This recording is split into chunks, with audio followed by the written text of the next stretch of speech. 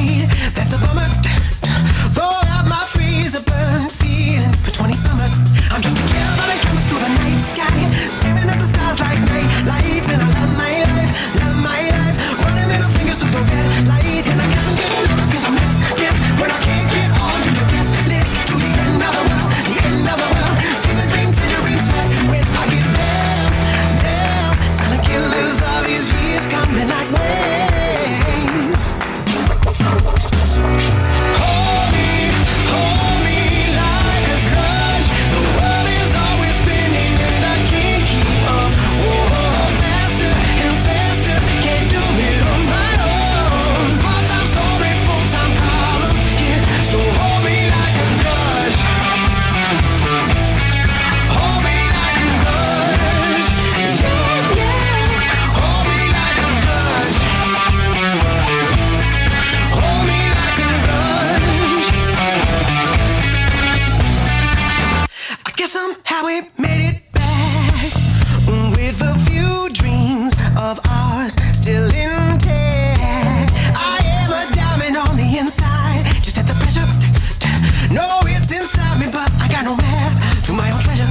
I'm just a traveler coming through the night sky, screaming at the stars like night lights. And I love my life, running middle fingers through the red light. And I guess I'm getting older 'cause I'm restless. We didn't make it to the end, restless. Not the end of the world, the end of the world. Fever dream, tangerine sweat when I get down. Silent killers all these years coming like waves.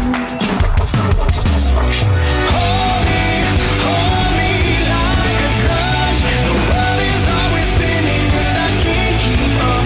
Whoa, faster and faster, can't do it on my own. Part-time story, full-time problem, yeah. So hold me like a grudge. Hold me like a grudge, yeah, yeah. Hold me like a grudge. Hold me like a grudge. If I even get better, I figured something by now. I would've got it together. And if you put your heart in it, then we'll do more than just get by together. Call you up and you man, you have no fun without me. I'm like a storm on the horizon, storm on the horizon. Hold me like a grudge. The world is always spinning and I can't keep up. Whoa, faster and faster, can't do it on my own. Part-time story, full-time problem, yeah. Hold me like a grudge. Hold me like a grudge, yeah, yeah. Hold me like a grudge. Hold me like a grudge.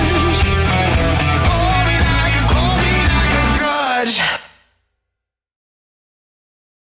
From the moment that I met you, you had powers over me. Should've known, I should've known you were Synthesis still have to be in the room. toxic Everybody energy. fucking spam them in the Discord server, okay? Everyone spam Synth until they get in here, okay?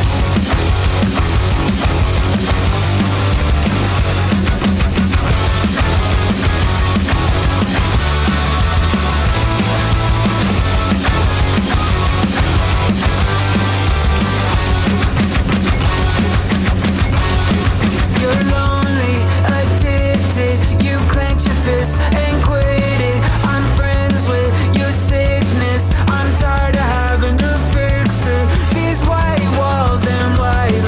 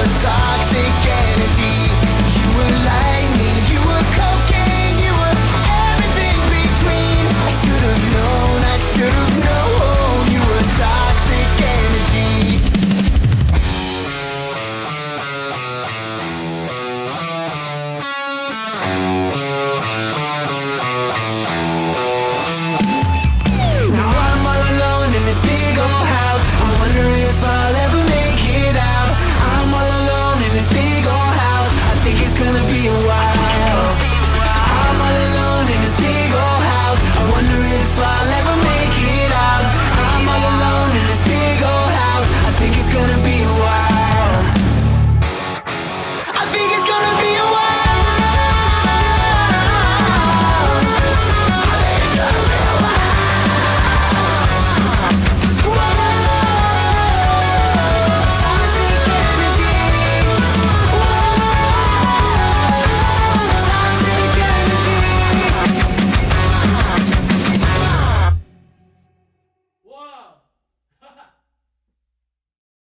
I know it's better if we both say so long and thanks for the memories. I like to say that it's been real, but it's been fake as hell.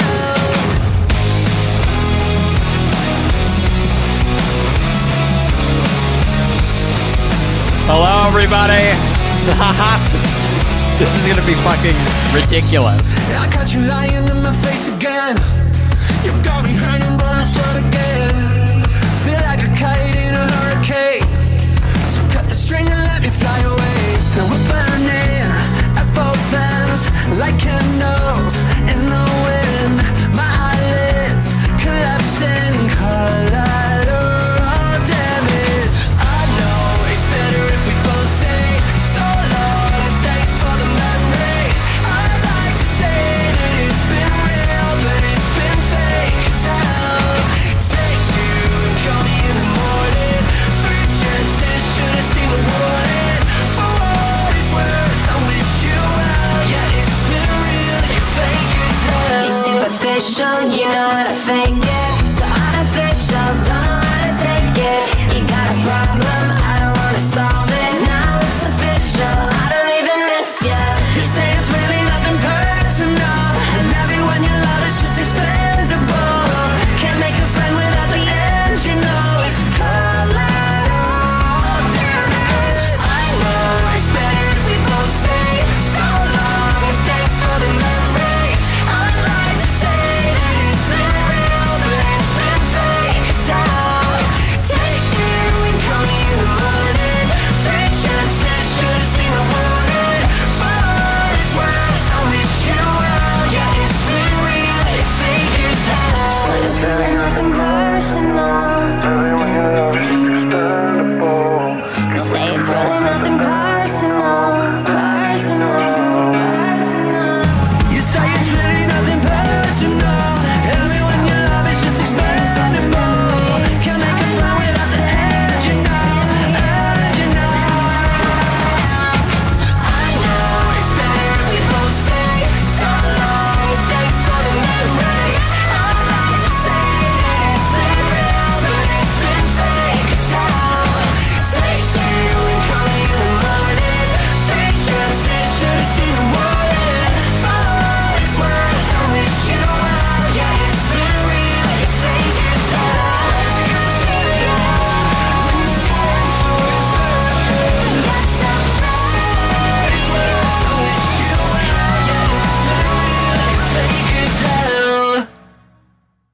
Hello, everybody. How are we all doing tonight? We have Synth here finally. Well. This is Sid showing up late.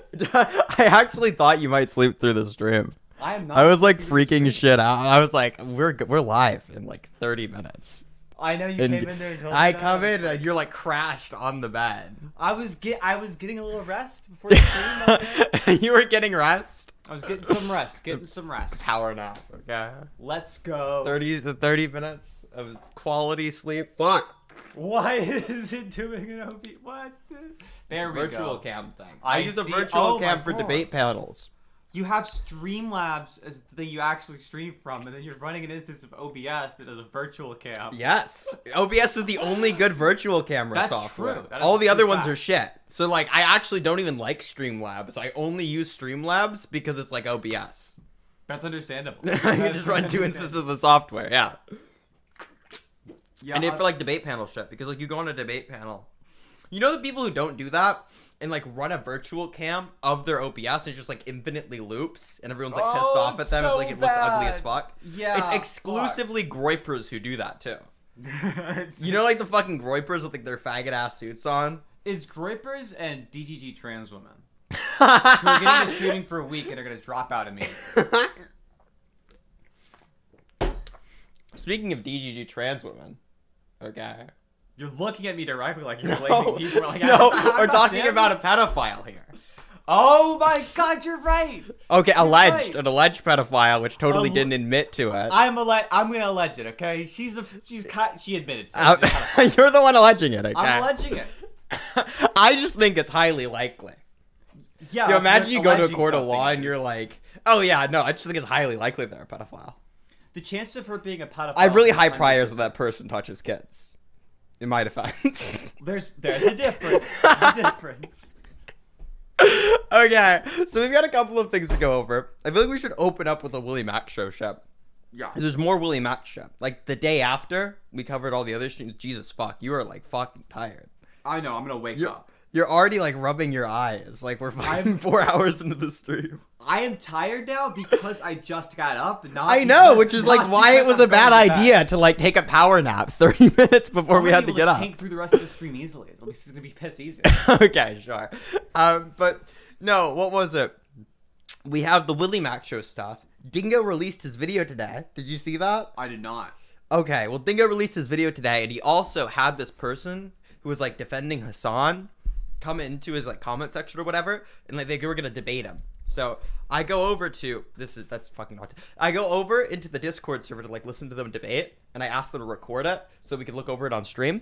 And actually, this person is just like really bad at talking, so I feel bad just airing it. Like really bad at talking. They take like 40 seconds in between ums and uhs is trying to construct their sentences, and the only sentences they would get out that were like long, coherent sentences were "I'm sorry, I'm bad at speaking." Just over and over and over again. That's the one they practice the most.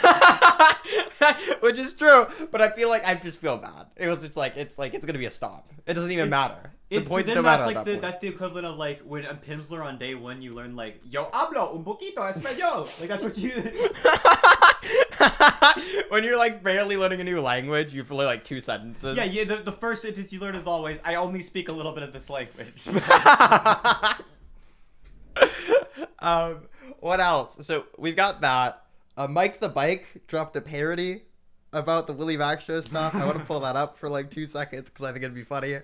Mike the Bike has some like interesting ass shit. I still will never get over the fact that Mike the Bike like was the thing that drove flamenco out of the commentary community.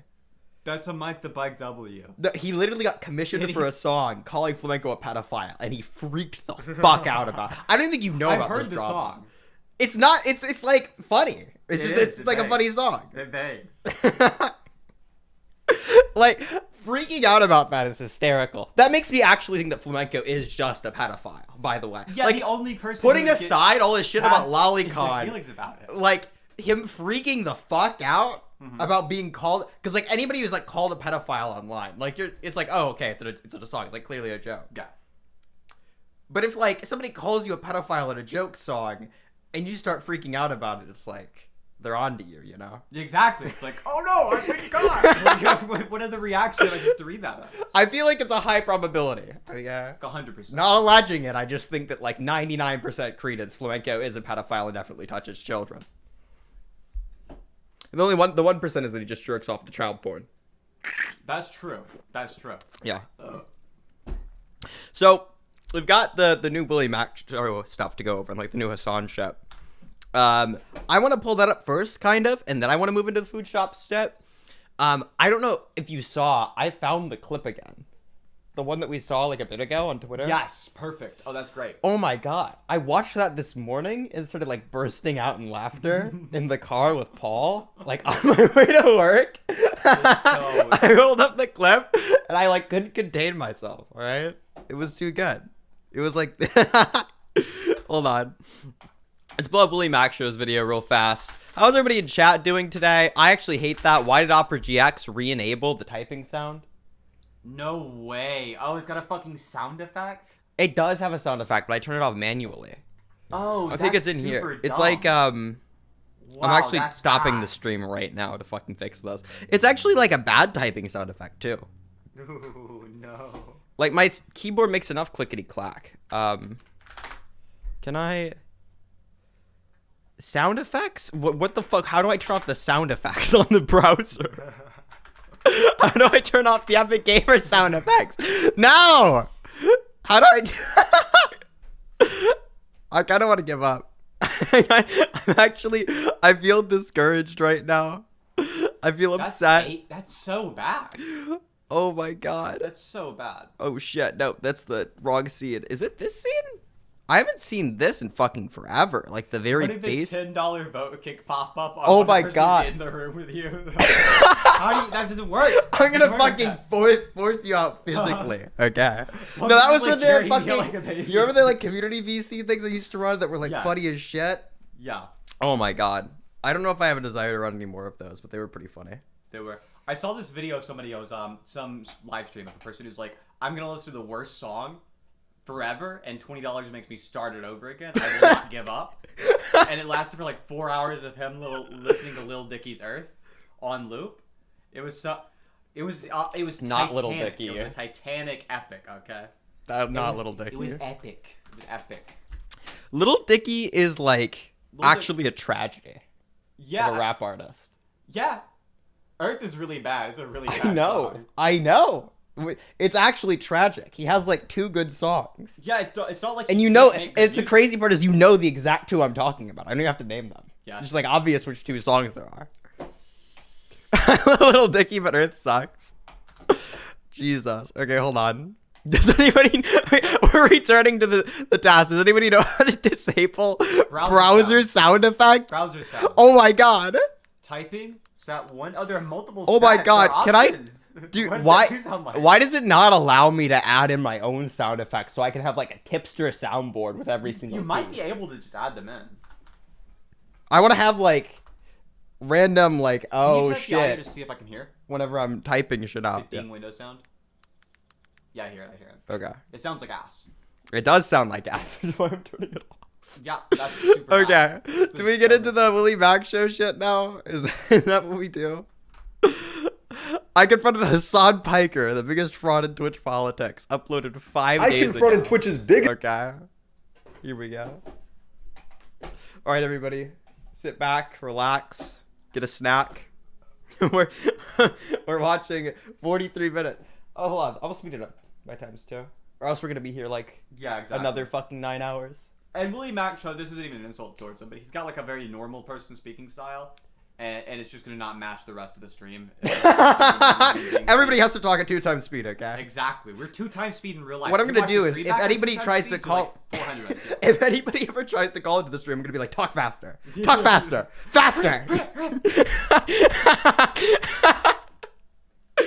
No, actually, it pisses me off so much whenever people talk at normal speeds. I know. It's like I want to skip the cutscene. I want to go to the next part of the conversation. I'm trying to speed run talking to you. I'm trying to speed run the discussion. Exactly. Biggest political streamer when it comes to his pattern of behavior covering breaking news. He will immediately jump to conclusions, acting like he's an expert on stuff he knows nothing about. I was right about Ukraine. That's right. War is not imminent. Oh, shock. An Israeli airstrike hit the Al-Ahli hospital. Saying this is a hill I will die on. Russia cannot launch an urban counterinsurgency war. Wait, in a actually, neighboring- real quick, before we even get into this, I have one more thing I need to show at the stream, okay? Before we get into the Willie Mac show shit, okay? It's just a very short clip by a viewer of the channel. I think I sent it to you beforehand because I wanted to save this. All right, let's. This is the second good DGG, okay? That's There's Dingo and then there's this person. Delta. Oh, I like this person. Yeah. Yeah, this person's good. Watch this fucking clip they put together. If I make a prediction or a speculation, it can sometimes be wrong. IDF didn't bomb the hospital? Yes, it did. Yes, it fucking did. You fucking piece of shit. Yes, it absolutely did. Fuck you. Fuck you. Genocidal scumbag. You have no fucking dignity. You do not have an ounce of dignity inside of your soul. You fucking piece of shit. You garbage, monstrous scumbag. You garbage, monstrous scumbag. Why did you fucking lie? How can you live with yourself, you genocidal piece of shit? No. Okay, everybody, that's that's what I wanted to play before we get into the Willie Mac show video. I feel like it was important. country. This is why I've been saying Putin won't invade Ukraine. When Cheddar's disagreed with him, citing actual sources, he dismisses or demonizes them by calling them racist or genocidal. IDF didn't bomb the hospital. Change title. IDF didn't bomb the hospital. Yes, it did. Yes, it did. You, dude. Why are you? it's ridiculous. Like, oh, Hamas run health ministry. Well, you know how they are. You know how those fucking dirty Arabs are. They lie all the time. You know what I mean? You were so right. They added 7,000 new troops. So what's going to end up happening is that by April, this is going to be done. And at that point, it'll be fucking too late. Because all you fucking NATO simps, you've already made up your mind. You probably already are leaving the fucking community in good riddance. And when he's finally proven wrong, which he's been wrong on every major geopolitical issue in the past year, he doesn't apologize. Instead, he shifts the goalpost and doubles down. Sometimes he does it by speculating missile technology he knows nothing about. Put this side by side. I want you to fucking understand something, okay? So that is a JDAM called on. Do you think that seems similar to one another? Other times, he justifies his poor reporting by using whataboutisms. Ultimately, even if I'm it never wasn't gonna get Israel over that bombed this hospital, which I do maintain it is, okay? But even if it I'm never gonna get over Hassan Piker being like, yeah, that's a JDAM 100%. Like, dog, you're the same guy who couldn't tell it was Arma 3 footage. Like, don't identify the missiles using the sounds. You couldn't identify it was a video game from like 10 years ago. It was just. It's obviously a JDAM. It's obvious. I need him to explain what that is. That's what I need somebody to Yeah, do. what does JDAM stand for? Well, I need someone to ask him. I need someone to ask him what that means. I mean, people don't even realize how badly you can fuck people up in debates by just asking them what a word means. Yeah. They say some random ass acronym. They don't actually know the name. They don't actually know what the fuck it stands for, what it means. They use some fucking word they think is gonna be big and make them sound smart, like equivocate, or like that's a straw man. That's ad hominem. Like, you don't know what any of these words mean. Like, you think it's like an insult, or like when somebody says your position back to you. Like, you don't know what those are. Teaching people about fallacies was like the worst thing to ever happen. Yes, we should not have taught normal people the fallacy list, because all they've learned to do is listen for the keywords. Oh, they said the word slippery slopes. That's a slippery slope fallacy. That's not what that is. It's the most cursed shit ever. But You can fallacy tell whatever you're like. it also adds meaning. It's not just whenever somebody says there's a slippery slope, you're like, no, cause and effect is not a fallacy. Normal people can't identify like basic reasoning. We can't give them complex reasoning. I know. The whole point about informal fallacies is they're not issues with formal logic. They're like common failings of the human mind. You're not gonna get around those by memorizing keywords. You have to like actually understand where the fuck up is. Also, this brand of fucking energy drink looks like some weird Joe Rogan shit. Gorilla Mind. This is actually like some fucking weird Joe Rogan shit though. Well, not really. It's from I think it's like Derek from More Plates More Dates. Have you seen this guy's channel? Yeah, you showed me. Yeah, I've shown you the videos where it's like Trent turned him homosexual, and it's like in big red text. Common Trenbolone W. Common Trenbolone W. He wants to suck cock.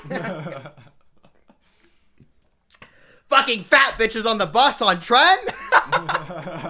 Every single Derek from More Plates More Dates like video title and thumbnail is like the most glorious shit ever. Okay. I aspire to have that fucking thumbnail game. I respect and admire the Trin-induced homosexuals. They're a powerful race. It wasn't. Okay, 500 of the last confirmed kills did not come from Israel. So what, are you just mad only when Hamas kills people then? Because that's what you're saying at that point. You know what I mean? You're saying literally, I do not care when Israel kills someone. I only care when Hamas kills someone. This is my debate with Hassan Piker. And yet motherfuckers still always say that I'm actually fake. It's because you are. You're a fake socialist, a fake news reporter. That's why I like real things, like this quality Holstern watch made partially from natural materials, making it stand out in a really special way. Holstern is innovating the watch game for men and women with over 1,000 different designs. Some YouTubers' segues into ads are like crazy. Yeah, that was wild.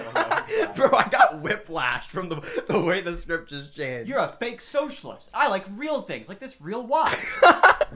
Like this real I respect quality it. watch I respect made it. from materials that are sourced from. This one's made from cobalt and walnut, providing a really unique look that I've never seen before. I went to a wedding with my lady, pimped myself out in some Holstern jewelry, and I think I stole the show. I read my cobalt watch with a warm walnut stainless steel ring and grabbed a Holstern necklace to tie it all together. And it wouldn't have been right for me to leave the lady hanging. I got this stunning blue and gold necklace to match with me. From watches and rings to sunglasses and necklaces, Holstern's going to give you something that's high quality and stands out. And with over 1 million happy customers and free express shipping worldwide, Holstern is the perfect gift for the holidays. Be sure to go to holstern.com/WillyMaxShow because when you buy the first watch, you'll get the next one half off. Thank you, Holstern, for sponsoring this video. Mamma mia, mamma mia, mamma mia, mamma mia. I'll be making dough in the pizzeria. Now, this isn't going to be the full debate. That's already been uploaded again by Hassan's clip channel. There's not really a point of doing that again here. This video is going to be about my perspective and catching Hassan in many of the lies he makes during our debate. Now, the debate started with him doing some classic Hassanabi on-the-ground journalism. This is actually something that video essayists need to abuse more often, okay? Is like whenever you get into a debate with somebody like Hassan, just bait them out into saying the most wrong shit possible and don't call them on it, and then just make a video on them. Like, oh, here's the thing you said in the conversation with me. Here's the clip of you saying of the thing you said didn't happen. Yeah, I mean, that's one of the upsides of being a video essayist is you can do that kind of shit. People will think you're like bad faith if you're like a debate pro and you like fucking include a bunch of clips of them afterwards and like add context of you saying stuff in. Yeah. If you're a video essayist, you can just get away with it. You can just do whatever the fuck you feel like. Meaning he didn't take the time to look up anything. He's just talking out of his ass. So I am not very familiar with what you do, but I believe you've done a couple videos about how dog shit I am, I think. Did you watch the videos? No, of course not. I have a policy of not really watching videos such as that one, specifically because it will frustrate me. I've gotten numb to the criticism. Like, it's not. As a matter of fact, I seek it out now. You wanted to Respond debate to about a it. video you didn't even watch? Why? Yeah, of course. You made the video. I'm not like debating a random person about a video I didn't watch. You made the video, so let's hear. I know, but what that your kind of gripes are. links up to like my big criticism with you. Is that you don't actually put in the I'm bit. not debating a random person about a video I didn't watch. I'm debating a specific person about a video I didn't watch. That makes a difference. I'm not calling someone random on Discord about the video I didn't watch. Minimum effort to research anything before you jump to conclusions. Um, That's why you're tweeting. You're like, hey, I want to debate Willie. Do you about really Palestine. consider me watching a fucking dumbass YouTube video Yes. from a drama farming channel to be doing research? I don't need to Yes, do this research is what you're on a talking video. about. You're going into a topic you don't know anything about. Brother, just Immediately- give me what you want to say. Give me what you want to say. The video's about me, isn't it? So sure, fucking sure. talk to me about what the points of the video are and let's discuss it. The Yeah, you mean? my main Why would I have to criticism research is- a video about myself? Because you don't know any of my criticism. So now I have to provide all the context and do all the legwork for a debate you challenged me on. And it allows him to lie to his audience because they don't know the framing either. I have to watch a fucking dumbass talk shit for 25 minutes and jerk off like all the talking points that I've heard about myself over and over again. Incredibly stupid. Give me the fucking takes and we'll talk about it. Okay, go Yeah, on. yeah. My take is that you have a pattern of behavior where breaking news happens, you jump to wild conclusions, talking way too confidently. Okay, give me an You example. demonize everyone who Pause. disagrees with you. Example. Give me an example. All Are right, you gonna talk example. about? Okay. There was reports that Ukraine was going to be invaded by Russia. You confidently said no, it wasn't, despite all the reports. Then Russia invades, and then instead of apologizing, Again, I think I've talked about this last time. It's wild that like Hassan does like the you're a debate pervert shit. Where we're like, this entire conversation is just like textbook debate, bro, how to defend yourself. No criticisms of that, by the way. A lot of the fucking tactics are really fucking easy to run. Yeah. Like asking people for examples of behavior that you've engaged in. It's like a normal fucking thing. But like, line for line is just debate lord shit. Yeah, it's like He's just doing the most debate lord thing on somebody who can't push back on it. Yeah. He wants to kind of be a debate bro. He's just not good at it. Yeah, exactly. There's this like weird balancing act that a lot of these like anti-debate bro streamers do, where like on one hand they want to like shit on people for being good at debate, but on the other hand they also want to like do the debates because they've dragged in fucking viewers. And it's just like you can't have both. You look like a fucking hypocrite. with that. correcting the story, you Wait, I didn't apologize and correct the you story? justify the invasion. Wait, right? I didn't apologize and correct the story? Let me finish my Wait, hold on. point. No, This is the pattern of behavior. because you This is said what you. I did Wait, hold on.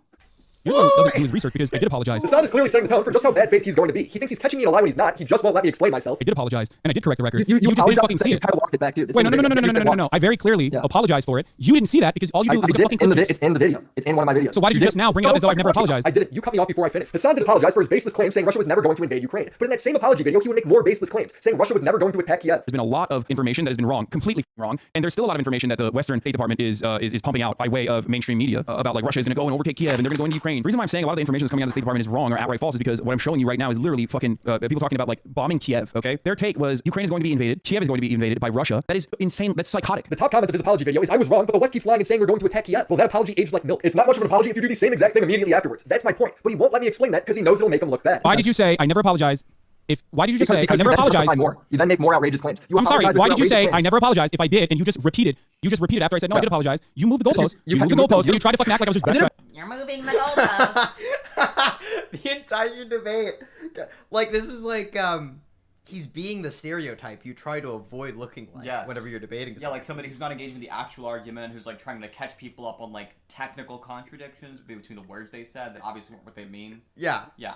Like, wait, you just said I didn't apologize? But what, you acknowledge that I gave like a half-assed apology and then Yeah. immediately made more baseless claims? But did I technically apologize? Yes or But no? Yes or no? did I say stop? I'm sorry. Yes or no? Yes or no? Yes or no? Answer the question. Yeah, it's like this is how not to run the aggressive rhetoric. This is like a 101 class on what not to do in debates. Don't do the yes or no thing when it's obvious they mean something fucking different. Like you're not gonna like pin somebody on like a misinterpretation of what they actually mean. You have to attack the words they mean to say, not the words they accidentally fucking spat out. Like you.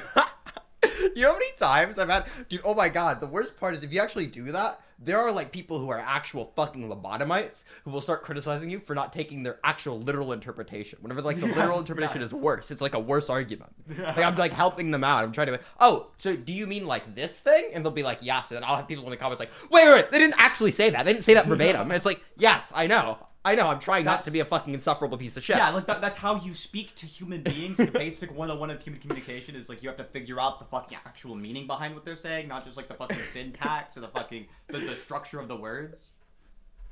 I moved the goalpost, dude. This is exactly my criticism. You did. I didn't move the goalpost. He just never let me finish my point. Is this You where said- you're going to talk over me when I'm giving you the answer?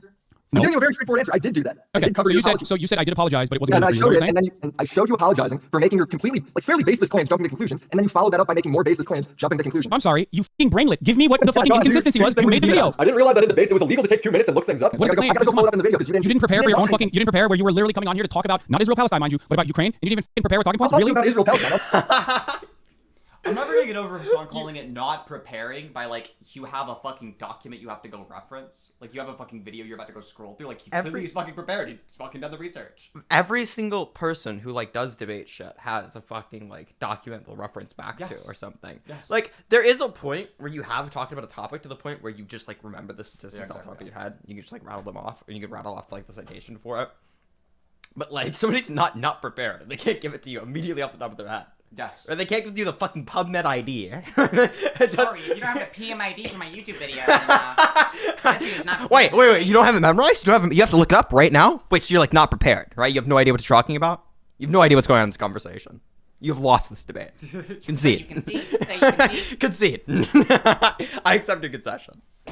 It's so fucking autistic. Holy shit. Up to the next point. It's you doing the same thing again. Well, Oh dude, my how God. you impromptu asked me to sorry, debate Felix. this minute. If I had a day to prepare, I would have everything. But you didn't. From my point of view, he invited me on to debate right now. I don't have all my timestamps listed out for my year-old video, and then when I sent him the link, he said he didn't want to watch it. All right, you gotta give me a minute. Okay. This Are is you trying to link me your recent. video? I'm not gonna watch This your video. Just say it with your mouth, with your words. Go ahead. I have to watch my video to see what my receipt is because this is a year old. Right? I didn't know. I didn't know. You don't even know your own video. You don't know the contents of your own fucking video. I made it a year ago, bro. You think you're I like doing a good job right now? how you instead of You think you're doing a good job right now, letting me find defending your position? Like it's Yeah, such a I'm doing, profound bro. position. You're doing It's such a exactly what I profound said you position do. that you don't even The fucking remember your own talking irony is points. The irony is Hassan's like, oh, you don't even remember your own video? Like it's a year-old video, and then Hassan later on in the discussion has to like play like I don't remember exactly the context of what I said. The rule for the internet is you have to remember everything you've ever done. Exactly. You have top to of your remember verbatim the direct transcript of everything you've ever put out online. The fucking timelines and everything. Exactly. Get it down to the exact second. You should be able to give me the timestamp off the cuff. Why don't you remember the timestamp at which you said this in your own video from 1 year ago? But it's literally your video. It's literally your video. It's your video that you released 10 years ago. What do you mean you don't remember all of it? It's like, what the fuck are you talking about? It's I'm trying to get it for him, but he won't stop talking. Oh He's my yelling in my Lord, ear while I'm stop trying to listen to my saying video to hear what he anything. said. He clearly doesn't actually want me to pull it up. I'm sweating. He's demanding the clip, but I can't Tell hear. me what it fucking was. Bad faith in me into the ground. Go ahead. I'm here right now. If you are genuinely interested in truth and research or whatever, And- you have this wonderful opportunity. You have this wonderful You won't opportunity to ask give me me 2 personally. minutes to pull it up. I'm trying to listen, but I'm hearing you twice. Once from my video, once from you just bitching in my ear. Oh my god. you gotta wait, yeah, that's how This is the research works. greatest. This is the greatest brain power we got, folks. He's laughing at me for doing research. I love that he's like, I don't remember my talking points. I have to watch my own YouTube video. So when I finally confirm the clip and get my point across, he gets mad at me because he knows I'm right. So he asked me the most ridiculous question to derail the conversation. It was in your video. Isn't his criticism that like surely the line he doesn't want to go with is the talking point, like you're not giving me generic talking points. yes. Yes. That feels like a really weird criticism. Like he can't remember the talking. Like fuck, if they're talking points and he doesn't remember them, they probably think he has researched a little bit. Jesus fuck. That sounds so fucking dumb. This is. What I'm curious about is like, why was this a debate over like a year-old video? I guess because Hassan just thought that like Willie Mack would have forgotten the content of it, and so he just people like run rhetoric. I guess that's the only thing I could fucking imagine. Like it's just pure bad faith. It's like a super weird thing, because he released a recent video on him. They could have just discussed the recent video. Yes. They're pulling back to videos that were like a year old. It was like super fucking strange to me. It feels like you would bitch about that whenever it gets released if you care. Yeah. You care to talk about something like that? I don't fucking know. I was wrong about Ukraine. He said people are acting like Kiev's getting bombed. Like that would never happen. And then it's literally did happen. Okay. So Yes. you're just again, making more basis. You're making your apology video about being wrong and making baseless claims that you know nothing about. This is your take. This is your take from February 22nd, 2022. Yeah, Another thing that I was. You've done it since then. I've done it since then. People are acting like Kiev's getting bombed. It did happen. You're right about that. That's it. I also. That's Do you think that I didn't another cover? example of you Wait, hold being on, hold on. Do you think that I didn't cover Kiev getting bombed? Like I hid that or something? No, you did, but it was your accusation saying it doesn't, saying it won't happen. There's no way it'll happen. Yeah. Do you think that bombing Kiev specifically, it was what Russia did? Do you think that was a good thing for Russia to do?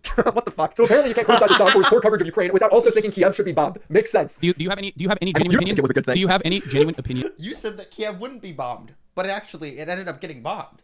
You were incorrect. You think it was a good thing? Look, I'm just an You actually think optimist, it's a good okay? thing? I'm an optimist, and you're not. I'm just looking at the glass half full.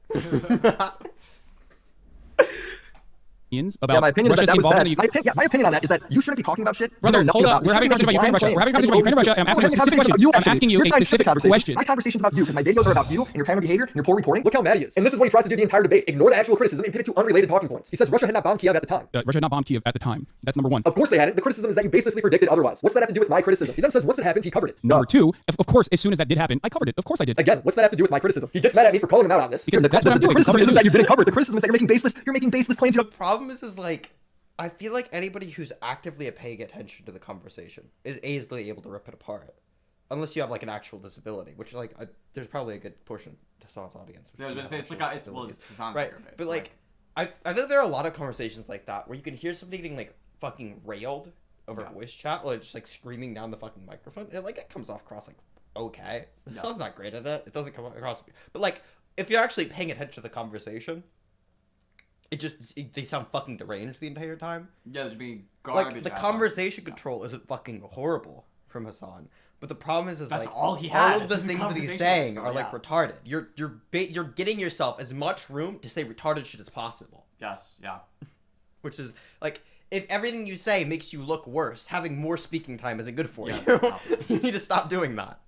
You don't know anything about talking so confidently. As if you got a whole fucking research team behind you. When you don't, you're talking out your ass. This is the Brother, do you have a whole research team behind you? Because you're not. I actually did research just now, and you could barely be patient enough to sit there and listen through it. Hassan's main argument is that he shouldn't be criticized for his bad predictions because they're based on solid sources. Did you look into what sources I was looking at and where I was getting this opinion from? His source that Russia won't invade Ukraine is from December. I'm criticizing him because in February he was uploading videos like this. I'll change this every day to Ukraine has still not been invaded by Russia every day to make sure that the wishes of these fucking weirdo like I'm actually a sock fan and you're a fucking tanky idiots on the internet. Well, yeah, change it to Russia still has yet to invade Ukraine. As of the 18th of February, 6 days before the invasion, it was insane to have his opinion because Russia. It's absurd that he like acts like.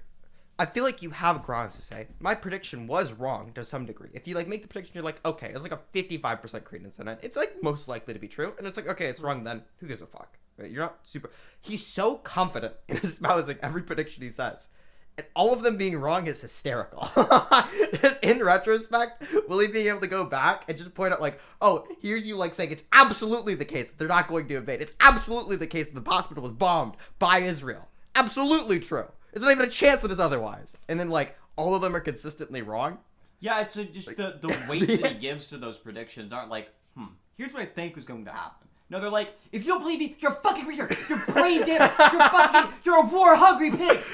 Yeah, every single time that he does this type of clip, like, you have so much wiggle room to work with. If you're just like, yeah, here's my prediction, and it could be wrong, right? It's like a 50-50 shot. I think it's like slightly leaning in one way. If you immediately jump down people's throats predicting otherwise, and they're correct, you look fucking insane. Yeah. You look like a deranged person. Russian troops were lining up with medical tents on the border. Here's Vosh from the same day. Bridges are being built, field hospitals constructed, and all of that, I think, is quite worrying. Dude, that's that. Dude. Too loud, is it? It does not come off that loud to me, but I'll turn it down a little bit. If they're building field hospitals, it's a pretty committed indication of being willing to bring about like prolonged warfare. That isn't just moving your troops to the area. If they're building war infrastructure like that, like Hassan be like, it's just a meme, it's just a meme. Hassan's opinion was a joke at the time. It's not only in hindsight like he'd want you to believe. Hassan didn't have the strong foundational analysis he claims he had. It's him rewriting history in real time. On the editorial side of my coverage, if I make a prediction or a speculation, it can sometimes be wrong. That speculation is always going to be on foundational analysis that is solid. My speculation on what may happen, in the future, is not always going to be correct. Everybody understands this. Wrong, yeah. It's usually wrong. The only example you brought up. The CIA is why Iran bombed the U.S. Do you base, hack on U.S. consulate in Iran happening now? False flag. 100%. MEK false flag. MEK actors.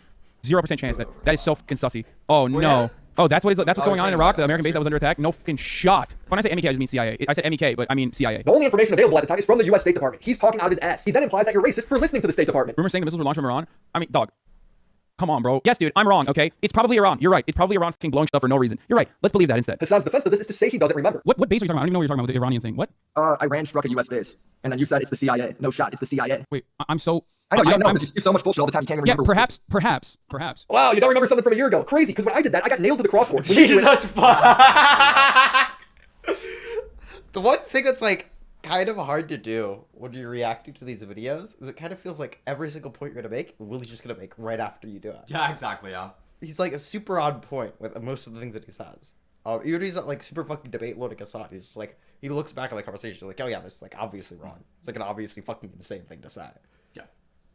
It's also, I feel like there is a lot that you can gain from just like going back on a conversation and listening to it. There's something to be said about like in a debate, the most important shit that you could possibly do is just like have really good conversational recall. Yeah. If you're like ridiculously good at recalling a conversation, you will do so much better in fucking autism chats with retards on the internet. Because they're gonna want to move this shit around in every which way, right? And being able to recall the actual point you were trying to make is just really important. I think that fuck it, what was it? Ask Yourself had like had a bunch of fucking videos on this idea that like you should have the proposition in your mind actively that you're trying to argue about. Yeah. I don't do that at all.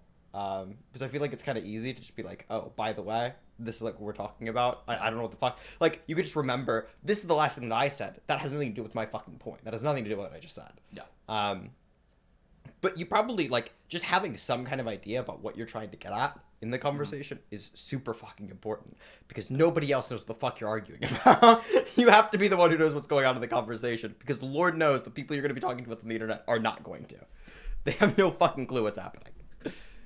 But it's no problem. Cool. What's frustrating is no matter how many examples I bring up, if Hassan jumping to conclusions when it comes to breaking news, he always frames himself as coming from a sound place. So for instance, like the missile hit the Gaza hospital, both sides blamed each other. That's the breaking news, right? And instead of waiting for more information, you jump to conclusions saying it was 100% Israel. 100%. Okay, We're so good point.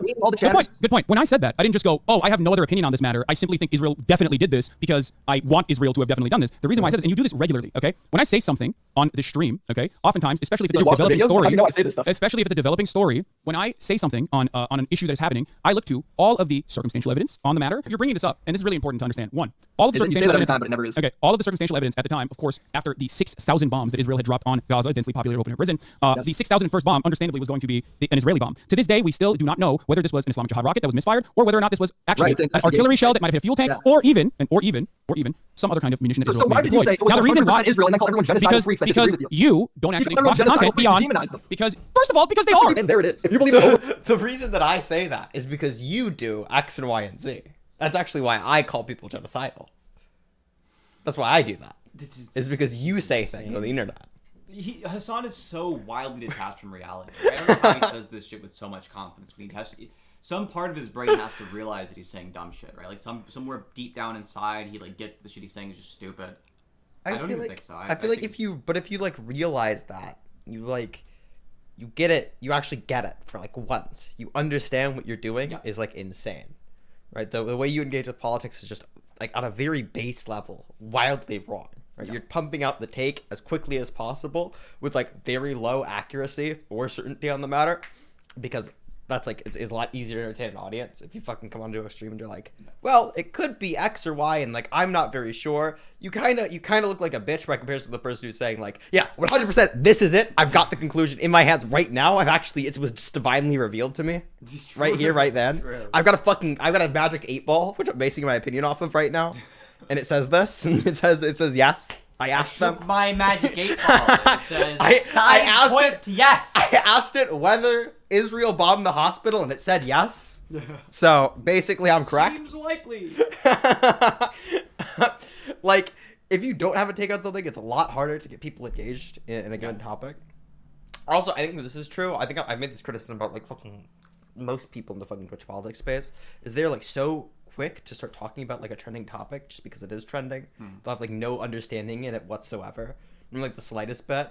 Like you could do like a Destiny style thing where you do like a research stream or whatever. I'm pretty critical of the way Destiny's like researched the topic or whatever. He's a fucking insane conversation. Like you could do something like that though, but that's kind of boring as fuck. True, yeah. It's insanely fucking boring to do a research stream. So if you're not fucking got this huge dedicated audience like fucking Destiny does, they'll just watch you scroll Wikipedia for hours. What you have to do is you have to, on your own time, research the issue. And that's boring as fuck. So you just go on a live stream and make opinions about it. Exactly. Just better yet, listen to what other people are saying about the topic and just form your opinions based on that. Exactly. overwhelming investigations that say this was not an Israeli bombing, then you're genocidal. He's proving my point. On the editorial side of my coverage, if I make a prediction or a speculation, it can sometimes be wrong. That speculation is always going to be on foundational analysis that is solid. IDF didn't bomb the hospital. Yes, it did. Yes, it did. Yes, it fucking did. You fucking piece of shit. Yes, it absolutely did. Fuck you.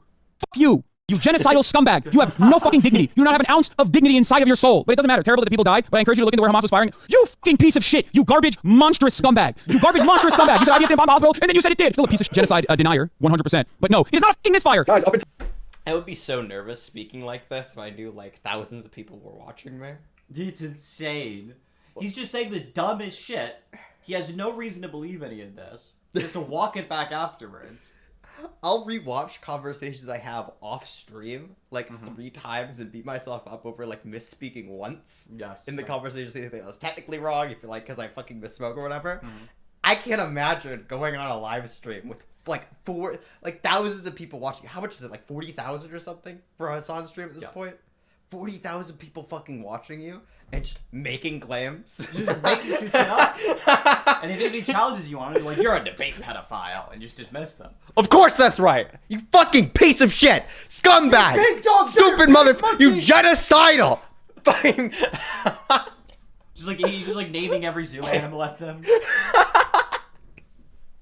Until this moment of the stream, his foundational analysis was a tweet. The number is now at 887, according to on-the-ground reports. My friend in Gaza tells me I smell the death now. When bringing this up to Hassan, he shifts the topic from his poor reporting to the Israeli government virtue signaling about the war. He does this because he knows he's got. So why did you say it was now the reason why Israel and then call everyone genocidal freaks? I disagree because with you. you don't actually watch the genocidal content freaks beyond and demonize them. because first of all because they are you do every because time. Israeli government is genocide. What the fuck are you talking about, you dumb fuck? 4,500 children have been ruthlessly The slaughtered. Israeli army. Your chatters aren't the fucking Israeli army? The bravest Hassan IDF warriors. His chat is fucking. The army of Israel actually speaks through Hassan's chat. Exactly, right? exactly. People think they have like military operator or fucking military personnel making comments to news sources. Absolutely not. Not even close. Okay, they come through Hassan's chat directly. On the boot soldiers make these claims. What IDF soldiers told Hassan, he has 300 confirmed kills that he's believed it ever said. You think that's not genocidal? Oh, the one hospital might. Wait, Willie, shut the fuck up and listen, dumbass. Do you really think that if one fucking hospital wasn't bombed by Israel and this was a fucking the actual misfire that all of a sudden means that like Israel's not doing anything? Right now, you're doing it in real time. Dude, just fucking answer my question. Do you think? It's not what I said. He's derailing the entire conversation again. It's weaselly debate tactics. Do you think that the ethnic cleansing campaign, if you take out the bombing, okay? If you take out the one time that this hospital was bombed, okay? If you take that out, out of the equation, do you think Israel is all of a sudden not doing ethnic cleansing in Gaza? No, but that's not what I said. This is what you're trying to I'm asking you. Okay, then I just said no. Okay, good. I'm glad. Okay, so what's your reports? Okay, got it. I'm gonna ask you a question that was like unrelated, but that's not what I said. What? Okay, good. So we agree then, right? We agree? Just get some agreement on some like really obvious fucking point that nobody's gonna disagree with. So you could see. I actually hate when people say like you conceded that point and I didn't make it. That's not what the word concede means. If I didn't make no, that's my original position. Agree. You like go into a conversation with somebody who's like, wait. You think this is the sky blue? Yes or no? Yes. Okay, so you can see it. You can see the sky's blue.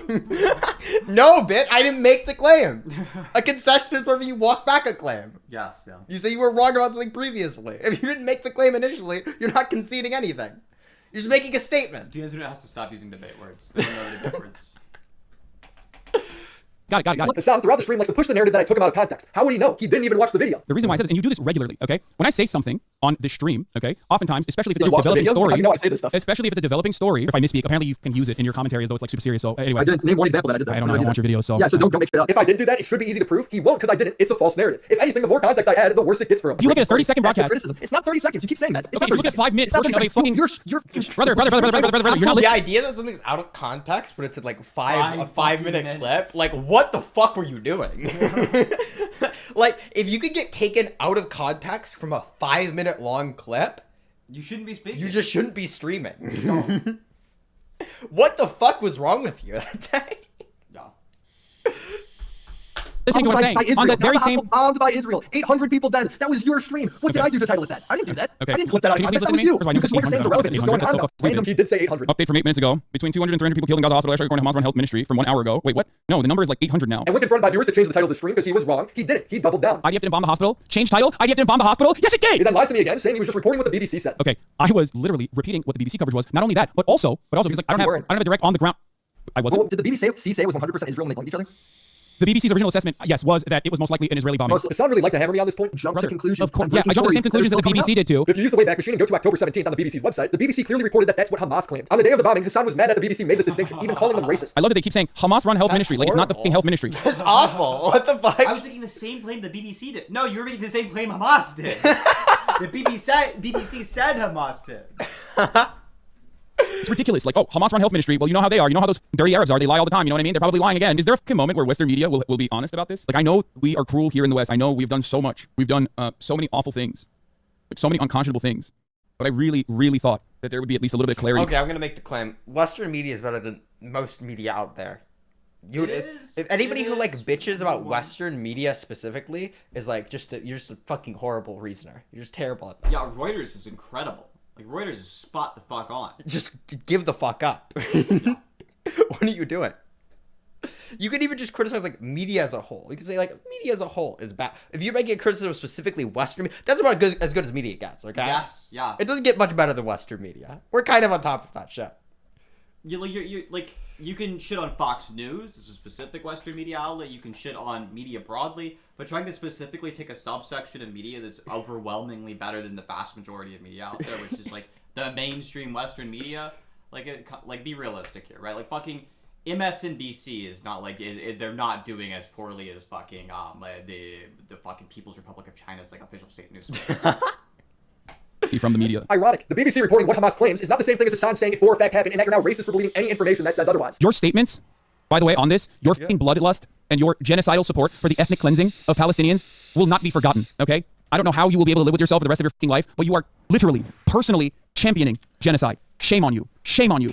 I want to be as charitable as I possibly can, but shame on you. All he said was the IDF didn't bomb the hospital. Siding with what's most likely true. I want to be as charitable as I possibly can. But you being pro-genocide outwardly, literally holding up a fucking Nazi flag, doing the Hitler salute, okay, is not all right. I'm being as charitable as I can right now. Holy shit. Oh, here. Here. Okay, I'm going to put this side by side. I want you to understand something, okay? So that is a JDAM called on. Do you think that seems similar? What am I looking at with my own two eyes? What are you looking at? I have no evidence. Don't believe your What do you mean? Does that strike you as a fucking misfire? Do I even have to give commentary here, or does my point speak for itself? In your video, do you...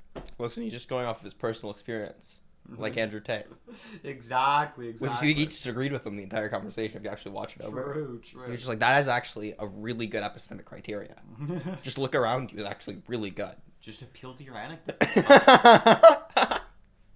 You, I don't know, at any point bring up any of the resources that I'm using, like including the BBC, which you said. Yeah, I showed the tweet you used. Yeah, I did. I showed the tweet you used of a missile striking the ground, going, doesn't that look like a JDAM? That actually looks a lot like a JDAM. And look how he tries to weasel out of it. Yeah. That's your epic reporting. Those are your epic sources, bro. Yes, my epic sources. That was the only verified video of the strike at the time. I know, like you know where I got that? Like, you know how to do you know where I got that video from? Do you know where I got that video from? Where? The Washington Post. That's where I got that video from. Yeah, but you don't know how to interpret what that missile is. That's really interesting to say that because at the time I was talking. At the time, that's really interesting because at the time I was talking to open source intelligence people and also forensic analysts. One thing that is kind of aids during the conversation is Willie Macho should just kind of let Hassan speak. He's like he's gonna be able to talk over you. It's his stream. No. But he's not good enough at speaking to the point where it warrants like giving the fucking little editorials of the conversation, right? Like the little snide comments, because that is just more things that he could derail off of. Right? Exactly, yeah. Just let him finish the fucking statement. The statement he's making is retarded. It makes him look really bad. Yeah.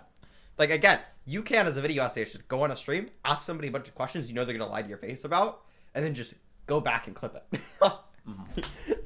Oh, is that what you said? Oh, I'm sorry, I was mistaken. And then just, like, throw all the clips together. Yeah. That's what I was doing, and I still do. He's lying. If you go to his October 17th stream, the only thing he does is read tweets that disagree with mainstream media reports. An actual Hamas misfire killed 7 people, okay? It fell into a crowded area and it only killed 7 people. Misfires from Hamas missiles do not have the capability of destroying an entire fucking hospital. This is what it looked like. Exactly like every other fucking Israeli bombing campaign. Now, here's Evan Hill, working as a forensic investigator at the Washington Post. This guy does not say it was an Israeli bomb. All he did was report the same thing everyone else did. But Hassan acts like it's otherwise. Video of the moment of the blast at Al-Ahli Hospital, geolocated by the Post, captures a whirring through the air and then a blast, followed by orange flames. IDF blames Islamic Jihad for a failed rocket launch which hit the hospital in Gaza. You think that there is not proof for this? You think that there's not proof for this? There isn't. So where are these forensic experts that Hassan claimed he talked to? Because they're not on his stream. You can go watch it yourself. He's just lying. Here's another lie. He blamed GeoConfirm for his poor reporting. Reporting on this kind of thing, especially when it's outside of my immediate expertise or whatever, I go to people that are making real-time assessments. One of the things that I'm sure you didn't mention was the GeoConfirm Twitter thread. But if you go to the last 40 minutes of his stream, GeoConfirm corrects the story. And Hassan still writes them off. Oh, here, by the way, someone making fun of the final conclusion of GeoConfirm. So a missile exploded in midair, and then a piece of that already exploded missile hit a hospital and killed hundreds of people. This is the absolute dumbass that you guys are putting forward as your conclusive analyzer, okay? God damn it, brother. Jesus Christ, that's how stupid. How stupid. How is he going to say this about GeoConfirm and then bring him up in our debate as an excuse for why he can be wrong? He does this because he's willing to say anything to get out of being held accountable. That's his third lie. He's again proving my videos right. His next big argument is that since I called him out on being wrong, I now have to call out everyone who's ever been wrong on anything ever. Every single point that was brought forward in the immediate aftermath of the hospital was actually complete. This was an autistic argument. Yeah. Sorry, it's not autistic. It was retarded. Like, it wasn't like he's misunderstanding like social cues in the conversation, or he's like misunderstanding statements. Yeah, it was more He's just like his brain fucking was brain soup, is or getting he's, like like, eaten lobotomized alive or something. Yeah. by fucking a virus. True, Okay. true. In the middle of the fucking argument. It's like the rabies is like turning his brain into mush. Oh, no. It's so bad. Wait, you think that my reporting is bad? But what about other people who badly report on things? True. Why are you not You're talking telling about me them? it's bad for me to have raped that person? But what about this other guy who raped 2 people? You think murder's wrong? Why aren't you talking about all the other people who have been killed? Wait. You're telling me it's wrong for me to kill people? Have you ever heard of this guy named Hitler? It's the. Well, did you have a debate? Fuck, somebody had a debate with like Rachel Wilson, where she was like, would you like want to stop all animal rape? Or was that Andrew? I think. Would you like want to set up the fucking animal court I don't system? think did I have a debate? Somebody had a fucking debate. You told me about it. Yeah, I know that's like the Rachel and Andrew both make that argument. They got it from like, The animal Jim court? Bob. Yeah, do you want to send animals to jail? Just like really, dog? Like, no, but it's a practicality concern. It's not like I think it's good when animals rape each other. If you could stop animals from raping each other, would you? Yeah, like if I could stop my fingers and I could stop rape from happening. Yes, yeah? exactly. Am I individually gonna go out and like separate the people? Leave her alone. No. Like parting the Red Seas. Parting the pink fucking cow pussy. Completely incorrect. Well, you didn't make a video about that. You made a video about me. Because if you made a video, about you. Yes, you fucking did. Stop! It's about you, bro. Listen. Let me finish. If you care about misinformation, maybe you should, I don't know, make the next video about IDF and all the times they fucking lied about every single bombing So campaign. you're saying because I made a video on you, I now gotta make a video on Israel? You don't have to do anything, but you can't also maintain a position that you care about the truth and honesty in journalism, like your Gamergate holdout, being like, oh, I care about the ethics of video game journalism. That's why we have to dox these female journalists or some shit. I didn't dox anybody, bro. What are you I talking didn't about? say that. I'm using. Do you know what a fucking analogy is, dumb? I honestly don't know what Gamergate is. What, do I look like Captain Palestine? I make videos on YouTubers and streamers. It would be completely out of my depth to talk about the ballistics of a missile. You might be comfortable talking about things you know nothing about, but I'm not. Do not know if there's a deployment, like an activation that Israeli munitions have that can detonate way before it impacts the ground. This is insane. How do his fans not see this? How many times can he be wrong, not apologize, and demonize everyone else for criticizing him? He does it in the debate, always pivoting the conversation or coming up with a whataboutism or reverting to outright lying rather than just owning up and doing a better job next time. You know, watching my videos is the same level of reporting that you give Israel and Gaza. It's the same level of reporting that you give Ukraine. I'm gonna be honest with you. If you think you're revealing how stupid you are by claiming that watching a fucking YouTube video is the same as like reading news reports and talking to on-the-ground journalists and forensic analysts. I'm not. I'm saying you won't even do the bare minimum and you won't even do it for a drama video. I'm losing my fucking mind. The last topic I wanted to touch on was Hassan radicalizing. You're right. Now, in It general, I isn't think the same thing as like doing that. It's actually easier to do. It's wildly easier to do. To watch a video. Yes. He wasn't willing to do that. It's like piss easy. It's like that's what you do on your streams. like- You watch videos and then you just like say very Hassan of small all clips people of should it. know how easy it is to just watch fucking videos on Yes. You can even piss while it's happening. You don't have to fucking sit there for it. No, oh my fucking god. That would have been really funny if Willie was like, that's totally fine if you don't want to watch the video. Can you just play my video? Just get up and piss? True. And just like let him fucking speak to the stream the entire time. Yes. I'm not gonna watch it because it's gonna make me upset. That's okay. Just fucking leave the room. Like you don't True, like it. yeah. Get a video, go up, get up to pee like you do with every other video you watch. Just take a break. This can help you way too high of a standard when it comes to what their audience does. For example, iDubbbz making edgy jokes and getting held accountable because some high schooler decided to actually be racist is kind of ridiculous in my opinion. Because again, iDubbbz was just making jokes. He's a comedian. However, when it comes to Hassan demonizing anyone who doesn't line up perfectly with his misreporting, it doesn't come across as a joke. You bad faith, apartheid defending, bloodthirsty genocidal freak. Now, it takes me a few tries to get Hassan to actually engage with the question. Do you feel like you radicalize your audience? Because your audience calls Ethan racist, even though he's pro-Palestinian, right? And the reason why they do that is because whenever anybody just reports like a basic fact, like Israel likely didn't do the Gaza hospital bomb, right? Your response is to freak out and call that genocidal and say that they hate all Arabs. You feel like you're radicalizing them to do it. I mean, they do it for a reason. Are you in your own assessment here taking things out of context over the course of an 8-hour broadcast where No, you it's think all in maybe context. It's all in context. No, you don't know You the gotta context prove because it. you I can took look it at out of because you can look at a banning that is occurring on a stream and not recognize that banning is happening because it might be a sock account. That banning might be happening because someone is bad faith. That banning might be happening because I'm sorry, we're talking about how I cultivate my community and how I moderate my community. How the is me telling you how I moderate my community irrelevant? Everything it seems that goes against whatever narrative you want to frame is irrelevant in your opinion. So yeah, no wonder you want me to just watch the fucking YouTube video and sit in the goddamn shadows. Everything's irrelevant. You're asking me questions about how I operate. This is supposed to be research. This is supposed to be research, isn't it? Are you not supposed to be doing fucking research right now on your subject matter? So what's irrelevant? You're asking hold on. I just said, are you radicalizing your audience? And then you went on a rant about sock accounts. That's not relevant. No, because I'm talking about how I cultivate and how I moderate my community. The entire conversation is within the framework of how I moderate my community. No, you're radicalizing your audience, but what if it's a sock account though? That I ban. Do you think it radicalizes your audience to instantly ban people and call them genocidal freaks for disagreeing with you about things that are like clearly not set in stone? But like, what if I ban a sock account though? What if? What if there's different things? What if it's like, what if something completely different happens? I don't know, dog. You fucking ban the sock account. What does that? It's not. It's about how your audience is being radicalized into thinking everyone's genocidal that has a different opinion because that's what you've been saying. He still doesn't answer it, going on a long, unrelated rant again, so I have to ask for a third time. Like ranting. Go on. Sorry. I'm sorry. Give me your. All right, I'll keep the question short. Yeah. When you criticize chatters by calling them genocidal freaks for having opinions that really are pretty nuanced, right, on a subject that is fairly nuanced, right? Why are you surprised, or you shouldn't be surprised that your chatters do that to Ethan? Like, you're the one that radicalized them into doing that. They're doing it to Ethan because you do it. If my word is so gold that a chatter is repeating what I'm saying in a moment's notice, then why are they not repeating what I'm saying or hearing what I'm saying? As a matter of fact, when I tell them over and over again every single day since Ethan and I had our leftovers broadcast that Ethan is actually an anti-Zionist. If my audience is acting that way towards Ethan, okay? Like, this is actually autistic, though. Yeah. I know I said the other thing was autistic, and then I corrected. This is just autism. This is a lack of understanding of how other people's brains work. Every single person on the internet who's like, what, you think that content creators are responsible for their audience to any degree in the way that they act? But I tell them not to do It's the like, bad thing. obviously that's true. It's like, so obviously true that, like, you just have autism. Like, you just have to not cannot, you understand how other can't people's think brains about, like, how other people will engage with your words or what you're saying. You just clearly can't. Like, there's a reason that, like, some streamers communities will go out and, like, tell people to get raped whenever, like, they have a disagreement with each other, okay? And, like, mine won't do that. Or, like, Fasan's won't do that, generally.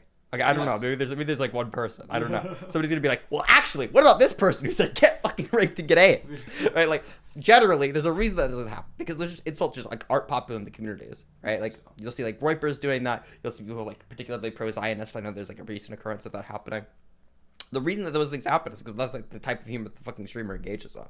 That's like the type of thing that they're okay with within their community. If you like repeatedly do something, it's more likely that your audience goes out and does it. There's a reason that like every single fucking Destiny viewer says the same shit over and over again, right? There's a reason that, like, you can tell somebody's a Hasan viewer just by the way they engage with politics. That is 1000% true, okay? If you see how somebody engages with on this topic, you can immediately tell whether they watch Hasan or not, just instantly. And that's because there's, like, clear influence within these communities.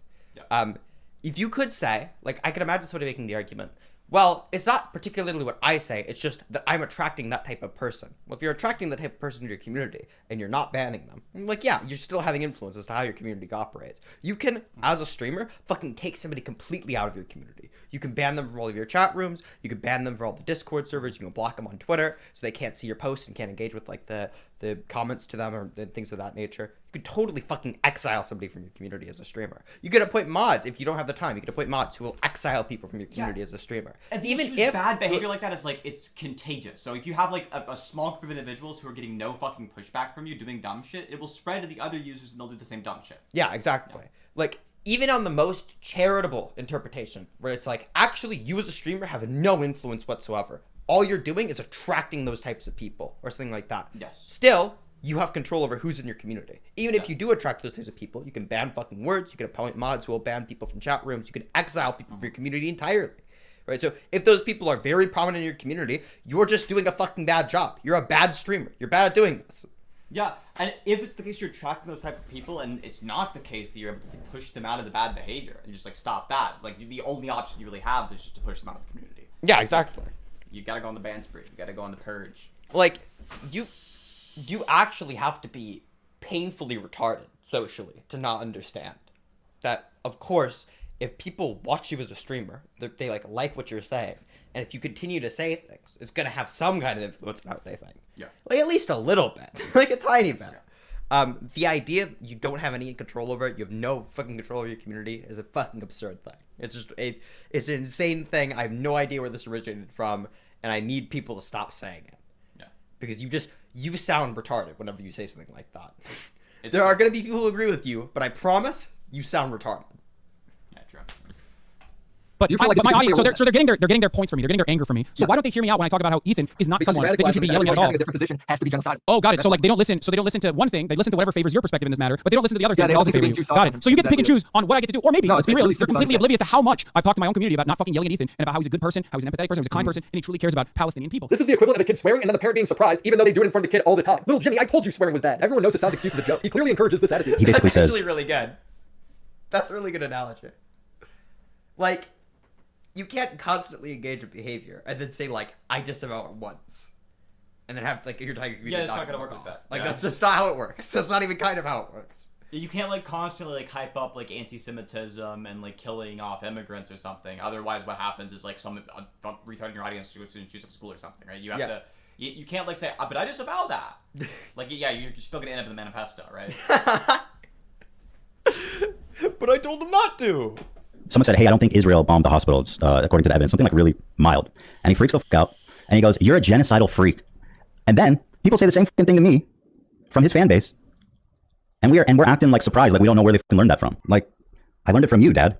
Remember that? His fans are calling Ethan Sound Guy a piece of shit that loves genocide because he simply unfollowed Hassan. Hassan says he trusts the bad people that say this about Ethan. He has meetings with his mods. Here's the question for you. Beyond that, what other mechanisms of control do you want me to bring forward? Or are you just engaging in bad faith? Because I do. And I did. Yes, I did. I told my own moderators, because you don't know this, again, after Ethan saw... Your moderators are the one doing it, by the way. Like, your mods are... Yeah, I went back and looked at what they had said as well, by the way. This just isn't true. This has been going on weeks before Ethan and Hassan debated. During the debate, his mods were saying stuff like, he's so Islamophobic. Are Arabs subhuman to him? Don't spout Zionist discourse, then shrug. It's constant. There's multiple spreadsheets documenting this. When he asked Hassan about it, Hassan pretends he doesn't know. It's so dishonest. Do you care that your chat is calling you racist? Do you make any attempt to modify? I have not looked at my chat. I have not looked at my chat at all. As it turns out, Hassan debates his friends the same way he debates me, using really bad faith arguments. But I just opened it. But don't you have moderators? Do you care at all about what your audience says about me? There's 32,000 people in here right now. The reason why people are saying that is because of the conflations that you made, Ethan. That's why, like, I can't stop people from viewing you a certain way. If you're going to make these comparisons that they've heard from actually racist people, you literally implied that Jewish Voice for Peace would be akin to a capo in this circumstance. Oh, you are fucking so bad faith for saying that, and fuck you for even like putting that out in the world. That was not my point. My point was that you can find anybody to defend any fucking thing. That was my point. Hassan doesn't care. With friends like this, who needs enemies? The debate between me and Hassan ends with him saying I take things out of context when I don't. He doesn't cite anything. I'm apparently the only one who has to bring receipts. For the course of an 8-hour right now broadcast. It's the same thing you always do. I'm just saying. No, you're doing it in real time. You're doing it in real time, bro.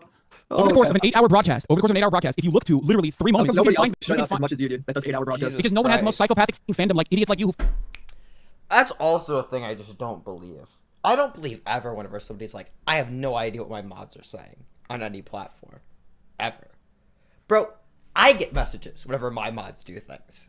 And my mods say shit. Yes. I'm aware of it. I'm getting messages from people who aren't my mods are doing things. Like, I know. Sebi like server muted somebody in the vegan world server, and then somebody sent me a DM like I'm like Sebi's boss. Like I can't fucking what? I've got like it was today. And the crazy part about is I went fucking to go talk to moderators Sebi saying about shit. it. Like Sebi, hey, don't do that. Like I'm not his fucking parent or like a moderator over. I'm just like also a mod in the fucking vegan world server. And like people send you shit. People are gonna send you DMs. They're gonna bitch to you. Okay. It's like I it's don't an even wanna describe it as insane. bitching. You're It was like, telling me yeah. that like you got 32,000 people watching you.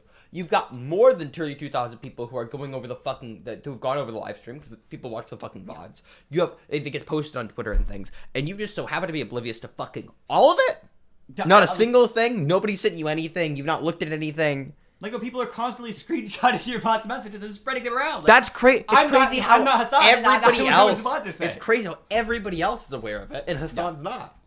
Yeah, maybe somebody else should run your community Slack. Transfer channel ownership to me. I got it handled, okay? Give it over, and give me that socialist car money you got, that communist car money. I feel like, oh my god, bro, it's just like lying. These people are just liars. Yeah, if you have people who like, it's like not just with like mods and stuff. People just like think they're not responsible for like at all who they associate with, or who they think you know like the slightest bit. It's like people will bitch about things like that's like guilt by association. Yeah. No, you're just doing the association. You're not guilty of the thing the other person's doing. Right? Like if I like associate with somebody who's like a rapist, it'd be wrong to call me a rapist because I associate with them. Yes. It'd be fine to be like, you're guilty of associating with a rapist. Yes, yeah. Like guilt by association is something everyone fucking does, right? Like this is like people who deny they're doing guilt by association. Like this is I'm calling you out. You know who you are. You're denying you're doing guilt by association. You're fucking crazy. Everyone does it. You condemning like the lefties or something for doing guilt by association with you? No, people think you're a Nazi if you hang around with Nazis all the time uncritically, right? Like, people are gonna think that, okay? It's not like, oh my god, what a crazy line of reasoning. It's a guilt by association is something that's correct. You are actually guilty for your association. You are associating with the person who's like openly a piece of shit.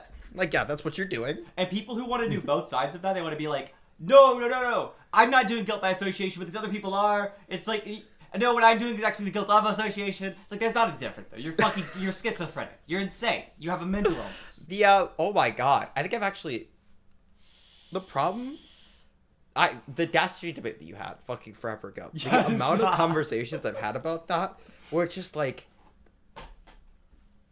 if you just take a second, it's another one of those arguments where it's like you can listen to it, and if you're like not paying attention, you can come away with the idea that somebody's like dominating the conversation. I don't think very easily, but like if you sit down just for like a moment, just for a second, and think about it, just like think really hard about it. Just think a little bit. This is the argument that was said by one person. This is the response that was given to it. Yes. It's like obvious. Like, oh yeah, that's obviously retarded. That's a retarded thing to say.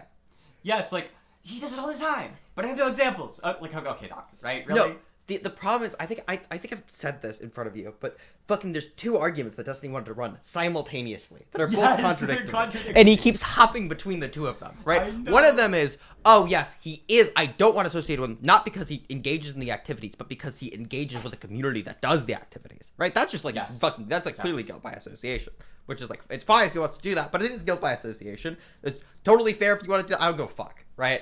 The second thing is saying, no, that's not guilt by association. He's like participating in the activities, right? So he's doing the thing. So one of the claims is he's not doing the thing particularly, but he's associating with people. That's the action he's condemnable for. It's for the association. The other thing is saying, well, he's not condemnable for the association. He just has associates, and they're all doing the thing. It's like he's like committing a gang rape or something, right? It's like difference would be like being a friend with a gang rapist and like being in the fucking like raping the people. Yeah, you know what I the reason mean? he wants to pivot between the two is both of them don't work for his view, right? Because No, exactly. And then if you you give the first argument, you give the argument of like, oh no, the reason why he's guilty is because of participating in the communities. Okay, you participate in communities and then you debate those people and change their minds and make their behavior better. Avi does the same thing. Like he's improving that community. He's not like his participation in the community is making it worse or like. Oh, it's obviously making fucking Ask Yourself's community better. Okay. Yes. It's even making Ask Yourself as an individual. Ask Yourself will probably agree with this. It makes Ask Yourself as an individual a better person. Yeah, of course. Right? Like Avi's just like a good example. It's like a good guy.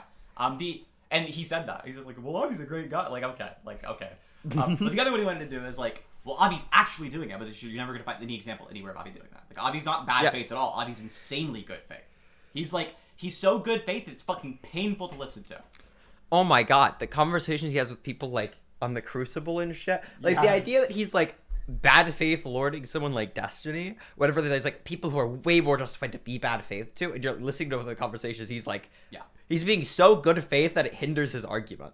Yes. There is a level of good faith you can be with somebody where he's just hindering your argument. Yeah, like the other person is like so in the mud, and you're trying your best to like pick them up out of it and getting yourself covered in mud, and they're just dropping back down over and over again. It's like you have to let them lie there.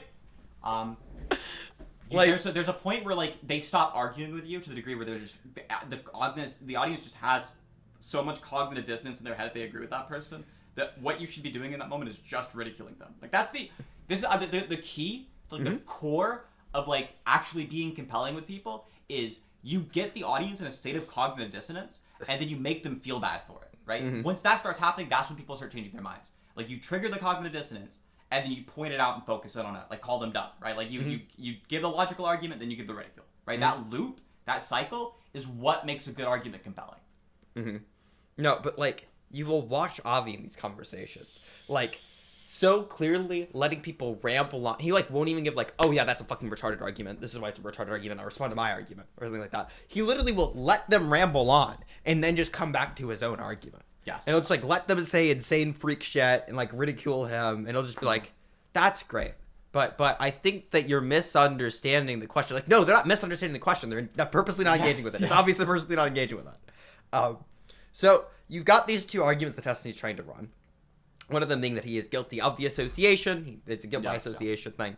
The other thing, or that's guilt by association. The other one is he's guilty of the association or some fucking shit like that. Yes.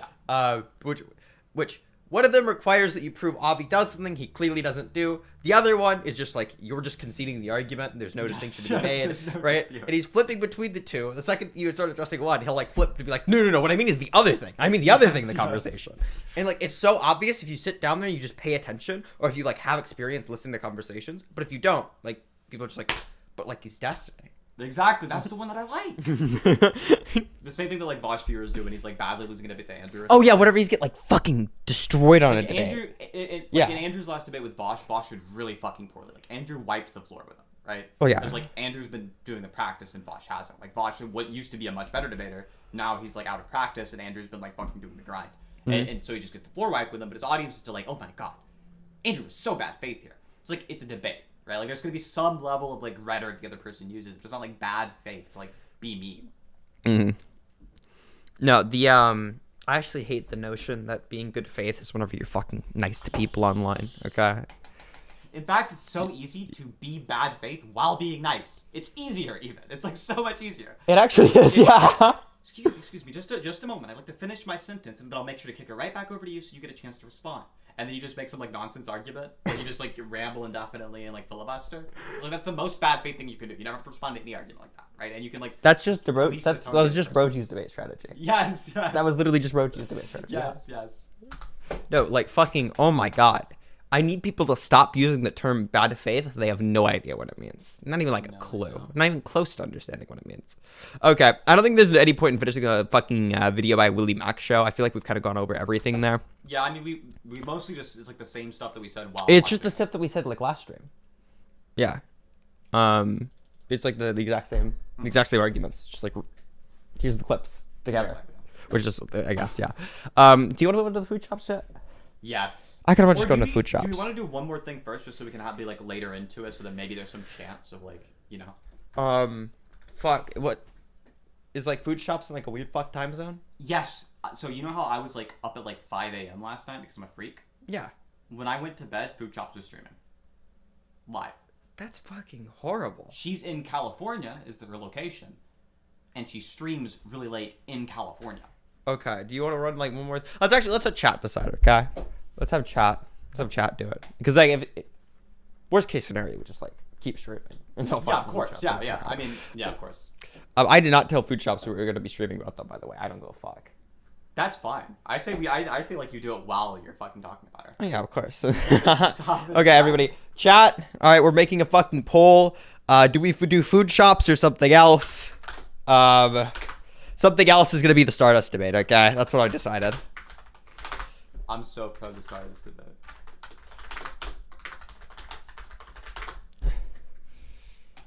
Okay, everybody, poll is in the chat. Everybody, take your votes. There is democracy here whenever I dictate it to be okay. Only whenever I dictate it to be okay. This is not something you should expect from me. Your votes only count insofar as they serve me. All right? Just Your like video will heads be up. covered, ding ding. I think so. Dingo.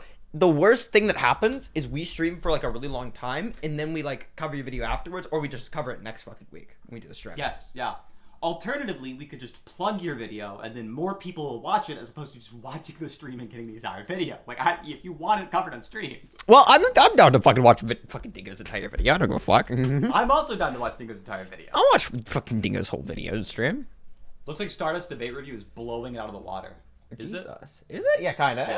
It's like one vote Ooh, difference. it's tied up, I it's mean, tied up. okay, we're gonna let this run for a little bit, and then Yeah, we'll I just like think talk about something else. Fuck. What else has happened in Twitch politics? This is the entire thing.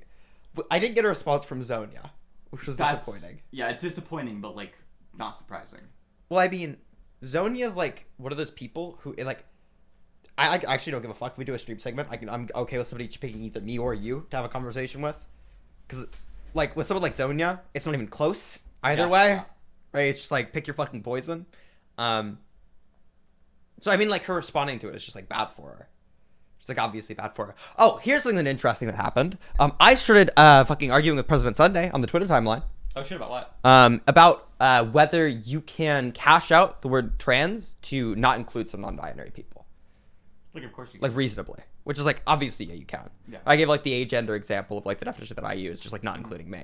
And he said, well, and I swear to God, I'm not strawmanning his argument. I like President Sunday. Surprising. That's the surprising take. I think he's okay. Actually, I think a lot of the research he does is pretty fucking good. Yeah. Like he's really good at pre-prepared research. He gave like the argument that like actually there are zero agender people because there's a contradiction, right? Which is like because it's a gender identity. So there are two ways you can go with it. You either like I don't know what you mean by gender identity, right? If what you mean by gender identity it does like encapsulates agender people, you're using it in a different way than I am, right? It's like you're denoting the lack of a gender identity within somebody. You're denoting the lack of dispositions. Yeah, even if that was the case, somebody could still just not identify as anything. They could just not know what agender is. Yeah, exactly. There's still going to be people who would be described as agender that wouldn't identify as such. They would just be correctly described as not having gender. But like, it just seems fundamentally to miss what's being said whenever somebody says they're agender. Like, you could say it's not a gender identity, in which case it's just like a description about the individual, right? Or you could say it is a gender identity, in which case you're using the way of like gender identity in a way that doesn't capture certain dispositions, and it can be cashed out in that way, regardless. Like, what about somebody who's born like severely brain damaged? They have like no notions of gender. They can like barely understand the world. They have like fleeting moments of experience that are not very complicated. They don't even have beliefs, right? Like that's somebody who's not gonna have any kind of identity. So like obviously you could have a person who doesn't have an identity. Yeah, of course. Hold on. Let me actually pull up the argument. So like I wanna make sure I'm getting this exactly correctly, okay? So this is the conversation. Did Keffels fucking block me? No, they deleted the post. Okay. Gotcha. Not really transfers to a movement between the assigned and assumed identities. Nobody's assigned non-binary at birth. I said certainly, but one might say that a gender person isn't assuming a gender identity. However, one could also say that it encapsulates these. One else could also say to encapsulate these people, they take it to be a non-assumption of an assigned gender identity, which an agender person would fall under. Regardless, Keffels is wrong here. And this is the response to me was, there really isn't such a thing as an agender person. The category itself is gendered, so it's a contradiction in terms, which, no, yeah. That's like, this just seems like incorrect. It's like obviously incorrect. Non-binary essentially encapsulates the same thing, which no, it doesn't, right? Like it's like a subset of non-binary. I'm saying it's like a subset encapsulates the exact same thing. It's just an incorrect thing to say. Or it's like saying that like women and black women encapsulate the same thing. Yeah. No, they don't, right? It's just like, it's like a denotation. There you go. Just so people can, they're not like reading it off incorrectly or I'm like straw manning his fucking argument. I'm totally down to speak to President Sunday. He expressed interest in talking to me at one point in time. But like, yeah, it's worth doing, and I'll fucking go DM him or something. It's like, yeah, you should talk to Bunk. So I can reinforce it. Is this Bunk trying to convince us he's not trans? Oh my god. Have I told you the conversation I had with Phoenix in the car? You know, whenever I like said that like fucking it's like fine to I forgot what was the like having gender dysphoria as a form of being like you're self-conscious about a very specific thing. Yes, yeah. Right? It's like it's gonna fall underneath the definition of self-conscious that people are gonna give. Right? It's just like it's a very niche subset of it. And then like Phoenix was like trying so hard to convince me that I'm wrong. Phoenix said in the fucking car ride that like it's so difficult to explain to people who are cisgender the fucking gender dysphoria. It's actually so difficult. I just started ridiculing Phoenix like, Phoenix, you constantly try and say that I'm trans. Just like all the fucking time. It's you and fucking Dakota, okay? It's you two. You fucking bad-faced, weaselly piece of shit. You're intellectually dishonest. You're really this ideologically molested. To the point where you think... Looks like Stardust Debate Review has won. How's it won? We're gonna... I don't know. Should we... Yeah, we'll just move on to it. Yeah. Yeah, this is me trying to convince everybody that I'm not trans, actually. I actually can't say tranny, I just say it anyway. That's actually the Giga Chat take, okay? I give I'm, with a pass. I'm actually not allowed to say that, and I say it anyway, because I'm evil. No, you're allowed to say it. You're definitely allowed to say it. All right, let's move on. Let's move on to the cute little Stardust debate. I watched this forever ago. Like a little bit of it, the tiniest bit of it, and it's just too good to not cover on stream. Quite frankly, the arguments back and forth are pretty bad from what I've seen. Yeah. I think they only get worse as the debate goes on. Yeah. That's the like a big problem with like gender conversations is people don't understand the gender conversation. The longer the conversation goes on, the more retarded they look. Yeah, I agree. Yeah. Okay, can we like skip this? Can we I don't care. I forgot he has his microphone muted at the beginning. Didn't reset my inputs for my audio there from my interface. So welcome everybody to Modern Day Debate. Tonight we're going to be debating, is saying trans men aren't men transphobic? Yes, what would it be if I wasn't muted? To start us off, everybody, Nina is going to open up the floor. So Nina, the floor is all yours. Okay, thank you for having me. I'm really excited to have this conversation here. I think I just want to do kind of a quick thing at the beginning here. When we say transphobia, I think a lot of people mix up the argument where transphobia is like the literal definition of like, oh, I'm afraid of these type of people. And I think that's like really unfair to use because transphobia is not like a phobia as defined like in like a clinical philosophy, like an anxiety disorder or something like that. It uses like parallels like xenophobia, like where xenophobia is like the fear or dislike of anything which is perceived as being like foreign or strange. It is an expression generally that is based on the perception that a conflict exists between like in-group and out-group, and it may manifest itself in suspicion. The bathroom, you don't have to pause it. You've already seen the beginning. Yeah, so have I. Yes, I know. You motherfucker. You were there for you it. fucking piece of shit. You're abandoning me right now. I will be right back. Absolutely fucking horrible. Jesus. What a terrible thing to do to me. This is horrible. Okay, hold on. I'm going to play a video game in the background. This is not interesting. I promise you guys the very beginning of this is not interesting enough to watch on its own, okay? I swear to you.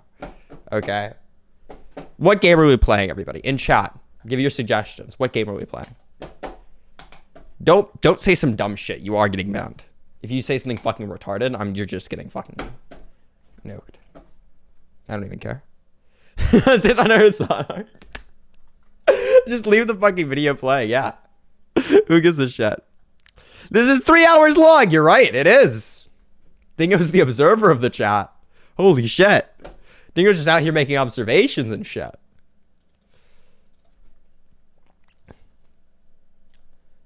Okay, hold on. I know what we're doing. I know what game we're playing. You want to play Minecraft? The problem is like every single time I boot up Minecraft on stream, you guys constantly criticizing me for not paying autistic attention to the game. You're just like, wow, you're doing so fucking poorly. You're just like walking around in circles and doing like dumb shit. Yes, I know. I know. I'm paying attention to the debate. I'm aware.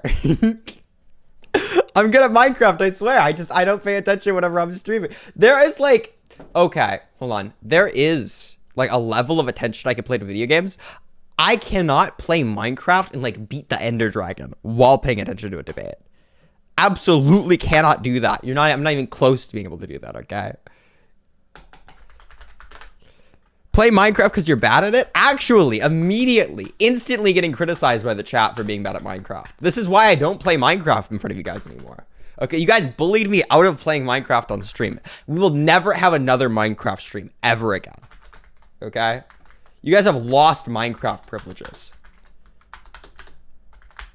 I actually kind of want to do streams where I play video games more often. But, like, so many video games are so fucking boring to play and stream. This is actually not going to work very well. So many video games are so boring fucking to stream. I actually cannot stand most of them. Attempting to stream most video games is the most boring shit ever. I just don't have the fucking gaming streamer personality, okay? I'm not going to point out the most basic shit happening on stream. You got to stop being self-conscious about your Minecraft skills. Last time I booted up Minecraft on stream, I think I had a Hitler skin on accident. And it looked really bad.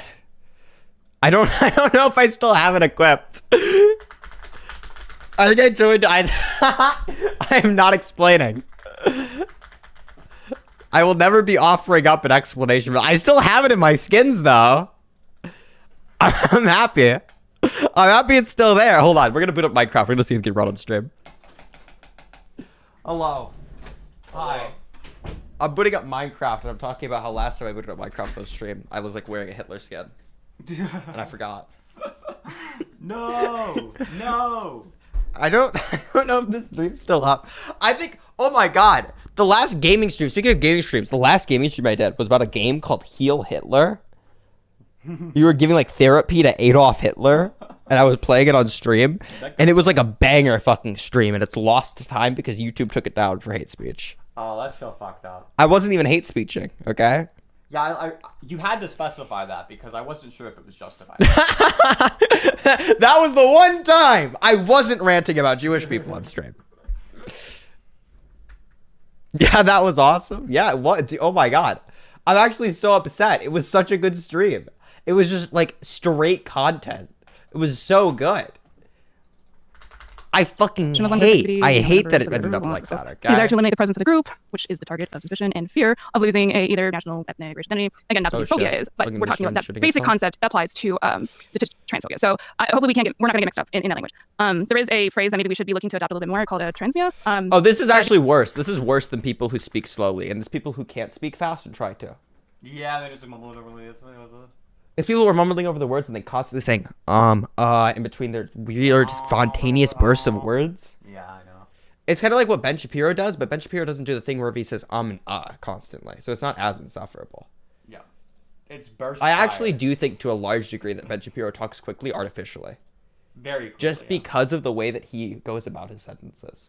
Like, I don't know if I can find a clip like, of Ben Shapiro doing it, but it's actually so fucking bad. It's not like he's actually coming up with the words as he's saying them. He's like taking a pause in between each sentence and then spreading it out as quickly as he can. Exactly, yeah. It's like he'll spray out the 10 words and then he'll pause for enough time to come up with another 10 words. Yeah.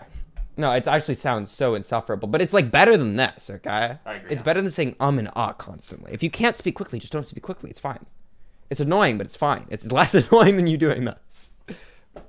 And I fucking turn on the render distance. Okay, hold on. Render distance. Fucking simulation distance, whatever the fuck. Okay, there we go. There we go. Because it avoids that mix-up. I think it's pretty clear in my mind that transphobia, or that not supporting somebody's gender identity, whether they are trans man or trans woman, is incredibly transphobic because it really supports a lot of like animosity towards that group. And it just seems like really clear that a lot of just rejecting the idea of even that community or like their validation is always going to be something that can, for one, cause violence. It can cause, mental health issues, like where, you don't feel This is like such a you layup should feel like you feel like you're wrong or something like that, right? Proposition is just like such piss easy for the fucking left side. The left Is it side. transphobic? Yeah, of course it's trans. It's like obviously That's what transphobic. transphobic is. Yeah, Yeah, it's like you transgender have like a transphobic bias is like the against these definition. people. Yeah, of course. Like I don't fuck, I don't wait, would it like, I guess that the thing you could say is like there's possibly like one person on the planet Earth who isn't transphobic and says it? But like that, it just kind of like hypothetically, like that just kind of like isn't avoids the fucking transphobic, but topic. The You know action what I mean? would still be, yeah. Like, I don't know. The thing is, like, the trans issues topic is actually the biggest layup on planet Earth. It's Okay? so I fucking promise. easy. I promise. If you're not able to do the trans topic, like, there are two topics which are the fucking piss baby easy ones, okay? It's veganism and it's trans issues. Yes, yeah. Those are the two ones that are, like, ridiculously easy. You can fucking prep for most conversation you're going to be having in, like, 2 minutes. The trans issues one is, like, a bit harder than the veganism one, to be honest. I agree. But they're both pretty easy. I think one that's like around the difficulty level of the trans topic is the whether or not God exists topic. It's also kind of piss easy, because it's just like, okay, what's the evidence? Because you're trying to prove something like way over the fucking top. It's just like really difficult to actually make that argument. Mm-hmm. Were you on a panel with Food Shops about transmedicalism? Yeah, I had a conversation with Food Shops about transmedicalism. They just conceded the entire debate to me. So, I mean, at least they weren't like, maybe a pedophile, but at least they're not that retarded.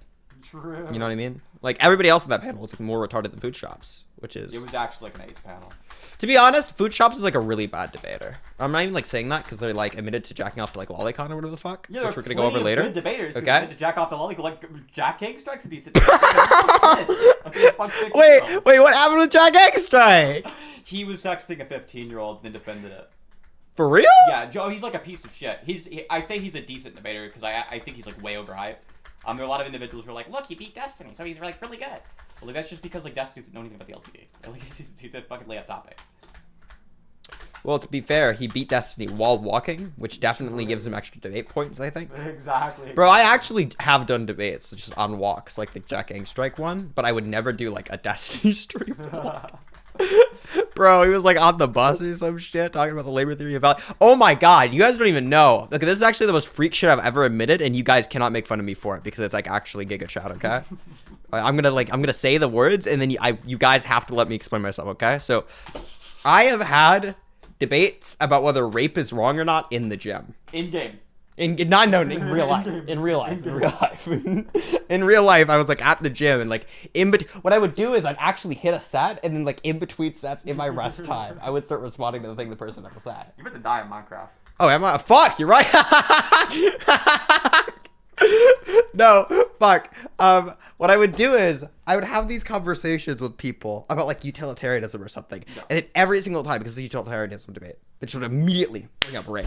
Of course. Instantly talked about, and instead of like sitting there and like trying to like avoid the topic or something, I would just like be like, yeah, so rape is wrong because X, Y, and Z, just like out loud in the gym, like a bunch of people around. And nobody ever complained about it because everybody in the gym has their fucking headphones in, okay? Of course.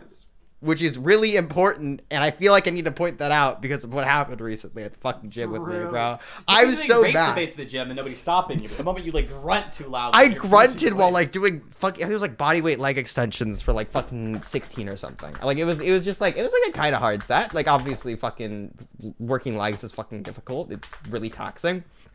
I think I grunted like once at the end of the set. And this guy comes up to me, and like the fucking gym owner comes up to me, this fucking new gym that I'm going to, and starts complaining to me about fucking me making noise. I haven't changed a single thing since I started lifting there like 2 months ago, whenever I moved. Nothing has changed. There's like nobody else in the fucking gym. I know, it's wild. It's wild. I actually fucking despise, okay? I despise that fucking bullshit. Naomi, that goes hard as fuck. I need to be doing that shit. Only thing that would top that is debating while having sex. That I feel like I could do that. Sex isn't that mentally taxing. You should debate the person you're having sex with. Yeah, that's what I'm thinking, right? But like that wouldn't be that taxing. Well, that would be easy though, because like they're also busy with. Like they're getting fucked up. Yeah, exactly. Bro, I need to like fucking join a voice chat while railing somebody, and then just like start talking about some fucking like meta ethic shit, something freakish. You know what I mean? Something that's like disgusting. Speak for yourself. I am speaking for myself right now. Okay. I need somebody to like intermittently, but like between oral sex sessions, just start debating somebody. Like as you're listening to them, you like go back going down on that. What modality? That'd be funny as shit, though. I need someone to do that. I feel like anybody's gonna do that to me. Okay, I think that's in my bucket list now. I think. We gotta play the debate. Oh, that's true. Oh my god, we're never getting through this. I don't think that that's something that we should be supporting, or should ever not be supporting not feeling like that. I think there's a big crisis among like even like, you know, young like white men in this country. It's like they don't really know where they're supposed to be at, which is causing like a lot of anxiety and stress. And I think that's Welcome a very to capitalism, my dude. Bridge. What the fuck does that have to do with the topic? The only thing that would top that is What does debating young while having white male say. loneliness have to do anything with the topic of trans issues? No. To go between like how it feels to completely feel like you're just like invalid. Then I'll leave it there for the time being. Pick it back the fuck up.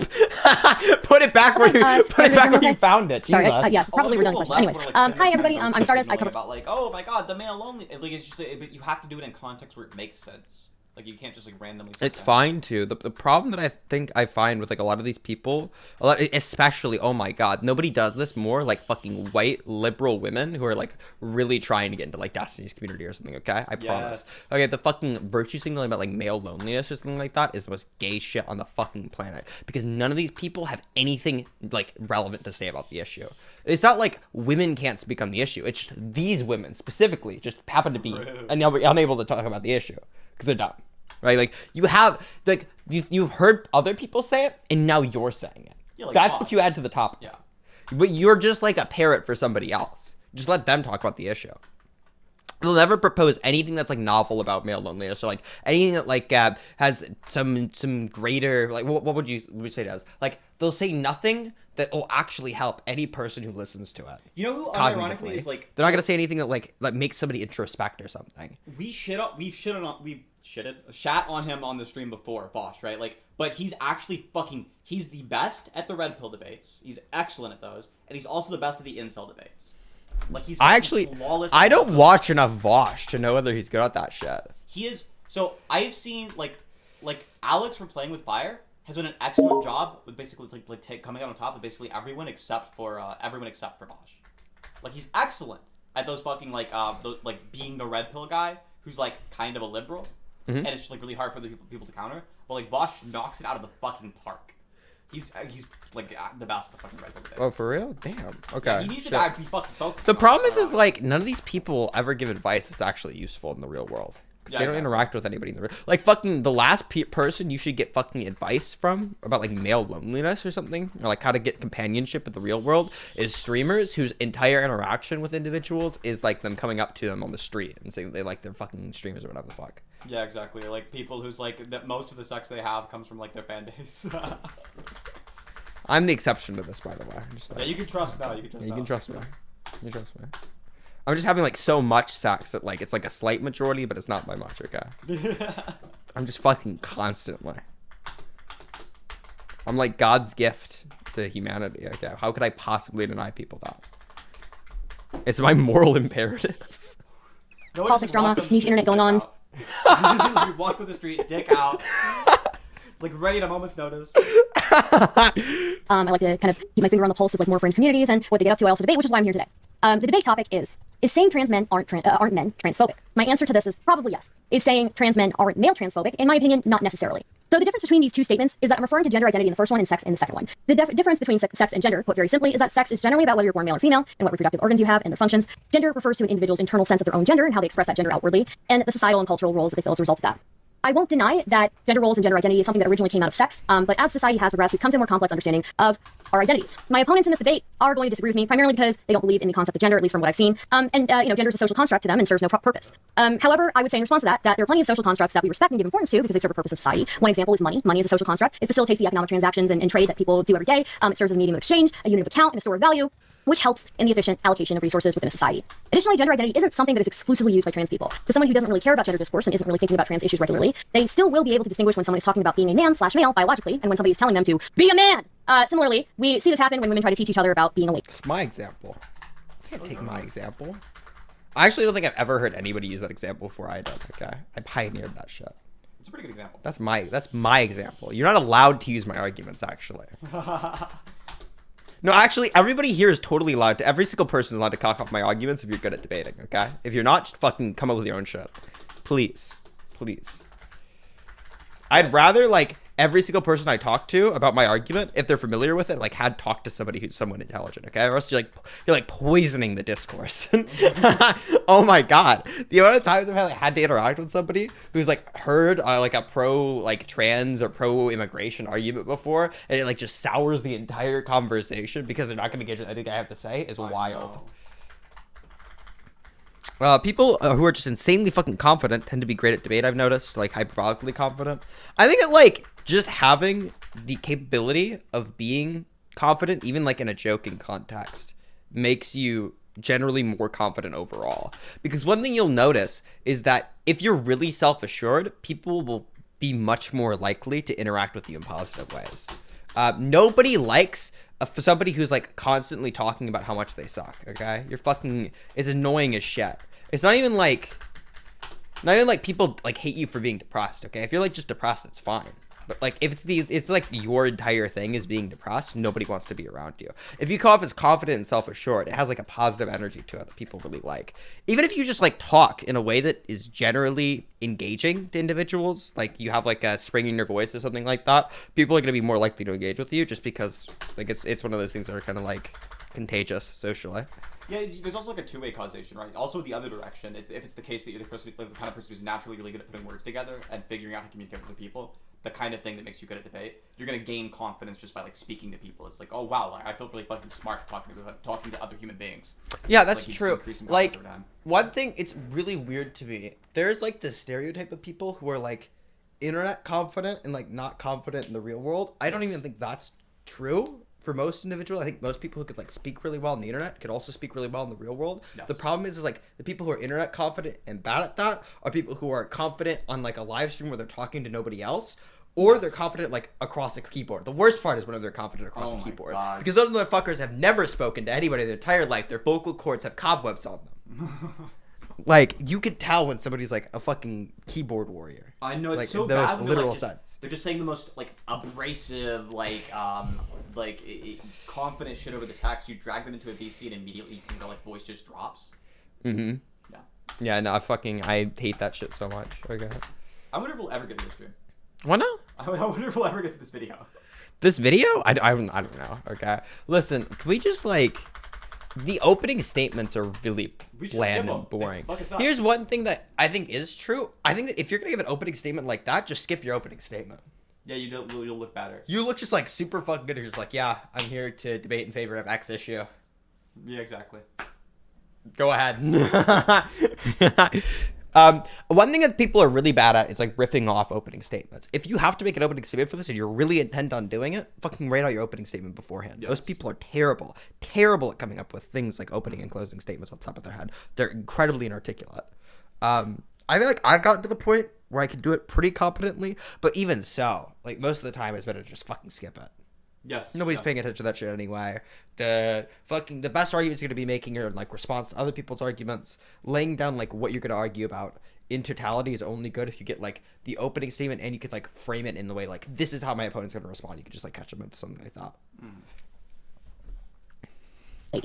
My goal in this debate is not necessarily to convince my opponents that they have to believe in gender as a concept or agree with trans people and how they identify. My goal is to hopefully demonstrate why, even if you disagree with trans ideology, even if you don't believe in gender, that respecting people's pronouns and identity is a worthwhile thing to do. You don't need to agree with my stance on trans people, you don't even need to believe in gender, but I hope I can demonstrate why extending a basic amount of respect to someone who is otherwise suffering is the right thing to do. All right, well, thank you so much Now for we're holding here the to stage talk there, about- Stardust. We are going to kick it over to the other side of the aisle. Sorry about my mic earlier there, guys. They can even say, like, oh, yeah, it's the right thing to do, Make and I'm still I've got my audio outputs reset here, so they'll stop doing all that nonsense. And without further ado, to the other side. Andrew, Rachel, the floor is all yours. All right, I'll go first.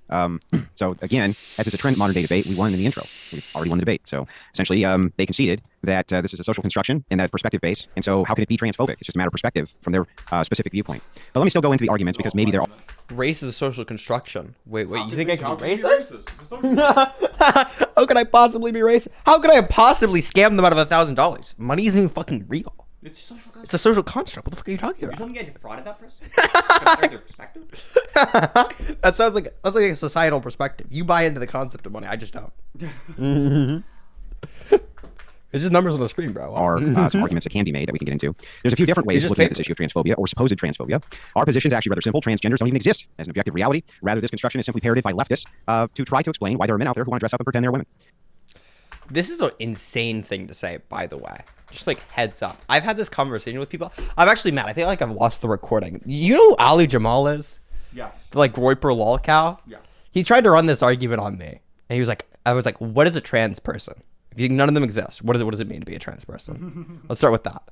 He said, I can't tell you because they're not real. And I asked him, can you tell me what a unicorn is? And he just went fucking silent for the rest of the conversation. I think he just laughed. Wait, is that Andrew and his wife? Yeah, Rose, it's Andrew and his wife. That is Andrew and his wife, Rachel yeah. Wilson. Me and Synth, we were supposed to have a debate with Andrew and his wife on trans issues, right? Yeah, my guess is that's probably unlikely to happen, which is, from their perspective, understandable, but like you're debating That's like like Stardust, so upsetting really them. mismatch issue, right? Like, you're just like... I don't know, bro. That's like brutal. The thing is like I feel like Andrew's arguments surrounding the trans topic are so fucking bad. They're like profoundly dog. For how good of a debater Welcome fucking to Andrew capitalism, his my arguments dude. on this topic are particularly bad. I don't. It's like. Thanks Chandler for the 2. Thanks Naomi for the 5. By the way. Let's go. Like super appreciate. But just like real quick because I'm kind of fucking really bad at this. Thank you guys so much for fucking donating to the stream. It like actually makes these streams super worthwhile for me. I really goddamn appreciate it, especially because like right now financially I'm kind of like it's kind of in a fucky situation. So whatever people donate money and shit, it's like super goddamn useful. I appreciate it so much.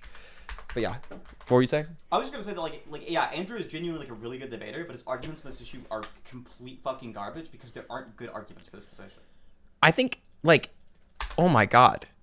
We've even had like mock debates on this. It's like we can mock debate a lot of things, and we can make pretty good arguments in favor of like for and against most issues.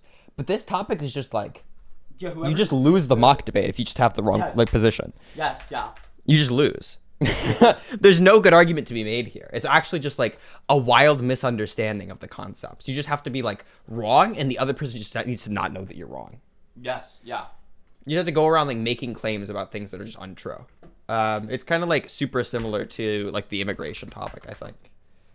But even then, like with the immigration topic, the fucking things you're wrong about are a lot more obscure. With the things with the trans topic, it's, you just have to think about them. Just like a little bit. Like a tiny bit. Yeah, with the immigration topic, I feel like there's like it's also one of those issues where there's like a clear right answer, but it's like there's enough room to wiggle. But with like the trans issues, it's just like it's just like really fucking trivial. The pro-trans side just says like clearly correct. But the one that I think is like really easy to argue both sides of is the abortion issue. Oh yeah. I think most people's intuitions, if they just like were consistent, they'd come to like a pro-choice position. But I think that like there are some issues with most people's intuitions that you can play on there. Right? I think that's where like a really big problem for the fucking pro-abortion side, unironically, is the Hasaidi topic. Yeah, but like most people have intuitions surrounding Hasaidi, so it's like. Yeah, exactly. I mean, I genuinely don't know how most people come to like the pro-abortion side, without thinking about it. Yeah, I mean, there's that, but I think that the pro-life side has like a fucking. They also have the same issue on Hasaidi, which is just you ask them like what makes a person the same person over time. They can't give you an answer that's gonna be like DNA. No, or but something, like, so it can't start at zygote. But that one's like most people never think about that in their entire life. I though. agree. That's like what I'm trying to say. And that is like I don't know how you come to the correct conclusion in this issue if you don't think about it. Like, how do you just like intuit the correct position here? Like, I think that's the reason why there's like the that stupid fucking bodily autonomy argument people like to run. Oh my god, those people should be killed. I've had conversations with people where I like ask them really basic questions like, okay, you believe that like you have the bodily autonomy to like execute whatever you want. Is it like okay for me to run over children with my car? Yeah, they just like have no answer. No. The answer that they gave, this is the last answer I got. I swear to God, I'm not cherry picking this one. The last answer I got was, that's a complicated question. It isn't. No, it's not actually. Is it wrong to run over children with my car? That's a complicated question. Well, there's no nuance to that. there's very little nuance on that topic. There's like other things, like in the Fabian Liberty debate, just asking people like, oh, you think people should be like allowed to execute their bodily autonomy categorically? Like, what about bodily autonomy acts that just like violate other people's bodily autonomy? Yeah. And it's just like they will have no ability to fucking conceptualize this whatsoever. Like, can I exercise my bodily autonomy by like kidnapping a homeless man and then like keeping him inside my basement till he starves? Mm-hmm. Like that. There are also like other situations where like bodily autonomy is like clearly being executed, and it's not necessarily violating somebody else's bodily autonomy. On like the like libertarian view, it's like clearly fucking horrible. It's like awful. Like what's one example that I've heard before? Somebody like falling out of a window and like grabbing a flagpole of yours to keep themselves up, right? Yes, like yeah. you know, like are you okay to like execute your bodily autonomy surrendering your property to like force them off of the fucking flagpole or something like that so they like fall to their death? What about like a drowning child? Is it like okay for me to just like watch a child drown? Yeah, or like what if I have a newborn in my house and it's a cold winter storm? I can't go outside. Can I throw the kid out so I can have more food to eat? Can I just not feed the kid? I don't know. It's like it's super obviously wrong. People's moral intuitions don't surround things like categorical bodily autonomy. There's just like a billion cases where it's wrong. Yeah, if you wanna but like argue even choice, you have to argue personhood. That's the whole argument. It's about like, is it a person or not? I feel like it's just very trivial to argue that point because then it's just a matter of like, okay, things that don't have brains aren't people. Yeah. That's another thing that's like super fucking strange to me. Like, how do you come to, because the only way I could see somebody coming to the pro of abortion side, just off the top of their head, intuiting about it, is just, that's like not a person. Like, I just don't feel like that's a person. How the fuck do you get to the bodily autonomy argument? Yes. Off the top of your head. You have to just think about like, it's icky to have a thing inside you that you don't want there, and then you just go from there. The core of the argument is like, try to think about why is it the case that it's wrong to chop a dog's head off but not to mow your lawn? One of them has a fucking brain. Okay, one of them has experiences. The brain is the experience machine. It gives you experiences. If you don't have a fucking brain, you don't have experiences. That's why, oh my god, bro, fucking Brogy getting brutalized on that topic was so funny. I actually went back and like, there's one thing that I rewatched. I'm like super bad I didn't point out. This is the only thing I did poorly in the conversation. Like, this is the one thing I did, but I didn't even like do poorly. I just like didn't fucking dunk him. I hate that. I hate when you have like, you know in your head after watching it, oh my god, there was a much better reductio I didn't use, and instead I used one that's like still pretty good. No, his argument, but human beings have consciousness. And a zygote doesn't, and it's still a human being, according to you. It's like, there, the contradiction, fucking argument over. Yes, yeah. Every single person who criticized like reductios in the Michael Knowles conversation, like just they don't understand what a fucking reductio is. That's not the problem with the arguments of the Michael Knowles conversation, okay? The problem with the fucking arguments of the Michael Knowles conversation is just like, it's not as good philosophy. It's just like, it's kind of bad philosophy in the fucking conversation. But like, every single thing that I did poorly in philosophy, Michael Knowles did like 10 times worse. Yes. It was actually wild. It was like, it's so wild to me. I've had conversations with people about this like in the past. It's wild to me that Michael Knowles had a conversation with somebody who was 17 and did so poorly in the conversation. Yes. It's fucking insane. This is one thing that is true. Even if you were to say like, okay, it's like 50-50. If it's Michael Knowles, like a professional political commentator, against a random 17-year-old in his fucking in his room, and it's a 50-50 conversation, you look poor. You look you're doing poorly. Yes, if you're 50-50 with you're like a conservative pundit who like works for a major organization versus like child, you lost. I know. You can't go 50-50 with a child or you lose. It's like if you watched like a full-grown professional boxer fight like a 13-year-old and it was a draw. I know, it's like the game no of dog, Go, right? The person who has like the worst start gets like 0.5 bonus points, and if it's a tie, they win. Okay? Yeah, I know. It's just so sad. Like he lost on the substance and the rhetoric of it. Yes. And even so, right? Even if you say like, okay, let's say like he didn't like lose super badly on it. If he lost kinda on it, he looks fucking horrible. Yes. Yes. Oh, another thing that I got criticized. People in the Michael Knowles conversation said like I fucking constantly interrupted him. I went back on that conversation. He just interrupts me more than I did him. Yeah, it's He just like does like I think it's like twice as much or something. It's like an insane amount more. The first two things I ever saw from you were your it was you crushing a fucking panel full of dumb fucks on like xenogenders, and I was like wildly impressed with that because that was like a topic that was like kind of difficult to defend. It's not actually difficult in substance. It's just a matter of like all the arguments people give for it and the kind of like rhetoric people want to run are usually really bad. So somebody who's like able to think critically and that's defending the view that's like pretty novel. And also your Michael Knowles conversation, which is like okay, there's like this fucking conservative pundit who's like really major, and they're like struggling with this fucking kid. The fucking 17-year-old. I was like barely 17 for that conversation.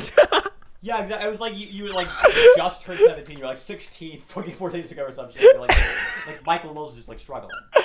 Oh my god, bro, Michael! I want to do what I want to do super badly is I want us to go to like one of the fucking Michael Knowles or like one of those bad Walsh things, and I just want to snipe them with some like hard fucking comments. Okay. I have so many. I'm not gonna reveal a single fucking one. I talked to you about them, but I have so many of these like incredibly evil, fucked, brutal questions prepared for those individuals that I wish I had the chance to run. I know. Oh my god, fuck. What I want to run on fucking Matt Walsh is I just want to give him a definition.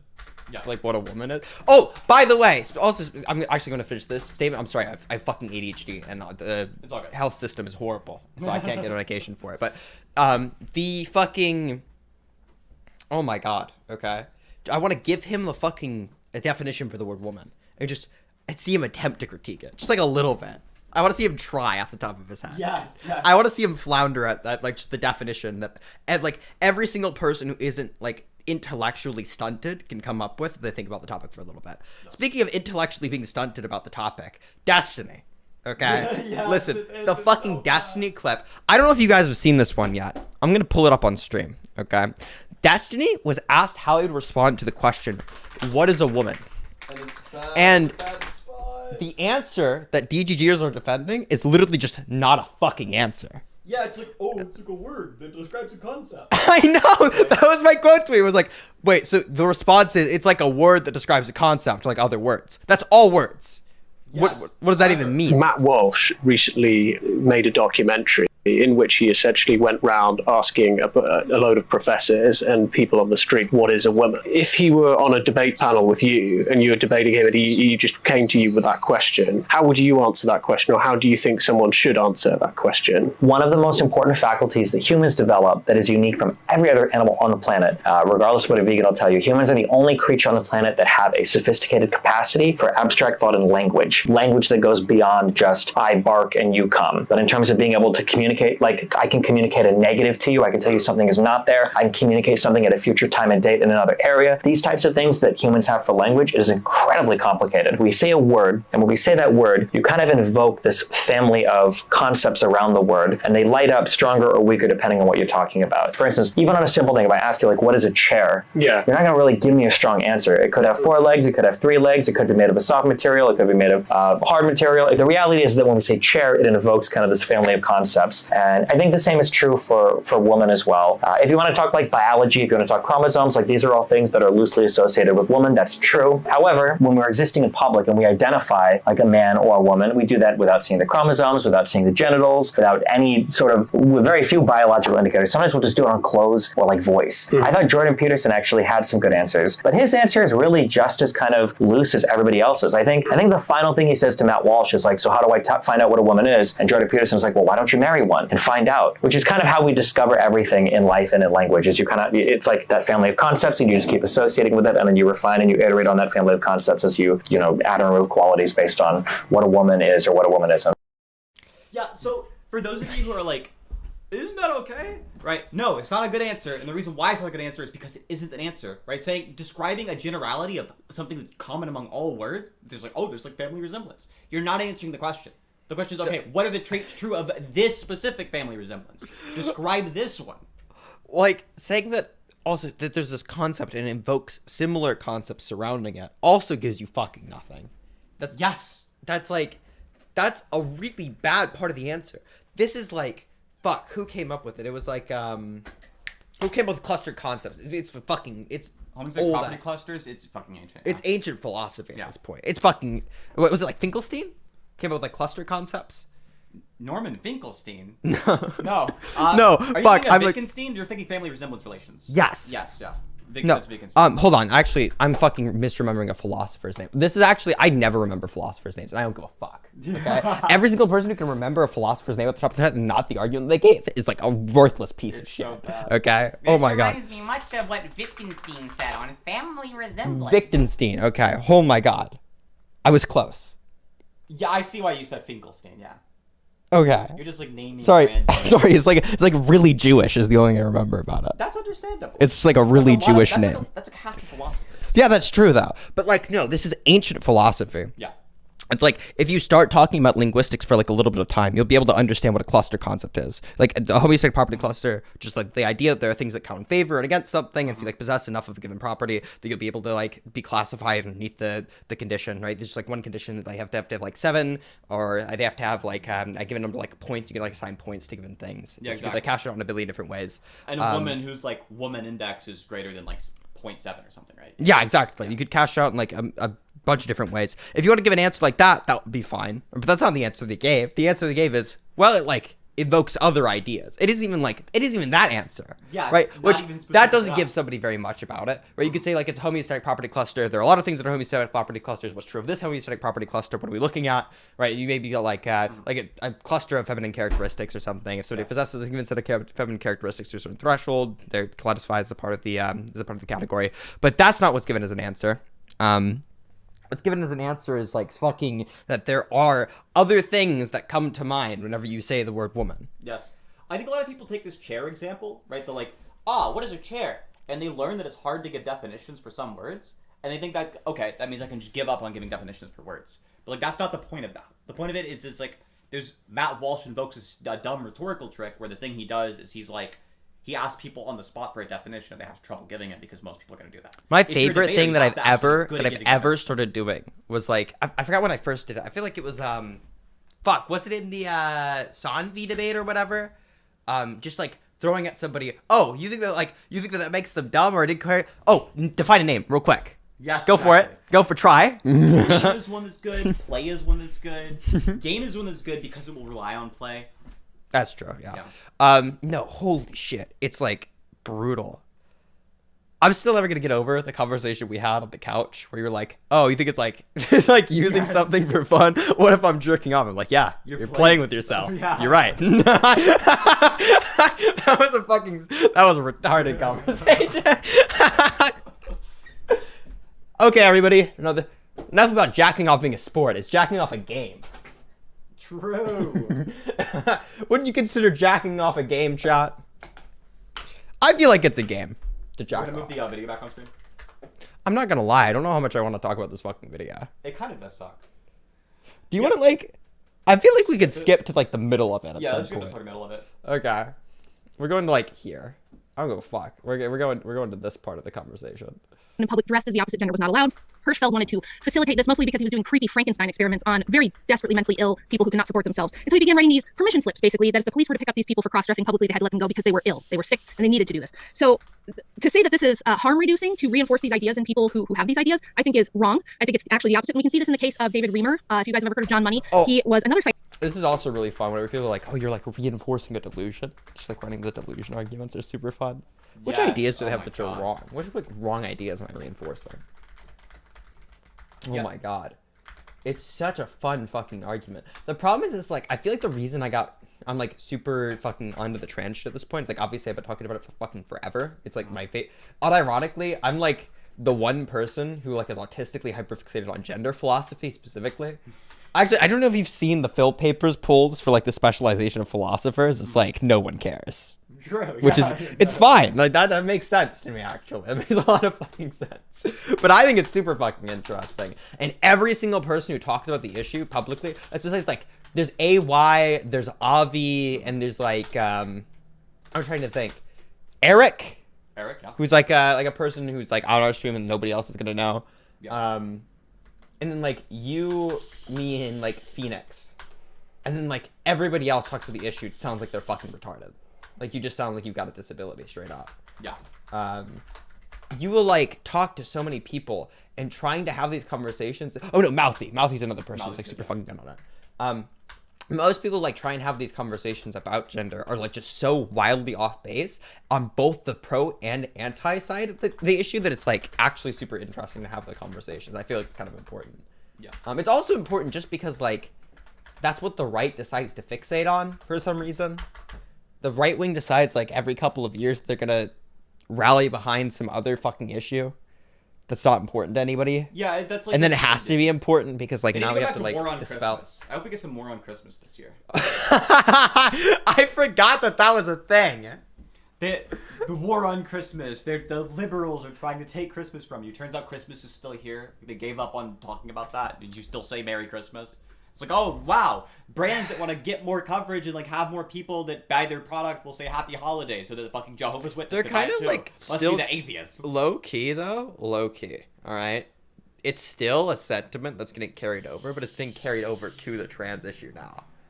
People Yes. like just using correct medical terminology and like correct categories. Oh my god, like people will be like, oh, like a doctor will say like birthing person or like person with a womb, and then people will have like an aneurysm about it. It's like you shouldn't be that offended over like just a correct description. Like it's not like a fucking, it doesn't have like some negative connotation to it. I need to communicate this to the fucking retard left-wing streamers in Twitch politics who like rally behind this. But you are just the war on Christmas people. Yes, That yes. is just what you're doing. People are making an utterance which is like more correct and more inclusive to people. Yeah. You can continue to make the incorrect utterance and just be like slightly wrong. Yes. I don't really give a fuck. Right? You can continue to do that. But what you're doing is literally just getting ass mad over people being correct. Like the words make you feel bad. That's what you're doing. You're doing the thing where it's like, but the words make me feel bad. It's not like hyper tailored to my sensibilities. It's like I just say You're like, a bitch. I just say Merry Christmas for laziness. It's like nobody's gonna be bothered by you saying Merry Christmas to them. Nobody's having an anger. The only person on planet Earth who's ever been upset by Merry Christmas are these extreme fundamentalist Jehovah Witness like right wing people. The left is not mad at you for saying Merry Christmas. We never were. We never will give a fuck about that. We're not gonna be mad at you because of the fact that you said like women get pregnant. Like no, we're not. We don't. Yes, women generally get pregnant. It's pretty accurate, but Like not the thing that not you're very saying, precise. like I understand what you're saying. It's not precise. It's not like the direct literal interpretation of it is like it's like Technically wrong, wrong. Yeah, but nobody like cares. who cares? It's like fuck, I've had this conversation. It's like people saying the earth is like round. It's like a circle.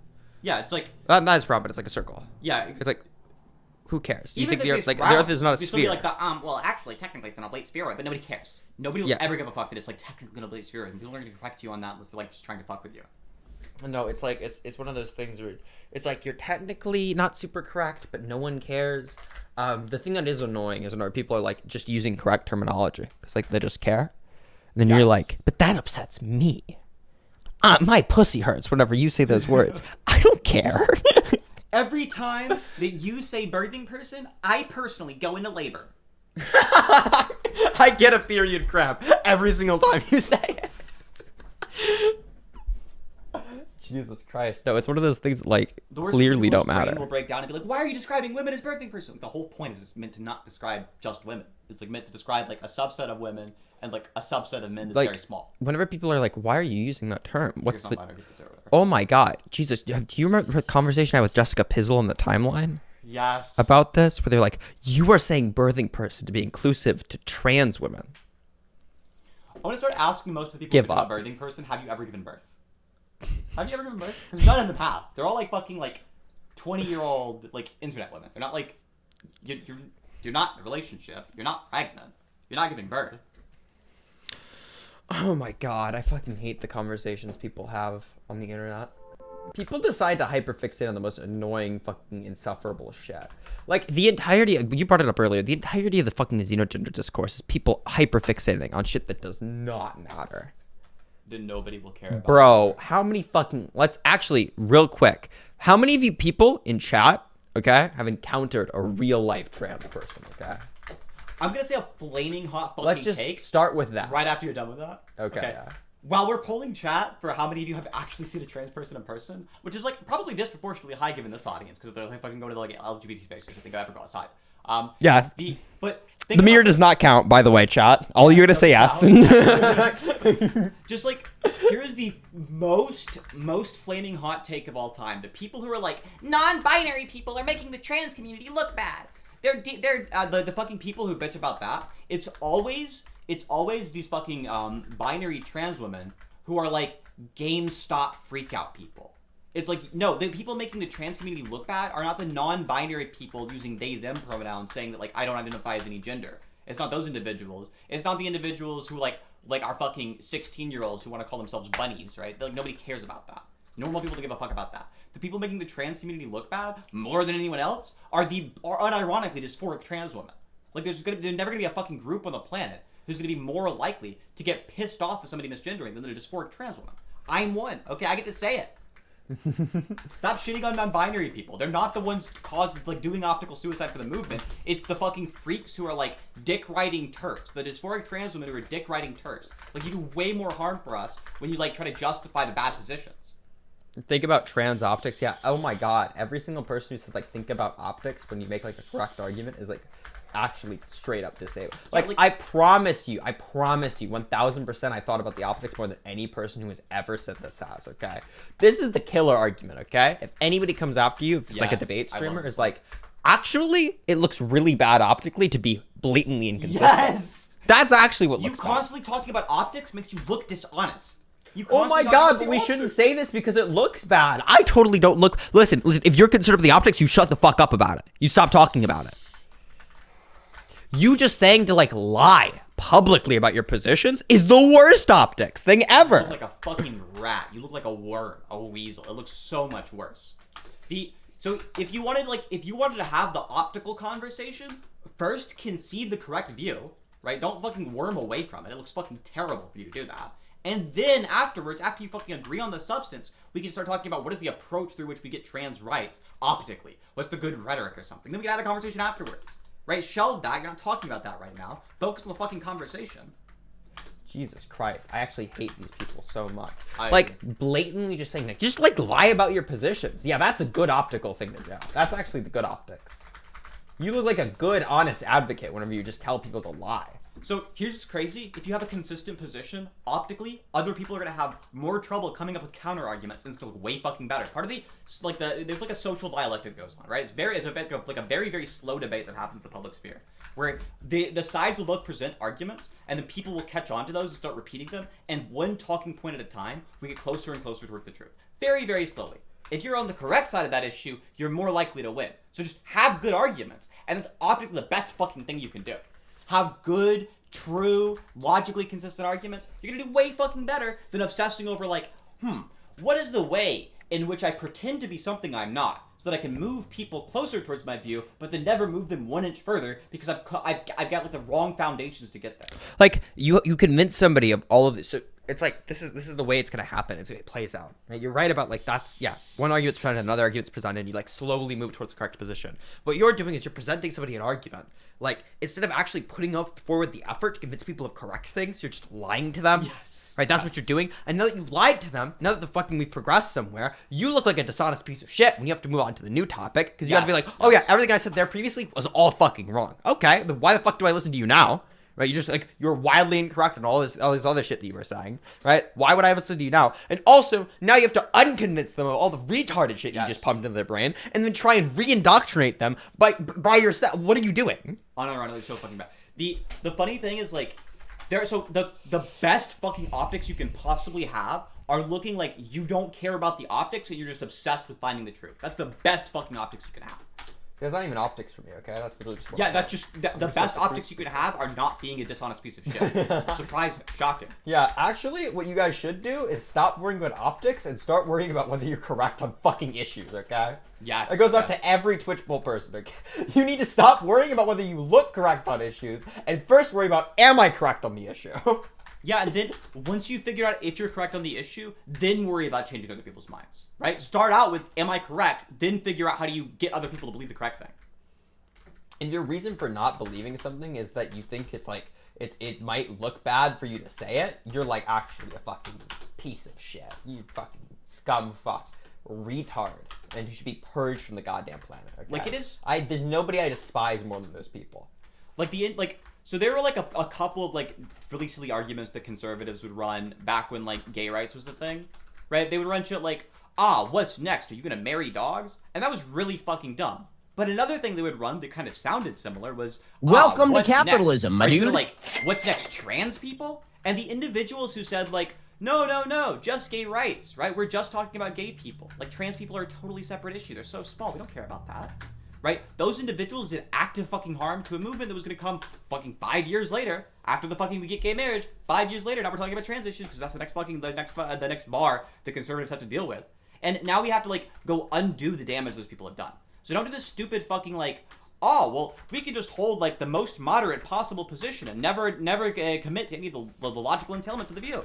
Like, you look really fucking awful doing that. Also, like people are shit just gonna and you like look bring up really bad in 5 years. Why do you disagree with like this obvious entailment of your position? And if you're thinking, if what you say in response to that is because it looks bad, that doesn't make you look good. You look now worse. Whoa, Chandler! Oh, really holy shit! Thank you, Chandler, for the $10. Really appreciate it. Thank you so much. But no, holy fuck. I actually hate these people. I hate these people. I fucking hate discourse online. I hate fucking Twitch streamers. Okay. Twitch streamers are the worst thing to ever happen to politics, I think. It's so fucking bad. It's so bad. Oh my god. Okay. It started with like Destiny having like semi-decent epistemic frameworks on issues. And then it was all downhill. Okay? It did. It was so quickly downhill. Like, things slowly got better and then they got way worse. Even the same people who used to be like pushing politics forward, Destiny is like one example of somebody who's like on the correct side of history are like now just saying deranged shit. Like, this isn't even a straw man, but like being pro-genocide and pro-ethno states is something he would have like mocked in the past because of the obvious fucking issues with that, the obvious inconsistencies. And now he's just out here making like the world's silliest arguments. Like, he made this really dog shit argument that we had like just listened to with Paul because Paul watched Destiny. Is it on gentrification? Is it that fucking line? Yeah, oh my the god, issue with no. gentrification is not It's so the bad. area has become less black. The issue with So, gentrification wait, really is quick. people You're afford their jumping houses. way too far forward for the stream. Real quick. True. No. So the fucking argument that Destiny made, and it was just before Avi came on to the one stream. If you guys fucking know what the stream is, you can fucking link it or whatever. I don't really care. But they made an argument where they said, I think a lot of people said like it's wrong to have an ethno state to preserve a certain type of people. Yes. But I wonder how these people resolve that with the idea that gentrification is wrong. Yes. And the reason gentrification is wrong is not because less people are saying the N-word. It's because it jacks up fucking rent prices in the area and dislocates people who are currently barely fucking living there. And who don't have the money to afford to move. Yeah, exactly. That's the problem. That's the issue with gentrification. It's not that less people have like the cool black culture or something. Also an issue, less so though. True. That's the primary reason people are against gentrification is not because like there are now less black people saying the N-word on the planet or something. It's a very fucking silly argument, just like all around. I don't know how he came to that conclusion. I don't know who he talked to about gentrification. I genuinely don't know. Didn't he also used to make fun of like the gentrification fucking shit? Yes, he's now making the arguments that he already knows the responses to. Oh my god. I'm just like forgetting them. So cursed, yeah. Fuck, bro. And the worst part is like the other big streamers will just like not even engage with them at all. Like fucking like Vosh doesn't debate Destiny anymore. He used to. Hassan doesn't debate Destiny anymore. And like they're the only people who have a large enough platform so they can actually like ask Destiny for a conversation who will and he'll accept. Like if it's the case that you're like my or his size, he can just get away with ignoring you, right? Like there's a lot to lose for him. It's the case that like if you're a strong debater with a small platform, you have a lot to gain, he has a lot to lose, so he's not going to talk to you, right? Because he's kind of. He actually said he didn't care about me, and that really upset my feelings. I think that was so fucked up. Yeah, I know that made me upset. Whenever people pointed out that like I was the one who said that he was wrong about the person with the uterus shit, he said he didn't care. So fucked up. And that hurt my feelings. I'm a person with with individual thoughts and feelings too. And I Something think I need it to was like print out and put on my wall fucked in like a up. framed poster is him saying he's like running from the debate with me, him being like, I will never debate Synth again. Yeah, it's actually And like then him- in the room, like the tweet's printed out and it's framed. It's actually the only thing that she has on her It's wall. actually just like an empty room. Like there's no bed. Yeah, there's like no it looks like mattress. a fucking trap house, except for the one tweet that's up on the wall. And it's People are gonna like take right it in a seriously if they position actually have to tweet. where like where she's laying down, it's like right across the It's room. on the she like ceiling, falls so when I sleep asleep on the floor at looking night, at I it. can It's look like straight up. really fucking weird, actually. Yeah, the ceiling of the room is that tweet in a frame, like a framed $400 painting. It's like that and like the pasted glow in the dark stars. Yeah, it's actually like, and they all like surround it. There's actually glow in the dark arrows which point to it too. It's so True. fucking strange. Like It's not strange, it's it's not bizarre. I think I'm not even like trolling you guys. Okay, like it's actually in the room. Totally true. I looked at it whenever I was going in to wake up with Dakota. Okay, I was well, I waking was up like- since, and I looked at it for again. Laying on the floor in an empty room with the keyboard and the dead desktop, no desk in there. Just like I just lay on the floor and I like rotate. No, it's like it's so bad. He's like super avoidant. The most recent debate I had with him on the fucking the primaries was just like I understand why you're avoidant now. You've only targeted really fucking dumb people and talked to people with brain damage. It's like it's easy to do that. Yeah. Oh my god. No, I still kind of really badly want to have the fucking Destiny conversation about like broad gender issues. Yeah, I agree. I think that would be really good to you. I think it would both be able to like push the correct fucking view to an audience that's like, never heard the correct view before. I also and don't. it's, like, I don't want to make it be like the idea that like I hate Destiny. I don't hate Destiny. I just think these specific arguments that I'm talking about are really bad. Yeah. I'm not gonna sit here and be like, oh, by the way, Destiny like right on race realism or something, because that's really fucking boring. If you guys wanted to hear me go down all the things like I agree with Destiny on, it's like, yeah, we're both fucking liberals. So yeah, no shit. Exactly. Like I don't hate Destiny. I hate Hassan. Right. Like there's an example of somebody I genuinely hate. Okay. They're like Destiny is like still in. It's honestly it's actually hard to tell at this point because of the fucking IP conflict. But he's generally probably making like a positive movement. Or at least he's like pulling people away from like bad ideas and like moving them towards the center. The issue though is like he's not a progressive. He's not moving things forward very much. But like I don't know. There's like a lot of people who can engage with it still like making a positive change. Hassan's just bad. Hassan just like takes stupid people and gives them like a little hug box. He's like I genuinely fucking despise Hassan from the bottom of my heart. I want Hassan to not be on the platform anymore. I'm gonna say that because like there's TOS. Listen, I have a lot of really bad experiences with Hassan fans. Okay. So That's true. There's that, and then like also, it's just like everything that I see out of him is like profoundly fucking stupid. So I don't know. That's where I'm at right now. Yeah. I don't hate everybody. I'm a lover, not a fighter. Okay. I just like, I'm not mad at Hassan. I'm just like disappointed. You know. No. Not mad, just disappointed. Yeah. For real. I'm just gonna say like there used to be a time on the internet where you could like tell people to kill themselves and now you can't. It's like drastically reduced the amount of things I can say about Hassan. I know. Jesus fuck. You know how upsetting it is to me? Because like this is actually like in my fucking like I think I've told you about this before, but like the way that I learned how to like control conversations and like really lead someone in a voice chat was through just talking a lot of shit on online games, specifically Team Fortress 2. I talked mad shit on Team Fortress 2 when I was like 10 years old. But fucking oh my god. No, there was like everything that's like built up in my dialect is like against the terms of service now. I had to like slowly reduce the amount that I tell people to kill themselves. It was like waning off of a drug. Like actually it feels like a fucking drug to tell somebody who deserves it to kill themselves. Yeah, I agree. Cool. No, nothing gives me like the profound feeling of like ecstasy. Like, fucking telling people to kill themselves. This kind of just like shitty Sierra Mist, this Gorilla Mind, Lucky Lemon. That's no. You can't do Sierra Mist like that. Even calling it a shitty Sierra Mist, I feel like is like a disservice. It's like if Sierra Mist uses like the brisk lemon. It'd be like me calling you like a better Hitler because you do politics. You know what I mean? It's like it's like fucked up to even like make the comparison.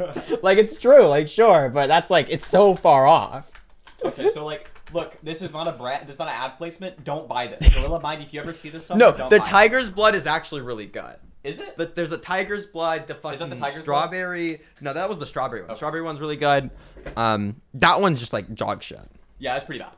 Don't buy the Lucky Lemon flavor then. Yeah, it's specific. a dork ass I picked name. those up for like $1 though each. Oh, that's kind of a good at price. the vitamin shop. No, it was like because of Black Friday shit or whatever. But like, I picked up 6 of those motherfuckers. Okay. Yeah, that was the best- max they'd let me buy. The best tasting energy drinks that I've had so far have all been like pre-workouts, right? They've been like the fucking. Pre-workouts are so fucking good though. They are, yeah. That fucking sour strip flavor of the which brand is it? Rain. The Ghost. Ghost. Yeah. Yeah. The sour strip flavor of the Ghost is really good. Ghost in general has like a really good flavor. Uh-huh. They're actually like shockingly good at making their flavors pretty decent. Their vegan peanut butter cereal flavor is killer. It's I need to actually fucking cop that shit next time I'm in there. Like, Super for real. good, yeah. Last time I went there, they were like sold out of the fucking peanut butter flavor. Huel's protein powders also taste super good. Yeah, no, the Huel protein powders are super fucking good. So do their Milk Replacement. I'm still never gonna go with the fact that I have somebody who's like used my Huel affiliate code like 4 times in the last 2 months. Yes, fucking bites. I actually need to get like a fucking streamer code with Huel. Can I do that? Like, there's a place to get submitted They have into that. I to think be we able talked to- about this like previously. You should email them. Like, Actually email them and ask them like, hey, I really love your product. People use my fucking streamer. Like, they use my fucking Like personal code? Yeah. Yeah. Can I have like? Are you down to do like a fucking promo and I can like advertise your shit? I will actually like every single stream just be like chugging Huel straight up. Sid is roasting me for like vaping too much. Synth is a fucking fiend. Goddamn.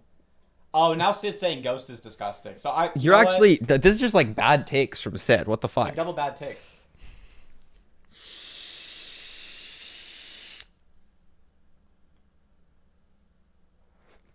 To be fair, if you guys knew the fucking vape flavor, you'd understand why fucking Synth is doing this. Yes, true. It's like it's like this iced fruit punch with with the sucralose in it. It's super good. Jesus Christ. I need to get weed again. That's understandable. I like that fucking the syrup stuff they have. The what is it? The watermelon flavor. Listen, Watermelon I flavor. like nicotine a lot. Yeah. But like it just hits different through like a cigar or a cigarette. It just feels like weird to vape nicotine. I get it. Right. It's always just felt really weird. I mean, I get that because it doesn't have the same kind of throat hit. But Mhm. But I like the salt nick hit a lot. I like the salt nick hit because it's even more harsh than a cigarette is, and there's kind of like some fun in that. Now Sid's saying again, no, I understand vaping, trust, but Ghost is gross. No, Ghost is actually like one of the best fucking nutrition brands out there. It's maybe like Sid try that there's shitty Ghost, Swedish fish flavor or something. the Swedish fish. I don't fuck with it because it tastes like Swedish fish. I fuck with it because it tastes like Swedish fish, and I Yeah, have I like a actually crippling dislike addiction to Swedish artificial fish. sweeteners. It's spot on. I You'll just like don't like watch the- me drop like fucking 10 like Splenda packets into a fucking Yes, coffee, okay? yes. But we picked up a fucking coffee maker finally. This is actually just not a politics stream anymore. I don't give a fuck. But no, we picked up a Viewers are coffee ironically probably maker. more entertained. We're getting like just as much fucking viewership. Like nobody's clicking off. Listen, listen. I think it's entertaining. I don't give a fuck. Okay, I'll talk about it. This is a podcast now. We need to get like 2 microphones. I've got like we need to buy another one of these. We're gonna get you like brick facades on your walls or something. Bro, we gotta get like the Joe Rogan setup with these mics. Hold on. Get like brick wall facades and like shitty neon signage. Yes, exactly. Oh my god, we need to get like. Hold on. Can I see the Joe Rogan podcast? Joe Rogan podcast. We gotta have it set up like this, okay? With like the fucking neon lights in the background. We have to put that up exactly like that, okay? Dude, I need to. I do have a fucking podcast, that King Bricks person. Yes. Because they like asked me. I'm not doing any of the fucking topic searching for that. I'm just not really passionate about that. But I feel like it's worth doing a pilot. Yeah, it's like worth to see if it's like hearing somebody talk to King Brick shit is entertaining because he's. Look, no offense if you're watching this, King Bricks. Full you know offense. I love you, but you're real fucking dumb. Full okay? offense. You are know- really dumb. You know, it's not like a roast or an insult. You agree, okay? You agree. No. The, I'm gonna watch your podcast. It's gonna be funny as fuck. Me talking to King Bricks is like such a wild discrepancy in intelligence. It's gonna be 'Cause so it's fucking like, funny. I'm not even It's like. gonna be like Noam I don't even think I'm Chomsky like versus Ali G. profoundly intelligent. I think like King Bricks is actually just like 2 standards of deviation below the mean video. Have you seen the Noam Chomsky and Ali G thing? No. Oh my god, you should actually pull it up for stream. What the what? Jamie, look that up. Noam Chomsky for Sue? Noam Chomsky, Ali G. It's Sacha Baron Cohen's character. He's like playing a really dumb like British guy. That one, yes. Show stream this shit. Oh my god, I need to see it. Booyakasha. Check this out with none other than my main man, Professor it's got Norman the fucking Chomsky. pop out. And Im is going to explain about language.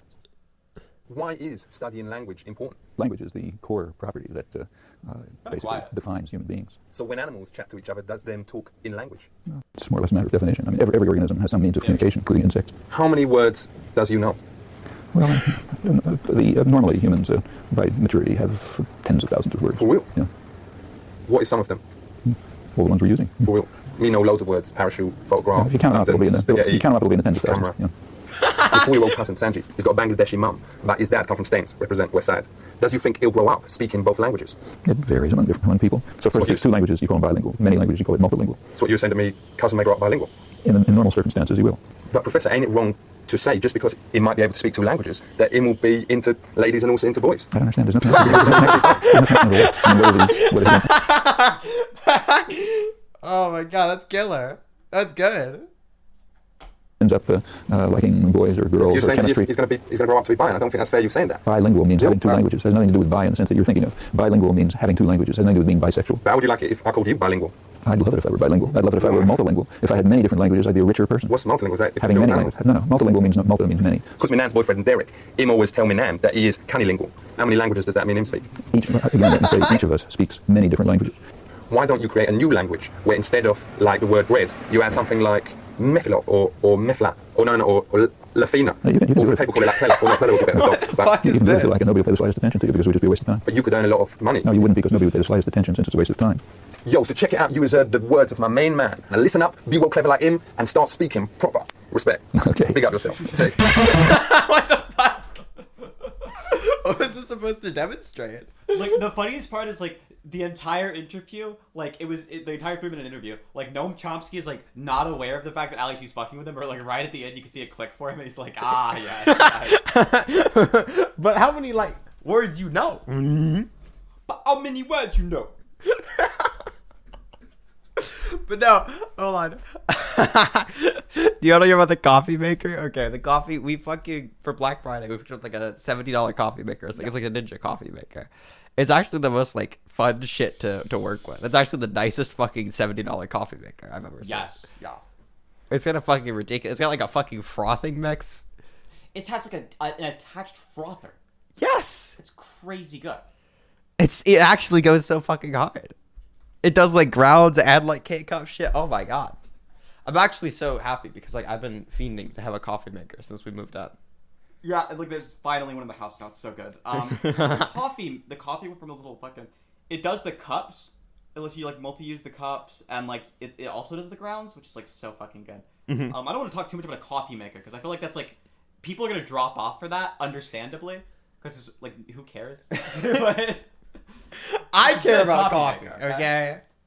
Listen, I still think it's fucking wild that when we were shopping for a coffee maker, we found one like in person that cost like on sale $1,500. That's insane. Like, bro, if you have that much money to spend on coffee, you don't fucking need coffee. You're not getting up for shit. Yeah, like just retire. Yeah. Don't go to work with your Don't go to like use your $53 coffee maker to like wake up in the morning. Just fucking retire. Like, dude, you've won. You won capitalism. You get a gold sticker. Just fucking give up. Yeah, exactly. Just like invest into some high yield, like pretty stable stocks, and then just like live off your dividend yield for the rest of your life. Yeah, Like, exactly. you incredibly rich piece of shit.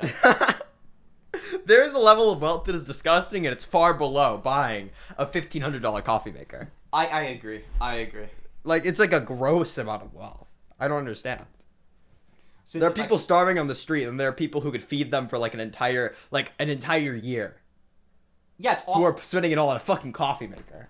Since I can't appreciate this conversation because I don't drink coffee. No, you can understand the conversation about drinking coffee. $1,500 is too fucking much. Okay, think of something in your head that you drink. Would you pay for a $1,500 device that makes that when you could buy a fucking $50 device? Like, that you also could makes just it? go to a fucking coffee shop, get coffee that is just as good, if not better, and you will never make that back on the goddamn coffee maker. In your entire, you could drink coffee for the rest of your fucking life, and you're not making that shit back. How much does Starbucks coffee cost? Like just for fucking like a normal ass cup of Starbucks coffee. I want to say like fucking $3 to $4 or something. Okay, divide 1,500 by 3 real quick so we can see how much you have to fucking buy coffee for. No, you don't have to do that. Fucking, it's obviously it's 500. Yeah. Yeah, you'd have to drink 500 of those $3 coffees before you like are spending that much money on it, and that's not calculating it for the price of the fucking. Not the grounds coffee you're getting. grounds, not the creamer. You are not making that fucking money back, okay? You're not. You're in fucking 2 years of drinking coffee once per fucking days, including on the weekends. You would eventually you'd eventually match the price of it. Literally coffee, fucking. Oh my god, like, I don't even know what the coffee maker has to do at that point. Like the coffee maker would have to like, I'd have to be able to dump in bulk fucking coffee beans, and it would have to grind. It needs them, to like load the actually filter, just like and change run the filter into. itself. It needs to be like untapped coffee beans at that point. It needs to hook up to my water supply. Yeah, exactly. You need to be able to have like a big fucking tub of coffee beans that's just getting like funneled through like air pressure or something. Yes, yeah.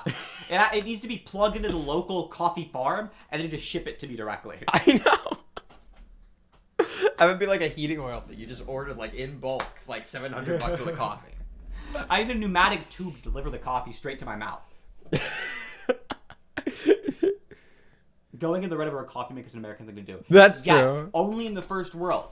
Other people out there, they can't get their fucking vitamin A. They have to get like supplements from like local charities, from like Helen Keller International. By the way, if you like don't want to donate to NOAA because you're a piece of shit, GiveWell.org is also good. Okay, but there's like so many things you can do with that money. There's like deworming medication, like can deworm the world. You could be giving your money to. There's like Against Malaria Foundation. You could be giving your money to. Instead, they're like, yeah, we're gonna go ahead and $1,500 on coffee maker. Not on the coffee. Nobody the fucking maker. likes coffee that much. I don't even Your believe coffee's that. not gonna taste $1,500 better. Hold on, I'm gonna piss real quick. Give me a sec. Alright, I got you. Alright, chat, say words, and I will try my best to conversate with you. Imagine being the kind of piece of shit.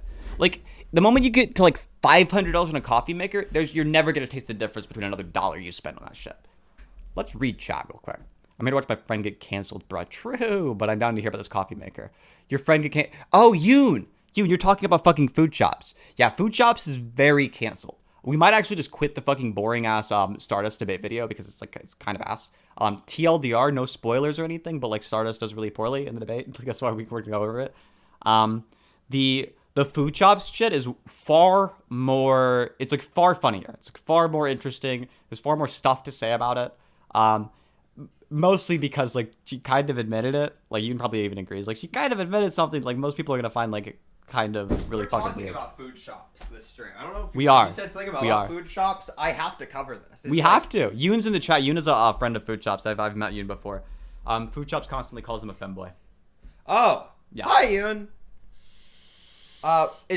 What is?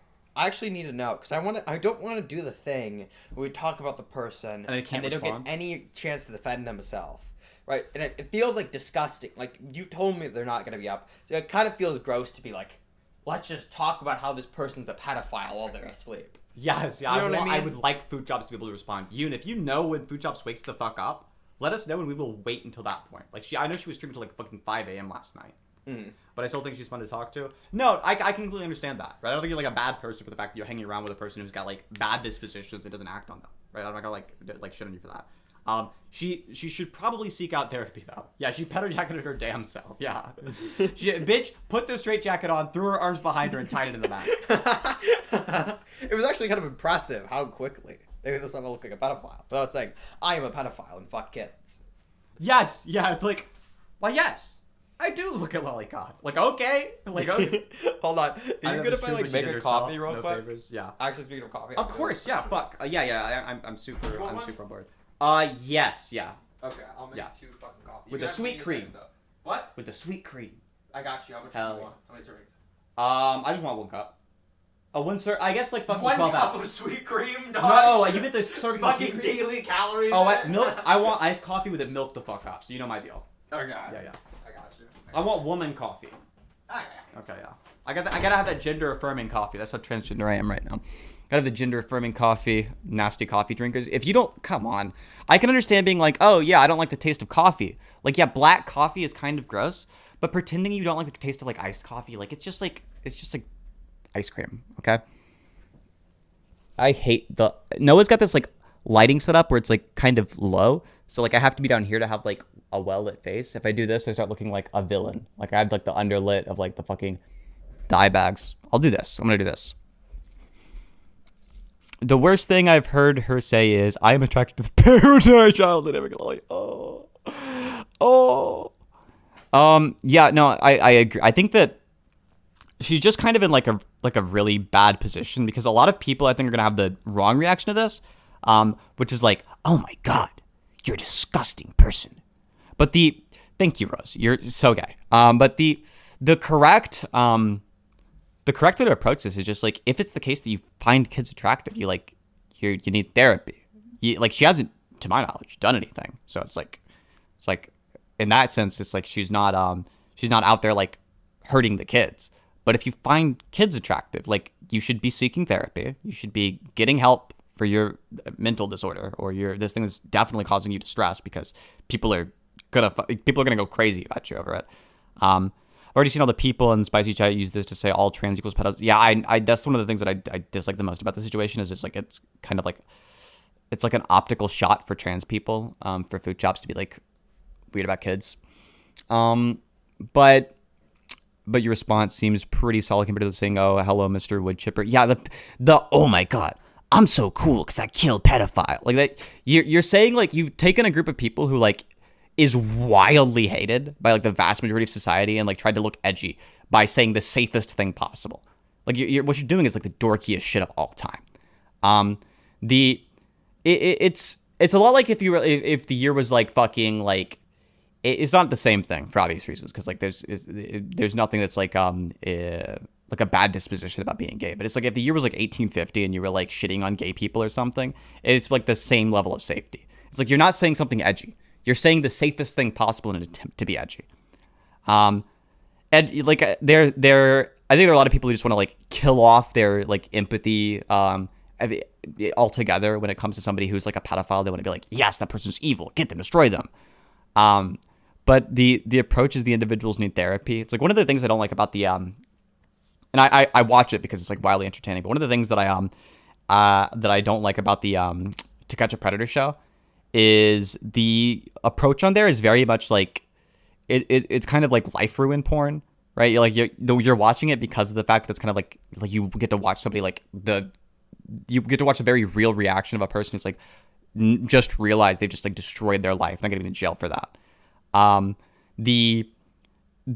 kind of wish they would blur the faces there because once a person served their time, it's like the chance of them reoffending is quite low.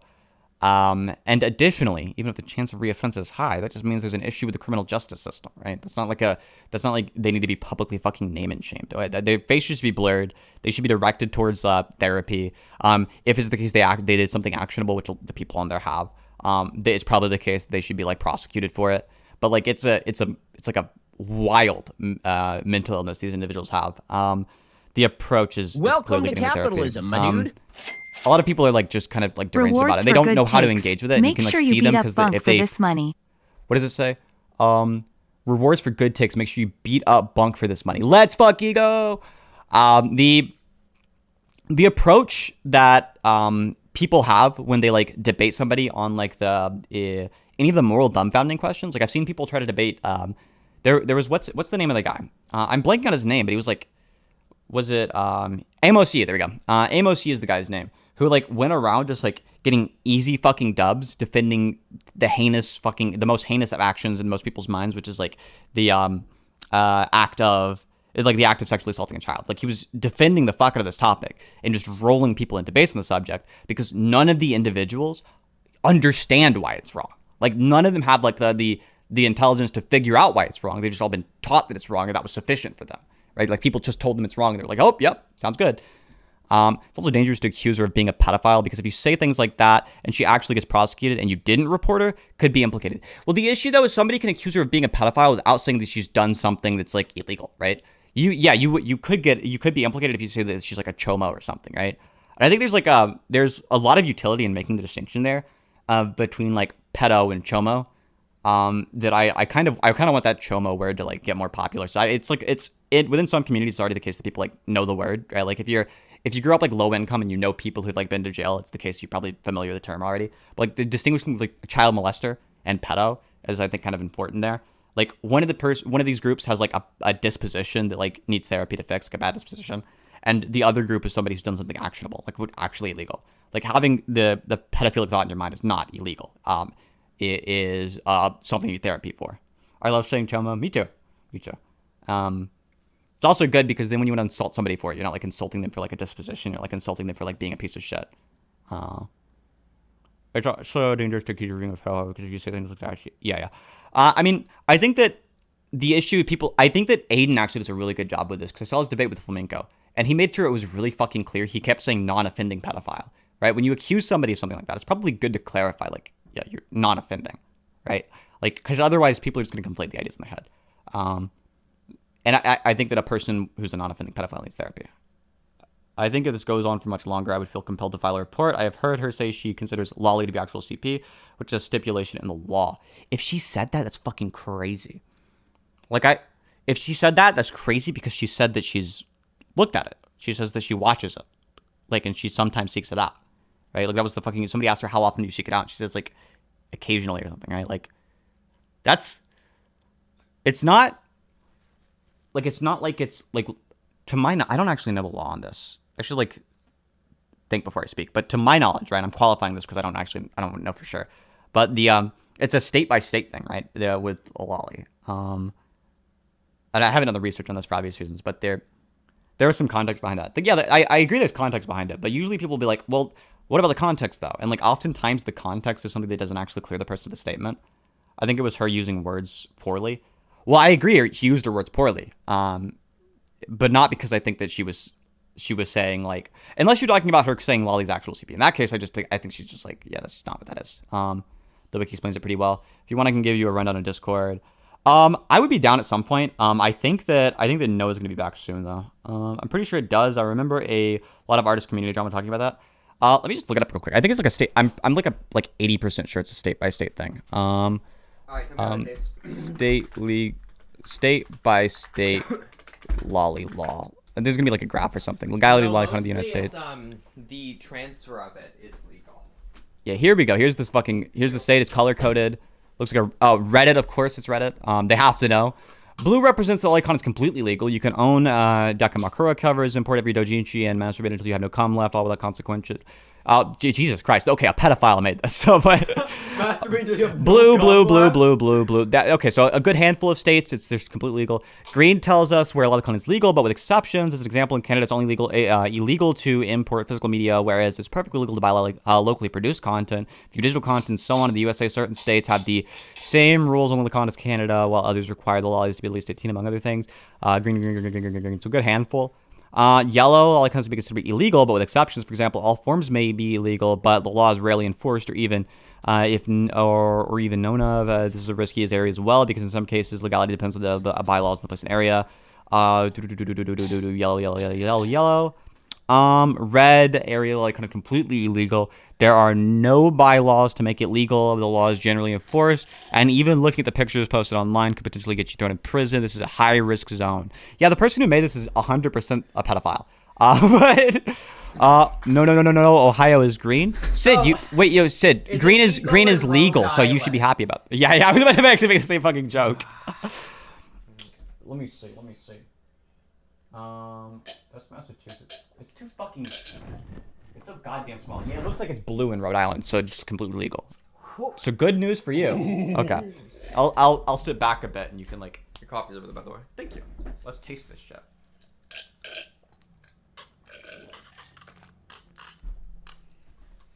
That is so good. Holy shit, that's good. It tastes so good. Iced coffee thing. It does the thing where it pseudo cold brews it. Where so I don't know if you've seen like the intervals and you know why it's happening, right? It's just like not heating it up so much. It needs to take longer to go through the filter. That makes iced coffee off the thing so fucking good. By the way, this link wasn't like it didn't show that it was clicked before, right? I'm just making sure that I cleared my history. Luckily it was the end of the show, so it wouldn't show that. Don't worry, I've got your back. I was actually worried. Could probably about, sort of see a worse admission. I was actually worried. I wanted to make sure that it didn't like start out with the word lolly and like have all of your porn come up on screen. It just autofills like the most heinous shit ever. Like, Wally gets pooped on. Truly tragic. Okay, that'd be truly awful. Is Food Shops up Flamenco yet? State red. If Flamenco State's red, somebody file a report. Not because of the fact that like I think it's like the worst thing he's done. Just because I think it's like I want Flamenco in prison. We get it. In the early morning of October 7th, 2020. Wanna watch the Dingo video? Of course, yeah. We did the Food Stuff and Death video. Okay, I'm watching the Dingo video now. 3. A peaceful calm in Israel is disrupted by an overwhelming assault from Gaza. A relentless rocket barrage consisting of over 3,000 rockets is unleashed upon Israel, and hostile forces launch incursions into its territory using vehicles of all types, including ultralight aircraft.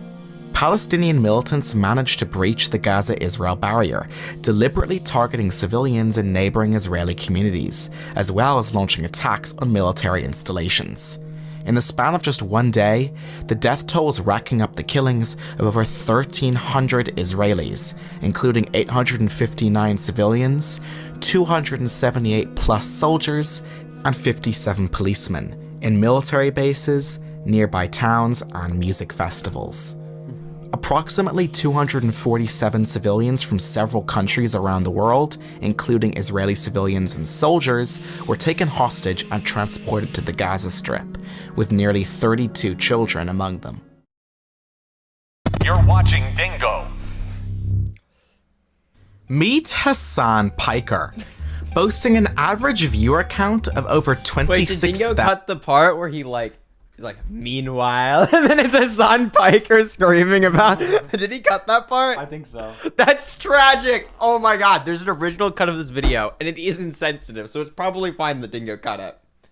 But it was really funny. Dingo has a knack for like just knowing how to make things visually funny. Yes, yeah. Dingo had like a huge plan. I don't know if you guys saw the recent upload on the channel. I need to upload something new. I don't know if that'll actually just fucking dox my shit if I just click my channel. Nah, it just brings up punk politics, but hold on. No, fucking Dingo had a significant role in the best. He literally just like came up with this bit, okay? The part where fucking Synth comes in on this video was like fully directed by Dingo, okay? The Metal Gear Solid sound effect. Can you hear me? That was like a full Dingo bit, okay? Dingo was is very so goddamn good at fucking making things visually like funny, like video media. In the early. Anyways, back to the video. Also, I hate this, by the way, Dingo. You're watching Dingo. I despise that. I agree.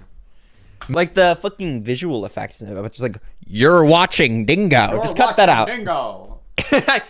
Your retarded ass cannot read.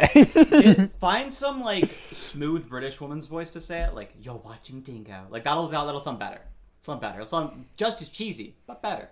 Meet Hassan Piker, boasting an average viewer count of over 26,000 on one stream alone. Hassan Piker is, without question, the most popular politics streamer of all time. But with that audience and that great power to drive and affect discourse, there is a responsibility. And in today's video, I'll be making the argument that Hassan and co have shirked theirs. In order to fully understand the situation, and to avoid making this video too long, I want to take a look at just one notable example of Hassan spreading misinformation: the contested strike of a Gazan hospital, which Hassan claims to have certainly been the result of an IDF explosive, despite the lack of conclusive evidence. Rest assured, there are much more, so I'll link some good resources in the description for your viewing pleasure. The strike on the Al-Ahli hospital in Gaza is a contested issue with different parties attributing the cause to different sources. So here's what we do know right now and what we can say. According to officials in the Hamas-run government, missiles were fired at one of Gaza's oldest hospitals, the Al-Ahli hospital. The Israel Defense Forces, or the IDF, stated that the strike at the Al-Ahli hospital came from a failed rocket fired by Hamas from within Gaza, and not the IDF as they had claimed. The BBC, who had been investigating the incident, looked at video footage, still imagery, and other evidence, including eyewitness accounts. Their findings were inconclusive. Some experts say the evidence is not consistent with what you would expect from a typical Israeli airstrike with a large munition.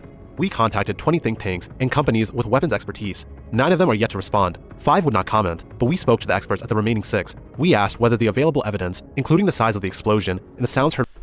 Now, actually, this is insider information. One of the 6 people they contacted was actually Hassan Piker. That's one of the munition experts, and he was actually the strongestly weighed expert on the issue. Exactly, yeah. You were like, can you like tell some pictures or anything? I'm sorry, I'm looking at it with my own 2 eyes. He said. Exactly. He was like, I was looking at it with my own 2 eyes to determine that was not Arma 3 footage. beforehand could be used to determine the cause of the hospital blast. 3 experts we spoke to say it is not consistent with what you would expect from a typical Israeli airstrike with a large munition. J. Andres Gannon, an assistant professor at Vanderbilt University in the US, says that ground explosions appear to be small, meaning that the heat generated from the impact may have been caused by leftover rocket fuel rather than an explosion from a warhead. Senior research fellow at the UK-based Royal United Services Institute agrees. While it is difficult to be sure at such an early stage, he says, the evidence looks like the explosion was caused by a failed rocket section hitting the car park and causing a fuel and propellant fire. Mr. Gannon says it is not possible to determine whether the projectile struck its intended target from the footage that he's seen. He adds that the flashes in the sky likely indicate the projectile was a rocket with an engine that overheated and stopped working. Valeria Scuddo, lead Middle East analyst at Sibylline, a risk assessment company, notes that Israel has the capacity to carry out other forms of airstrike by drone, where they might use Hellfire missiles. These missiles generate a significant amount of heat, but would not necessarily leave a large crater. But she says uncorroborated footage shows a pattern of fires at the hospital site that was not consistent with this explanation. But while experts and journalists couched their language in statements to account for it being a developing story, Hassan Piker had a different approach to the topic. What's going on, everybody? I'm not going to do an intro today because while I was in the process of getting ready for the stream, Israel enacted one of the singular worst strikes they have done thus far. But when more information began to reveal itself during his coverage, he had an interesting response, calling it made-up nonsense. People in Israel are actually saying that it was a Hamas bomb that misfired. Actually insane that people would think that. Of course it's not insane that people would think that. They have to fucking say completely made-up nonsense, okay? Hassan Piker has no formal education in how missiles work. Rip. They lit that fucking thing up. Look at the traces.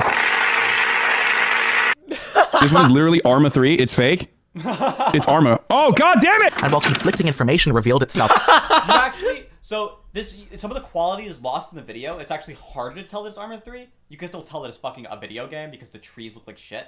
But in the full resolution copy, watching that initially with a fucking full screen, it's so fucking obvious. The resolution, Hassan, totally a different organization, I swear, had it. It was just super fucking obvious that was Arma 3 footage because the trees look like shit. The tree, like the LOD wasn't even set to max. It wasn't set to max settings in old game. What are you talking? I'm looking at my own 2 eyes. That's true. That's true. Also, like Hassan has genuinely never seen what tracers look like before. Like those look like comically bright, comically long tracers. Later, he was forced to walk his statements back. What I care about is the facts of the matter. Facts of the matter made me lean 90% on the Israeli side, assuming that this is an Israeli bombing yesterday. Okay, I still maintain the position that it is more likely. However, the reality is that now, after looking at all of the new evidence, bomb site that we can lay eyes on, the Israeli counterclaim of this being a Islamic Jihad or potentially a Hamas rocket misfiring is not as unlikely as it was yesterday. Here's what Hassan said to those who questioned his coverage on the strike. IDF didn't bomb the hospital. Change title. IDF didn't bomb the hospital. Yes, it did. Yes, it did. Yes, it fucking did. You fucking piece of shit. Yes, it absolutely did. Fuck you. Fuck you. You genocidal scumbag. I can never get over these clips of Hassan, bro. This is how I should react to people who come to my chat. You piece of shit. Like my normal way of engaging with them is just like incredibly monotone. Yeah. But like what clearly the better thing to do optically is just be like, you fucking piece of shit! You absolute scumfuck! Monkey, gorilla, you fucking giraffe! You absolute vermin of a human being! You have no fucking dignity. You do not have an ounce of dignity inside of your soul. But it doesn't matter. Terrible that the people died, but So this is totally off topic. I just want to rant for a second. But every bullet in every single video game needs to be a tracer, right? It's actually so fucking ass when video games use like just hit scan and they'll track it with like nothing. Like you have to like guess where the hit's coming from. Like having more information is so much better for the game. every shot needs to be a tracer, and programming those is so fucking piss easy. Because if you're already doing like a standard projectile weapon, all you have to do is take point to point, and like every single physics tick, you just see where it was last physics tick, and you just set that to be the fucking ribbon. It's that simple. That's it. That's all I wanted to say. Totally off topic. I just want to rant about game development for 30 seconds. That's it. That's it. I think hit scan's fine. I think hit scan is fine. But when it's hit scan, you just still fucking trace it out for a frame. One frame. That's all you have to do. One frame, it'll look good. One frame, ribbon. It's very easy to go ribbon to fucking from the beginning Oh, of no, the I hit understand scan what to you're fucking talking hit. about. No, I get it, yeah. Yeah, exactly, yeah. No, it's like, oh, okay. That's it. Oh my fucking god. That's something... Really? In-game. Really? While we're talking about this, okay? Video games. Listen. True. I gotta rant about game development. Short commercial break for game development talk. I encourage you to look into where Hamas was firing. You fucking piece of shit! You garbage, monstrous scumbag! But was this walkback enough to undo the damage to discourse his hundreds of thousands of fans who will go on to see the clip would inflict? I would say no. He doesn't even have any real oversight from Twitch to prevent or offset this kind of behavior. Twitch, the platform he streams on, takes a cut of the revenue he earns, and when he's suspended from streaming, he... You guys can't tell, but every single time that Dakota goes, I actually have my fucking bed right next to the, like, barely off frame, and Dakota just, like, lays down in it, like, in the middle of our streams all of the time. It's actually, like, crazy. It is why, like, my back's just really shit. That makes sense now. Dude, my back is, like, just sore as fuck. That's what's happening to me. I don't know if you've noticed, I've been, like, moving around fucking weird to, like, stretch it out and contract. Like, this posterior chain is just, like, fucked right now, bro. Stretching so wild when you can, like, feel the back muscles pop. It's fucking crazy. It's just, like, I don't know. I feel like shit, okay? I actually, this is why I don't squat, okay? Understandable.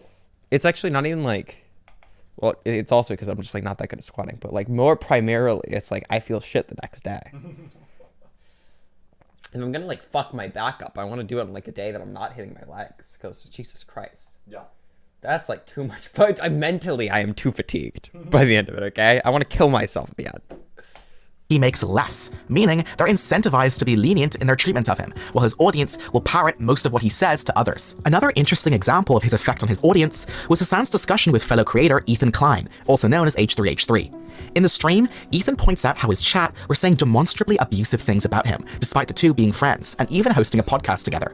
Do you care that your chat is calling me racist? Do you make any attempt to modify? I have not looked at my chat. Moderate that I at have all? not looked at my chat at all, but you I have just to opened it, but don't you have moderators? Do you care at all about what your audience says about There's me? 32,000 people in here right now. The reason why people are saying that is because of the conflations that you made, Ethan. That's why, like, I can't stop people from viewing you a certain way if you're One going to thing make that these is kind comparisons of that they've super heard. taxing about watching so many videos about Hassan is that, like, you have to watch the same fucking retarded clip of him over and over and over again. It's so annoying. It's so Like, it is, like, obviously his coverage of the situation is just, like, abhorrent. So you're Yeah. going to see, like, all of the same clips because there's just, like, so fucking many of them that you can go over.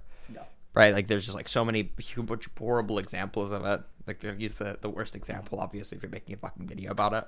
But, like, oh my god, okay? I feel like my brain is leaking out of my ears every single time I have to hear the same retard clips from Hassan. I know, it's so fucking... Like, it's mentally draining me. It's so bad. From actually racist people. You literally implied that Jewish Voice for Peace would be akin to a capo in this circumstance. Oh, you are fucking so bad faith for saying that, and fuck you for even like putting that out in the world. That was You not are the my one who made point. this comparison. My point was that you can find anybody to defend any fucking thing. That was my point. I don't want my community to hurt your feelings. I don't want your feelings to be hurt. You're either. not hurting my I think you're- You know what, Cam? You fucking... Fuck you! Fuck you! Fuck you, Cam, you piece of shit. Okay? You absolute genocidal freak.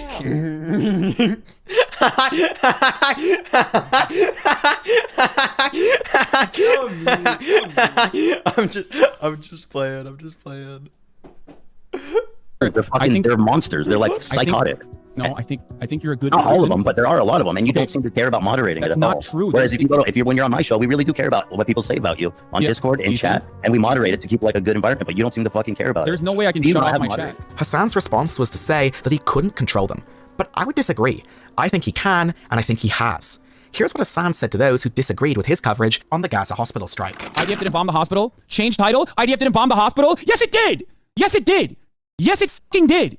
You fucking piece of shit. Yes, it absolutely did. Such You. a good hit piece. You genocidal scumbag. You have no fucking dignity. You do not have an ounce of dignity inside of your soul. But it doesn't matter. Terrible that the people died, but I encourage you to look into where Hamas was firing. You fucking piece of shit. You garbage, monstrous scumbag. If you tell your audience... I love how he reads off, like, incredibly mundane comment that was made. Hey, I encourage you to look into this some more. Fuck you! Why would you just, like, don't read it off? Just don't show it to chat. It's if somebody makes a counter argument in chat that you can't respond to, ignore it. Okay, then ignore it. that a group of people are disgusting and monstrous, and then bring them onto your stream, it doesn't matter that they're your friend. They'll still operate off of the parameters you've defined your opposition behind. This sets up an intriguing dynamic. In the past, you had radio stars like Howard Stern or Larry King, who commanded the airwaves with their unique personalities and styles of interviewing. But in the modern era, we're dealing with a different beast. No longer bound by corporate bureaucrats, they're unchained from their responsibilities to be truthful. But here's the question: how does that affect public discourse? And how does that affect people's lives? Well, in order to understand that, we're going to need to understand a little concept I dub the pundit circuit. Let's take a step back and wipe the slate clean for a moment. Oh my god! Oh my god, he's using Wizard 101 music! That goes hard? That's the Lemuria theme! So, from the heap! Twitch is already Stop swaying! Twitch is already like insanely strict with their TOS. If it was the case they rolled back a little bit of that TOS, they could have the same level of strictness and start like actually pushing against people for spreading misinformation.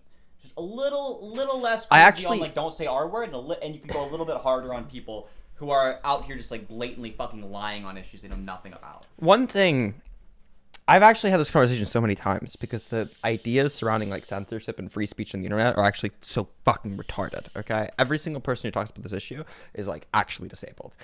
The problem is like people will say things like that they want like platforms to have a completely open TOS for like anybody could say anything, and sort of things that are legal. And people just don't want that. It's like obvious that people don't want that. Nobody stays on those fucking platforms. The reason you don't see people staying on those platforms is because the viewers don't want to see that type of shit. People don't want to see like constantly spammed with like anti-Semitism or like wild bits of misinformation. And because of that, there's no real incentive for like streamers to be there. Most of the time, like it's obviously not the case that like rolling back TOS is okay. I do think there is some TOS that like is clearly way out of line. But most of the time, it's not the stuff surrounding misinformation. The arguments you hear surrounding like misinformation to us are so fucking wild. They'll be like, people say things like, "What? Like, who determines what's misinformation?" Like reality. Reality. Facts, dog. Like every single time that you're like, if you're okay with having like slander laws or having like libel laws, like that is fully in the basis of misinformation. In fact, it's more so. There's stricter there's a stricter definition for what is libel and what is slander, because not only do you have to determine that it's not true, right? It's like actually pretty easy for a court to determine what is and is not true on something like that. Yeah. It's like it's super fucking easy to determine what is and is not true is easy to be done. You also have to prove that they knew about it. They knew about it or they were negligent in spreading it. Which would be like very similar to the types of things you see with like misinformation in terms of service. Yeah. The idea that like there's no way to implement some kind of regulation about the types of information that go around is wild to me. It's like a wild idea. Every single argument I've heard surrounding it is like insane. It's freakish. Yeah. The in the reason case of like a government doing it or something, right? There's like an issue there, which is you're giving a lot of power to the hands of the government to censor individuals, which is why you want like these really strict like government like restrictions on free speech. But in the case of like private fucking platforms, they're already incredibly strict the shit you can and can't get away with saying. If you can't say retarded on Twitch, clearly it's going to be easy for them to have some fucking like council of experts who could then pick out like, okay, this person is lying about this topic, let's get rid of this individual. This person is like deliberately spreading this information over here. This person is saying something that they know not to be true and they had to walk it back afterwards and they like doubled down on it. Like it's easy to deal with something like that. No. The fucking holy shit. The one thing I see, like, I think it's probably fine to have certain people on platforms is like, if they're like constantly engaging with different like arguments that people are putting forth. Yeah. If they're like a live debate format, I think it's fine to have the person on there if they get a quick push back on. But if all they're doing is like making pre-recorded content where they spew a bunch of fucking misinformation, like I think it's fine to fucking nuke those people off the platform. They're cancerous. They do nothing for the unironically, people who don't do debates, I want them nuked off the platform just in general. Like if you're a live streamer and you're making fucking political content, but you're like, I don't debate people, then you should shut the fuck up. You shouldn't be able to spread your opinion if you can't debate it. Insane take, but it's true. I mean, most of the people who like denounce debating are just like retarded. People in the like chat verbally I'm gonna start retarded. doing duck clips on purpose now. Why is she doing duck clips? Let's imagine a circuit. 4 boards connected to each other by a single wire, feeding back through each other infinitely and generating energy. The board at the top sends a signal to the board below it. That signal gets passed down to a lower one before finally reaching its final stop, the final board, which feeds it right back up to the top and completes the circuit. An ever-continuing, looping exchange of energy and information. Sometimes a lower board, akin to a smaller content creator, picks up some heat, or some drama. This heat is then seamlessly integrated into the cycle, passing right back up to the top, where the ringleader can decide to either dissipate it or destroy it. But what happens when one of these circuits, one of these systems, goes haywire, especially a large network like a SANS community? Well, I'll tell you. They come together to form a powerful concept we're all too familiar with, an echo chamber. An echo chamber refers to the amplification and reinforcement of certain beliefs or opinions within a self-referential system, for instance, a closed circuit. When a large creator like a SAN... L take? No, it's 1000% true take, okay? Every single person who disagrees with me here should be fucking killed, okay? Straight up. Also- No. If you fucking... If what you do with your platform is actively just say a bunch of like untrue, you just like go on, you like lie about statistics like someone like Steven Crowder does, I'm 1000% okay with your fucking platform being taken away. Of course I'm okay with that. Especially if you're like out here running for fucking discussions with people who can push back on it, like Sam Cedar. Like you, like the video is currently saying, all you're doing is creating a fucking echo chamber. You're adding nothing to the public discourse. Like you shouldn't be speaking. You shouldn't exist. You shouldn't exist. I want in somebody... an ideal world, people like you would... No, actually, I want somebody to present, like, what is the problem with the viewpoint? Let's say, like, what is the moral wrong that happens when Steven Crowder is banned off of the platform, okay? What's the bad consequence It's the of that? bad outcome. The only issue you'd worry about is, like, the precedent setting effect. Like, okay, well, now they've got justification to, like, throw people off their platforms, so they might do it in case it's bad. And that's what you'd be worried about. But in the case of somebody who's like... They already fucking do that. Yes! They already do that. They already throw people off the platform for like things that they don't deserve, right? The only thing as it's saying is like, oh, the criteria for being thrown off the platform can be about things that aren't like saying retard. It's about things like lying actively about statistics. Yes. Like, I don't care if somebody says, I genuinely do not care if somebody says the N-word on their platform so they don't like black people. That's not what I'm talking about. What I'm talking about is people, like, actively lying about statistics and acting as though this is what, like, sources say. People like what I've learned and people like Steven Crowder, people like, who are other examples of this? There are so many people, and the names aren't coming to mind. Second Thoughts example. Second Thoughts, yeah. All of these people who just fucking go onto their platform and spew bullshit, like, they need to be fucking nuked off of the planet, okay? Not bullshit as in, like, they're saying the wrong opinion, they have the wrong conclusion. But, like, bullshit as in, like, they're just lying about the descriptive facts of the world. You're just, like, you're blatantly lying about it. Now Jehu's saying, I think debates aren't the only way to engage. I think the model of, like, writing papers back and forth works well and could work. You're not writing papers on YouTube, okay? You're not doing that. We're talking about people who are on YouTube, not doing debates, who are not even YouTube, Twitch, live streamers, who want to sit there with a live audience and say things and just have it one-sided. The issue is these individuals can, like, form little echo chambers. They're not going back and forth. They're not engaging with other individuals. What they're doing is forming an echo chamber and not engaging. The problem is that they're not engaging with the other side. Mm-hmm. If it's the case they were engaged with the other side by, like, reacting to their content or something, like, that's whatever. But if you're engaging with the other side by, like, just you sitting there and, like, refusing to watch videos that critique you like Hassan does, you shouldn't exist. Piker makes statements or expresses viewpoints true, without the checks and balances of formal education, carefulness, couching, or oversight. His large and impressionable teen audience tends to echo and amplify these sentiments. This creates a self-sustaining loop where individuals within his community consume, validate, and perpetuate a particular narrative, often without exposure to diverse perspectives or critical analysis. As a result, his environment fosters a distorted reality, where misinformation is not only disseminated, but also spread outwards into the real world, using the viewer's friends, family, co-workers, or even teachers and tutors. The viewers become agents of the streamer, making it harder and challenging for members of other communities to engage in nuanced, well-informed discussions, and for good faith interlocutors to deprogram the conversation and return it to reality. The echo chamber, when wielded by influential figures, can contribute to both the radicalization and the polarization of public discourse, which can lead to the complete breakdown of discourse. But what happens when you put the leader of an echo chamber on a forum like, let's say, national television? Will he keep up his own narratives and hold to his principles, or will he crumble under the weight of the professionals? Oh my god. Also, this is also true, okay? I'm fucking sick and tired of people. I think I've already touched on this, like Western fucking media. I'm sick and tired of people who are fucking live streamers critiquing media outlets and actual journalists, okay? I talked about this last stream. I'll talk about it this stream. I've been talking about this for fucking ages.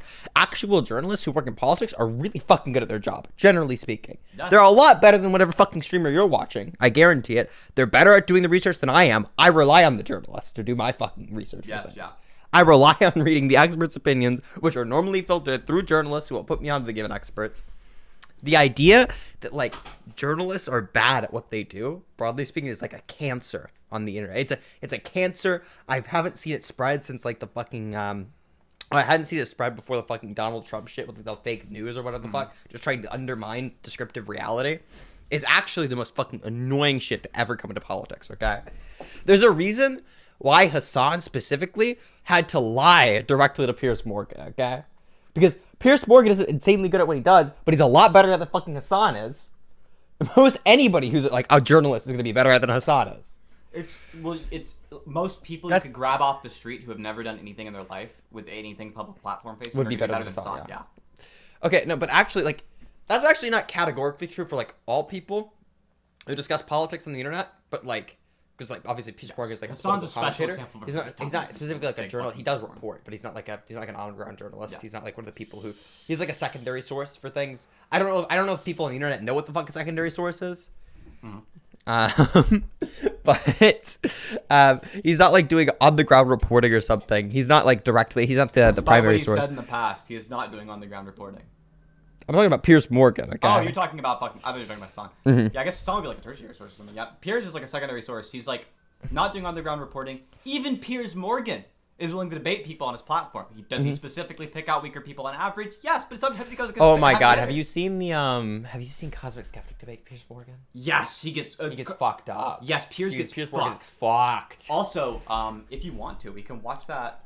It's early access now. Are they gonna like ping us if we watch the Cosmic Skeptic Ben Shapiro debate while it's in early access? Probably. I don't want to risk that right now. Yeah, don't risk it then. Mainstream media. The internet at large has at times had its differences with the network of media organizations that in large part takes center stage on information dissemination. But it's not difficult to understand their apprehensiveness to online personalities as they increasingly take over this job for the younger generation. On October 19th, 2023, Hassan went on Piers Morgan, Uncensored, to discuss his coverage and opinions on the Gaza-Israel conflict, focusing on the strike on the Al-Ahli hospital and his aggressive comments, accusing the host, Piers, of being a propagandist. Our next guest has almost 500 million views for his provocative commentary online, and he's been calling me out for my coverage. Because he only cares about Israeli citizens. He does not care about Palestinians as human beings. That's why it's Apple's. I want Hassan to be put on the spot and asked to find a secondary source. Yes. Oh, also, fucking Sid vaping off camera because she's ashamed for dirty habits and be proud of the cloud, Okay, individuals, yes, I am vaping off camera. It's not because I'm ashamed, like, you'll see the fucking vape in my hand. It's just, I don't want to perpetuate bad habits. You all know what I'm doing. It's just that Noah's a bad example for you people. I don't want you guys doing it. It is, for the record, it's something I've undone all of the progress that you tried to make in this I know. with that single hit. True. I'm encouraging you to do drugs, okay? Listen, you should be exactly like me, alright? Look, in the case of, like, nicotine, it's like, it's not that big of a deal, right? But don't do it, okay? It's like, generally, you shouldn't do it. I do it because, like, otherwise I'm gonna be, like bored as fuck during the stream. I'm gonna have to watch the song videos all day, and I'm gonna blow my brains out. But you know, it passes the time. Don't do it, though. It's not that fun. Do it. Do drugs, kids. I encourage everybody in this stream to pick up some kind of drug habit. I know of multiple people who have started taking drugs because of me. That's so bad. Oranges. It's like one side is a human, the other side is a barbaric monster child. I never said that, obviously. He says that he'd like nothing more than to come onto Uncensored and call me a baboon in a suit to my face. Well, here I am, a baboon, and he can join me now. In whatever conflict we may be in, there are stenographers for whichever whichever party is aligning with the American State Department and the interests of the West in general. And Israel happens to be the one in this ongoing conflict. I think you're a smart guy. Let me finish. I think you've looked at all of this, and I think in your heart, you know this was probably not an Israeli airstrike. And I'm just curious why you would, instead of admitting that as facts change, that is not what I'm saying. Because of your beliefs and use nicotine despite your beliefs? No, I use nicotine because of my beliefs. I don't think there's like a principled issue with using nicotine. Like if it was like if they were extracting it from like animals or something, I would stop. But I use it because I'm bored on stream watching Hassan videos, and it passes the time. Now we're gonna have nicotine dialogue in the chat. Okay, listen. This is gonna be my take. I think that my drug usage is good for me on that. I don't know, unironically, yeah, it's like if you're not smoking cigarettes, you're not gonna get cancer from fucking vapes. They're like if you're using like butter flavors or something, or if you're using like if your sweetener is like caramelizing on the fucking quail or something, you can have some issues with that. But if you're just using a vape, the cancer risk is effectively zero. You're more likely to get cancer from like walking down the street or something and being in the sunshine. Which I know to chat is probably like the worst thing in the world, but going outside, you're like likely to get cancer. Nicotine, they agree with that. Why do you think they're all staying inside watching the bunk stream? Yeah, exactly. 24/7. Exactly. 365, yeah. Yeah, that's what you should be doing. The risks from nicotine are primarily the cardiovascular. The risks for getting brain cancer are very high for Hassan, though. This is like true. If you have the option between those two, definitely go outside. I think. So what if I told you they made nicotine out of horses? It's 100% real. So you made it up. You saw it on TV. Okay. I believe you, Naomi. But all right, listen. I think I would be a bad sober. You'd be bad sober. You know what I mean? Understandable. Does that make sense? Yes. Yeah. It's a part of who I am to have like a lot of drugs in my system at all times. Exactly. Do you guys know how boring the stream would be if I was sober? You know how much less interesting of a person I would be if I was sober? I'm actually outside walking and smoking cigarettes while walking. Least cool bug. No, smoking cigarettes is fun. I don't give a fuck. That's my justification, actually. Skipping all of the moral talk, it's actually just fun, and that's why I do it. You guys will not be stopping me. That is not what I'm saying at all. I don't understand why you would double and treble. Rem the Bath Boy pinged me in fucking Mouth the Infidel server and told me to quit smoking. Yeah, the crazy thing is, I was like almost like half committed to just like smoking cigarettes out of like principle, just to show that I'm that committed to my timelines on AI risk. Then I realized like I actually don't want my life to like go downhill in the meantime, so I gotta not smoke cigarettes very often. Well, you just think it's fun. I think it's fun. Yeah, exactly. I enjoy it. Look cool. I like looking cool as shit when I'm outside, smoking cigarettes in the back of a car. Yeah, I do. I look badass when I'm smoking. Hold on, let me pull up a little. Look at that. I look like a fucking Giga Chat. Yeah, I look like a fucking Giga Chat smoker. That's why I do it. Understandable. I think that the pleasure that I get from looking that fucking cool is by far gonna outweigh any cancer risk. Okay, look at that. I think I'm fucking cool as shit. I've seen that. The stream can't see right now though. You don't. Okay, I'll fucking play it for the stream. Okay, I look cool as fuck when I'm smoking. It's still our faces. That's true. Like, that outweighs any cancer risk. Come on. See, Synth isn't disagreeing with me. They're laughing because it's true. Yes, it's a cool fucking video. It's cool as shit. Like you're smoking your cigar. And you're gonna die at the age of 25 from mouth cancer. Not eating meat is fun. Wait. Personally, I don't have fun doing it, but I agree to most people it's fun to eat meat. I just think the harms outweigh the fun.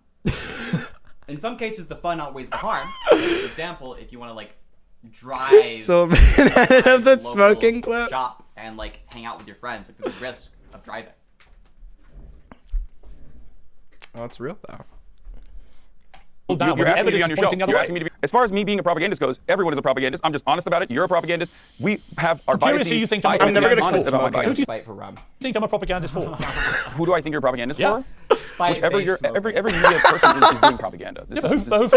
I've got to be doing it with somebody. You think it's a bad word? I don't. That's just the difference. This is a I do. I think it's actually quite a serious charge. Hassan, I think it's a serious charge to level, not as a podcaster, but as a journalist who's broadcasting around the world, who has a reputation, I believe, for being fair and impartial, actually, on these issues. It's quite a charge to just say, I'm a stenographer for the Israeli government, or I'm a propagandist. I don't think there's any evidence I'm either of those things. Hassan's narrative quickly falls apart, leading him to retreat to a familiar self-deprecating tactic. That's just my perspective on the matter. I'm just a dumb idiot with a Twitch stream who is live reacting to the news and trying to make sense of everything as it's ongoing. I usually have a policy of not covering breaking news, and sometimes that policy is violated, but ultimately I'm not held up by the same journalistic standards, even though I think I do a much better job than most other news outlets in general. So Hassan, according to Hassan, is both incredibly informed and responsible with his reporting, but also incomprehensibly untrustworthy and inaccurate.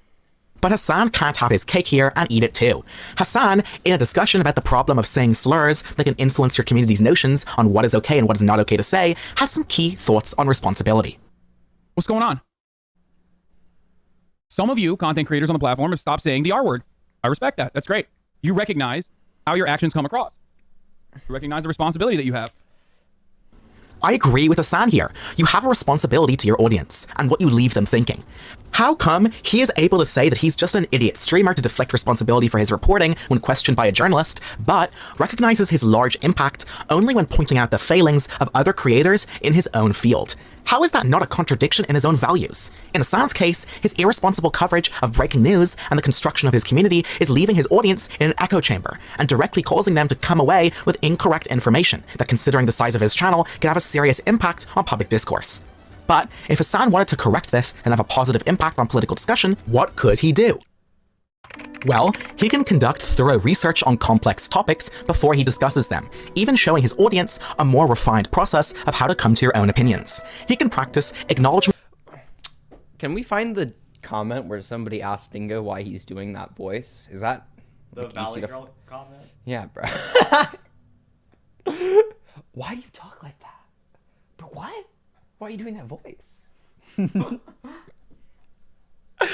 I'm gonna hit somebody with that in a debate if they have one of those fucking stupid people from Europe. It's like Eurofagged pieces of shit who debate online. I'm just gonna ask them, why are you doing that voice over and over again? I'm talking like that. Listen, I've never heard anybody speak like that before in my entire life. Why are you like this?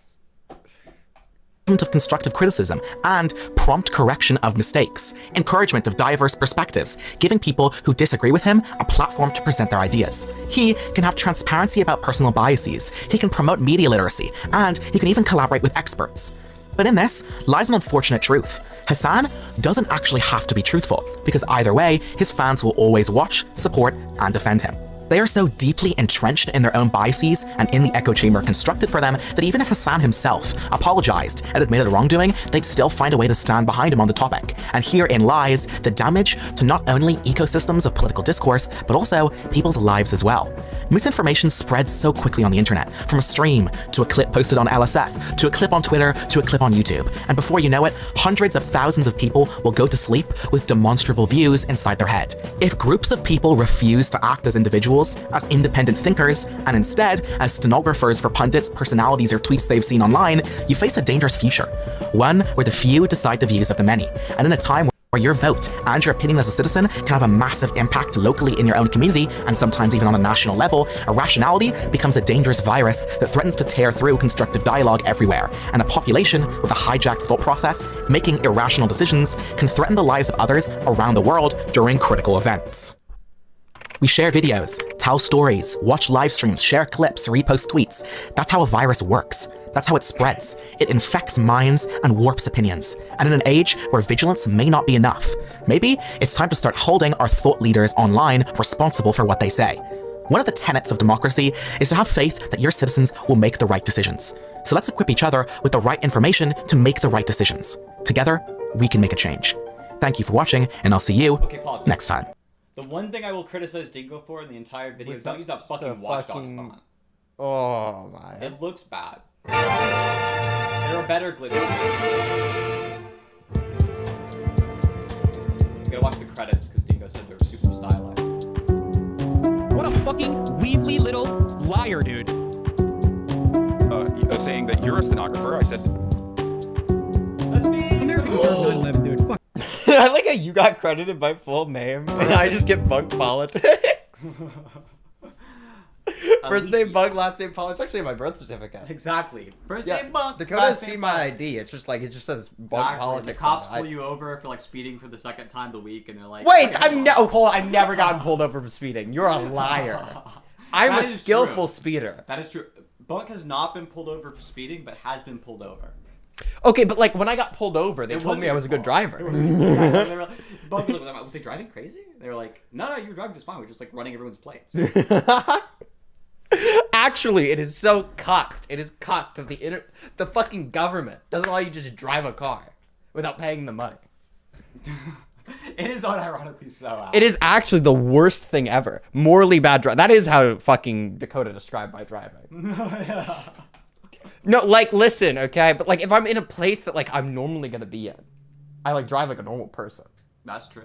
And if you're like driving... But if I'm, like, driving across the country, I'm gonna see a red car and start getting in a drag race with That's it. true. That is what Noah does. But that guy, like, that was fun. It was fun. We probably, like, increased the probability of us dying over that time period by, like, 1,000%. Yes, right? yeah. like probably, like, I was, like, changing fucking 4 lanes at a time, going, like, 120 through a city. A random chase with this one fucker I found on the road who kind of looked like Vosh if he was skinny. True. Skinny Bosch in his fucking Porsche 944. It was so goddamn fun. It was actually the best shit ever. Alright, let's finish up these fucking credits so Dingo isn't like, God. oh, you missed the last one or something. America deserved 9/11, dude. Fuck it, I'm saying it. Recognize the responsibility that you have. I'm just a dumb idiot with a Twitch stream. I like that. Okay, that's a cool fucking outro. Is Food Shops up yet? We can see if Food Shops is streaming. She'll be streaming when she's up because she's like, that's all she does. She's just like, sits in front of her computer and streams. It's gonna give you like a bunch of. There we go. Looks like she's not streaming. Am I crazy? She uploaded an hour ago. So she's really awake now. Okay, fuck. I don't know. I don't even know, dude. Do you want to go over the fucking Food Shop shit then? Yep. Okay, so. Okay. First of all, though, I'm gonna take like a second to chill and just like talk about everything that's happened thus far. Understandable. I was gonna take a second to piss. You're a fucking pussy, I dude. know. I'm a fucking beta bitch, soy boy, cuck loser. Piece of shit. No, okay, chat. What's up? All right, I'm the only one here now, and I'm gonna be playing a video game for like 2 seconds. Okay. I know this stream has been like super Tism brand. I'm not gonna lie, I feel like I'm done talking about the Hassan Piker shit for like a while. The problem with Hassan is like the issues that you can point out with him are like so obviously true, right? Like when it comes to his coverage, there's only so many times that I can like point out that he's like very clearly like acting morally wrong when it comes to his reporting. And I feel like it's an issue that's been done to death. No conclusion of the video. The conclusions of the video are literally just the conclusions on Hassan. Like, unfortunately, like it's just the reality of things. I think that, like the fucking video kind of falls prey to the same thing that like like anybody who talks about Hassan more than once does, which is the idea that like every single time that somebody talks about Hassan, the criticisms are like so obvious that it kind of feels like you're just making a video about how the sky is blue, right? The every single fucking Hassan viewer that has ever seen like a video criticizing Hassan will never come away with anything new because they fundamentally, like, to watch Hassan, they have to have a wild cognitive dissonance that it's incredibly hard to point out to them without them immediately getting like defensive about it, because they've seen people who have like criticized Hassan who they don't like with the same points, right? Like, it doesn't matter how trivially true they are. It's just the case that they've seen people they don't like make the criticisms, and then you're going to be like lumped in with all the other bad ideas that those people might have. It's like the same problem that Hassan has whenever he sees a criticism about how he's like instantly concluding things about like the strikes in the hospital, and he jumps to saying like you're a genocidal piece of shit, right? It's like seeing people say similar things who are kind of like genocidal in nature and like are pretty fucking pro-Israel, and that like immediately concludes other things about their viewpoints. Same thing that he fell victim to in the Willie Mack show conversation, that there's just like this general cancer on Hassan and his community of like immediately associating like criticisms on one topic to like a myriad of different viewpoints. It like invokes all these different views that they don't like in their head the second you start making criticism of Hassan and his reporting. So like whenever you're making a video about Hassan, trying to change people's minds is something that's going to be incredibly difficult, just the way that Hassan engages with these types of things. Like he's programmed his audience to engage in a very similar way, which is just completely unproductive. And it's kind of good for him that he's started to engage in criticism in a way that's like completely unproductive, because if he was productively engaging with criticism, he'd have to like actually change his content, and he would have to be like a little bit less profitable in doing so. There's problems with Hassan are just like so obvious that they've been like the criticisms have been made by every single type of person, and then you'll immediately be associated with the worst type of person to make those criticisms and all the bad viewpoints that might hold. Right? It's like, why if somebody makes a video, oh my god, you're good? Yeah, I'm good. But you're like like got your head down like you got fucked up or something.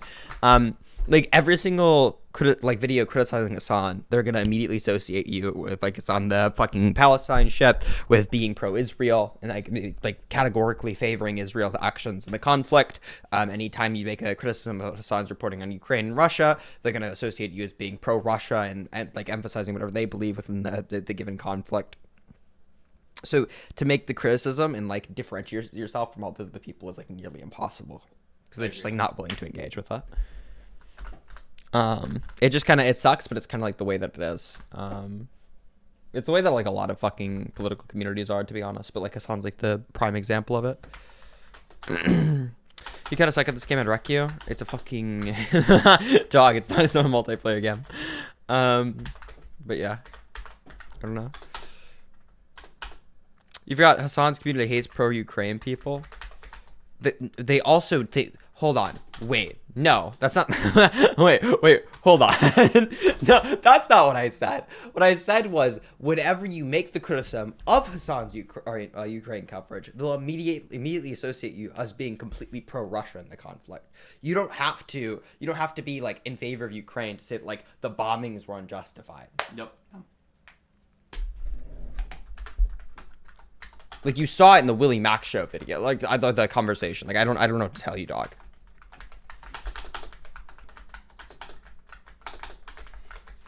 Like fucking obviously Hassan's coverage is like not very pro-Ukraine, but like that also doesn't mean that like he's in favor of Russia bombing the like I don't know how to articulate this in a way that like is gonna get through to you if you don't understand it whenever I say it. I mean, like that's as simple as it gets. But yeah. Shit. Are we ready to go over the food shop shit now? Yeah, I'm done. Okay, sick. So I saw. Oh, hold on. We're gonna actually get this a proper introduction. Okay. A little bit ago, I saw a clip making the rounds on Twitter. Where Food Shops, a political streamer who I think I've talked with once before on the issue of transmedicalism, says that they have suck out Lolicon to jack off to. And I'm not I'm not like fucking up words or anything here. This is actually the clip. And I was told they made an entire response video to it.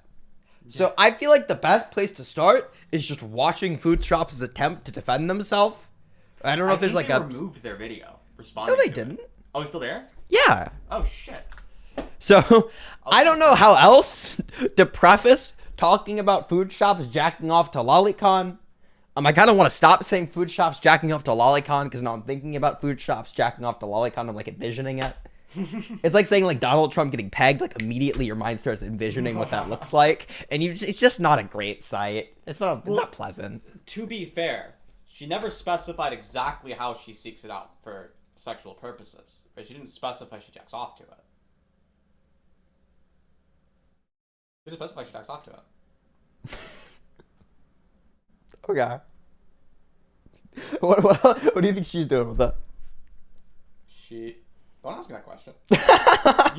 you want me to make you envision something worse? Yes. Okay, she could be like the other thing people do. What the fuck are you trying to imply? Don't worry about it. Am I retarded? Look, chat. No, chat doesn't get this either. She's obviously a bottom. right? Okay, but that's like jerking off. It's like jerking off. Okay, when I say jerking off, I mean as a synonym for masturbation. Okay, you can mean that. I understand what you mean whenever I understand what you're implying, right? I get it. I do. I get it. Speaking the truth, chat. But like, I thought you were saying something else, and I was gonna be like, "What the fuck else is she doing with it?" Is she just like looking at it and be like, "Oh yeah, that's hot." It's like fucking fully clothed, just like "Oh yeah, that's. I'm horny now." Saying the truth. That's what's happening right now. That's true. I'm out here to censor the truth. Exactly. Yeah. Here we go. Okay. Oh, now we're talking about jerking off to lolicon. Hello, I'm Food Chops, a Twitch pool content creator. Lately, I've had some of the worst of allegations levied at me by the most disingenuous of actors. If this video is targeted at you, and this is your first time hearing this, it is already too late. It is time to show the viewers your true colors. Fucking cringe ass introduction. What kind of fucking anime monologue failure is that? That's so bad. That's so bad. Like, the opening line isn't super bad. Like, recently, I've had, like, it's a fine line. It's a fine line. The second bit was cringe as fuck. I'm sorry. It is already too late for you. I will be beheading you, rhetorically. I will be bending your ass over in front of the viewers and fucking you harder than I imagined fucking those kids. Rhetorically. Chad, don't fucking criticize me. See the anime profile picture? I was right. I was right. Kicks in from the call. You're getting disconnected, buddy.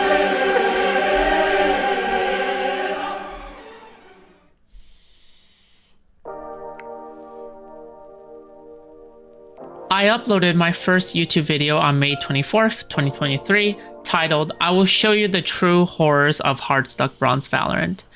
Since being laid off from work in April of that same year, I have taken the life opportunity to start getting into content creation, as I thought the office life did not suit me, and I wanted to pursue a career, instead based around Twitch pool politics, inspired by numerous other content creators in the space. If you check the progression of my videos leading up to my most recent, none of them are very reminiscent of the very first YouTube video regarding Hardstuck Bronze Valorant, mainly because I did a lot of experimentation around content in my early days, especially on TikTok, YouTube, and Kick. I still keep a lot of that content up, mainly because I want to be able to own that content and say that I improved over time, even the shameful, embarrassing, or weird bits. However, calling some of my early content weird would be a vast understatement, as I explored some extremely controversial and taboo topics. Oh my god, Food Shops really got fucked by Rob Noor for 4 hours. It was so bad. Also, don't Was say it? that. Don't want to think about that either. It's better than the children. Yeah, I mean, yeah, but like marginally. Okay, but like, the bad part about that is like imagining Rob Noor naked though, right? Is it wrong to sexually harass a pedophile? Listen, all I'm saying, listen. Look, the What issue with I'm that- stop, Look, stop. I'm No, saying like she's a words hot are just about to be pedophile. twisted right now. Like, okay? at least she's like a hot pedophile. She is though. I'm gonna fucking roll up to Food Chops' place in a fucking crib with a goddamn pacifier in my mouth to have a shot with her. Okay. Bug rolling into the fucking Food Chops place with the footy pajamas on. Bug rolling In my the Boss cute Baby little fucking cosplay. stroller. Okay. I am determined The stroller is to get the pedosi. Okay. You say that, Naomi, but have you seen the Synth versus Rob Noor debate? It's a work of art, okay? One of the funniest debates on the Synth channel, and there's like 5 of those, so it's not like I stand by that. Like, come on. Like, look, I haven't said that I don't think Food Chops is attractive. I'm just saying it's like, is it wrong to sexually harass a pedophile? And my answer is no. My answer is no here. Okay? I will be sexually harassing food shops during this segment. You will not stop me.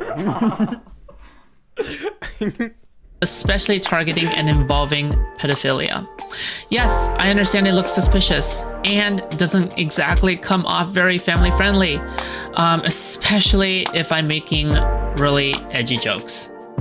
But at this time, this was just the content I wanted to do because of my personal investment and because it was still fun for me at the time. Since the personal investment in pedophilia? If Food Chops comes on stream, Noah's gonna... That is strange, right? But if Food Chops comes on stream, Noah's gonna rizz her up by, like, talking about Five Nights at Freddy's lore. Which Goo Noah goo knows a lot gaga, about for bitch, some let me fucking hit. people. I know, like, listen, like, people are not ready for the fact that, like, the answer to the Five Nights at Freddy's lore is that there are just, like, true contradictions there. That's true. They're true contradictions, assuming the principles of logic hold true in the Five Nights at Freddy's universe. Every single theory is correct. Right, so that's the problem. The problem is like, clearly... You're not derailing me on this. I'm not getting sunlocked on this topic. I'm saying no. Say no to Five Nights at Freddy's lore. So wait, Then Noah, you're I have- telling me that- what about, like, aren't Nightmare and, like, the Freddy Fazbear, are they the same person? Yes and no. Oh, that makes sense. It doesn't... The reality is that you need to stop derailing the fucking stream. But I've seen they have the same gun. Silence, because they're whore. the same thing. Is Stop. that the same guy. Rizz up Food Chops. They're talking about Skippy toilet memes. reluctantly set to private all related pedophilia and lolicon content and debates due to the prompting of people and criticisms and etc. and feedback due to the main point of... Wait, so they want to stand by their content, but they privated it just because they got feedback that was negative? That's some bitch shit. That is some bitch shit. That is some bitch shit. That's some pussy shit right there. As I hear this again and again, the trouble and the controversy is just not worth it as a content creator. Moxie, that's just racist. They don't share the same phenotype, they're just both Asian. Amos Yee and Food Shops do not look alike. Also, why'd you call her Foot Shops? That's good. That's good. That's funny. Hold on. We're pulling up the. It's so good. It's so good. This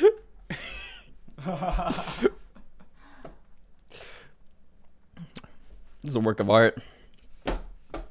I disavow whoever the fuck put Chingus as the race. No idea who the fuck made that. That's fucked up. I don't know why somebody would do something like that.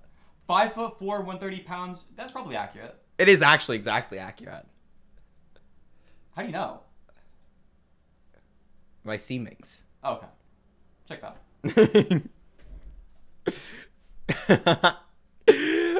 So they're racist but not transphobic for the record. Which limits the number of that people is who true. could That possibly is make yes. Yeah. Okay. You're right. Very small. Well, to be fair, when I made that meme, okay, listen. I said, listen. Okay, somebody had to point out that they weren't white, and I'm like a racist who doesn't see color. I need somebody to point it out to me so I can start calling them slurs. Yeah, Noah's a racist who doesn't see color. Noah was telling me that he detects them by smell alone. I don't know what the fuck that means. I don't know what that's supposed to mean, but... You ever like catch the smell of like a menthols and then start saying the N-word? That's so awful. That's so awful. Let's move on. Let's move on. You are so good at gifts. This is like the closest to you've ever flown on stream. I could get a lot closer. Even though at that time, I defended my main content subject. Now, months later, due to my self-admitted recklessness, stupidity, and naivety, in this space, I have put my old beliefs and personal details in a very inflammatory and careless way. This has led to understandable worry that I will hope to have addressed by the end of both this video and manifesto combined. Every single link, receipt, and video clip should be compiled in the manifesto linked in the description below. If I missed anything by mistake, you know where to find me. Alright, enough prattling. Let's get to the main part. I befriended Reservoir in August of 2023. I wanted to connect with him just mainly because at the time my main content cycle was getting interviews out of other content creators and establishing non-stop relations that way. During the first talk, I actually think the biggest thing that's limited me from growing in Twitch politics is I fucking will never establish any friendships with these people. They suck. They're all such pieces of shit. I don't know why you would want to be friends with streamers. These people are awful. I know. They're miserable. They're the worst people on earth. Most people who stream are like, I've had people reach out to me and like ask to like be like long-term like talking people. But they all fucking suck, okay? Like, there are people, even people I like, I just don't go on their streams very often. It's just like the people I like are the people who don't talk about politics constantly. Yeah, like most because of the most people who talk about like, politics are online really annoying. Yeah. are really fagged out. Yeah. Really, like they're They're incredible. fucking suck. It like gets together the worst type of people. No saying fagged out just to get the offensiveness out of the system. Right? Like, I have to attack some other minority group. Wait. No. Listen, we've got like a sexual harassment. We've done fucking racism. I'm just like 100%ing bigotry. Yeah, 100%, any percent run, right? You do whatever. Look, also Moxie, why is there shitty generic ass chill music? The lo-fi music in the background does not go well with pedophile defense video. Like, Well, to be fair, like what other video? There's no other type of fucking music you can find that doesn't have like small anime children in it. Exactly. Like that, like, you'll never like the type of content that you're gonna be watching as a fucking pedophile who jacks off to lolicon is the lo-fi shit, right? Maybe the reason Food Shop seeks out lolicon, this would make her, like, it would make her more maybe it's like she identifies with the lolly and not the pedophile. We should ask. We should ask? Yeah, we should ask. Like, Food So- Shops, are you, when you're watching it, who are you self-inserting as? So are you the kid or are you Kid fucking fucker. the kid? Kid or kid fucker? This is like a really shitty game show. Kid or kid fucker! No. which I will link below, Reservoir Grooming has himself. called me an old friend who hasn't gotten to that point yet. How are Keep it you? low key. I'm doing good. Yeah, I'm doing good. You're saying how are you as if you're talking to like a old friend or something like that. When Well, yeah, because we... like, well, no, you're just an old friend that hasn't gotten to that point yet. I wish we were old friends in a way, right? I mean, hey, dude, that's like, how do you start doing that? You just fucking talk to people and shit, you know? That's how you start it. Our friendship blossomed from there. Even though I was like already how Food Shops is going to explain social interaction on stream. wary of the content creator space, I let my guard down I'm about to get more naked, around but Reservoir because I truly believed he had more genuine energy. And we would make content together, such as hopping on each other's streams and This is a pre-recorded video. Why is she saying and constantly? Retake the fucking shot! Retake the line! This is kind of miserable to watch through. Yeah, Food Shops, you gotta look. Your pedophile defense video has to be more put together than this, okay? You're not gonna dig yourself out of the hole with this one. You're not gonna dig yourself out of the job. Never mind. Never mind. I'm not gonna say it. I'm not gonna say it. being You'll know random, quirky, and silly. Yet at the same time, we would have plenty of deep emotional talks. Things were great Oh, my until favorite mirror. Oh, that's what that says. mid-November. I read it that way too. Yes. Oh, that's my favorite one. My favorite minor. when I admitted to personal and sensitive details that are further found in the manifesto. Again, link below. You guys can watch the whole talk, which is also linked below, but it can be summarized like this. Some of the content creators, Chalogic's spicy chat people, Queeman and others, was pushing Reservoir for me to give more details, while at the same time I was enticing and trolling around too hard with the most sensitive topic in Twitch poll, or even all of content creation. I had my guard down a bit just because of the nature of our friendship, but at some point in the middle, I felt like something was wrong. Yet at the same time, I felt like it was a cowardly move to simply Mom said we have Sansel at home. Blue Sansel, Walmart brand Sansel. Oh my I god. said it, you don't have to now. He's like Sansol if he didn't know how to do skincare. Exactly. Yeah, I feel bad about it because I'm just like insulting you guys' appearance for no reason. Jesus, bro is like struggling with acne more hard than I am. At like 37. Oh no. I had my guard down. They have their guard down about Lolicon and their dick up. Then leave the voice chat when I should have been. I admit my brain was no longer functioning out of minor panic. Out of what panic? What? Excuse you, Chops.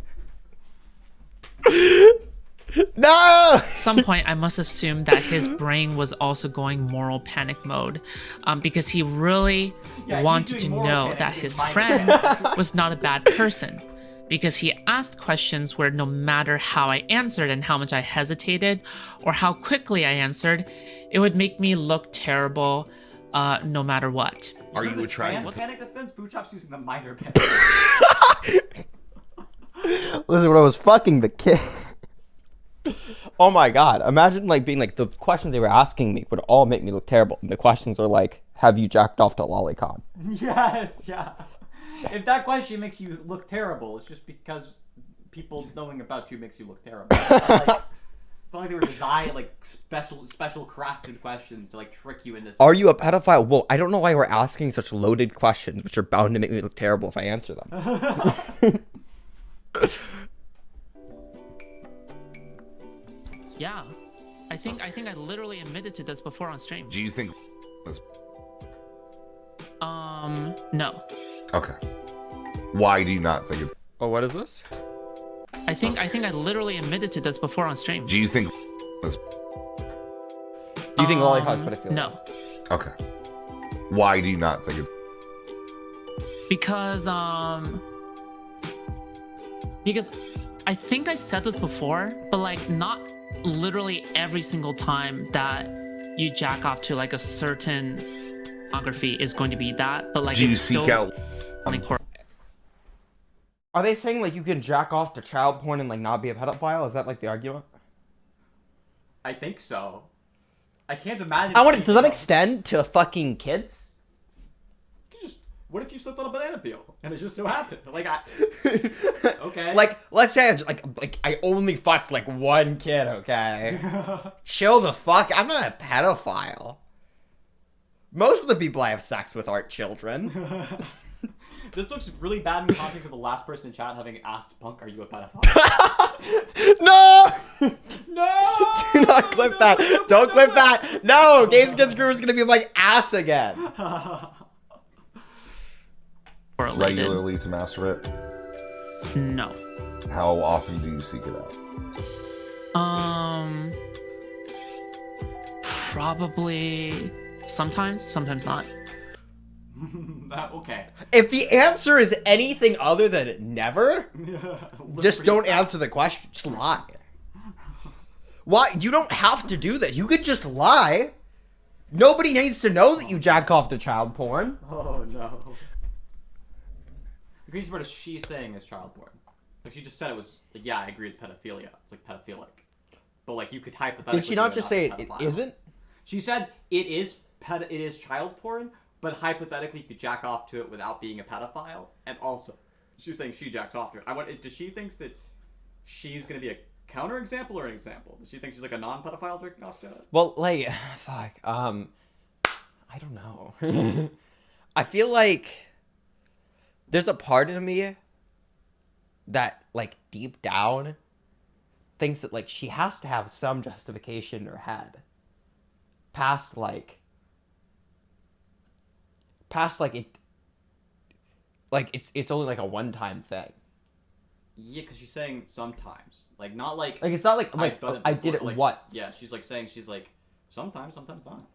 It's like a 50-50 split. You know? That is what it makes it sound like, okay? She just watching cheese pizza for the plot. Chill out, bro. Exactly. That's real though. Like there's like you can like look at child porn and you cannot be a pedophile. But like if you're jacking off to child porn. Your friend is 18 trying to get with a 14. How do we call the police? Wait, my friend's trying to fuck a child. What do I do? First, you tell him no. Stop it. Cut it out. Bro, you can't just do that. That's fucked up. I don't know, dog. Maybe the bunk stream isn't the place to go if you've got to... I like how somebody's like, imagine that they're fucking driving over to the child's house right now. And they're like, what am I going to do? We need to put up the bunk stream and ask for advice. That's how much we've ascended. We're like these people's therapist. What do you want us to do? Like, arrest? Give advice. Call the cops. You are their therapist. Call the fucking cops. It doesn't matter whether you like it or not. Hey, yo, my friend's about to do something heinous. Yeah, my bad. They're like driving up to the child's house. Yeah, my bad. Hold on. Bunk politics on YouTube. What do I do? Bro is in an emergency situation. It's calling 911. It's like, oh, fuck, I'm bleeding out. Help? What do I do? I'm not gonna lie, dog. If you need a streamer to tell you what to do in the situation that like your friend's gonna rape somebody, Vexy, look, this what is you how need to fucking... do is first. Oh. No, you go first. Okay, you really need to get some other shit in order. Okay. Also, Vexy, this is how fucking, like, debate lord brain rotted I am. I had to think for a second and avoid saying debate him. I had to avoid that. That was the first thought that came to me. Anytime there's a conflict, my first instinct is, oh, debate time. Oh Luckily, my I God. processed through it and avoided saying that until the correct answer, which is call the cops. I'm about to do something illegal. Somebody sold a crack to my child. Just debate about it being a pedophile. Literally, just be like, wait. You do understand this is against stance independent reasons. Just run moral realism on them. Like, what are you doing? Wait. Do you have an account of personal identity? What modality? You? You're going to fuck a child? Who are you? What does you mean? What makes you the same person over time?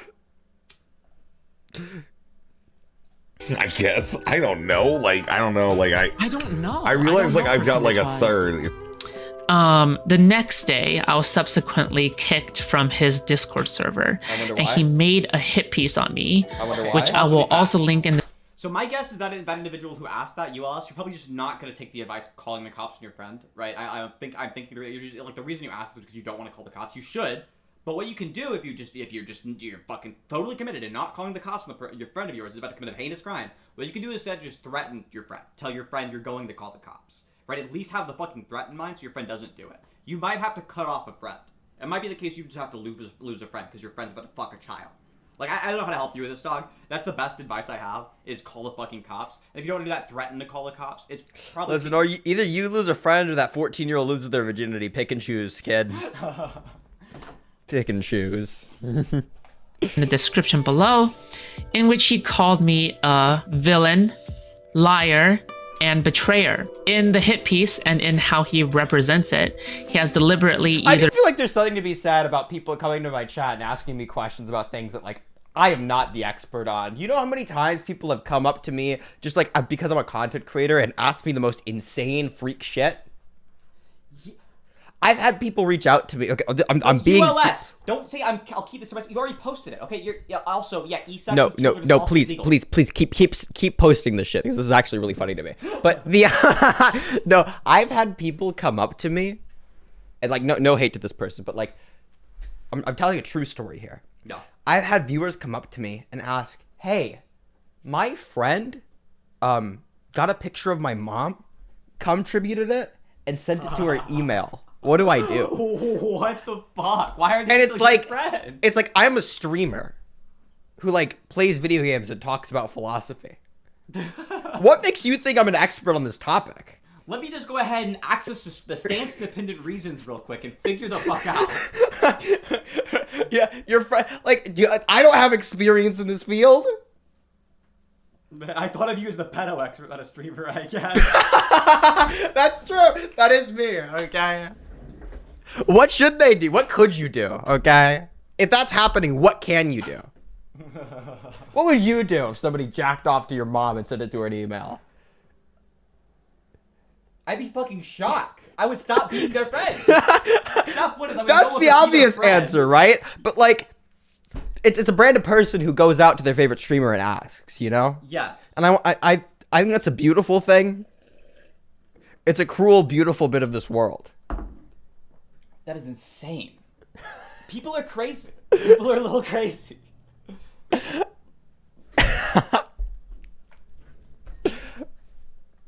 Nobody knows about cum tributes like I do, okay? You come to me Luke may not be the pedo expert, but he is the cum tribute to people's moms expert.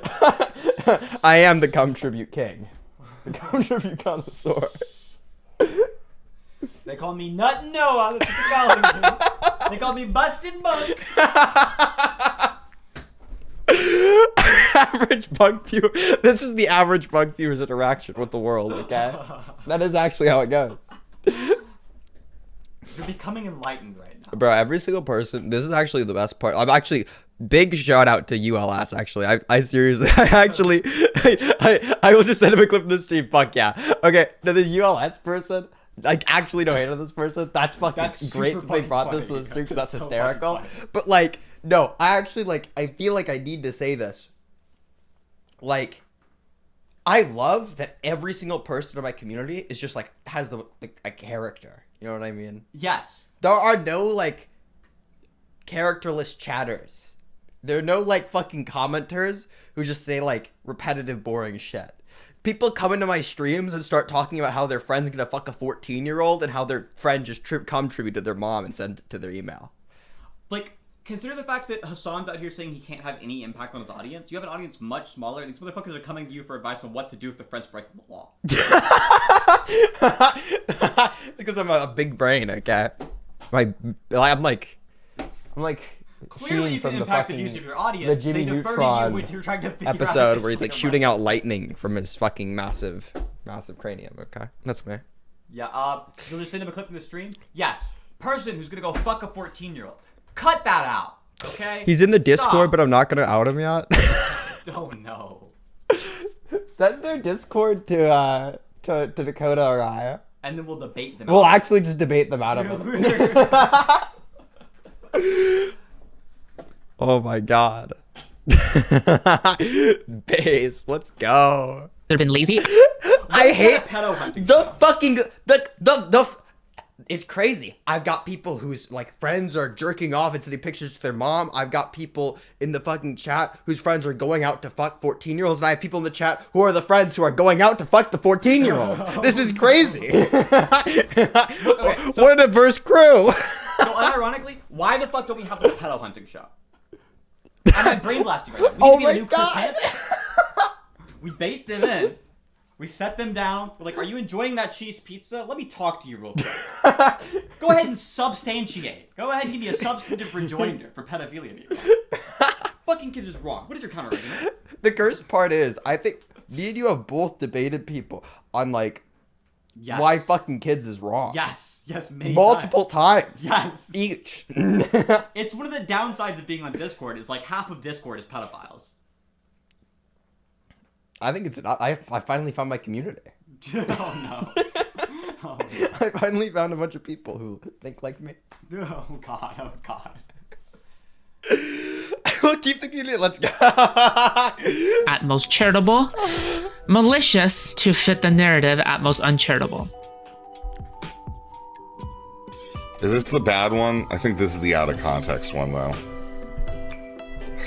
Attracted, right? You're not attracted, right? Basically, I don't think that like the audio picked up on Discord, but right.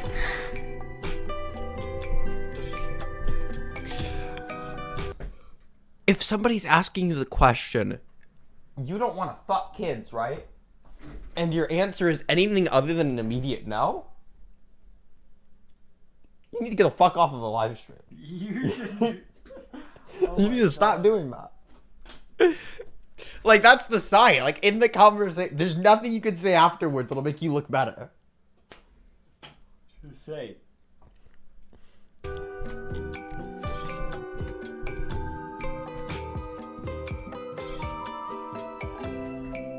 I'm trying to think. What the fuck? Are they like imagining naked children and like, yeah, am I getting hard right now? Do I want to fuck that? Let me deliberate for a moment. I'm not sure my preferences will be accurate because I'm not deliberating under ideal conditions right now. Let me introspect.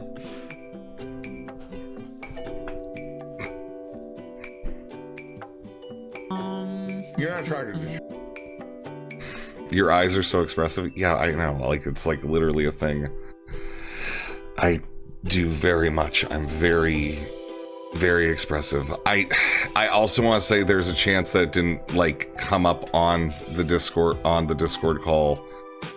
But yeah, there are a lot of clips. I recommend if you're not gonna watch that maybe you should watch this clip. You should watch this, Viv.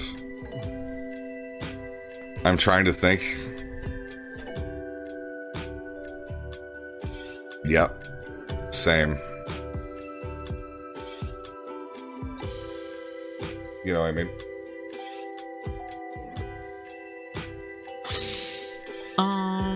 You're not attracted to right?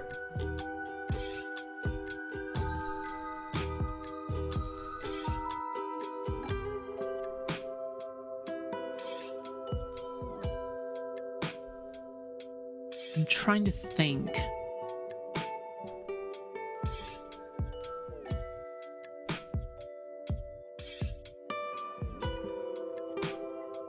Wait, what question is chat talking about? Are you attracted to? No. What the? Okay, Wait, cool, great, holy shit. Okay, oh my god, that's way better in context. Holy shit. Jesus fuck. Why did they say let me think? No, Jesus. It's literally that was what I just said. Oh my Wait, god. I thought that wasn't. I thought the question was like the. I thought you guys were talking about like the unprivate video thing.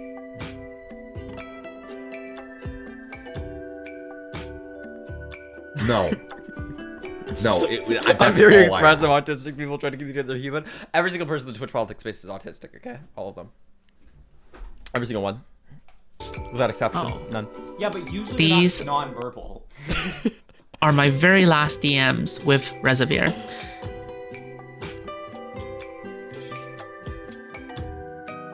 And here is my very last message in this chat on the very day of the hit piece, telling him that I forgive him.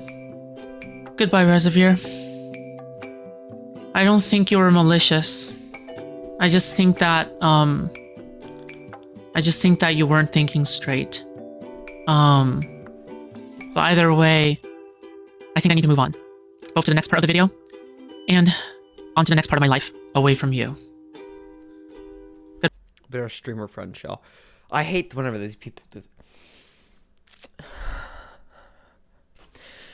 I think it's time for me to move on. Bitch, you're pre-recording this.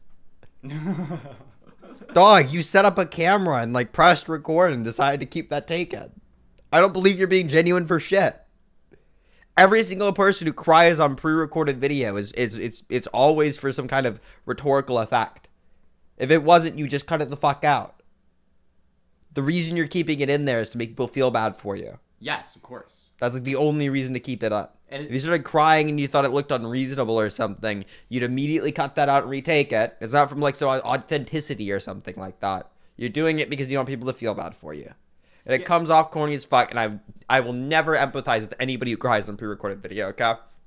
I have no empathy to begin with. I think these people should be shot, but like In-game. more so now, I despise them. Understand. I mean, unironically, with the fucking with the weird ass fake reaction streamers, like we saw that fucking Hassan clip the other day where he's like doing like insane fake crying. It's Yeah. like you don't have to do that. Like you'll look more genuine if you don't fake cry. People are gonna believe you more. You're not gonna like. It's not rhetorically effective to do a fake cry in the middle of your fucking conversation. Those persons are like it isn't even like somebody who's like genuinely upset or like caught on their words. You could tell because it's like a very like visceral reaction. You're like your fucking throat starts to close up. Whenever people talk like this, it's so very clearly performative. Nobody talks like that. Nobody talks like that when they're sad. Or, yeah, Rose. Maybe she like searches for CP for the police or something.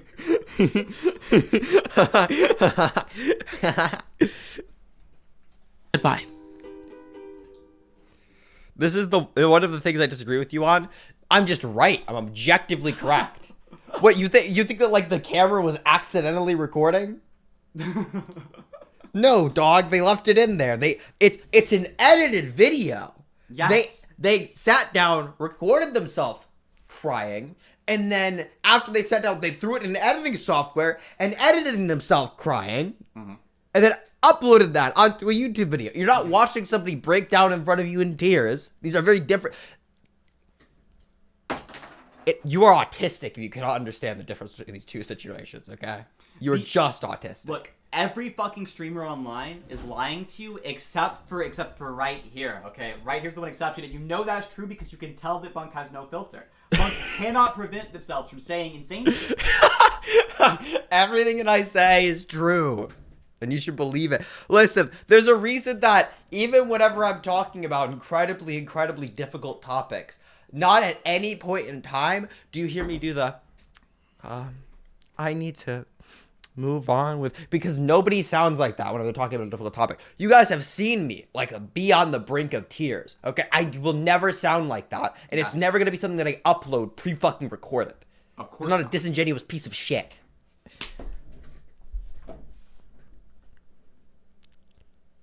Not in this situation, but the video of the lady crying over abortion. She was so... I thought that was fake too. She's so clearly faking it. I could see why that one would be convincing to people though. Like that one was like decent acting. It was like I could tell she's faking it. But Like, if I don't somebody's even not- care if she is faking it. Like, the reason you're doing it, the reason you're uploading that is to get people to feel bad for you. Exactly, That's of the entire course. reason you're doing that. Yes. Yeah, like you could have a genuine reaction in the moment and then choose to upload it and it's still fucking. Like, dog, whenever I'm feeling upset about something, the first thing I do is not whip out my fucking phone and start recording a TikTok and then edit. The TikTok has cuts in it. She's editing, she's cutting out the parts of the TikTok where she's crying and she's uploading it. She's so clearly just, like, fucking sympathy baiting. Yeah, like, it... I didn't even say anything about her sympathy baiting. I didn't even say anything about that. That's just my genuine opinion, okay? Yes, yeah. I don't give a fuck about that. I don't care. I just engaged with what she had to say on the issue. I was mean about it. I don't give a fuck. Yeah, I was mean to the person who directly started saying a bunch of untrue shit. Yes, yeah, of course. But she was she was a crying woman though. Have you Like, considered that? but like, what if I had the child? I don't know, bitch. What if you had a child and all the other times you didn't get pregnant in your life? It's actually crazy. You can like get insane Like, yeah, the amounts argument they're making is fucking retarded. Yes, I was mean to You can them. get like insane amounts of defense online by being a crying cis woman. It's like it's the easiest shit in the world, which is why you like there was the fucking nurse lady who motherfuckers were like hardcore going to bat for, and then going back on, and then going back to bat for, and going back on, and the entire fucking dialogue was, is she a crying white lady or not? Like nobody was thinking about what is the context here? Is it actually the case they're justified? It was all just, is she a crying white lady? Yes or no? That's like all people fucking think about. Like, it On is both sides of not the of it is not of use to me to convince you to understand social cues. That's not what I'm here for, okay? You can do it on your own fucking time. Oh, by the way, for the record, the nurse lady, she was in the right on that shit. She was in the right. Okay, just so I want to make it fucking clear. The nurse lady was in the right, the one with the bike shit.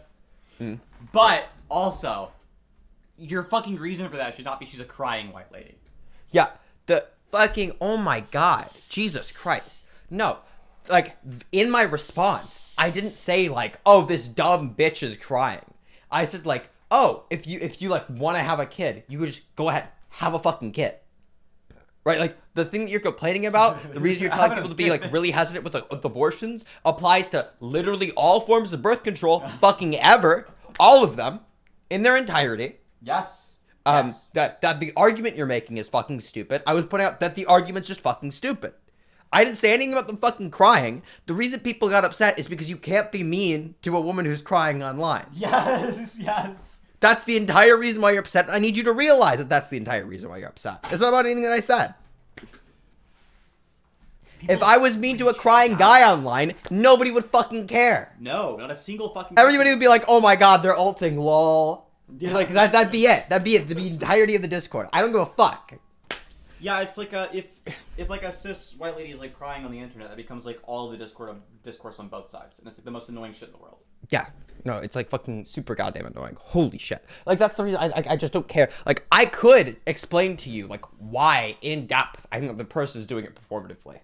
Because, like, it's a pre-recorded video where they make cuts in it.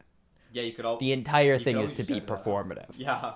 Right? The reason that they're leading in the crying is to make you feel bad for them. And to try and convince you of something. Yes. If they weren't trying to do that, they wouldn't have the fucking crying and the pre-recorded TikTok that they edited to upload. Right? That's not a normal reaction. A normal reaction is not to whip out your phone and start recording yourself crying. I could convince people of that. I don't care, though. You could think that they're genuinely crying, and they're still fucking wrong. The real reason My point is like... is not because of gender dysphoria. The people who have accused me of that, including me, are wrong. The real reason is so that I can have the super rhetorical power of being a crying white lady. That's true. It's my master plan, okay? No, oh my god. Jesus Christ. Remember whenever somebody's like nuke on my career was that I like made a woman cry? Yes, yes. You know that actually, like, Rim the Bath Boy still gets, like, incredibly fucking frazzled if you point out that he made a lady cry over saying the word retarded? Like, it actually fucks with his head super hard. Oh my god. Listen, okay? Listen, that's because you're a serial killer. Not true. I made women cry and laughed in their face. It's pretty funny. If you've laughed in somebody's face, like, if you laughed in their face in the moment, sorry, dog, what you did is way worse than what I did. Also, Sid, you, like... All the reasons that what you think I did is bad is true in that case and not true in this case. Sid, you're such a serial killer, you named yourself after the kid who melts toys in Toy Story. I don't give a fuck. The fucking crying bitch deserved it. They deserved the quote tweet. I'm gonna continue to be an asshole online. I don't give a fuck.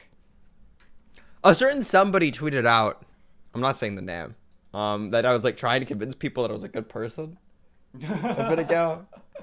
No, you're desperately trying to do the exact opposite.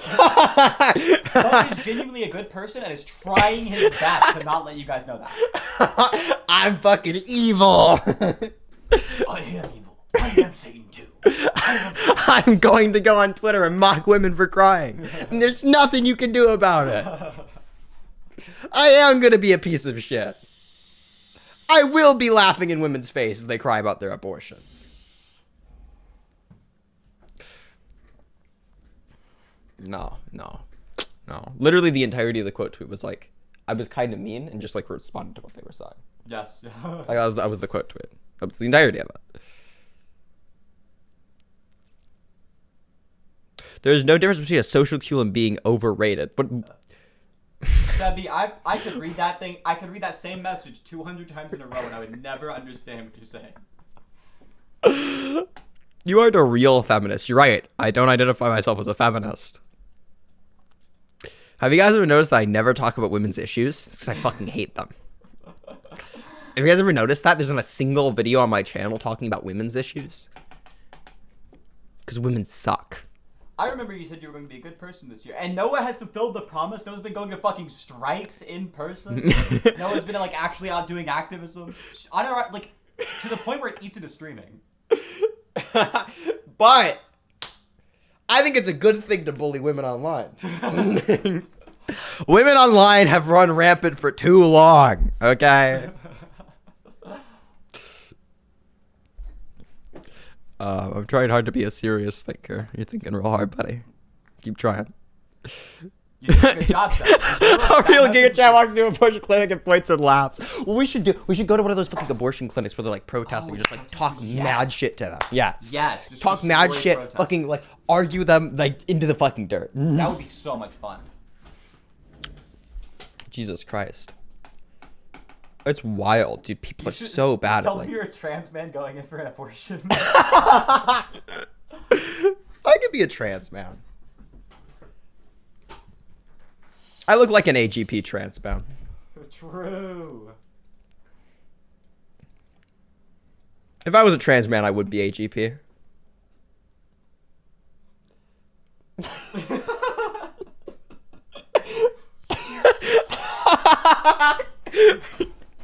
I tried to say that as seriously as possible. I can't fucking. No, it's actually wild when people are like talking online about fucking that are people like it's fucking weird that people like are attracted to themselves and like performing a gender identity.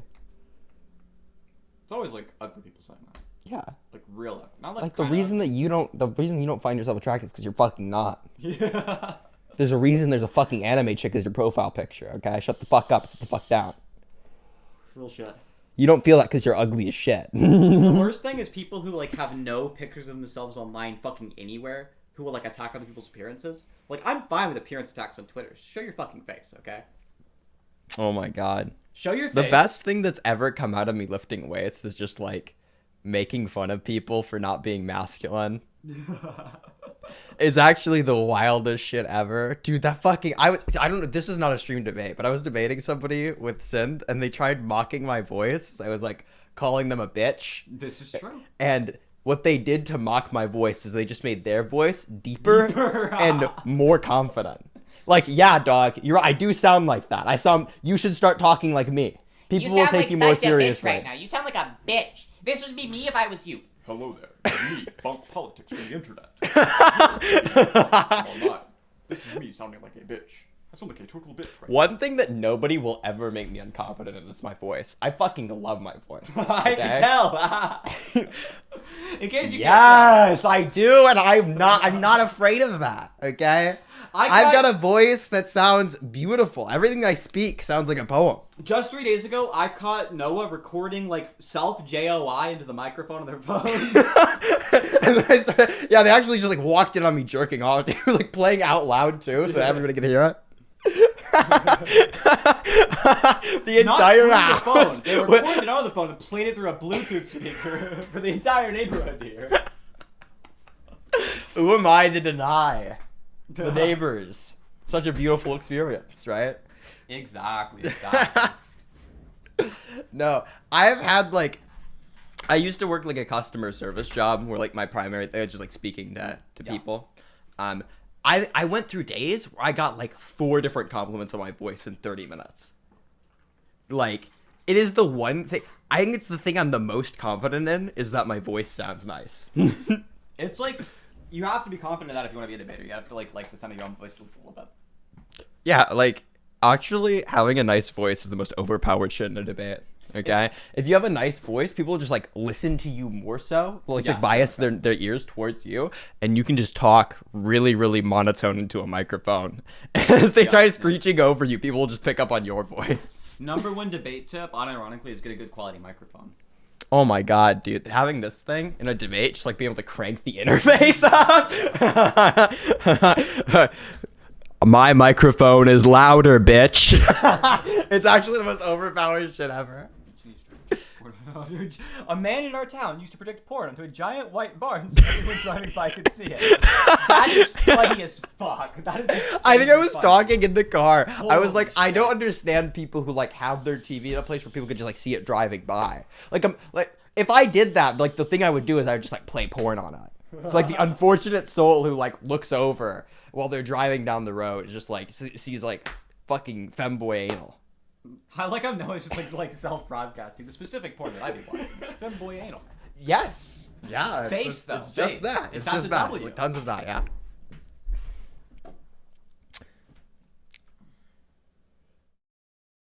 Toki, your voice is fine. Toki, I actually don't think I know what Toki sounds like off the top of my head. From remembering it, Toki, your voice is fine. Would you debate Michael Alberto on femdom? I don't think Michael Alberto will speak to me on anything that he believes. Does he disagree? Isn't he pro femdom? Like, what's the debate gonna be? I don't know. Are you gonna take the anti-femdom position? Never. So pissed. The only position I'll be taking is on the bottom of a powerful woman. It's just begging me. What the fuck? What the fuck was that shit? Okay. Wait. I didn't say anything. What the fuck? That was a weird sound that came out of my microphone. I hacked. Audio glitch. Yeah. He also had a statue painted with a blackface. Yeah, Michael Alberto is like a massive fucking loser. It's actually kind of sad. Alberto, like, man, no disrespect, but I think he could be a good anti-voice actor. I need to pursue that career, actually. Yeah. You got it handled. I fucking got that, dude. On lock. Alberto's Dom broke up with him. Dom. I feel bad for Alberto there. I do feel bad for Mike. That's actually tragic. Everything that happens to Michael Alberto, I feel bad for him with. Like, he's never had an experience that I like don't feel bad for him. Like, just the shit that you've just heard the shit talked about Michael Alberto. He's like a sad individual. Like I feel like we need to move off the topic of Mike. I actually feel bad beating up on Michael Alberto. Yes. No, I agree. Like it's like it's like kicking a cripple as they're on the floor. You know? It's just like a fucked up. It just feels bad. Alberto's mommy Dom mistress moving to Siberia while he endorses bondage on Twitter. Isn't Michael Alberto supposed to be one of those fucking trad Viper people? I think he changed from being a trad. I don't think he believes anything. Yeah, I think he just wants friends. I'll be your friend, Michael. Michael, we'll be nice to you. We're not gonna be a dick to you. Come be friends. Actually, if Michael Alberto came on my stream, it just was like chill. I'd be nice to him. Yeah. Totally saying, is this I think this is actually just a pic. Speaking of which, I think this is just a picture of Michael Alberto's femdom girlfriend. Is this it, chat? Chat, is this the person? Is that real? Someone confirm. One of you fucking commentary people. Yay or nay? He admitted he joined the Groypers just so he can have friends. Yeah, it's her. Yeah, it is her? Okay. She looks cute. Yeah, she's attractive. Bro, every single, oh my god, this is actually true though, but every single fucking person in commentary Twitter will just talk shit about people's appearances, and they're just like decently attractive women. Yeah, and they'll talk shit on somebody's appearance by bro, there are people who making some really oh my god, there are people who say Pokimane looks unattractive. This person's just insane. Obviously attractive. It's just insane. You are literally just coping super fucking hard. I would never use that word outside of this context, but it's holy shit. Are you kidding? Who, the this person? Pretend that Hunter Schafer's inattractive. Yeah, I know it's fuck. Come on, dog. Be realistic here. Talking shit on clearly attractive people's appearance makes you look like a deranged. Bro, none of you people are pulling anything close to Pokemon, okay? Michael Alberto's femdom mommy is more attractive than Pokemon though. Speaking of pulling, oh my god, since I moved to the fucking New England, okay? Yeah. Every single chick here is super fucking hot. That's true. Yeah, much more attractive on average. Bro, the matches I get on Tinder are holy shit, these people are fucking nice. Yes. Jesus. Yeah, not even just I would fuck them. I would fuck them, but it's aesthetically you just have appealing look. Yeah, exactly. You just don't look fucking disgusting. Exactly. Yeah. People in Texas just look fucking disgusting. That makes sense. Yeah, they're even fucking women in their cowboy hats. They look fucking yeah, they're fucking gross. They're just gross people. Yeah, that's true. That's how it is when you're I had somebody. The moment you're outside of the fucking I had somebody hit me up on Tinder and ask me for help in a logic class. I'm not even joking. There's a Tinder chat conversation with me explaining syllogisms to somebody. That goes hard though. That goes hard. Yeah. Dakota has seen some insane Tinder conversation. I had I gave some fucking emo chick an insane stand up bit. Some fucking really long it's one of the funniest things I've ever written out, okay? It's actually my favorite bit. And I opened with that, and it actually it worked. It was kind of fucking. You asked us a good question. The answer is yes. A fucking of course. That's you're insane. But yes. Also with the No, on the fucking Tinder thing. Yeah, you gotta. If a bitch is asking you about prop logic on Tinder, you gotta hit her with the How about I take my P and you are not P. And we run the principle of explosion. Hit her with one of those.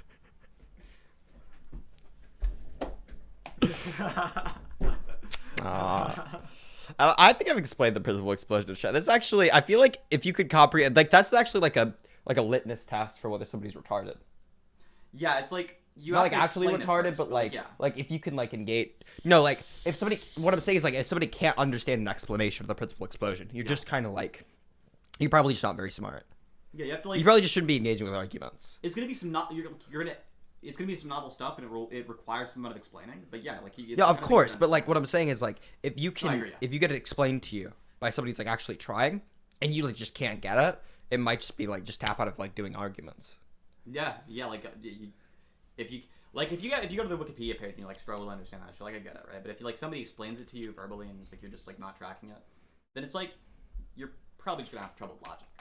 Like it's gonna be like really unintuitive to you in general. Like that Oh my god, do you know the fucking David person in the Vegan World server? Oh, David was struggling I with the fucking really- components. I- For those of you who I haven't heard- know! for It's those of so you who don't know the bad! argument, right? Which is like most people. All it means is if somebody says an argument, it's like the argument is just in the form of P implies Q, P is true, and therefore you know that Q is true. So if I say something like, if it is raining, then I will get wet. And if it is raining, well, you know I'm wet. Don't clip that. It's true. I actually love that this is something that fucking Synthis sent me. This is just like I can just type out like prop logic symbols. It goes so hard. It's so nice. The Just app like is called, write this is just like fucking cool. What's the app called again? I'm blanking on the name. Espanso, right? Yeah, Espanso. ESPANSO. You should go all install it and set up your logic symbols. I actually just like I typed out a long ass argument to David to explain why like there needs to be a contradiction if somebody says things necessary and not the case. Yes. So I typed it out just to make sure I was like following the conversation, and I like led David down it. So this means it, right? It was like I had to take like some like really basic shit, so like really basic modal logic, and like expand it the fuck out. Yes, yeah. To like slowly go down it with him, and I think it took him like 30 minutes to understand. Yeah, unironically. Some people just like don't understand logic. They're like they just never gonna get close. So I'll type this out. So look, this is the symbol for something being necessarily true, right? P just being whatever's true. So it could be like the sky is blue or something, right? That means it's necessarily the case. To say something's necessarily the case, here's the possible symbol, right? That's the same as to say it's not possibly not the case. And to say something's not possibly the case, right? Where you have like some shit like not possible, the sky is blue. This means it's impossible for the sky to be blue. That would mean a contradiction. If it's the logical modality, that means the contradiction is entailed. So if I say not, possibly not, P, that means a contradiction is entailed by not P. Okay, that's the simple argument. Yeah. Right? Some people have, like, they can't even get close to understanding. Like, oh my god, what's like a really recent example of this? Fucking, you were debating somebody on like the what was it, the is-ought-gab. Yes. And it was like, oh, well, like, whether it's like I don't know whether it's like it is or is not statement. Well, if it is, you got a if problem. it is, You got a problem, yeah. if it is an ought statement, then you can derive it. It's true. The conclusion is true. Yeah. And if it's not, then the conclusion is still true. Yes, exactly, yeah. So, whether P or not P, the conclusion still follows. Yeah, look, here, chat. Here's the fucking the argument, right? So if I have some statement like the sky is blue, or it's wrong to punch babies. The sky is blue, or it's wrong to punch babies, right? If you know the sky is blue, you know the statement's true, right? So if I say something like P or Q, where Q is just an immoral statement and P is something super fucking obvious, right? That's gonna be true, right? So like that's the here's the P or Q right here. That's the formalization of the above statement. So is this statement, this entire statement right here, in the parentheses, is all of that statement is it a moral or a non-moral statement? If it's a non-moral statement, right?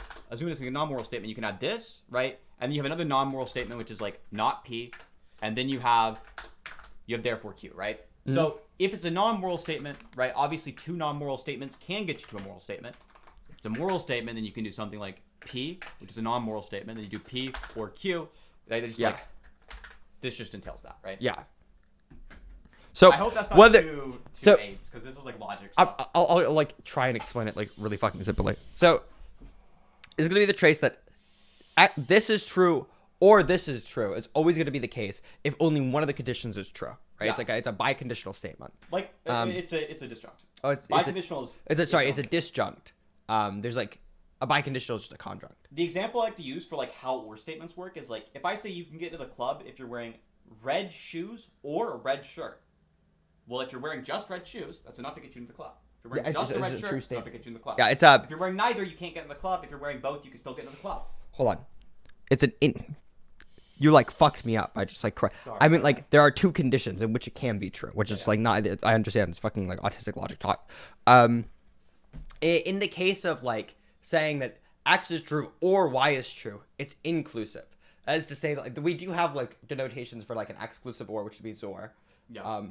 But just like in like normal language, it'd be like me asking you, can you do like X or Y? If you can do one of the things, then the answer is yes, you can do it. Right? It's a true statement. And it's true in virtue of the fact that either P or Q is true. Right? If P or Q is true, then it is true that P or Q. And if it is true that P or Q, in virtue of the fact of P, right? So P is going to be some kind of non-moral statement, like the sky is blue. If that's the case. And you could also say that like not P is true. You can just derive an ought claim from it. Yeah, exactly. If it is the case that the entire statement is a moral claim, so saying that like P or Q is moral because it contains an ought statement or something like that, well then you could derive that from just the case that P, right? It's just gonna be true in virtue of the case of P, without like the moral claim attached to it. So it's gonna be entailed either way. The entirety of logic is like super fucking fun, but like it actually makes me so upset how many people like don't have any intuition surrounding it. It's really bad, and it's because a lot of the language that we use does not work in the way that the same words work in logic. Like if you actually fucked me up trying to explain or statements in logic, because you said it's like not the way that we use it normally, which I guess is true in the case of an exclusive or, but I always think of an inclusive or whenever I think of or in common language, which is just the way that it's used in logic. Yeah, exactly. Like, so when we say in logic, we'll say something like, if somebody asks you, if like a logic professor asks you, do you want chicken nuggets or french fries? Your answer should be yes or no, right? If the average person asks you that, your answer is chicken nuggets or french fries. Mm. Yeah. So that's just like the average person is like just treating it a different way. There are people who like don't understand how like an or can be used to derive that one of the things is true. Yes. Like negation of it, if like the or is true. So is it the case that it is or is not true? If it isn't the case that it is true, it's not true. Another one that's like wildly different from how normal language uses it. Is that just disjunctive syllogism, if I remember correctly? Yes, disjunctive syllogism is you have P or Q, not P, therefore Q, right? Yeah. So another thing that works wildly differently in logic than the way we use it in natural English is like if statements. So if I say something like in natural language, I say something like, if it is raining, then I will not get wet, right? That's like not true. It'll be like, that's false, right? But in logic, that would be true because it's not currently raining, right? It's very weird, very weird. Because all if statements mean in logic, all it means to say something like P implies Q is to say not P or Q. It means the exact same thing. Not P or Q? Yeah, P implies Q is the same as saying not P or Q. Mm.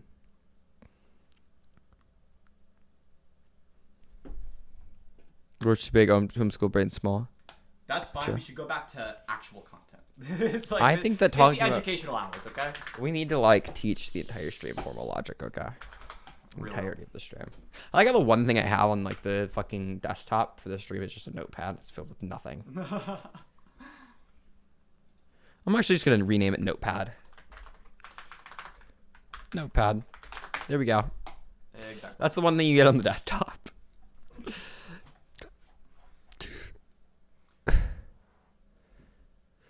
Trolling Hume's guillotine until bunk joins too. It's real. I gotta piss real quick. I'm sorry. I got you. Yeah. Fuck. Jesus Christ. Holy fuck, that scared the shit out of me. No, Jesus Christ. talking about like logic is kind of like it's a really easy thing to learn. I feel like if somebody like teaches it to you and you have like a general sense about the way that reasoning works. That is to say that like a lot of the rules of inference, which is just like the ways that we deduce things within logic, right? So to say like something like modus ponens is like the easiest one to understand, I think. That should not be capital, actually. That's a lowercase. Holy shit, I'm not typing. It's like P implies Q is like if P therefore Q. So like P being true would entail Q being true, something like that. As I already what was the other one that was mentioned? A disjunctive syllogism, which is to say that like if P or Q is true and it is like not the case that P is true, that is the case that Q is true. So if you were writing it like formally, fuck, okay, I just like removed myself from the scene. If you were writing it formally, it would look something like this. Right? It's just like these things kind of seem like super intuitive. If you have some kind of understanding of like basic reasoning, I feel like you can kind of just intuit about the ways that logic works. But understanding like some of the more basic principles in like a formalized way can help you with following arguments, I think. You will never need any of this shit ever. But would you rather have somebody take a basic logic class or a basic psychology class? I'd much rather somebody take a basic logic class. Yeah, I agree. It's like obviously, but yeah. There you go. There's a fucking some silly rules of inference. Most of them are just going to be like obviously true. In math class, you're learning like shit that you're never going to use in the real world. Like a tremendous amount, like people overstate that to some degree. But there's some amount of like shit you're never going to use in the real world you learn in fucking in your fucking math class, but you don't learn prop logic, which is shocking because it's like way more useful. Oh yeah, just like I feel like most people have an intuition around it, so it's pretty easy to come up with. But like again, it's still fucking shocking to me that some people just have no intuition surrounding prop logic whatsoever. Like they're just fucking lost in the topic. Yes, yeah. Jesus Christ, I to cancel these people in fast fucking online debate communities. Eliza, real quick, if I get a protein shake. Yeah, of course. Alright, sick. I'll ramble on the stream for a second. You say some fucking shit. Yes. Okay. Stream. Noah will be right back, and in the meantime, I'm gonna take over for a second, and maybe we'll do a crash course do a fucking super fast crash course in logic. Here we go. Okay. So there are some symbols you need to know. Okay. This is and. This is not. This is or. And that's an implication, okay? So I'm going to write it down for you. This is and, not, or, implies, okay? So if I say something like, if it is raining, then I will get wet, okay? That's a statement, right? So the way we write this in logic is, it is raining, I will get wet, okay? Now I could say something like, instead of saying that, I could say, if it is raining, and I have no umbrella, then I will get wet. It is raining, and I have no umbrella, then I will get wet. I could also write that as, it's not the case I have an umbrella, right? And then I'll put, I have an umbrella. And not right there. Okay, so usually we don't want to use the entire fucking statement, so we'll go like, P is going to equal... it is raining. Q is going to equal I have an umbrella. And R is going to equal I will get wet. We usually start with P, Q, R, S, T, U, right? That's what we start with. You're usually not going to use nearly that many. 3 is like the most you usually say. I will get wet. So now I can write that statement as P and not Q implies R, right? Okay. So if I know this, I can know something just as simple as Q. Therefore... well, actually, I guess. Just as simple as Q, and I know the earlier statement is true, right? Now, if I know not R, right, then that's going to imply not P and not Q, right? That implies that, okay? So, what this means, right here, what this means is, if it is raining and I do not have an umbrella, then I will get wet. This right here means I did not get wet, okay? that means it's not the case that it's raining and I have no umbrella.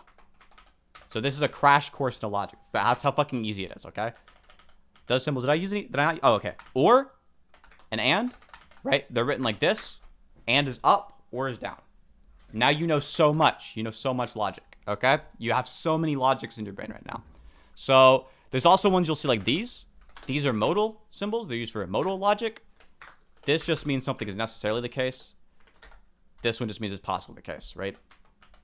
So if I say possibly P or, necessarily P or possibly Q, like that, I can see something like it's necessarily the case that I'm using parentheses to make it super fucking clear what I'm writing here. The parentheses work the way they do in math. Not the case P and not P, right? What this means is it's necessarily the case. The contradictions are not true. I say possibly P, which means P could be true. Might not be, but it could be. And all that means is that if we're using the logical modality, and what modalities are just like ways we use the term possibility and necessity, like physically possible or logically possible. Something being possible in the logical modality just means there's no contradiction in it, right? There would be contradiction if it was true. Or sorry, it would be contradiction to say that it's like necessarily not true. Do you use first order logic? I was back in college too. Oh my God, food shops, you're up. You're up and awake. We're going to continue going over your stream in just a second when Noah gets back. And then you can, hopefully you and Noah will get a chance to talk, but I know you got a thing scheduled. Well, hey, food shops. Do you use first order logic? First order logic is like a predicate calculus. This is zeroth order. Prop logic is also called zeroth order logic. Predicate calculus is this kind of shit. R of X, right? So like this. Or like I could say something like, another thing you can do is like, I'll explain what this shit means afterwards. P of X implies R of X, like something like this. Okay. So we'll do a quick predicate calculus class too, right? First order logic. So all and exists, that's what these mean. So for all X's, right? That's what this is going to mean. P of X implies, we'll do R of X, right? So what that means there is for anything, right? For anything, if it's P, if it's like of the type P or has the attribute P, then it has the attribute of R. So I could say something like, for all grandpas, it implies they have kids, right? I can say something like that. That's what the G of X there and the H of X there mean, right? Everyone who's a grandpa has kids. That's what that means. I could also say, exists some X such that they're a son and not the case. They have kids, right? Like I said, there exists a person who's a son who doesn't have kids. But if you're a grandpa, it is the case, right, that you have kids. I can also write it like this. It means the same thing. It's writing out like 1, 2, right? So this means that from that we can say, therefore, there exists some S of X that is not a grandpa. Because all grandpas have kids. And there exist some sons who don't have kids. Some people are people's sons and they don't have kids. That means that, oh, sorry, I mistyped that. That means there exists some sons who are not grandpas. Because you can't be a grandpa, have a kid. Or sorry, not have a kid. Music is easier to read. Y'all speaking a chanting table? Yeah, true. Music is, I think music's actually like maybe a little bit harder to read than logic. But I read both. Like sight reading logic's piss fucking easy. The moment you learn it, sight reading it's like just automatic. With music, it's like sight reading it is like an extra skill. You have to like first learn how to translate it into like the fucking keys you press, and then you can like get faster at translation. Like music notations, like it's not the kind of thing where you're translating it directly into meaning. You translate it into an action, right? Which means you translate it into the meaning and then into the action, and it's like there's like a weird step in the middle. Whereas with logic, it's like this is something that in my brain reads as just not P. And it's like with the moment you memorize the symbols, it's like very quick to just start memorizing the or to have like the intuition of just like that's what the symbols mean. Food shops, you learned that back in college. That makes sense. I think that most CS courses, right, are gonna have you learn like basic prop logic. I know my cybersecurity course did. Hey Sim, can you explain crypto while Noah's gone? No, I'm not gonna explain crypto. I will fuck up explaining crypto. Anything that's anything of that type is gonna be hard to explain. It's like if you want to be like explain Quine's argument against the analytics and that existence. It's like I don't want to fuck up on stream. I'd rather like do a dedicated thing just for that. Okay, chat. What you have to do now is you have to find things to talk about. Because otherwise, what I'm gonna do is I am going to pull up random ass YouTube videos. Where's the one that I want to pull up?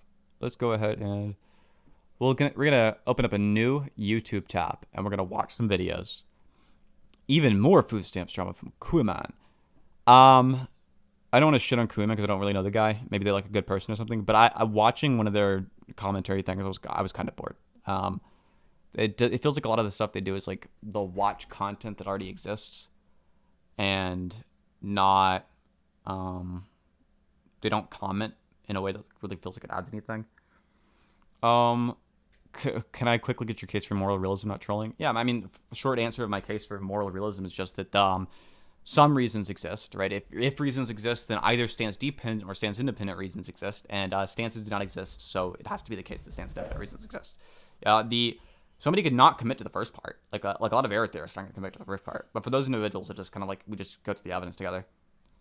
Send these me all your political opinions so I compare them but not understand them. This is not the Destiny or the Hassan stream, okay? You have to understand the reasons. You have to understand the stance independent reasons.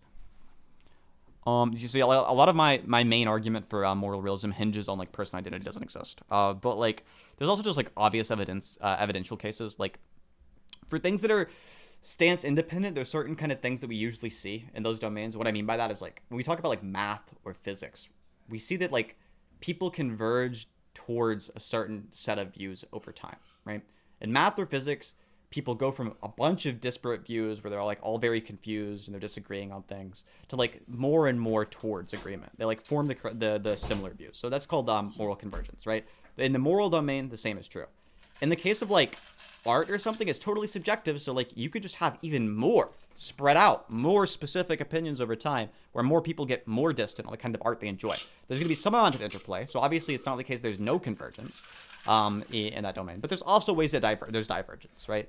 In the moral domain, we see that there's moral progress made. There are like certain moral theories which have been predictive over time. Like you go back to utilitarianism when it was like in its early days, and you'll see people like John Stuart Mill and Bentham being wildly ahead of the curve on like a simple applied issues. Like they were ahead of the curve on gay rights, on women's rights, on the rights of black people. Like they both were big proponents of black people having the right to vote, which was like relatively unpopular at the time. Use other moral theories and you see that they end up being wrong, right? So for example, you see deontology. They did not correctly predict moral progress. Kant was dismissing people. Swarthy complexion though. Oh no. Swarthy complexion is Benjamin Franklin. Kant, even worse, said he is quite black from head to toe, so I knew what he was saying must be incorrect. He made a good point, but then I noticed he was black. Wrong. Fuck me. Yeah, it's Kant is filled to the fucking brim with crazy ass views. Bro said that like organ donation was wrong because of the fact that you've like to some degree killed yourself. His arguments are just bad, right? Like the deontology has very little predictive power. It's very easy to just wrap any view in post hoc into like fitting into the second or first categorical imperative, which Kant swears are totally different, but Kant swears they're totally the same. But they're Yeah, very clearly not. but they're very clearly not. They're very clearly different. Is your more realistic view credited to any one thinker? Not really. It's kind of distinct. But the closest person to me in philosophy, for my view, is probably going to be Scanlon. Scanlon's pretty close to me. I would recommend reading Scanlon. Parfit's pretty good too, because my main argument there is like a more extreme versions of Parfit's argument and reasons and persons. Let me get in. Yeah. A more extreme version of Parfit's argument and reasons and persons, right? Which is like, he kind of does this like reductionist thing, but I'm like a full eliminativist on personal identity. He's like, oh, it's reducible to like this kind of thing, but I'm a little bit more skeptical of that. Okay, Noah's back, which means we can continue the food shop thing. Food shop's in chat, by the way. Oh, for real? Yes, I learned that in college too, lol, right there. Oh my gosh, food shop, let's talk. You want to come on and talk about Lolicon or whatever? Yeah, just DM me. I'm actually an expert on Lolicon, so I think we're going to have a productive conversation. It seems like you have some research in the field as well. It's not funny. I'm serious, motherfucker. This section is going to be a short one, mainly just because I want to clear up some things. I don't think Jenny is a bad person, but there are some things that still need to be addressed. Jenny joined one of my panels way back then for transmedicalism and the Brianna Wu drama, as I do host panels now and then, and since then we have built a bridge together. What an asshole. Over time, she has hopped on stream numerous times just to talk about various subjects. Eventually, she began sharing a project that she has been working on, the Cope and Sieve YouTube channel, which is focused primarily around laughing at cringe kind of humor, like the good old YouTube days of just looking at cringe. She began leaking details of her video projects to me, or just showing, I guess, to which the subject of drawn has been brought up. We had a disagreement over it where I was okay with it and she was not. I basically didn't say I was personally into it, and we ended the off-stream debate and we thought nothing of it. Now, fast forward to Reservoir stream, where I leaked the details of our debate after the video has been released, since I thought it was okay to do so at that point. Looking back, I should have asked Jenny for permission for my own bad decision making. Regardless, at the time the discussion was taking place, she was asleep. I streamed that night, and I was the first one to message Jenny about what went down. Jenny found out what was said, and I was the one to tell Jenny to publicly disavow me.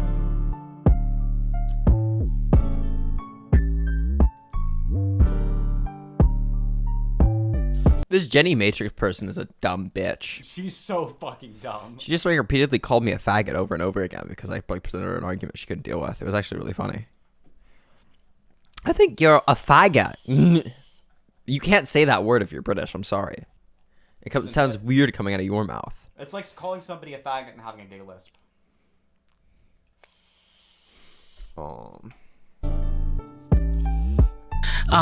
Then later, of course, Jenny Matrix has said things in public to disavow me, as well as sharing the initial clip that has been making the rounds. And yeah, that's about it for this section.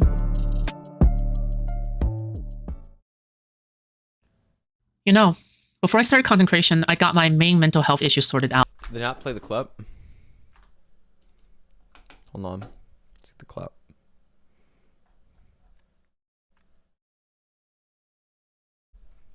Is that it? I think this is the clip, right? Yeah. Are you attracted Wait, to what the fuck? lolicon? Yeah. I think I literally admitted to this before on stream. Do you think lolicon is pedophilia? No. Okay. Why do you not think it's pedophilia? Because I think I said this before, but like not literally every single time that you jack off to like a certain pornography is going to be that, but like do you it's seek still out probably strongly lolicon correlated. regularly to masturbate? No. How often do you seek it out? Probably sometimes not. Like percentage wise, I guess. I don't know. Like I don't know. Like I don't know. I realize like I've got like a percentage-wise. third. Oh no. Food shops, no. Jesus. Fuck. Out my OCD. I take SSRIs for it to this day. I believe in talking about mental health issues out in the open, and I believe that people who call you friends shouldn't just cast you to the side so fast and rapidly. But not everybody is invincible, and I understand that. Maybe it is me, and maybe I changed, but maybe it is also the treatment I went through, but I couldn't find it within me whatsoever to truly hate anybody in the content creation space. I truly think open communication and discourse is the way, whether or not you think somebody's character is deeply flawed, or you think they did something horrendous. I cannot refute every single coverage. I cannot refute every single thing you guys get wrong. However, what I can do is be genuine to myself and to my audience, and I'll continue to do that. We have one last big section. You motherfucker. Let's finish Somebody this. needs to talk to food shops. Fucking, we're gonna be like fucked off our ass.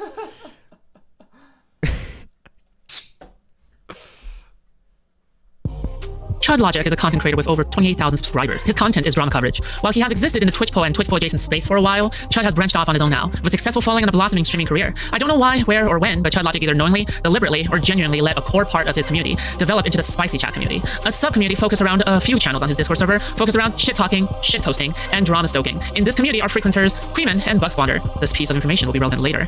After the talk with Reservoir and the subsequent hit piece, Chud Logic dedicated at least 30 minutes of a stream to me, where he pulls what is known as a classic Chud, having absolutely no principled strong prescription or description, and just simply implying it like the Chud worm he is. Do you guys know Food Chops is? Observe. I call this the worming cycle, where he will say he isn't doing something X, and then go on to say repeatedly again and again that he would Y, where X is a principled stance or action or description he could have said, but Y would be the personal thing he would do. While this is something every creator does, Chud does it far, far, far more in these 30 minutes of saying how people shouldn't be going on my platform or interacting with me. I would argue that when he has more than 28,000 subscribers, while I have less than 1,000, this is equivalent to something of the sort to an endorsement of a form of light canceling, despite not explicitly saying so, just due to the amount of reach, influence you have, in addition to the severity of the subject matter. You know me, I'm not like a pearl clutcher necessarily, right? I'm not a pearl clutcher kind of guy. And just to be clear, Can I I'm say not like something that's like really, that might be like really fucked and clipped to shit?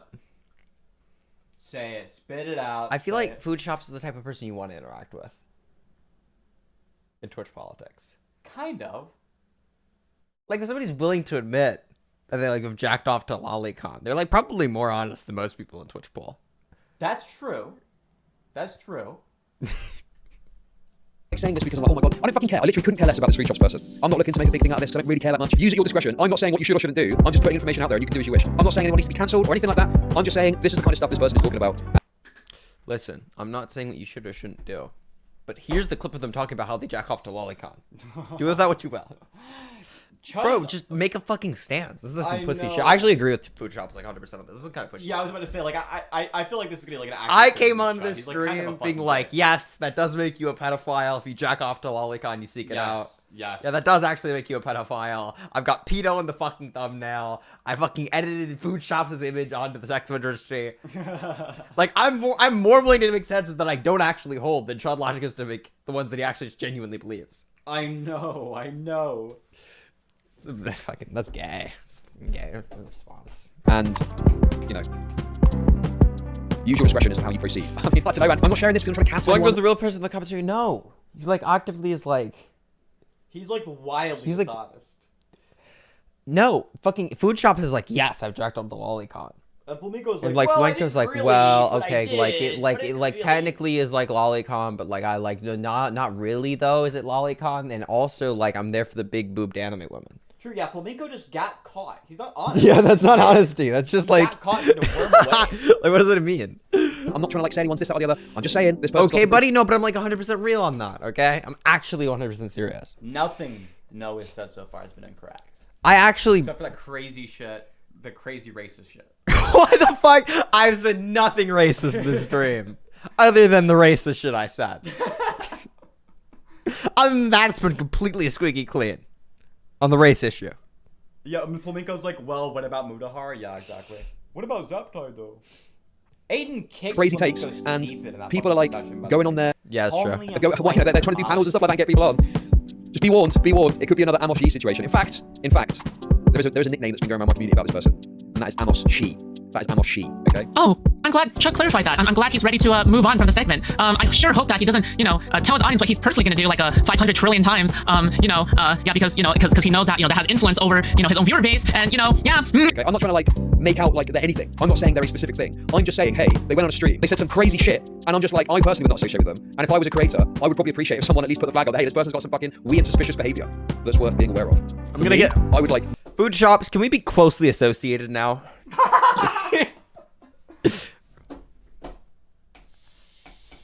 Please, can we? I'll dress up like a kid. Okay, I've got a baby face. I'll say I'm like 15 or something. You can like pretend. Never want to go on this person's show personally. If it's your streamer, it's up to you what you do, obviously. I'm not saying what you should or shouldn't do. I just think you should be aware they can decide to go on this person's stream. This is the sort of thing they're saying in private. I believe that's a privately recorded kind of call. If it's me, nothing to do with this person. No, I'm not going to fucking risk. I don't know. It's a privately recorded call. No, there's a chat on the screen. He's a fucking idiot. What? Maybe he heard the Jimmy Matrix thing was privately recorded. He just like can't. I don't know. Yeah, I don't fucking know. And like, if it was me, and someone knew that this person was saying this shit, and didn't get it out there, and I went on the show, and it turned out that I was, on a panel of someone that jerks it to this, I'd be fucking like, what the fuck, why don't I know about this? I wouldn't want to get fucking blindsided by this shit. So, it's not like I'm just doing this because I guess it's somewhat content. But for me, I'm also genuinely like, guys, be aware, this is the kind of things this person is saying on streams.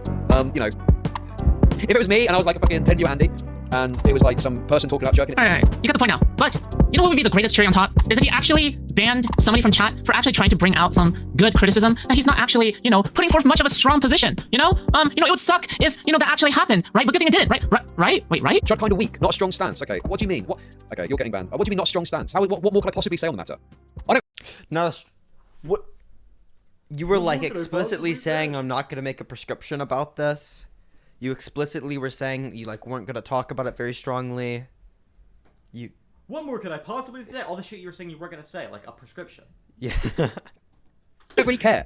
I'm not the fucking morality police. I'm not the fucking morality police here to fucking. I'm just saying what's going on, and you can make your own mind up. I'm being pretty clear about my thoughts on it, I think. But what? 'Cause I'm not sat here clutching my pearls. What do you mean? How much stronger could I be? I'm saying if it was me, I'd not be anywhere near this person. But I'm not the morality police to tell you what to do and what not to do with your fucking channel. That's up to you at the end of the day. Or as a viewer, if you want to continue to watch this person, if you do, most of you don't. Even strongly fucking calling Food Chops a pedophile. Like Food Chop, like Chud's just like, I just want to let everybody know this is the kind of thing she's been saying on Like, stream. bro, the entire what do you mean you're not sure what, like, it's not sure?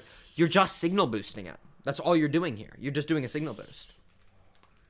You're doing a signal boost and you're saying like, well, I'm not gonna tell you what to do. Like, yeah, you're kind of being a little bitch, but you're gonna be bitching around it. I remember back when Chud Ladix was like trying to be a debate streamer. He's made the correct decision by like entirely pivoting into like drama. He's like super fucking dumb. No. I don't know. I haven't seen any of those debates, but this is kind of like cringe as fuck. It's so bad. But I'm just letting you know, there's someone out there that's got some insane takes on fucking lolicon and pedo shit. That's what I'm saying to you. For I'm real? not the fucking morality police. I'm not That's responsible funny. for your fucking views. I'm just telling you what's out there. Can we play that afterwards? Oh, I'm dumb. Okay, sec. Where are you? Where did you go? I'm gonna fucking fucking idiot? down I'm gonna ban so you. much caffeine. Okay. Good ass idea. Let's talk about good faith. I think good faith in drama especially is important because facts are facts either way. That's okay. However, I would argue that it does matter if the party who is presenting facts to you is in good faith because the narrative they could be trying to spin in your mind could be malicious. What are they leaving out? What are their goals? Are they trying to take advantage of your laziness? What ideas are they trying to put in your head? What loaded language are they using? So let's tackle it. Let's tackle the faithfulness of who Chud Logic endorses to be the ambassadors of information. This Food Chops person tried to drag me into their gay little drama over nothing, and I banned them from the Discord and forgot about it, disregarded it. My community has been like, well, Cream and Bug Squander are the people that have been like on this, and they've been kind of looking into the situation, and they found all this weird shit, and then through sort of pressure on Reservoir to ask certain questions. Queenman's the person who I put on the TV for a little bit. It was like the best part about this content is that they don't look busted like most debate streamers. Like they're like kind of attractive. And then I was like, damn, this person's like not saying very much about this. Yeah. Okay. Yeah. Yeah, I remember. Come tumbling out. I don't know. I like. Do they say like more? They might have said like more in the chat, but I don't like saying they're like on it. It's kind of like they're like signal boosting it, I guess. Exactly. Yeah. They also kind of have a weak stance on it, to be real. So that's, and when I got wind of it, and I was told that people aren't really talking about this, and there's other streamers that have collaborated with Food Chops that apparently I should clarify. I've seen like 10 minutes there, so maybe they're like, actually, this person is a pedophile and should be like hung. Like that actually might be like in like fucking on the like 12-minute timestamp. That might be the case, but like just from what I've seen. involved or something. I just thought I'd just talk about it, put the information out there. People can make their own mind up about what they want to do.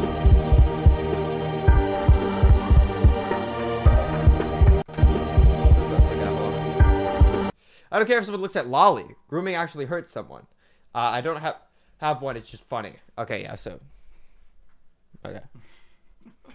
It's just like drama monitoring. Okay, I got you. Based.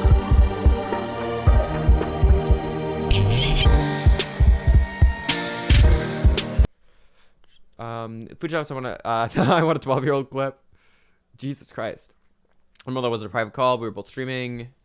That was a question about two. She's in a pedo, and if your evidence is that she beats off to animated kids, you definitely need to talk to your parents. What? Okay. Nio, that was the question. Yeah, let's go. Just up to this. Oh my god.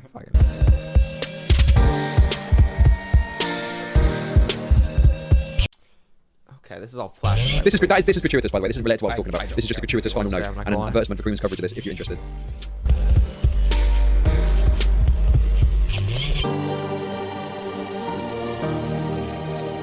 You sing it for yourself. Are these really the arbiters of just information and good faith? Should you relinquish your own efforts so they can feed you their version of story, whether via on call, in DMs, or in stream chat? It's okay to be wary, and it's okay to investigate extremely bad clips and videos. However, laziness is not an excuse when it comes to canceling people. I'm not fucking playing this game again. All right. Overall, though, God damn it. Why would you DM me that? Really great job on the video, honestly. Queenman, if you want help with audio, let me know. I think you posting a lot of it, like, I think that like one of our core criticisms is that you call everyone pedophiles, right? And I think you did kind of feed that to be like a thing, right? I think that's okay. I think it's good. I think it's a good fight. I thought it was fun.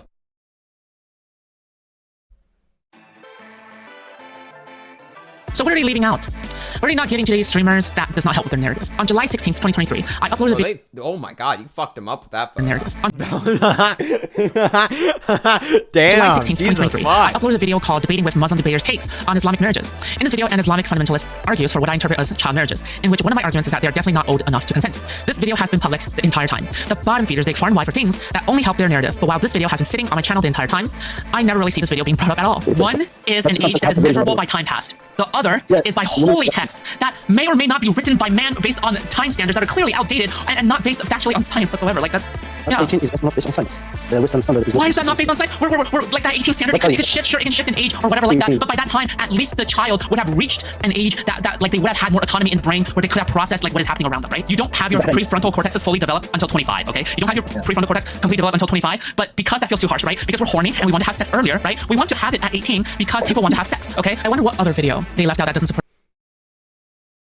What the fuck are you talking about? Okay, that's like because we're horny, we can lower the age of consent to below the age your brain is fully developed. Like that's the argument. That's the argument. I'm horny for 14-year-olds. Why can't we have? Why can't I fuck a 14-year-old? Clip it. Please don't. I'm gonna kindly ask that you guys don't clip that and put it on Twitter. You know how fucking dirty my community does me, okay? You have people like Gays Against Groomers like actively trying to call me a pedophile and discredit my like trans advocacy. And my fucking brilliant chat, okay? What they do is they go back to find clips of me like joking about defending child porn, just like putting it in the replies. Like, bro, yeah, it's a funny clip, I agree. But also like time and place, guys, time and place. For their narrative. A video that has throughout this drama been public the entire time. Here's the thing. We should stigmatize sex with children. We should stigmatize these things. We should stigmatize like these kinds of things. However, that doesn't mean we should stigmatize people having an attraction to children. Does that make sense? There's a difference between these two. Yes, I understand. And part of my work, part of like the differentiation that I'm trying to draw here that so many people are having a lot of trouble understanding, is that I'm trying to draw the difference between, hey, there is a difference between somebody having an attraction to children versus somebody actually going out and committing the act. Regardless of what you think of these videos, I would argue that these would paint me in a slightly different light at the very least. Remember, they were both public videos, so no deep digging required. Charity and good faith flies out the window when there's easy clout in the name of safety for the community involved. Oh yeah, do you remember when Chud Logic said he doesn't really care about the whole situation? I'm not looking to make a big thing out of this, so I don't really care that much. Here's Chud talking about good deeds. It's all there. I've done my part, okay? I've done what I feel is my one good deed for the year, and I'll call it quits on that thing. I think especially pertaining to this situation, I don't think Chud Logic should be talking about doing good deeds.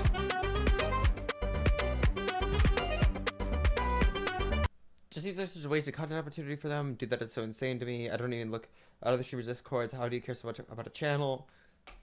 This is gratuitous, by the way. This is related to what we're talking about. This is just a gratuitous final note and an advertisement for Korean's coverage of this, if you're interested.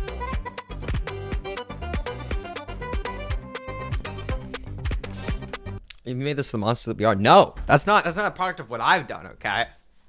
Listen, this is like one of the things like, okay, this is a product of your intelligence. But well, what's the line? Your fucking intelligence needs to be dragged out of the fucking Marianas Trench, okay? You got like Down syndrome, fucking autism, an issue with your intelligence, okay? You're just fucking... You understand that you're talking to a Michelangelo of your time, okay? I'm gonna be like one of the history book makers, okay? I'm gonna be doing all that shit. I need to be forgotten like a grain of dust. A grain of sand in the desert. I'm gonna be one of the golden statues, a rocket. I'm not the fucking morality police. I'm not responsible for your fucking views. I'm just telling you what's out there. Where are you? Where did you go, you fucking idiot? I'm gonna ban you. Okay, surprise. There's actually one last section. Yes, I'm one of the only ones that has ever admitted it on a personal detail. However, I'm such an easy target as well. It doesn't really take a genius to figure that part out. I do wonder what other people have to say, though, about this matter. Why hold me accountable for this and not also question the people who gave thoughts and views that enable it? Is it because there's too little clout, or too big of a battle to fight, or too scary, or I don't know. Either way, I suspect some hypocrisy and cowardice are afoot. You know what? I am gonna drop one. I don't give a fuck. People obsess over like people that watch Lollipop. Who the fuck cares? They're fucking cartoons, bro. Who cares? Right? So I think, I've said this before, and now we learned that projection is real because it obviously is. I think the most likely place to find pedophiles are the people that are online constantly seeing pedophiles in everything. I think they're the most likely to be pedophiles. Where you'll be some guy be like, wait a second, did you look at a kid in Disney World when you were at Disneyland? You must have thought about fucking them, right? Like, no, dog. Actually, like, I see kids all the time. I don't think about fucking them ever. It's kind of weird that you would like. It's kind of weird that you would think that I would know. Is that like a thing that you think about a lot? If you like see a kid, does your mind instantly like, you have 15-year-olds in your Discord server? I bet you try to sex them and send nudes to them and get nudes from them and you masturbate over every fucking thing they say in chat, don't you, all the time? Like, no, not actually, dog. No, that man, it sounds like you got some first-hand experience. Like, I don't know, man. Sometimes there are people that go like really overboard sometimes when they like point out like that guy's a fucking pedophile. Kinda right. Does it still hold the stance of like who cares about Lolicon? I mean, I don't really feel like it's like you're seeing pedophilia and everything. I mean, it's like literally like yeah, that's like images of having that's sex with pedophilia. children. Yeah. Like, I mean, like, come on. But the people who do see pedophilia and everything are probably pedophiles. Yeah, that's more true. often That's than true. not. Things that I believe. What would be my worst optics takes for the left and right? Depends on what you consider left or right beliefs. I think my worst optics take for the left is probably that like people that obsess over like lolicon and hunting pedophiles are weird. Who the fuck cares? People draw fucking cute shit. Like, why would you make a little draw picture? That's fucking retarded. That's probably my worst optics for the left. Manifesto below. No, I'm good. I'm good, fam. Okay. Is Food Shop still in chat? Do you want to pop on and have a chit chat? I'm down. Do you want to DM her or something? Yeah.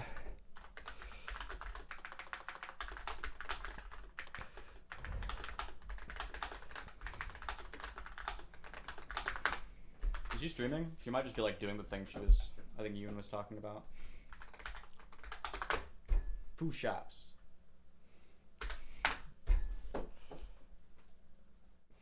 I don't know if she is.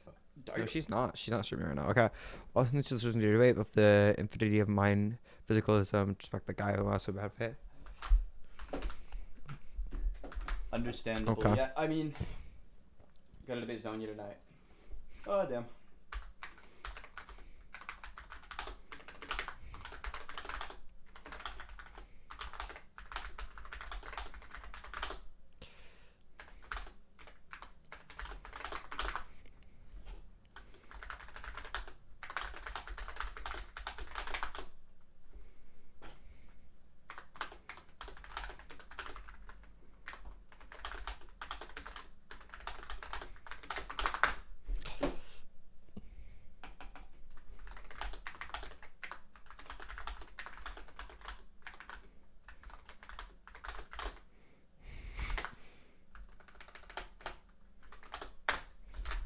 Okay, gotcha. Food Shop's not gonna be able to come on tonight, guys. Rip. Genuinely disappointing. Genuinely disappointing. This is actually like my personal 9/11, I think. She's got the Zonia debate though. Rooting for her because Zonia's like unironically Zonia's weirder about kids. She has like actively defended groomers. Oh yeah. Yeah. That is real, isn't it? Yes. Yeah. She like went to bat super hardcore for groomers. Not groomers broadly, a particular groomer who actually groomed a child. Yeah. What's their name? The child or the groomer? Oh, Queen Alexa. I feel like I've talked to that person before. Food Shops defends groomers. Are you sure about that? Fuck Food Shops all. Food Shops Griffin's groomer. No, I fucking. I'm not sure if that's true. Yeah. That kind of seems like not true. DM me or Bunk any kind of evidence of that, and I'll roll back my view. That's super fucking weird. Okay. Meal, if you want to dig deeper, the manifesto, and I'm not gonna lie, have hosted a whole panel on me. Twitch Pulsar blew up on me. Right now I'm still occupied. Everyone wants to talk to me. Yeah.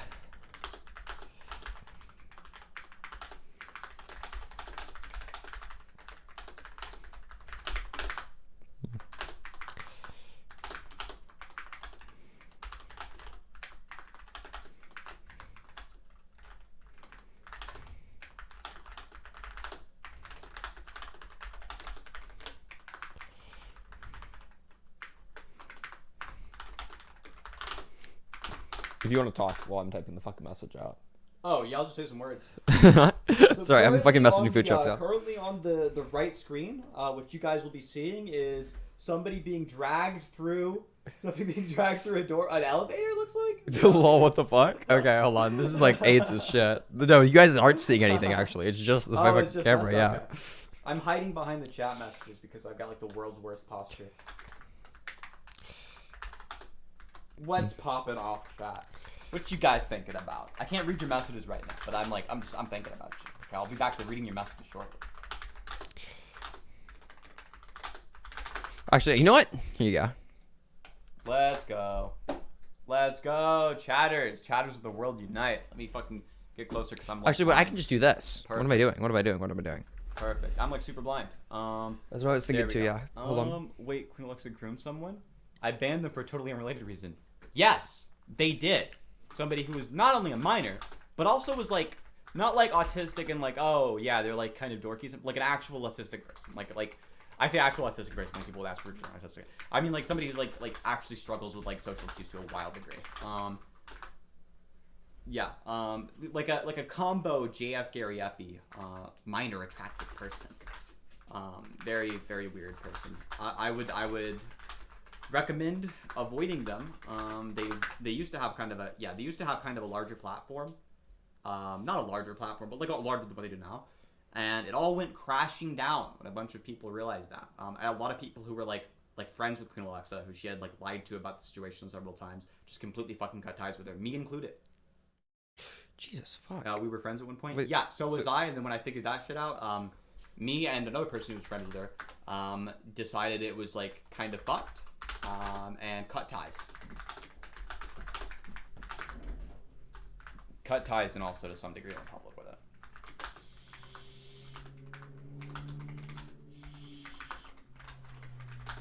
That was handled extremely carefully, though. I think a lot of people who like go public with shit like that are not being ultra wise. I think you should go public with it, but doing that properly is really hard. Oh, by the way, I couldn't fruit shops at one time. I debated her over her pedos, and she defends them.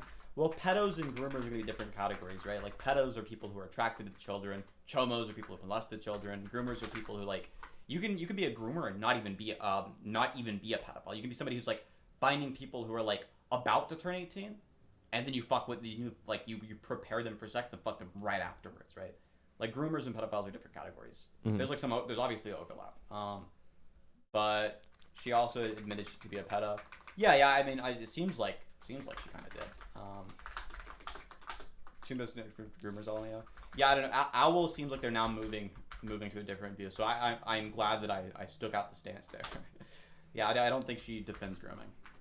You send me any proof though, and I'll roll back the view.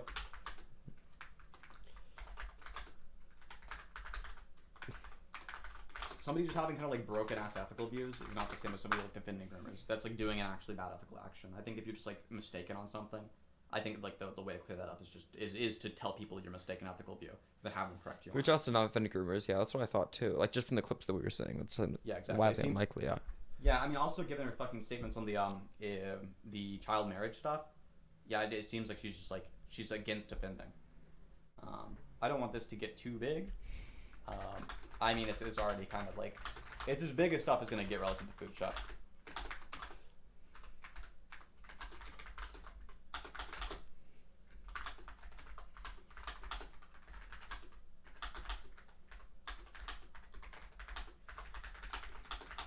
You should spell out IP instead of like Israel, like spell out Israel Palestine, because Food Shops as a programmer is going to think of like 8 different things. Oh, that's fucking, is that, oh, of course they're a programmer, they're a transformer. And a lolicon. That's fucked.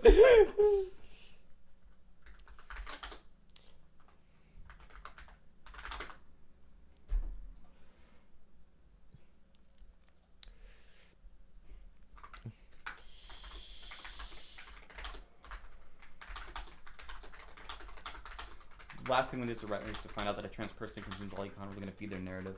I mean, that's true, but like that's kind of like a big portion of the issue with the sort of stance Food Shop's taking is like also is like wildly harmful to trans people.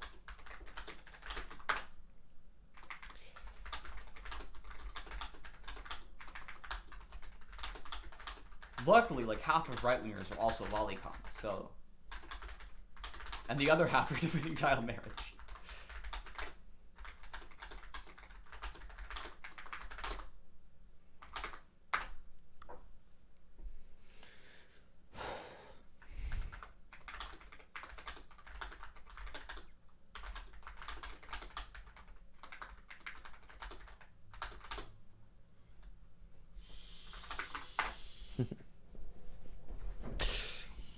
Okay, sick. The stereotype continues. That's real as fuck. Yeah, okay, apparently Zonia Rose says, "Simp." Hello, Rose. What's the Okay. what is But cute. Yeah, what's up, everybody? Sorry, I like was tuned the fuck out because I was just talking to food shops over. Oh yeah, fuck, I forgot I'm blocked. I forgot Zoni's blocked me on Twitter. So fucked up. She's such a dumb fucking bitch. I actually, oh my god. It's actually hard to comprehend how stupid Zonia is. Like, I can't wrap my mind around somebody like not being able to process information to that degree and like still. Yeah, I thought like making politics AGP trans women content. were supposed to have like high IQs or something.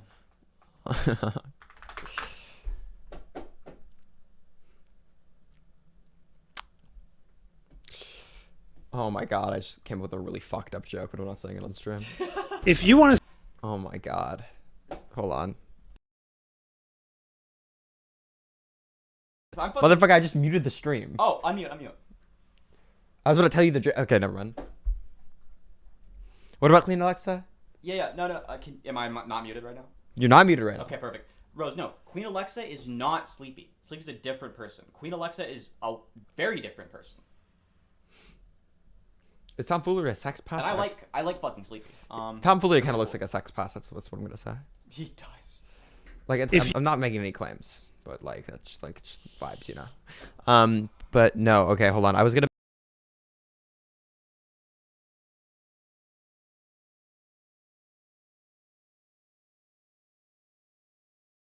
You understand why I wouldn't want to say that on the stream. It's really funny, but it's like fucked up to say. It was clever though. It was like a clever bet. No, I want to make it really fucking clear, Rose. I'm not talking about Sleepy. Sleepy is very cool. I have no issue with Sleepy. I like Sleepy. Sleepy is actually like a person who I have good reason to believe that isn't public, that has like very morally good dispositions. Queen Alexa is a different person. Queen Alexa used to run this stupid show called The Political Shit Show. I think it's like all taken down now. Damn, You might be able to Jesus find some fuck. shit somewhere. Okay. Where the fuck is Zonia live? Food Shop says they're gonna be talking to Zonia. It's like, what the fuck? Where are they live? No fucking clue. Are they just not live today? Are they doing it like off stream or some shit? Like, I don't understand. Okay. Yeah, I don't understand. I'm gonna, just in spite, I'm gonna fucking follow Food Shops on Twitter, and I'm gonna closely associate with Food Shops. Okay. Food Shop's wires. They're a pedophile, and that's why I'm associating with them. So fucked up. I don't know why you say this shit. I don't know why you say this. Everything I say is a joke. Unless you agree, then it's real. But if you disagree, it's just I'm just trolling. It's all in game. I think she went by Alexa, but like that's like every trans woman has gone by Alexa. It's not like a specific Sleepy thing. That's kind of true though. It's like Alexa or like Lilith or like Every. Emily. Speaking of Lilith, what do you think of the new Jalen developments? Speak of the devil, another trans woman named Lilith. That was fucking wild. I feel super fucking bad for Jalen. I feel bad for Jalen too. Yeah. Yeah, Lilith is a piece of shit. That's probably true for all of them. All Liliths are pieces of shit. Yeah. That's probably true. I don't know if I deny that. Fuck. I'm kind of like, that Food Shop segment was broken way the fuck up. I'm not gonna lie. Yeah, that's true. Yeah. That was like the most autistic shit we've ever done. True. For like future streams, we need to actually just like have a list of topics and like stick to one. Yeah, real shit. And then we can like just shoot the shit between. But like, holy fuck, it's so easy to just like get fucking off topic. Yeah. The reason I get off topic so easily is because I'm retarded. I actually just have fucking severe mental disabilities. Okay. I actually have been going out and trying to improve my mental health. And like every step of the way, it is like awful in the United States of America. Okay. It's so. I'm in one of the fucking commie states too, and it's like still awful. It's crazy. Literally, like, it couldn't be worse. I don't think. Well, it could be Texas. It could be worse, just like not by much, you know. Yeah. What did Clean Alexa do, like exactly? Can you like detail the situation for? I don't fucking know. The detail is like, there was this like I think she just turned 17 or some shit. This like autistic girl, autistic trans girl. Like not high social intelligence at all. Not like Asperger's or whatever, and like is like managing through it or whatever. Like not like fucking high functioning. Like autistic girl. Asperger's. It's pronounced Asperger's. Asperger's, true. No, it actually is. I'm not even like trolling you. I know. I'm not gonna pronounce it like that. Booty burgers. It's me. I'm one of the type of motherfuckers who'd be like, yeah, Uranus. No, the girl was like constantly like she'd be making like these like sexual comments towards her publicly, and then privately over DMs would just say like the ultra explicit shit, and was like trying to schedule to meet up with this girl while she was like underage. Wait, how? Okay. Yeah. Okay, wait. How old is Queen Alexa? She is like she's like 23 at the time. Oh, okay. Yeah. Okay, got you. Because that's just like the shit that I'd be doing. Right? No. Yeah, I mean, you do, look, if an 18-year-old is trying to have sex with a 17-year-old, nobody's gonna give a fuck unless they're insane. Mm-hmm. Yeah. But the 23. Yeah, that's why I asked. You know. Yeah, 23 is very much over the fucking limit. I like to make it clear to the stream I'm not a pedophile. Everything I say is a joke. I keep saying that like when I'm like clearly not joking too. So like whenever I say it after I like, say some insane freak shit, it like takes the value out of it. Like legit. I need to like stop being insane on stream.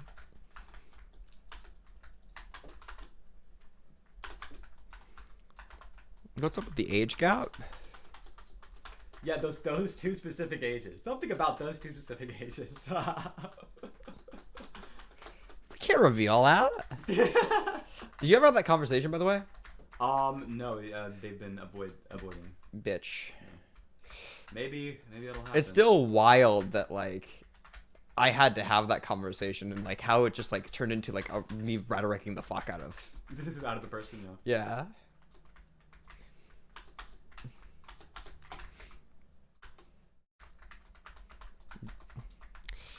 Is that something a pedophile would say? I think more people would say that they're not a pedophile who aren't pedophiles than pedophiles.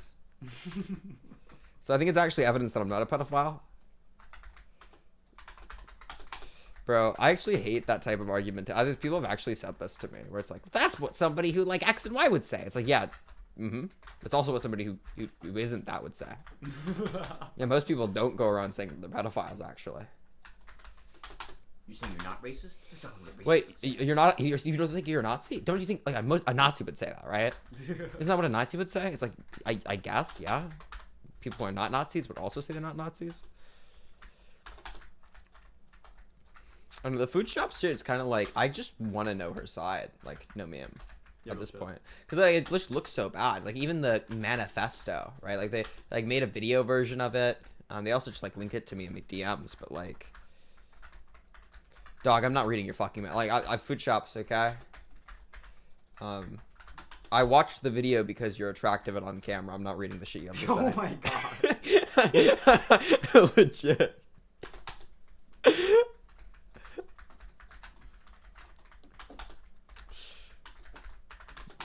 I see no problem with what I just said. I am perpetuating the culture of like sexual harassment in the Twitch space. I saw Office Jobs and I was like, we should just do that.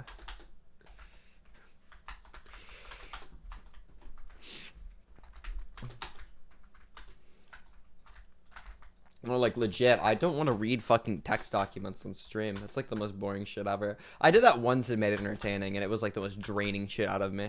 It's so fucking AIDS. People who will like make those like massive streams reading some Freaks Manifesto, you're like wasting so much of your Young version of Destiny? Is that real? No. I still think that like fucking I feel like a lot of the Destiny comparisons are like super out of date. I'm not gonna lie. Yeah, it was just like for a little bit. It was like the new Ben Shapiro comparison. The moments when he talks faster, like, oh wow, you sound like Destiny. Like yeah, my fucking editor used to be like a massive DGGer. Yeah, like of course. Like yeah, there's like similarities in the fucking editing style, and I guess I like talk really fucking quickly. The editing styles are not doing you favors with the accusations. Well, to be fair, like the editing style now is like actually pretty fucking different. Yeah, exactly. But those were like well, it was Dingo at the time, right? Yeah. Yeah, Dingo is like Dingo is unironically just ripping the Destiny style. Well, was ripping the Destiny style. I think his videos are good. Debate you. Do you want me to find people to debate you, or not in the mood? No, I'm totally down to debate, dude. I'll like run the stream till fucking like as long as people are watching it, bro. I'll run the stream with people are not watching. I actually just like streaming. That's the weird thing. I always forget how much I enjoy streaming. I'll like take massive hiatuses. I kind of want to get back into it though, because like streaming with Synth is like super fucking fun. It is. I've enjoyed the stream so far. It's like streaming by myself is like. It's boring as fuck by comparison. Yeah, exactly. Like when you're doing a debate or something, it's the kind of thing where it's like, yeah, that's exciting. But you're just sitting alone and like fucking talking into a camera. Yeah, talking to chat, but like I'm not gonna lie, you guys kind of there is like an element of me that really likes streaming because it does feel like more real that people are like chatting with you live than if it was the case that like they leave a comment or something on a YouTube video. I still super enjoy when people like leave content that's on YouTube videos that are like positive or whatever. But like it does feel like super disconnected because of like a conversation I had like 4 years ago. You know what I mean? How long has the stream been running? 5 hours. Yeah, it's been about 5 hours. Yeah. Viewership has like gone up and been pretty consistent actually. Hey Synth, what do you think about the debate you had with Destiny? Which one? We've had like 8. The most recent one I really enjoy. I'm a big fan of that one. Maybe the second. Was that Guilt by Association? And the most recent one is our the primaries debate we had. Oh shit, for real? Yes, yeah. Okay. Both of the transports one, like I feel like those were like a little split. Maybe the first one, the fucking panel one, I think he kind of struggled with, but the one where it was just one-on-one, I think he did a lot better there. Like a lot better than the panel performance he did.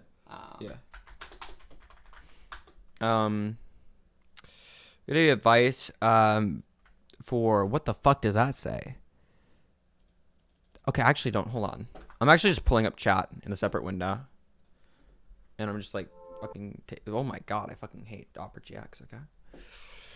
Opera GX has got like slowly fucking Bunk. Is Augie dad? I actually don't fucking know, dude. I actually hit up Augie recently. I was like, yo, buddy, miss talking to you. Because it's like I moved away from Augie and we were like mostly IRL chilling, you know what I mean? Like it's weird to say, but like me and Augie, like we like never talked online about like internet shit. Like ever. Cause like me, I just don't like share that much in common with Augie and like the spaces we encapsulate. And I just like don't like talking about internet shit. But like hanging out with Augie was like super fucking fun. We just like chilled together. I think like the last time we met up, we like both got high as fuck and rode electric scooters like retards. It was the most chill shit ever. But nah. So I hit him up and I was trying to say like, yo, buddy, what's going on? We should chat again soon. I'm gonna be back in Texas. And he just like he never hit me back, and I don't know. I haven't heard of people talking with Augie in a little bit. If you could give any advice for Smeth, what would you give him? Stop streaming. Who the fuck is Smeth? Smeth's the guy you. Where's Waldo's weird uncle? Yes. Oh yeah, just give up. Like for like legit. So I understand people like ask me how to get better at debate, and I can like give you advice, but like some people just like. You just don't need to be good at debate, okay? There are like a lot of other hobbies you can take up. It's like if you're talking to somebody about like weightlifting and they're like, I haven't made progress in years, and you know they've been like doing everything right. It's like maybe it's like just might not be for you, like legit. Just get a different hobby. It's okay. Yeah, I mean Smith could like stick to video game streams or something. Like maybe people would watch that. I fucking wouldn't. I don't think you should be streaming at all. I just give up. That's my opinion. I was trying to give him something there, okay? Oh my god. Legit, I don't think we should give him anything, okay? Yeah, he's kind of dumb swap. Bro, actually having that conversation with him was like wild. I don't think I've ever met somebody. No, that's not true. I don't think I've ever talked to somebody in like the Twitch politics space who like what a lot of them are retarded, but like somebody who's like so openly retarded. You know what I mean? Yeah, he's just like you're retarded and proud. You wear it on your t-shirt. Exactly. He wears his heart on his sleeve. He wears his puzzle piece on his sleeve. Could you advice for that Hassan guy? I don't see a contradiction entailed. Just keep asking fucking. Could I? Well, it's possible, yes. I don't see there be a contradiction entailed. I suppose it depends on what you mean when you say could. He has claimed he wants to debate Destiny in front of Lav. I guess he wants to own Destiny. Wait, Destiny. Wait, Smeth wants to debate Destiny? Dog, you're gonna get fucking raped. Like Smeth, you're shit at debate. Like whatever topic you take up, you will look wrong on. Bro, he could debate Destiny whether the sky is blue and he'd look wrong. Yeah, I don't know. Like, he's.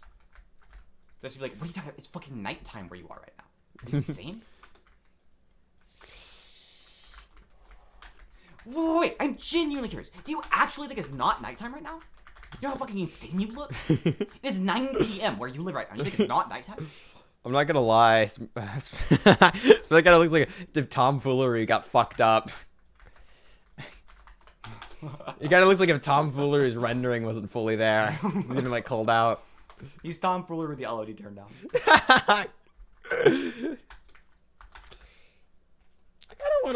I think tomfoolery really doesn't like me. Hey, so I know last time every single time me and tomfoolery have talked, he's kind of looked like a little fucking retarded. I'm not gonna lie. Like I don't know if he's like actually I don't know if tomfoolery's intelligent. Who says that? What? Blue Spy. Anybody who's saying that is lying to you. Lying to you. Oh yeah, no. Zulu I actually did incredibly poorly. Like I have an open debate challenge out to Zulu, and the proposition is gonna be Liquid Zulu's a retard. I want to debate him on whether he has a disability. What Liquid Zulu should be doing in that debate is not claiming he won, but blaming his loss on his alcoholism. Saying, actually, I could have won if I was just sober.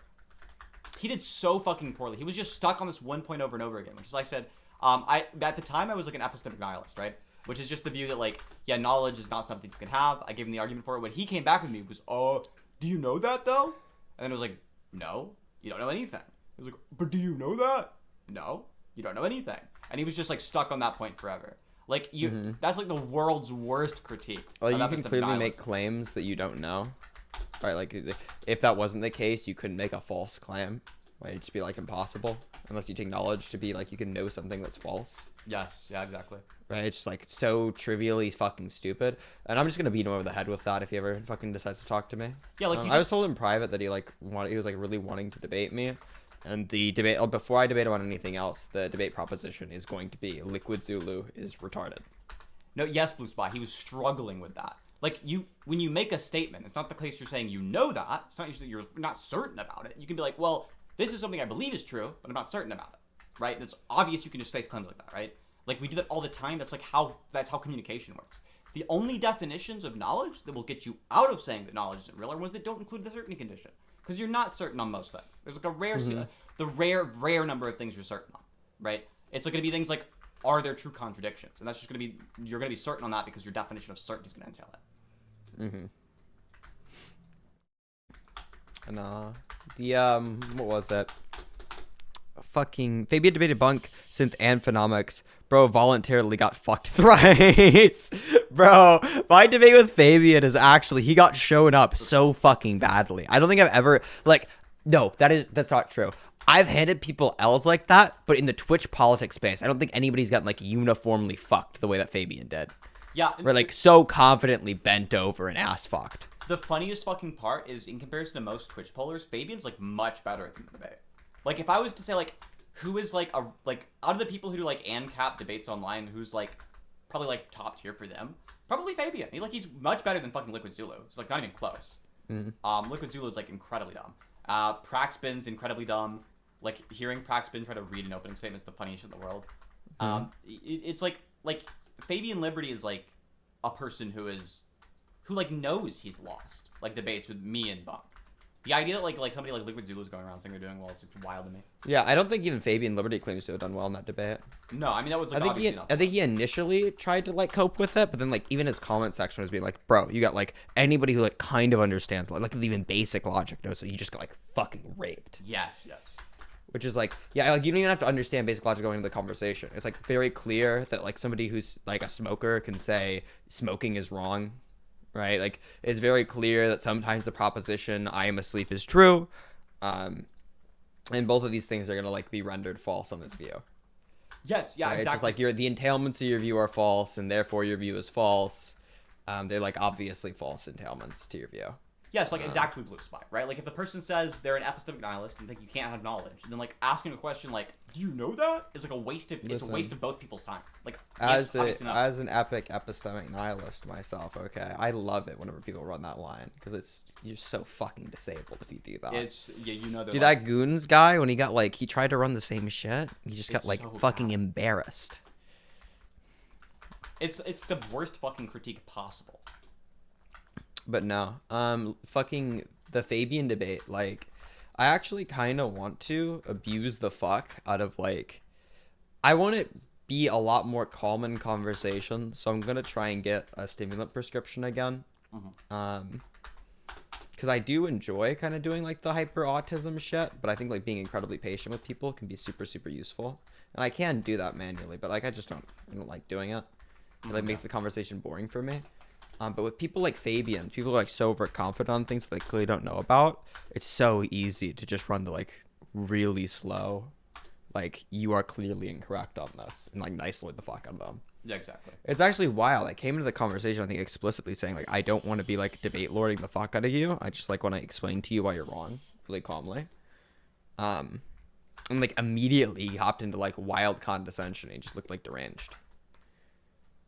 Oh yeah, by the way, Blue Spy, the funniest thing about the debate is like Liquid Zulu starts freaking the fuck out drunkenly at me and starts like turning my volume down to 10% until I'm like unaudible. And it's like still struggling. It's just like it like halfway through it on his stream, it's just like him stumbling over his words in silence. And it looks fucking crazy. Also, the idea that like you can't measure utility is also like the weakest argument against utilitarianism I think ever. Oh like my even God, if you have it's no the worst practical way of like mejoring utility, one can still understand that things are more preferable than other things. Yeah, you can and that's have going like to be indexed to inductive some cases. kind of like Yeah. some kind of what do you call it? There's cardinal, and then there's what? Ordinal? Yeah, ordinal. It's going to be like indexed to some kind of cardinal denotation.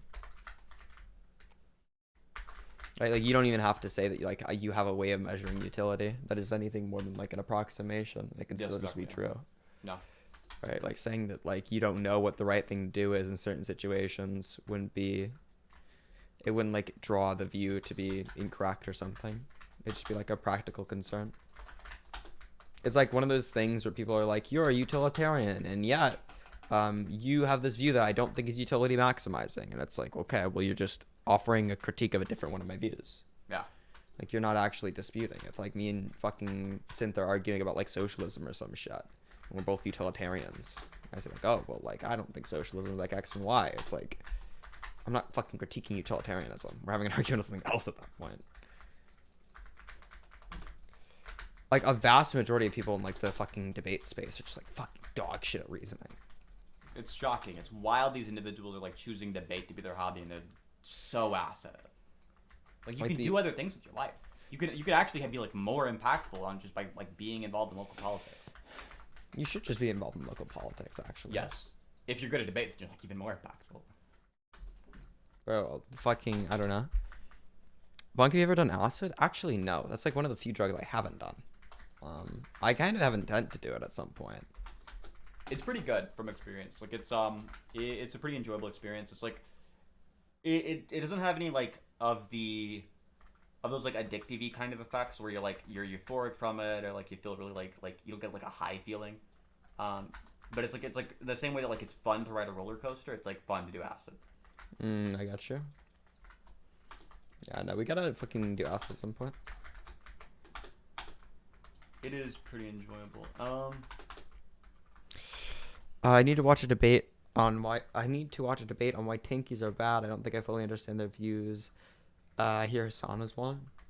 It's basically the core of a tanky is just that they take old dead supposedly left-wing dictators like Lenin and just like treat the shit they say like it's scripture, where they don't think critically at all, and they'll be like, this is wrong because I have a Lenin quote that says so.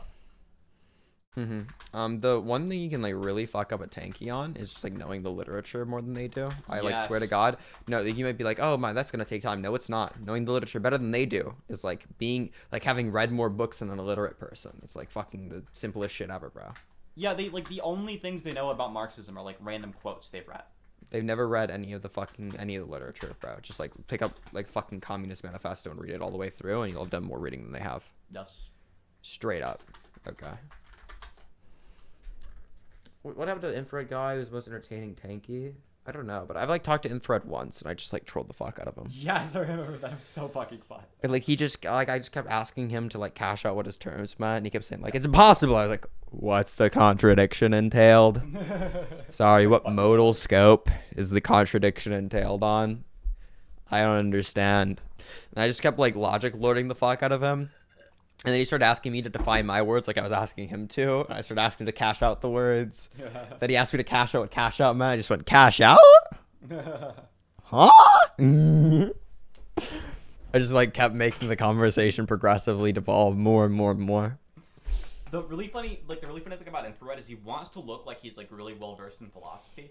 So if you want to fuck with Infrared, just like use philosophical jargon, and he's not gonna be like, bro, what are you saying? It's like nonsense. That's like jargon.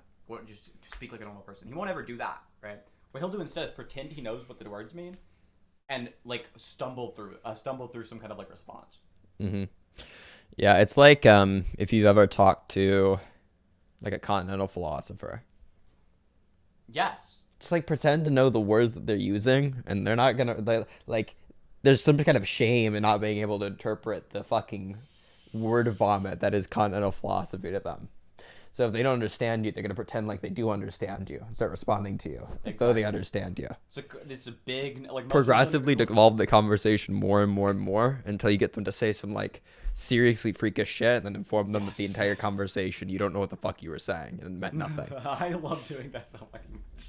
With like Hegelians, like fucking like Antonio Wolff, it's like such a funny thing to run with the guy, is just to like quote random Hegel shit and just like wildly misuse the words, slam them together in ways that don't make sense, slip in some shit from like other conceptual philosophers, and those motherfuckers just play along like you're actually saying something. Also, by the way, we need to start looking at the commentary community. Motherfuckers at least center right. Like, I'm in a Cheaters Discord server and I met a few unerotic Nazis there. Dog, you're talking to the premier commentary debate, bro, okay? That's me. That's what I did. That is Bunk's thing.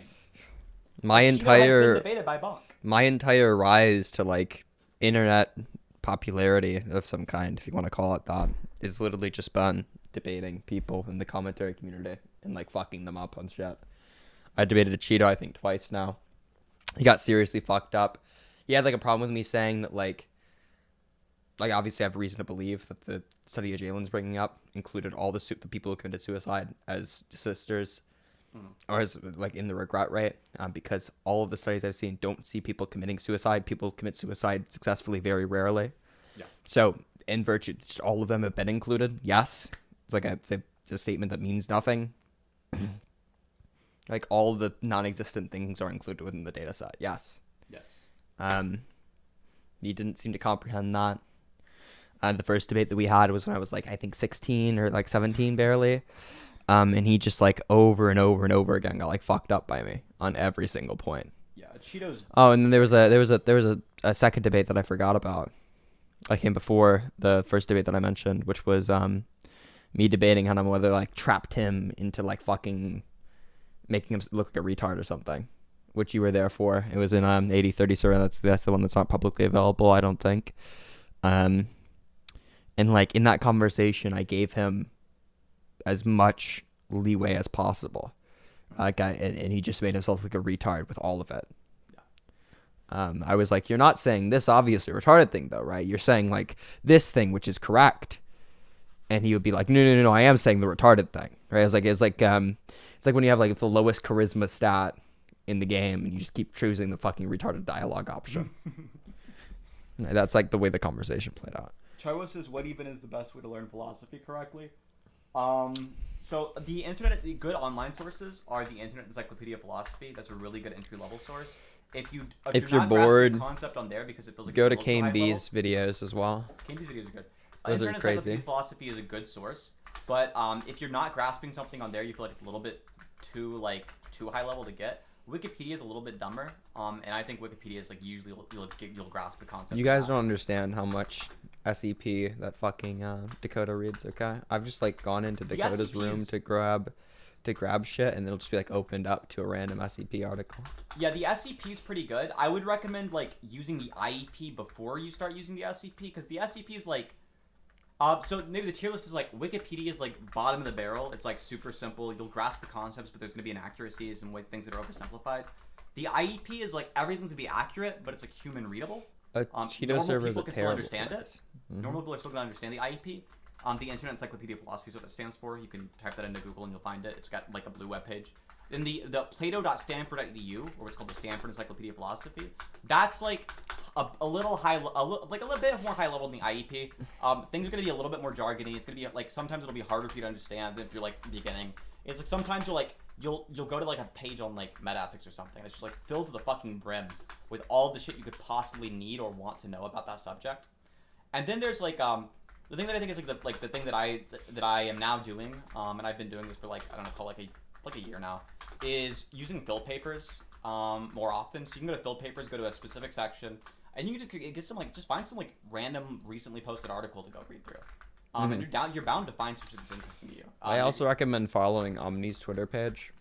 Matthew Edelstein 1 or something. Yep. Yeah. He'll just like tweet out random philosophy articles that you can read with arguments on them, which are like super good. They're pretty good. Yeah. There's a lot of good Substacks from philosophers too. Like there's like Richard Yetter Chappell's Substack is pretty fucking good. Michael Humer. I think Alternatively, you can just watch the bunk stream constantly, right? And you can just like ask us all of your questions. Omni Substack goes hard. That's true. It goes so hard. But no, I guess to speak to the Cheeto thing again, just like one last thing is if you want to see like debates with commentary YouTubers, just like type in their fucking name and my name in the fucking YouTube search bar, and you'll see them say the most retarded shit ever. Cheeto's Discord server is a terrible place. Can you link it actually? Like straight up. What do you think about Gogardus' paper on the sex gender distinction? His argument's pretty weak. Me and Bogardus were supposed to have a conversation. I just like started rebutting his shit in DMs, and then he fell through on it, unfortunately. Yeah. What a surprise! The moment he realizes the other person's gonna have a counter argument, he avoids talking to them. Yeah. Doesn't Bogardus also avoid people like Omni and Avi, or not Omni? Fucking AY and Avi. Yeah. Ask yourself and Avi Bitterman are both people who he's like desperately avoiding because he did really fucking poorly in his debate with them. Like he got fucking rolled. Mm-hmm. No, Avi was, like, nice here's for one the entire thing. time, People keep saying, people refer to Bogardus as like a professional and shit. Like I know Destiny has. He's not a professional in gender philosophy. Sorry, dog. No, he works in epistemology and ontology. He doesn't work in gender philosophy at all. It's not his main subject of interest, and it's very, very noticeable. Right? If you like, I don't know. I'm like super fucking hyper fixated on gender phil. It's like super obvious that it's like not his main bag. Or like all of the shit that he's saying have like obvious counter arguments that like any gender philosopher will give you. Unfortunately, I never got the chance to talk to Bogardus. If people want to like at Bogardus on Twitter and see if like he'll follow up on the conversation that he agreed to have. Knock yourself the fuck out. But very low probability of him following up on that. I'm not gonna lie, Bogardus got Avi to say sex was binary. Yeah, but that's just like Avi's view, right? It's just there's like sex is under some definitions of sex will be binary. If you cash it out, it's a way, so it's like win inside of the threshold. The problem is like if you cash it out in that way, then like everything is binary. Yeah, it's like the issue, anything, right? Like that's always been my line. Is if you like say that like sex is binary, like the thing that you're saying. Like binary, it's just like it's everything. There's not like a single thing that is not binary, right? Like I could make a bunch of different categories which are not like binary. Like being a person is binary because you're either me or you're not me. Yeah, exactly. It's just it's like really like a really trivial statement. You can like, oh wow, I can dichotomize this thing, therefore it's a binary. It's like, okay, if that's what you mean by binary, then yeah, sure, you can do that with anything. Yeah. Mm-hmm. It's like really, really bad. Let me try to think. What's the other thing? Yeah, can somebody link me a Cheeto's Discord server real quick? I actually kind of want to hop in there. Mouthy infidels on Avi's coward list. What the fuck? I think that those like that's just because like Mouthy and AY relatively recently had kind of like a small spat where Mouthy didn't feel like his points were getting engaged with. I kind of would like to see like a IP debate between like Mouthy and Avi.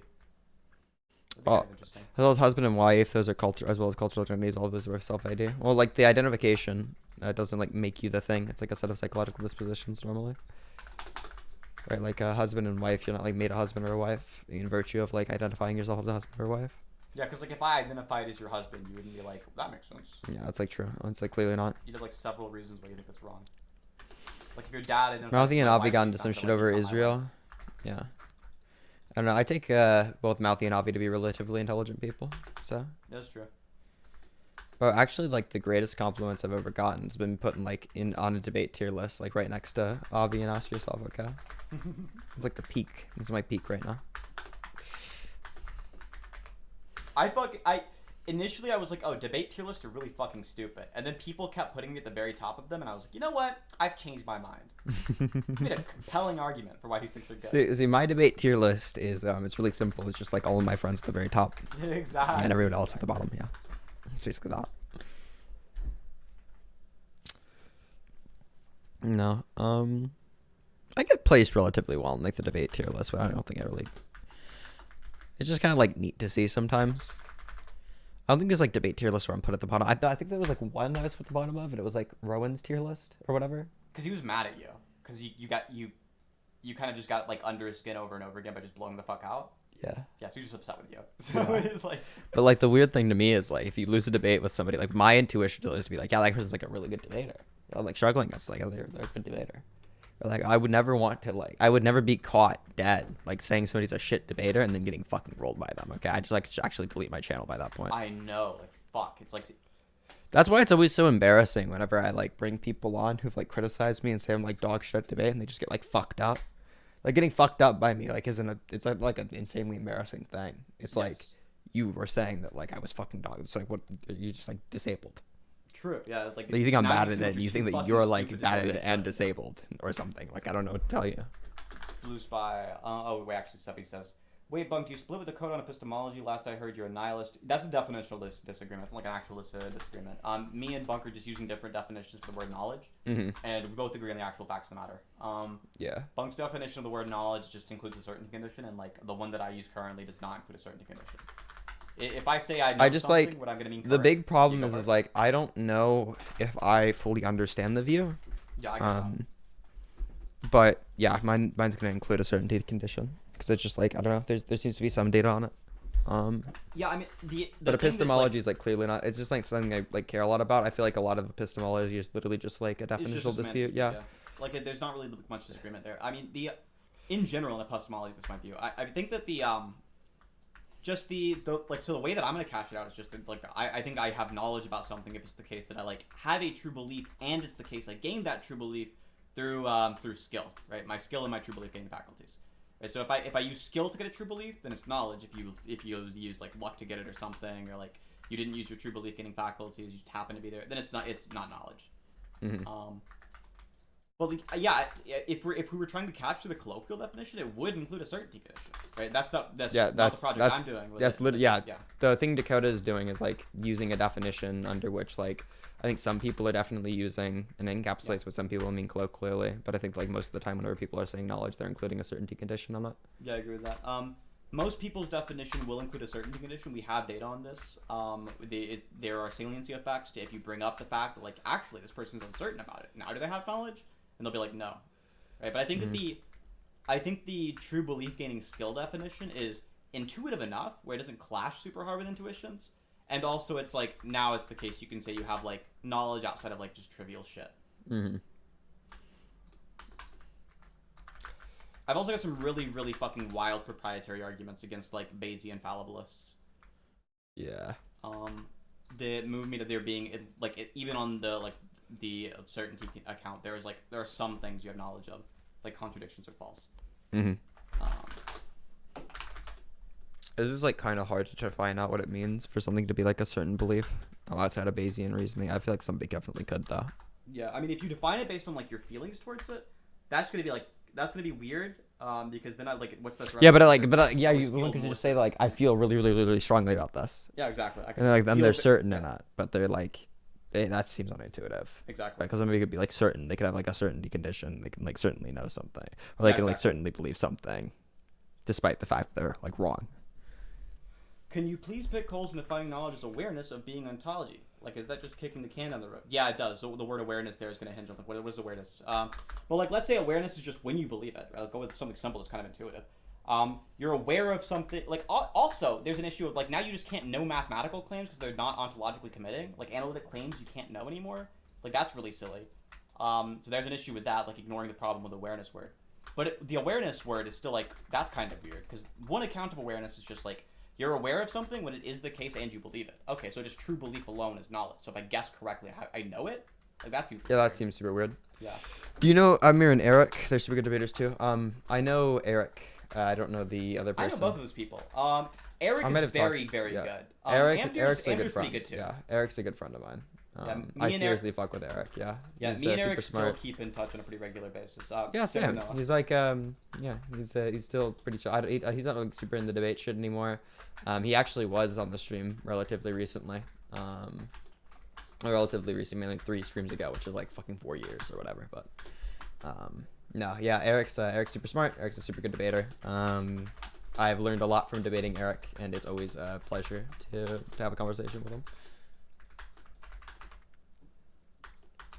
What do you think? How did you define woman? Woman is someone whose preferences are maximized, all else equal, being called a woman, or any other set of terms which describe somebody as a part of the feminine social archetype.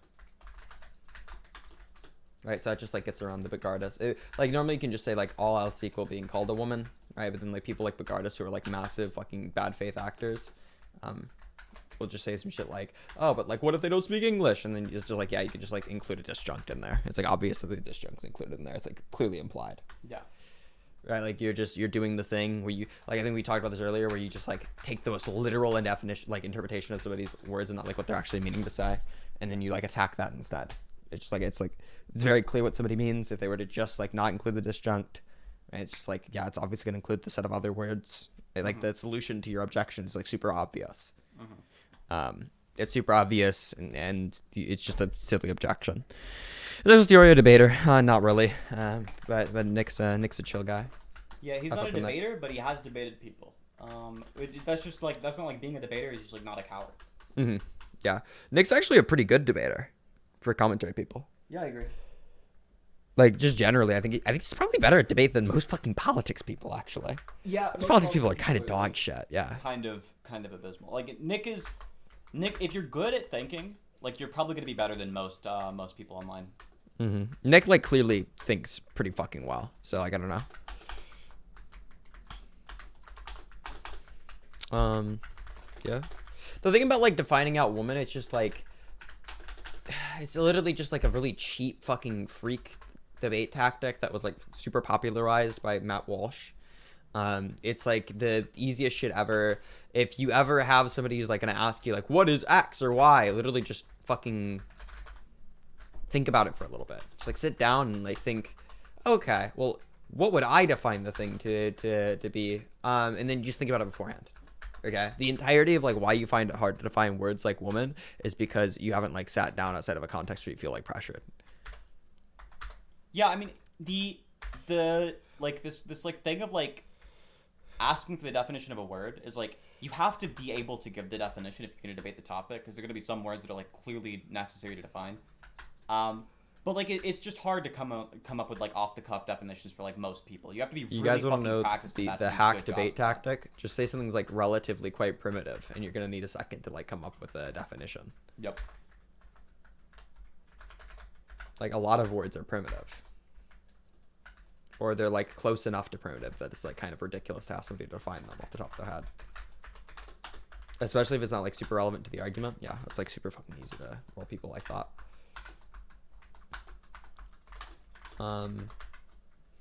No, there are like a lot of fucking. Again, I think you said this on Twitter. Like the way that like the fucking argument by Vosh is like fucking bastardized. It's so Of, like bad. the what is a chair? Right? It's like, oh yeah, it's hard to come up with definitions. I thought you had to like. We should just give up on we should just give up on coherent concepts. Fuck that shit. To be honest, Vosh just like leans into it though. So I don't even know if that, like he actually did have an original argument there that like was half decent. Like I'm actually not sure. But it's just like a really silly thing to say, like, oh yeah, like I just like don't even have a definition. I have no idea what the fucking concept is. Okay. If you can't define out the word woman, you probably should just like avoid the topic. I'm not gonna lie. The thing that you can do, actually, if you're like not super fucking keen on like the debate shit, is literally just like just chill and like vote on issues. Like just you don't have to fucking argue with everybody about every stance that you hold. True. Just like if you're like relatively certain in a belief and you like are just not that good at debating, so like you're not gonna like arrive at more true beliefs by debating people because they can just like rhetorically roll you. It's totally fine to just like listen to better debaters, have conversations about the topic, use that as like a proxy to find beliefs that you think are true, and then just like act on those beliefs. Yeah, in terms of like woman definitions, I think there are like a good handful of like pretty good ones. the one that you hear a lot of people say is like somebody who identifies as a woman, which is like I think it's just a miscommunication on their part. Like I think that the actual idea they're getting at is pretty correct, but it's just like if you say woman in the definition, people just hinge on that and they get like stuck up on that. But the thing is, you're using the woman in the definition differently than the woman you're defining. So it's like not actually circular. It's just like that's the issue.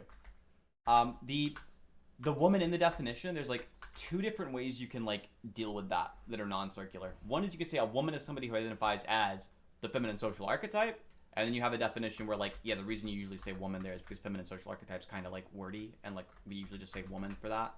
Mm-hmm. In the same way that we have like the social archetype of people who clean things are called janitors, right? The same is true for like the word woman. There's like a social archetype, and there are also people who are part of the category. There's like a social role or a job role kind of thing. So that's one definition you can use. Somebody who identifies the feminine social archetype. But you can also, and like instead of saying somebody who identifies as such, you could be like it's somebody whose preferences would be maximized if all else equal they were recognized as such. So like in a vacuum they were recognized that way, which is even more wordy. But it's also a pretty good definition. You just like somebody who is like in a vacuum, or all of the other factors that you like, all of the weird factors are controlled out for.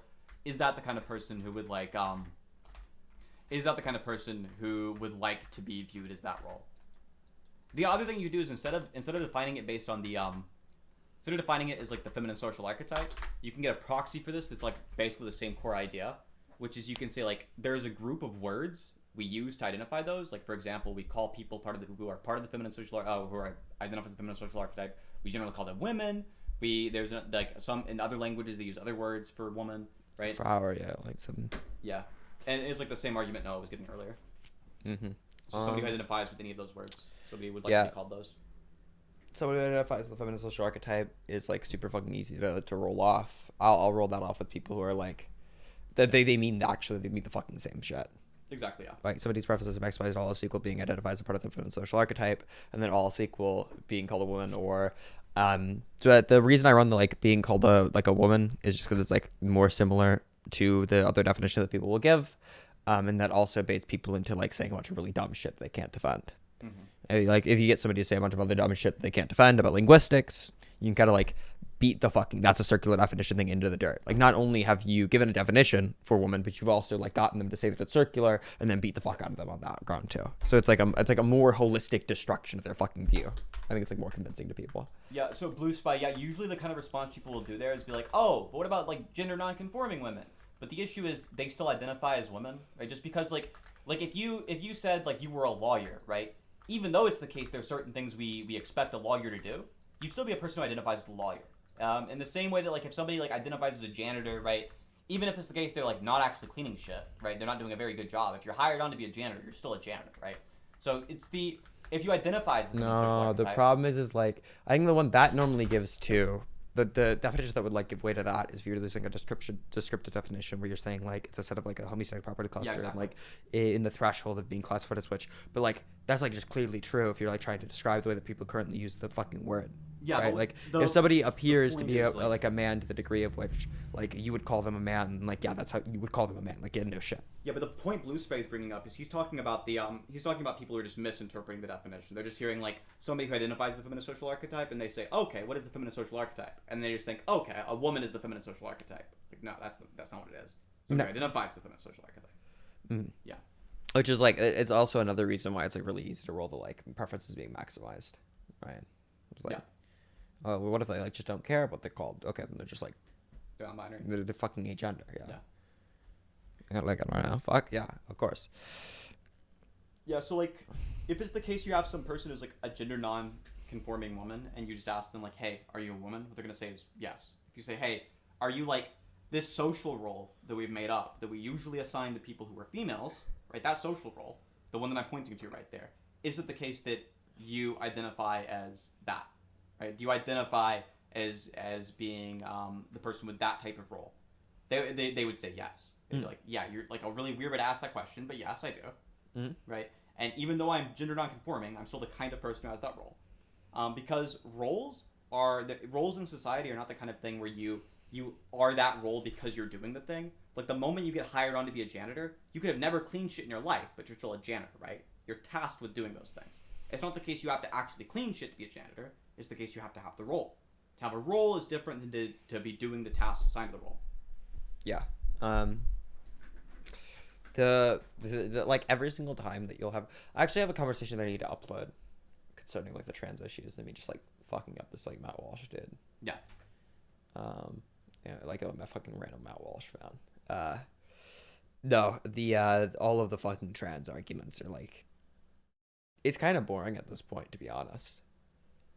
Kind of true, yeah. I kind of want to hyperfixate on like a different topic. I get it, yeah. I don't think that there's a single person who could like take me out on the fucking trans issue. Yeah, I mean the trans issue nobody kind of, like comes to the like, because it's just like so piss baby easy. You have like a basic understanding of it. You roll people the fuck out.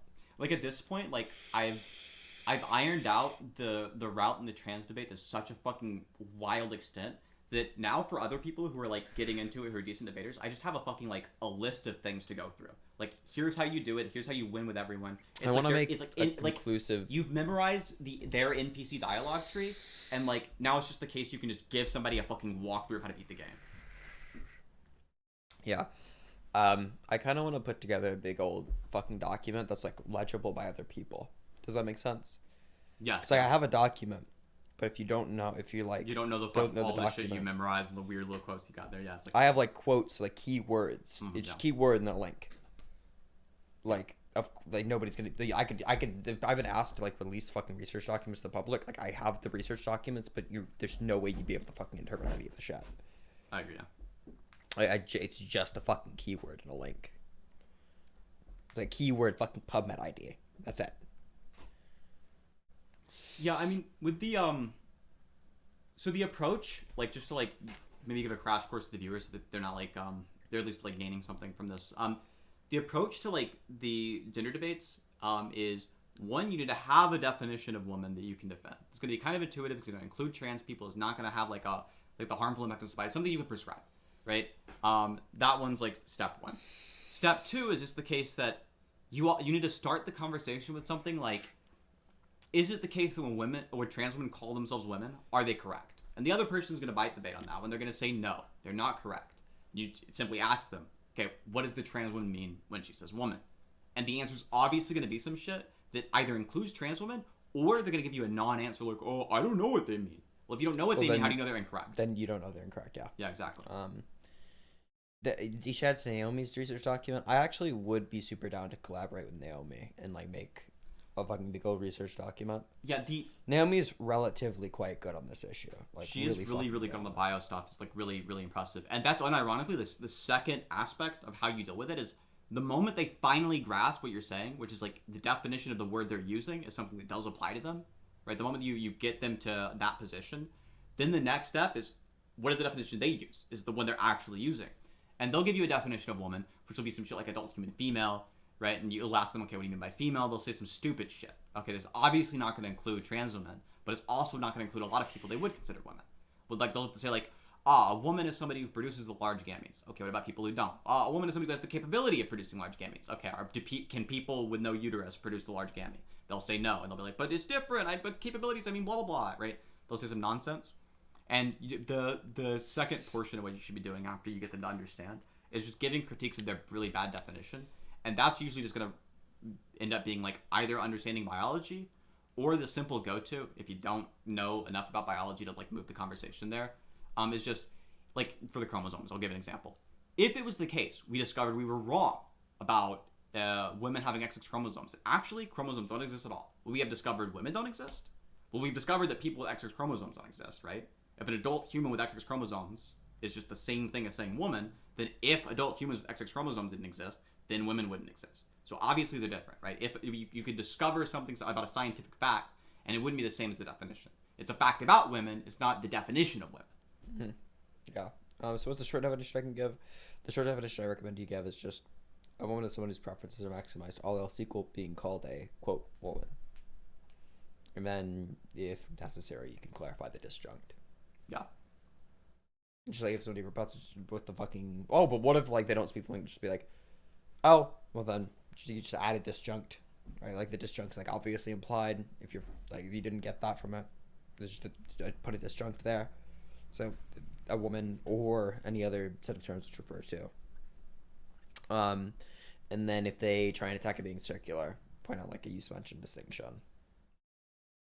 And then it's no longer circular. It's like obviously no longer circular. Even people like book artists, as bad faith as they are, will acknowledge it's not circular. And the fucking argument's just like over, just like GG's.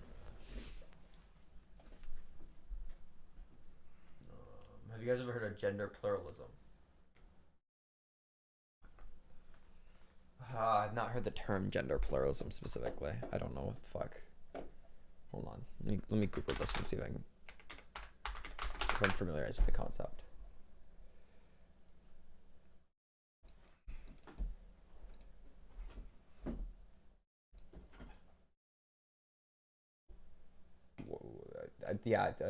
I like. Blue Spy says, what is use mention distinction? Use mention distinction is like there are, for every word, you could either be talking about the word itself or you could be talking about the concept underneath it. So an example that's used like on the Wikipedia page is like cheese is derived from milk. Okay, that would be a use of the word.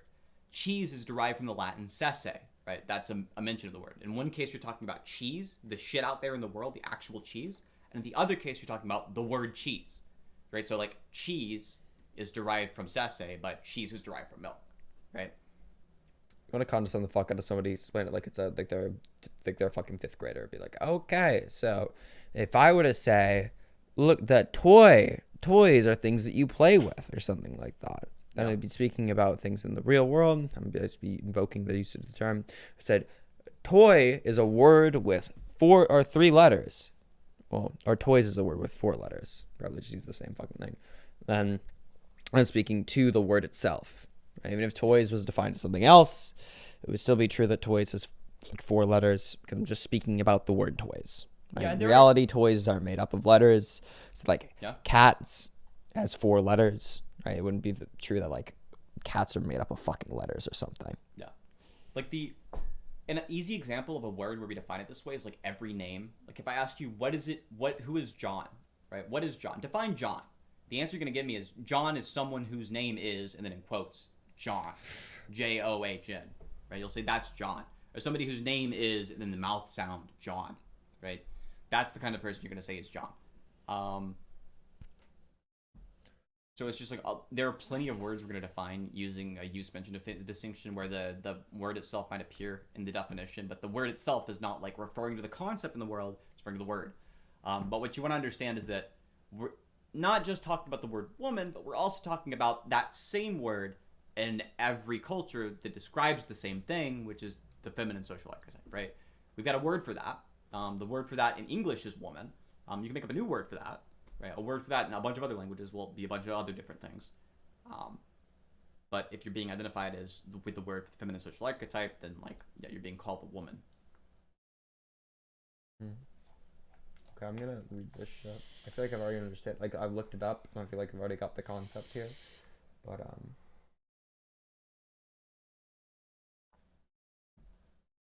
yeah, I feel like I've already got the fucking concept. But I'll read through the paper that you guys linked anyway.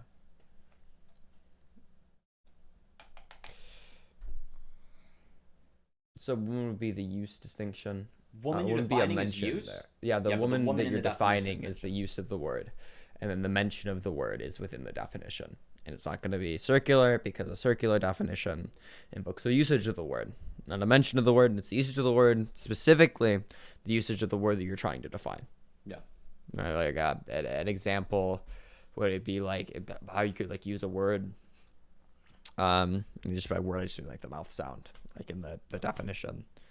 That like refers to a concept. You could just refer to a different concept when you're trying to define it out. It wouldn't be circular. You can attain new information through it. Right? If I said like a woman is someone who identifies as, or like a woman is someone who like identifies as a woman, then what I mean by that is like sex or something. Right? Like that wouldn't be circular. You could just you could get new information from that. Yeah. You just maybe have to ask like what does woman mean in the definition. The problem that happens with circularities, you could say like if they mean the same thing, like a woman is defined as a woman is defined as a woman is defined as a woman, you never get anything. Somebody who identifies as somebody who identifies as somebody who identifies, and you don't get anything. Yeah. A woman is somebody who identifies as a woman, which is somebody who identifies as a woman. So yeah, it's just like fucking infinite cross. I edged the use mention distinction. That's real as fuck. Correct. I do that too. Yeah. Yeah, correct, Blue Spy. And just to be clear, the word woman in that is supposed to be a placeholder, right? It's like for the mention of all of the words in every language. Yes. Yeah, It's just a placeholder, right? Which is like why some fucking freak philosophy schizophrenic wants to try and bring up like a Bogarda style argument. You can just clarify that there's like an obvious disjunct implied.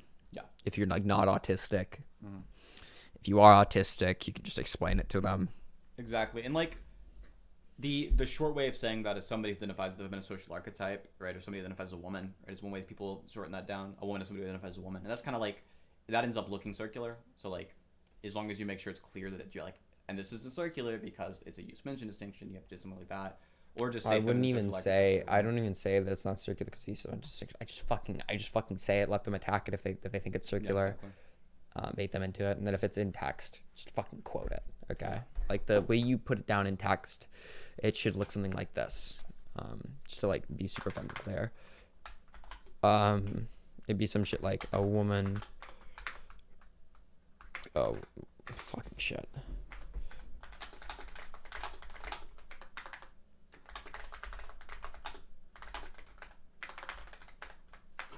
Oh, I'm too fucking tired for this shit.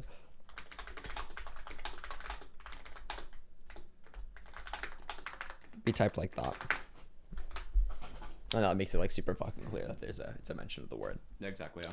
And if somebody like it just being called a, is like makes it fucking clear that it's a mention of the word. Yet in quotes, you can just make fun of them. Exactly, yeah. You can just make fun of them for not understanding. More people deserve to be bullied for not understanding shit. For the definition of woman, use could be defined as a feminist or yeah, it can. I just like the other definition because it sounds more similar. Yeah. To what people are saying makes it look like just defending the generic Persian specific, which you kind of are, right? There's like what people mean. It's like clearly what people mean. If you ask them about it, they won't say that like Steven Crowder is a woman because they say that they're a woman or something. Or that they like identify as a woman. They'll like admit that people can be like mistaken on their gender identity. Right, there are a subset of people, we call them Voshites, who do believe that like just the identification is all that it means to be a gender identity. Yeah. And for those people, the obvious response is just like, then why do people identify as like trans? Just identify as cis. True. Gender dysphoria fucking solved. GG's. Unironically. Why would anybody ever change True. their gender identity? They're just like cracked. They're cracked in virtue of espousing it. Like, somebody couldn't realize that they have a different gender identity. They're just right. True. I think I'm pissed. Yeah, go for it. I'll continue talking about gender shit. But yeah, a lot of the trans arguments are just like knowing the super basic philosophy shit surrounding it. I feel like I've been doing the gender arguments though for like so fucking long that it's like, it's kind of like if I fucking beat up on somebody in a fucking trans debate, it's just like I'm just like it's used to it. You know what I mean? It's the same fucking dialogue tree every single fucking time. Not a single motherfucker said anything like anti-trans that's novel in like fucking years. Okay, all of these motherfuckers are like on the most basic shit ever still.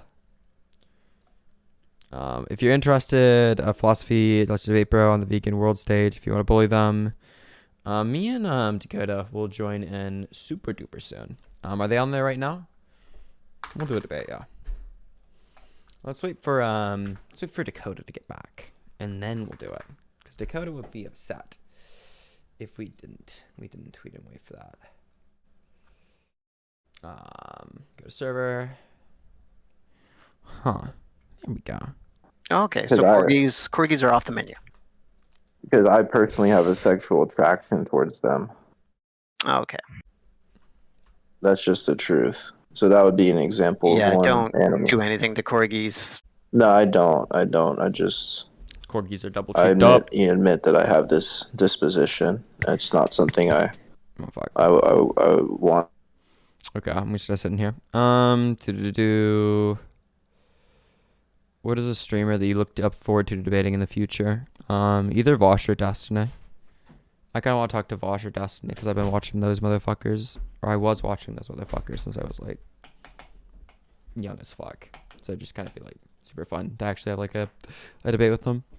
My debates with Destiny have been like, well, no, the one that I had with Destiny was just like pushing back on him really surface level, and then just kind of like admitting that he didn't know super like a lot about the topic. Those two, and I'm trying to think, is there somebody else? Are there any other streamers who like would actually be interesting? Like look forward to debate them. Interesting.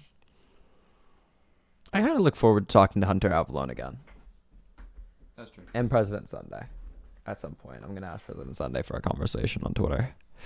Okay. Do you guys not like Vosh? I like Vosh. I think Vosh is chill. Yeah, I'm okay with Bosch. I actually like Vosh and Destiny. I don't have a problem with those two. I mean, sometimes they say stupid shit. We all do it sometimes, but I think that, like, unfortunately, they've kind of, like, fallen into complacency. True, because they like avoid challenging discussions, both of them do. Mhm. And they'll both criticize the other one for it. Okay, man, there's a fucking somebody debating on the vegan world stage. You wanna hop in? To be honest. And Wow, that's cool. And then so you saw those animals get hurt, and then you realized what the other animals shouldn't be hurt either, or what happened there?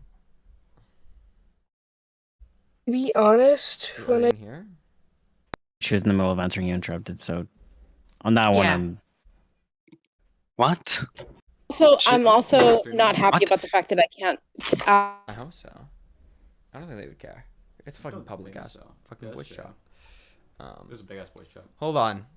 Wait, where's the person who's like the Jack guy? The Jack guy? There's nobody named Jack in here, I don't think. Oh, are they like sitting in the stage? Who's the Jack guy? Do you see somebody named Jack? No, I don't see anyone named Jack. Okay, ping me wherever the fuck they are. I'm just gonna sit here deafened. Put your hand raised still. You're right. I'm tired and a true Voshite. I'm a tried and true Voshite. Oh, okay. That's fucking epic. I'm tired, so I read that sentence incorrectly. I don't like identify myself as like being a fan of any streamers because I find streams really fucking boring. That's true. They are pretty kind of. They are in general pretty boring, but these ones go hard. And you're all great for watching this one. That's true. That's true. About them in the debate room, VC? Okay, cool. Okay, debate room. You're now a vegan. Fuck's sake. I've got no one here. Really? They are- You got converted, You're vegan now? I got converted. Oh yeah, I think I talked to this person like. It was really. Are you briefly, actually going to follow through though? Like, are you going to go buy vegan products now? Oh only? shit! Well, this Well, I is already have fucking- some in my fridge, but I don't have a lot. I need to get more. I only have tofu and some black beans and some rice. That's probably not gonna give me all my nutrients. But did you get muted? Did you get muted again?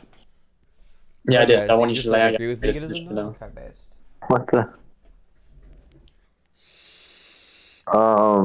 What do you guys want to debate about? Jack, what's your position on gender philosophy? I don't know anything about it, to be honest. That's probably one for thing you. I don't know anything about. Yeah. I'm a moral realist. If you guys want to debate that, Oh, you're a moral realist? Shit. I like. I thought you I weren't read a moral lot. realist. That was actually what I was going to suggest for the debate. What'd you say? I thought you weren't a moral realist. When did I say I'm not a moral realist? I think one time we were in conversation, and I think I said something about sensitive different reasons. You were like, "How do you know those exist?" Well, I constantly change my views. My mind's evolving. Bro's trading them out like Pokemon cards. Yeah. That's all good. So I think Good heroes. Yeah. I read Dr. Russ Schaefer Landau a lot. I think he's a smart guy. I'm probably like a non-naturalist. What do you think about that? I'm a naturalist, so I mean, if you want to debate that, we can. Yeah, that's cringe. Yeah, what's the critique of naturalism? Yeah, I'm gonna give an argument in the side chat actually that I have. Okay, well, against- while you're doing that, I'll give an argument against non-naturalism. I just take naturalism to be the view that moral facts are causal. If you disagree with that, let me know now. We might just agree. I just take it to be either moral facts are causal. If they're non-causal, then how did you become acquainted with them? Yeah, so there's my argument right there in the side chat. I'm gonna call with you real quick. Against naturalism. But the thing you're saying, it sounds like, I guess it's gonna be like, are you talking about like the relation between the physical and the non-physical? Are you saying like that's the issue? No, I'm saying the relation between the physical and the non-causal. Oh, because you're saying the non-physical is non-causal. If you believe in moral facts and you're a non-naturalist, you think those are non-causal. Do you think moral facts are non-causal? Probably. I don't really think I'd believe in causality. Okay. But I think so if moral facts your, aren't causal, why are you talking about them right now? How do they cause you to talk about them? Well, there's no. Well, I mean, I can talk about them without any like real, like, without any like property that like makes them real. Yeah, you could talk about them without any property that makes them real, but I'm talking about them being causal, right? You're being caused to talk about them. I'm guessing you think that you're being caused to talk about them because you have evidence they're real. So they're causing you to talk because of the things they're doing, because of facts about them. They're causing you to do things. I just don't see how it's clear that they're like causing me to do things. Okay, if they weren't real, would you still be saying the same arguments? If they weren't real, probably not. Okay, that's how it's causing it. I don't know if it's causal though, in that sense. What maybe account of causation are you using? Well, maybe it's just some like conceptual relations going on. Yeah, what is your account of causation is what I asked you. Oh, I don't think that there's like anything causal. You don't think anything is causal? I think it's just like fictional, yeah. Okay, I asked you what is your account of causal. Don't keep saying random things that you invoke the word that you haven't defined yet. Just like I would accept like any causal. I would accept like any causal theory. Okay, so if I give you just some simple counterfactual causal theory, you'd accept that. Well, there'd have maybe because there'd also be an alethic thesis there. Okay, so you would accept any causal theory, but if I gave you this causal theory, you're not sure if you'd accept it. Well, no, it's not that I wouldn't accept it. It's just that I'd have to see like if it's a causal theory, because I don't know. It's counterfactual. Then what is your definition of causal? You're back to square one. Are you trolling? Think a definition isn't going to matter. Yeah, I don't think a definition is going to matter here. What is your account of causation? It does matter because now you're saying that you have to see if it's a causal theory. Seeing if it's a what? A what kind of theory? A causal theory? What the fuck is that? Yeah, I mean that's the thing. When you're talking about causal theories, I just take it that these are just not going to be real in any sense. Yeah, it seems like you have no position whatsoever. Are you just like trolling? No, I'm not. But you're making the claim going back to like you would not accept any causal theory because you think there are no causal theories. So you would never accept a causal theory. You're invoking causality when you talk about natural properties under your account. Are you tracking any of the words I'm saying? Are you like engaging at all? Well, Do you plan to engage? The issue is going to be like, what's your account of like causal closure? I think that's going to be. Are you listening to the arguments I'm giving you at all? You haven't given an argument. You've just been asking. I gave you an argument. I started out with an argument. Yeah, you did, but I said I don't think that causality exists. So I'm not giving you any argument, and I started out with an argument. Well, no, not right now. You're not giving an argument. I know. I asked you a question. Yeah, exactly. And I've answered it. So now I'm asking you a question. What question did you just answer? What theory of causality I The question I just asked you is not what theory of causality do you hold to. You haven't answered that question because I asked you that question. Right? I just asked you a new question. You haven't answered that one either. You haven't answered the old one, and you haven't answered the new question. You've been like asking me questions after questions. You know, I've been answering all and you haven't answered on it. You haven't answered any of them. Name one question you've answered. What causal theory I hold to? Which causal theory did you name? Question. Well, I said I think that they're all true. No, you didn't. No, you didn't. Wait, you think they're all true and false? I said I would hold to all causal theories. You think they're all true and false? Yes. Okay, so you believe in true contradictions, right? Well, I believe all propositions are true. Okay, so you also believe the proposition moral naturalism is true. It's true. And that it's false is true. Yeah, so you concede. No, I don't. It's false. Yeah, you just conceded the proposition. You want to debate on non-naturalism. If I said the proposition non-naturalism is false, you say that's true. The proposition naturalism is true, you say that's true. So you just agree with me on everything. Right. Yeah. So even the negation of it's going to be true. Yeah, you're affirming that, but you already conceded to me, so I don't care. Well, that's not a concession if the negation's true as well. What do you think a concession is? It depends.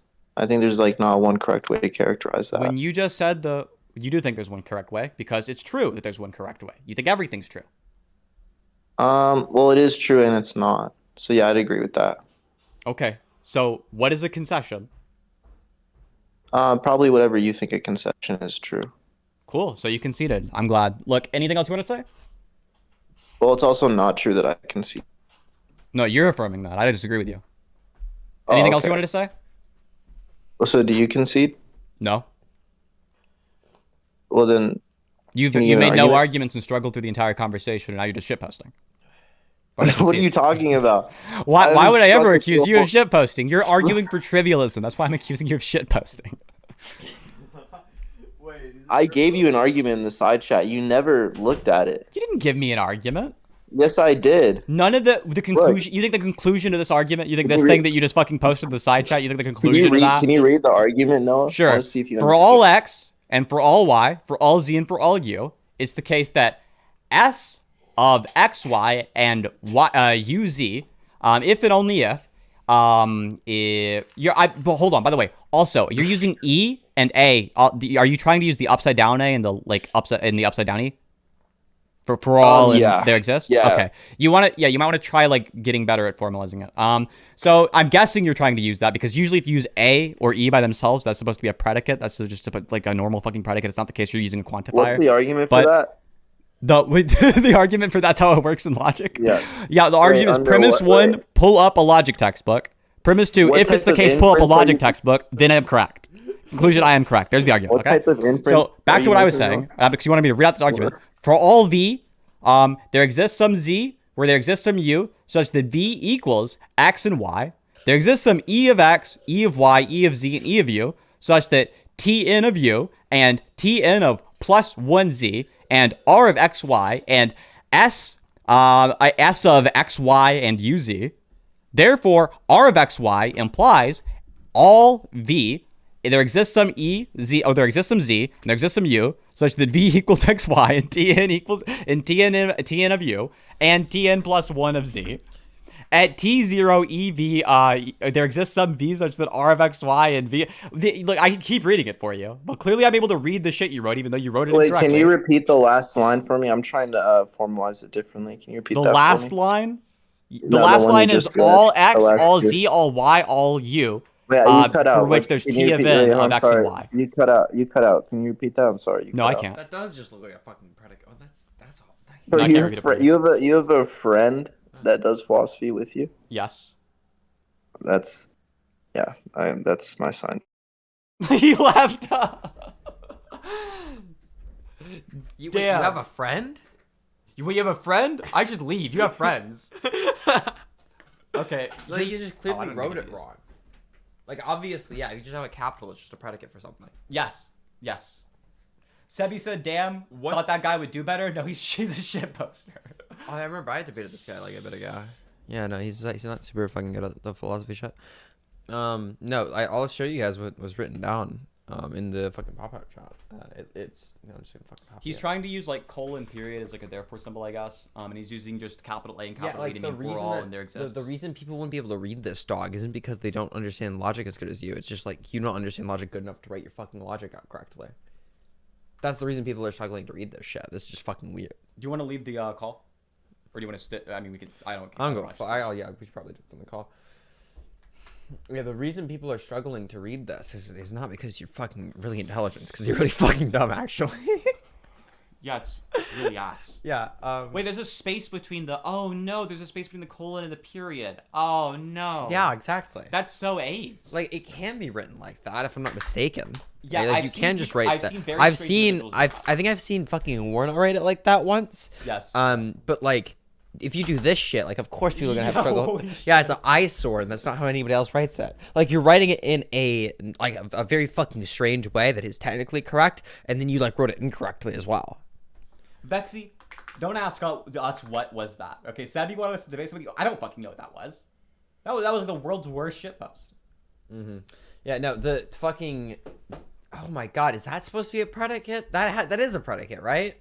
It seems like he's trying to say like T of N means that there's some like moment, like some like unit of time. So like, kind of. Wait, really. that's time 0. This looks horrible. Yes, yes. This hurts to look at.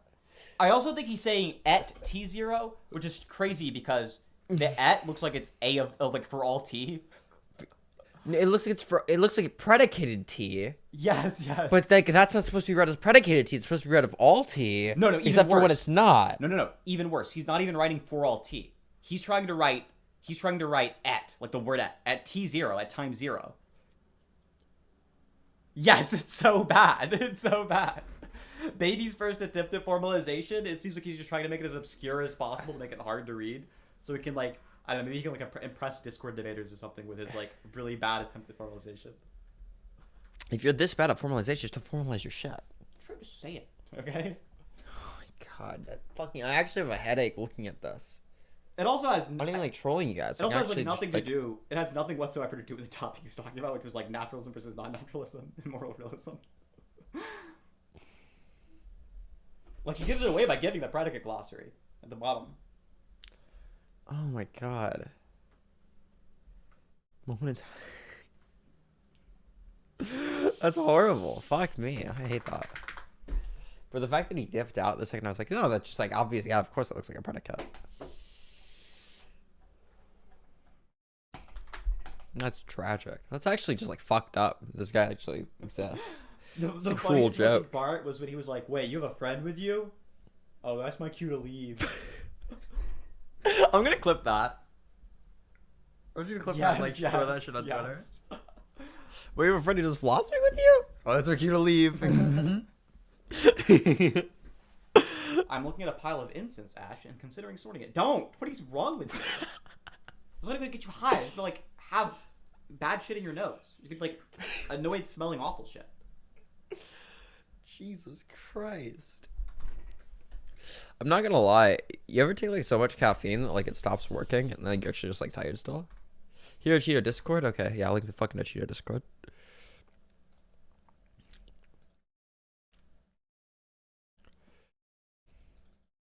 It looks like it's not displaying the Discord blue spike. And do you have Noah's Discord? You can just like directly DM. It's just bunk politics on Discord. Yeah. Message request or something. For that rough guy. Well, that's true that I'm gay. I'm not gay. I have sex with women. Everyone is not true. That's valid. It is valid. Every premise is unsound though. Every premise is false. All of them. Yes. In their totality. You are gay, and it's not the case that if moral naturalism is true, then you are gay. Actually, It's also not the case that you have sex with women. It's true, but not on a counterfactual account, right? It's true just like because both moral naturalism is true and you are gay. Yeah, just go ahead and link the freaking Cheeto shit in my either in my Discord. I also just have a Discord server if you want to pop in there. We have a bunch of people who are pretty fucking cool. Oh, sick. Okay. We're doing a Cheetos business launch. No, there's nobody in here. No. Okay, we'll have to like put this on the agenda though, or like shit to do. Last time we fuck, what was it? Me and fucking Synth forever ago hopped in. What was it? Fucking Poncho's Discord server, just like debate. Fucked everybody there. Yeah. Every single commentary viewer has like actual Down syndrome, straight up. Sit in their VC. That sounds gay as fuck. I'm not sitting in there like, wait, hey, would you like to debate something? Fuck no, I'm not doing that. It's gay as fuck. It's super fucking autistic, okay? We're not doing that. We're keeping it at the top of the server list, though. That is the thing that I want to do. Food Shops and Zone here in the little Discord thing. Are they streaming yet? No, Food Shops isn't. The food market. Oh, you can't join channel though. Food Shops has to be streaming. Right? No, I think Food Shops still is streaming. Which is strange because like Food shops, YouTube. That's a top result. Food shops, YouTube. Right, here we go. Nope, Here we go. Right. Wrong. I deny that. Whatever the fuck you just said. Here we go. Hi, gamers.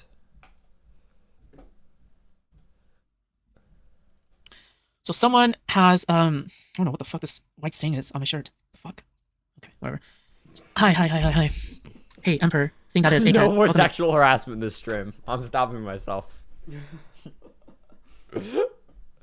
No more. Okay, I'm just gonna play the audio. Whatever. Stream go with that. Hi. Hey, Emperor. I think that is ACAD. Welcome to chat, baby. Salix. Hi. Johnson. White stain, what have you been doing? I don't know. Like, it's probably most likely boba. It doesn't smell like anything weird. Coom stain? No, it's not a coom stain. Stop. Yeah, I didn't do any reading. I mean, just because it's already material, I already know. Yeah. That's about it.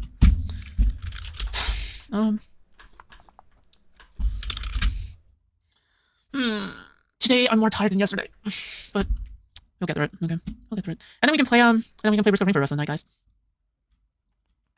Where's my manifesto? I want to know what my manifesto is. I'm gonna see if Food Shops has done stuff like the Okay, chill let me just say. chaps No, sorry. afterwards. Yeah, I'm opening my manifesto video so I can get to the manifesto.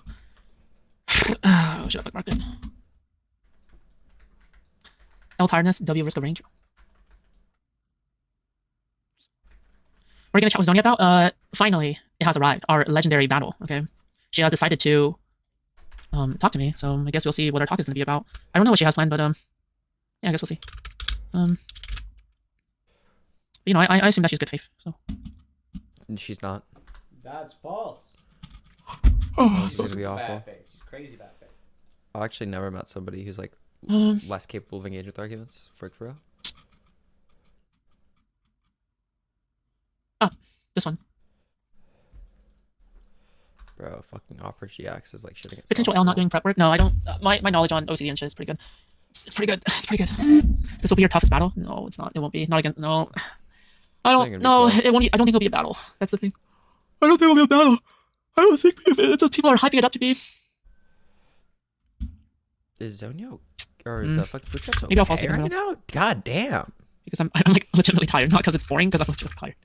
I'll be No, talking- play it off as it's fucking boring. I don't know. It's fucking gay ass conversation. Yeah. There we go. Okay, here we go. Got it pulled up. Also, wasn't that euthanasia debate you moderated totally wild? my Because God, that was a when panel with multiple people. If you have Zonia- multiple people, of course it's gonna be wild. Oh, fuck, man. Yeah, I'll be fine. Just stuff going on. Okay, all right. Because the last time I checked in with you, like personally, you know, yeah, you've been undergoing some health issues that are, you know, pretty bad. So, yeah, I am, you know, concerned about that. So, yeah. Yeah, it's I have my ups and downs. I've been dealing with some of the neurological issues where I've got like hypersensitivity on my left ear and distortion from the sound. A lot of downs. So it's been messing with me, really making it hard to sleep. Ups, Then there's other things downs, going on, too. neurological You're, issues. okay, does I'm sorry. sound Is your life in Zonia. danger? Like, No, well, No? I mean, I don't honestly know, but I've been waiting on neurologists to give me some answers around this, and I don't really have any answers. okay, yeah, because I know the last A panel lot that of I downs hosted, is right, just about fucking euthanasia. hysterical. I think some people on there, or at least one person on there, said they were also in chronic pain. And it was like in a similar, I guess, situation as you. And yeah, it's definitely like it got real. I don't know. It sort of got real for a few moments when they talked about it. Yeah, sort of takes you out of the Twitch poll space and into the real world space. You know, when they talk about sometimes I think about, you know, just mating myself and taking myself out here. Mating yourself? What? Mating, like medically assisted death. Oh, Yeah, maid. Yes, yeah, yes, yes. maid. Yeah. Yeah, I'm very much of the no, I don't plan on toughing this out indefinitely kind of mentality. If the Jesus. doctors can't get me any real answers anytime soon, I don't know how much longer I'm going to be around for. It's something I've talked about on stream before. Jesus. Okay. Yeah, I have that combined with chronic pain that I I'm deal with. resisting Chronic pain the is like one thing I can deal with. temptations. I deal with it. Wildly out of pocket shit. I Holy know. fuck. Okay, you guys have no idea. Like, I'm actually trying so hard to be a nice person right now, and I don't think I want to be. Like,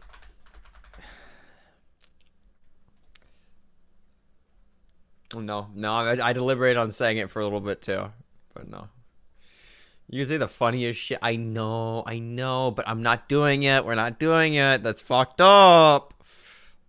that since like 2012, but and I've had a spine surgery that addressed some of it, but not all of it. The neurological issues are something else entirely, because those are very debilitating and really kind of like, significantly impact my life to the point where like I can't function at all sometimes. I'm sorry to hear that. Yeah, I genuinely am. Yeah. I see. Okay. Chemistry's so crazy here. I guess we're here to talk about something else that's crazy. So True. I will say this before we dive into it. Yeah. What's up? It seems to me like you're not taking I think it's cringe. Yeah, transmedicalism is cringe. Yeah. Dev's advice. And I do want to ask you, I want to kind of get clarification from you on that and why it is that you're not taking his advice and Stardust's advice at that, because they both gave you the same advice around the same time. I talked with them in private. Not so Dev, but a bit more so Stardust. I think that with regards to this, that I think I was out of the danger zone so fast that I started re-engaging just because I felt like I had so much to say that I felt like I was missing out. And yeah, I just couldn't help myself, I guess. Just mainly because I keep hearing about how people have opinions, and I don't know. I sort of want to contribute my own opinion to it. You know, people are always going to have their opinions about it, and they're not always going to align with your position. Yeah, I know that. So but when does it end then? When do you stop engaging with it and decide to move on? I guess it's to moderate it, right? It's not to I actually think it's bring my fine to opinions engage so in far to the point. conversations with people who think that like you're a pedophile. I think if people are constantly calling you a fucking pedophile, I think it's fine to engage in the conversation. What do you mean? Just like let them call you a pedophile? Bad advice. Fucking terrible advice. Jesus. Taking advice from Stardust on how to like deal with drama is probably a really bad idea. That's true. To be honest, I don't feel like most people know how to handle drama for shit. I agree. Jesus Christ. That the advice is just like let people call you a pedophile? Yeah, just let them call you that. Just ignore it, lol. Just pretend it's not happening. Ignore bullies until they go away is like such a crazy ass meme. It's said so commonly, but it's like, no, just not giving them a reaction isn't going to do anything because other people give them a reaction. They give them the reaction of celebrating the shit they're saying. Yeah. That's a better reaction than you making a public example of them. If you want to see who's like good at dealing with drama, somebody who's like expert level at dealing with drama. Ironically, Dusty's like really good at dealing with drama. Of course. Because he'll be wildly fucking wrong on some shit. He'll have done something horrible and do an excellent job at making it look like the other person's in the wrong. Right? Like he's continuously doing this over and over and over again. If you want to see how to deal with drama, it's like you make an example of the person. You like pull them on, you confront them on the topic, and you like make them look really, really bad for it, and then other people think that like you're stupid if you agree with drama. Yeah, like I don't know. Fuck. Jesus Christ, what a horrible way of dealing with it. Just like ignoring anything said about you on the internet is like the wildest shit ever. You have to like bring it to naught, and then you can fucking ignore it. You can't just like let people run wild with the fuck, especially if it's like wildly out there, like a shit ton of people are talking about it. Yeah, you should be engaging with people in like the fucking topic. It's really fucking weird to say, like just ignore it, dude. Where it becomes unhealthy, but it's not to contribute so little to the point where I feel useless to the discourse. So it's somewhere in between, I think. Because otherwise, because I think that when I feel useless, it also feels bad. But when I feel like I'm overextending, it also feels bad. So either way, I feel bad. So I don't want to feel bad. So I have to get to the middle somehow, right? Are you aware that you may never find that middle? I'm aware of that. What fucking? I thought they were debating. Why? I'm listening to a fucking therapy, Sasha. It's wild. It's fucking wild. It's two mentally ill people. Wait. This is horrible. But it's also that to some extent I know that it's a guaranteed feel bad if I do some little bit of it or some like large degree of it. But at least to some extent I have to do something. Consuming lollies described as a therapist is a part of exposure therapy? And I am listening to everyone's advice in the background. There's a lot of people giving me fucking feedback and way. advice. And no, not just from other content creators, but from friends and people who genuinely care about me as well. So I really do appreciate them. And these are people who genuinely care about me. Yeah, like Mantis seems to genuinely care about you, and she was in Tom's VC yesterday, the community VC that you briefly popped into, and she was spending a lot of time fighting with everybody there. It was basically her against everybody.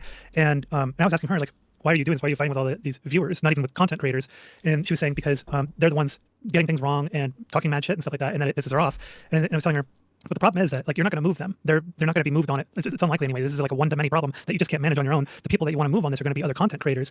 And she said that she didn't want to talk to other content creators. That her fight was more with the viewers and the chatters. And I was saying, but like at some point, don't you think that? Because she was saying that from her thought was that you are struggling with disconnecting from it and distancing yourself from it.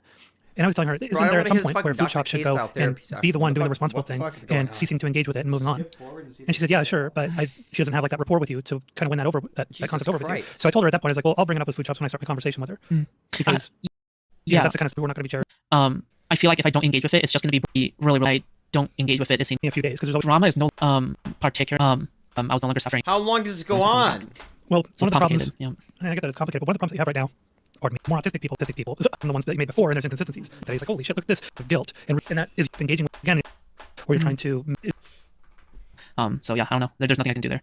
So Let me ask my chat here. Chat, do you guys know stuff being posted about this on Kiwi Farms? I'm not really sure. Somebody said it a while ago, like a few back when it first broke. Like I think it was the day of your manifesto. Someone said that they saw something posted somewhere on Kiwi Farms, but I never got it confirmed. They said it in my chat. Nothing yet, says Rouslayer. You know what's funny is that long time ago, in the middle of my like my old content, right? The original pedophilia arc. There was like 2 callers who came in, and they were like, "Oh my God, Food Shops, guess what? You're being posted on Kiwi Farms." And yeah, that gave me quite a scare back then. Just something. Did it turn out to be true? We checked. Did not turn out to be true. They were just trying to intimidate me. But yeah, they were just screaming the N-word and saying "kill all J-word." And I think there's like a new domain they got up now. No, they got a fucking new domain. Or are they back to the old domain? Like, can I find the Clancy tape on Kiwi Farms? I don't think it's likely. You can. That's kind of funny, but I don't know. Nah, fucking it wasn't about that. It was about me like fighting flamenco. Was like the Kiwi Farms post about me.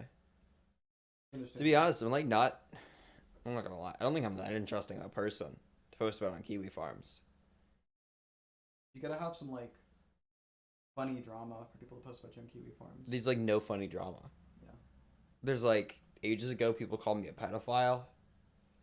And by that I mean like one person. Well, yeah, but Kiwi Farms will celebrate that. Yeah, but like that's a basis. Like, one of us, one of us. One of us. Nah. Old domain was restored. Yeah. I don't know. Kiwi Farms is like kind of those places you just ignore. Every single motherfucker on Kiwi Farms is like kind of like high key disabled. So like just fucking ignore the shit out of it. Yeah, the entire part of your website is like drama post. Yeah, the only worry about getting doxxed on Kiwi Farms is that somebody off Kiwi Farms would have to have your docs to go outside and do something about it. Yeah. Nobody on Kiwi Farms exits their house. Bro, like I fuck, I don't know. Like I feel like getting doxxed is like way overplayed. True, yeah. Motherfucker, like I also just like had so many people try and dox me and just like failed to do so. True. Like I just like I don't worry about it very much anymore. True. There was this guy who was like threatening to come hunt me down and kill me the other day, and it was the funniest shit in the world. Like he was like the guy who was like freaking out about like people calling his ass flat. That guy. Were you there for that? Oh my god. Oh my, it was the funniest shit in the fucking world. Who the fuck? I'll talk about it more off stream. It's really fucking funny. Okay, whatever. Do whatever the fuck you feel like. trying to get Sounds like very credible people. Yeah, they were trying to get everything taken down. Trying to bomb my stream. So yeah, very much so. I mean, at least consistent with Kiwi Farm people, at least in terms of mannerisms. So yeah. Well, I mean, if we're to believe the ethos of Kiwi Farms is don't touch the poo, so they're less likely to be the ones to actually call in, or at least the people who are posting are less likely to be the ones to call in and mess with you. But not everybody follows the rule. Yeah.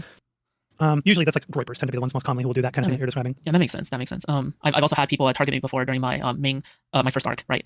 With monkey killing videos and shit. Because I was just hanging around in Toronto's voice chat off stream, by the way, and a bunch of people raided Toronto's Discord. Monkey killing videos you've not gotten. You're not on the internet enough. You that's not that big of a deal. Bro, people are just like posting fucking beheading videos in my chat. True. Like, dog, it's wild when people do that to me too, because it's like I've been on the internet since I was like 10. Dog. I'm gonna show you bestgore.com. Like, yeah, shit, dog.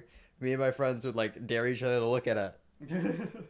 Fucking bitch. Like every fucking 14-year-old in high school has been like, bro, have you seen Bestgore? Oh my god, have you seen this? It's like, yeah, fucking bro, like, I remember just like laughing about it. It's just like, people are gonna think you're being edgy by saying you're laughing about it. Like, no, it's just like shock humor. It's like that's... No, it's not. No, I'm not even like laughing at the fact like the fucking videos. Like, I don't go fuck. It's like, oh, okay, that's a fucking yeah, that's a beheading video. That's what it looks like. You're up.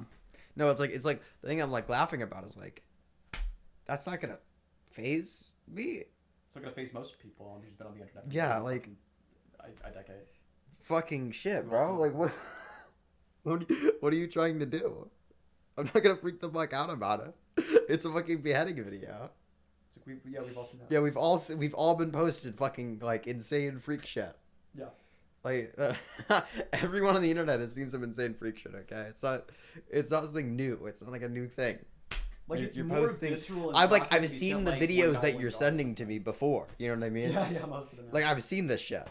I've been seeing this shit. You know. And then joined the voice chat, and then went live, and then turned on their cameras as well, and then put like monkey killing videos, like gore and like sex and shit and all, and put them all on. It was fucking insane. Yeah. So yeah, definitely some wild times back then. Yeah. So here's what I would suggest, if you, because I felt it was appropriate for me to offer this advice. Fucking God. It would be a really good idea for for you any to stop advice engaging with about it, anybody's because, mental state. So as I you're mentioned, the saying- more that you engage in an effort post about it, you not talk about yourself. Yeah, 'cause like I guess tie yourself personally to the subject. She's trying to. So yeah, even though I I mean, these are subjects I've talked about before, and there's always going to be backlash. I dealt with a lot of backlash for being supportive of Mr. Girl and being charitable to him and holding on my suspicions about him for a long time. And I still don't think that he's a pedo or a rapist or anything. All of things that with the backlash of, and the very stigmatized is very much like a very loaded term. Like you want to say, instead you want to say, okay, I don't want a person to feel bad to Yeah, I guess. Fuck. Okay, where did they start talking about this thing relevant? Does anyone have a timestamp? I'm just letting you guys know that, wow, like I know that people out there doubt me, so there you go. Well, You can- it's an SSRI primarily prescribed. Well, often This is prescribed for so people who have fucking OCD. Yeah. But yeah, that doesn't necessarily mean that it's treating. Unfortunately for her, they weren't posting CP. That's true. Bro, imagine you like send somebody child porn to like fuck with them. They're like, thank you. To the collection it goes. Right click, say that. That's going right into the spank bank. Specifically POCD. Yeah. Because POCD is like a subcategorization of a pure obsessive disorder that is. Therapy happen for you. So in order to have the exposure therapy to happen for you, in that specific case, it is to consume the lolly. Yeah. That. And I would. I'm trying to think. Trying to come up with an example. Like just 21 out here, okay?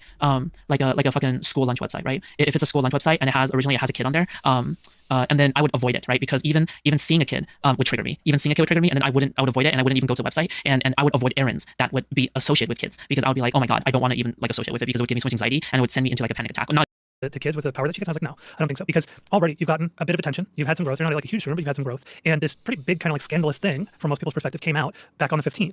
The second one is me to my therapist. So I basically blanked out every single personal detail.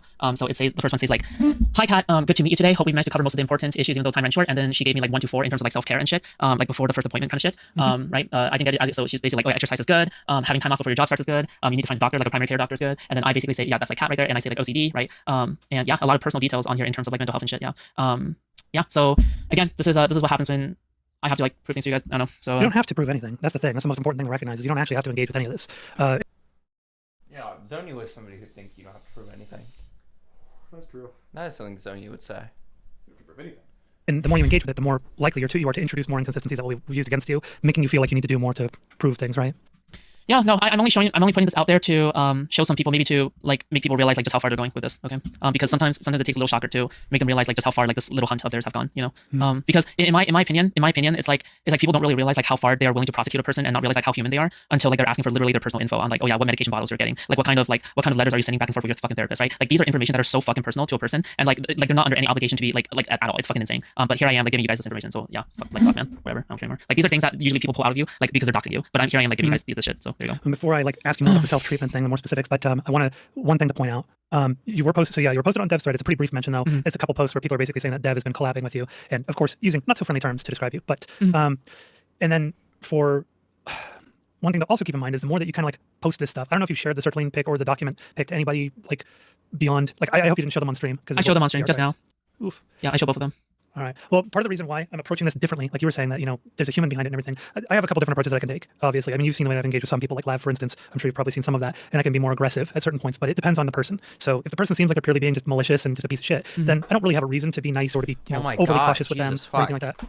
I don't see someone growing as like an influencer. Don't you think she would, you know, huge remember you've had some growth. And this pretty big kind of like scandalous thing from most people's perspective came out back on the 15th. And usually the way things go is once something like that goes public, next thing you know, there's a whole bunch of DMs leaked. So if there were any kind of conversations between you and minors, we would have people coming and talking on stream about it. We would have DMs being leaked. Like minors would have already came forward to like literally talk about it, honestly. Like if there was already like shit like this happening, honestly. Yeah. And there would be lots of stuff coming to the fore by now. And so no, I don't really see that as a big threat. So that's why I'm trying to be cautious with this. I've fought with Dev on Twitter quite a few times, which is like super fucking weird. Apparently this person's like a gamer gator from fucking forever ago. Yeah.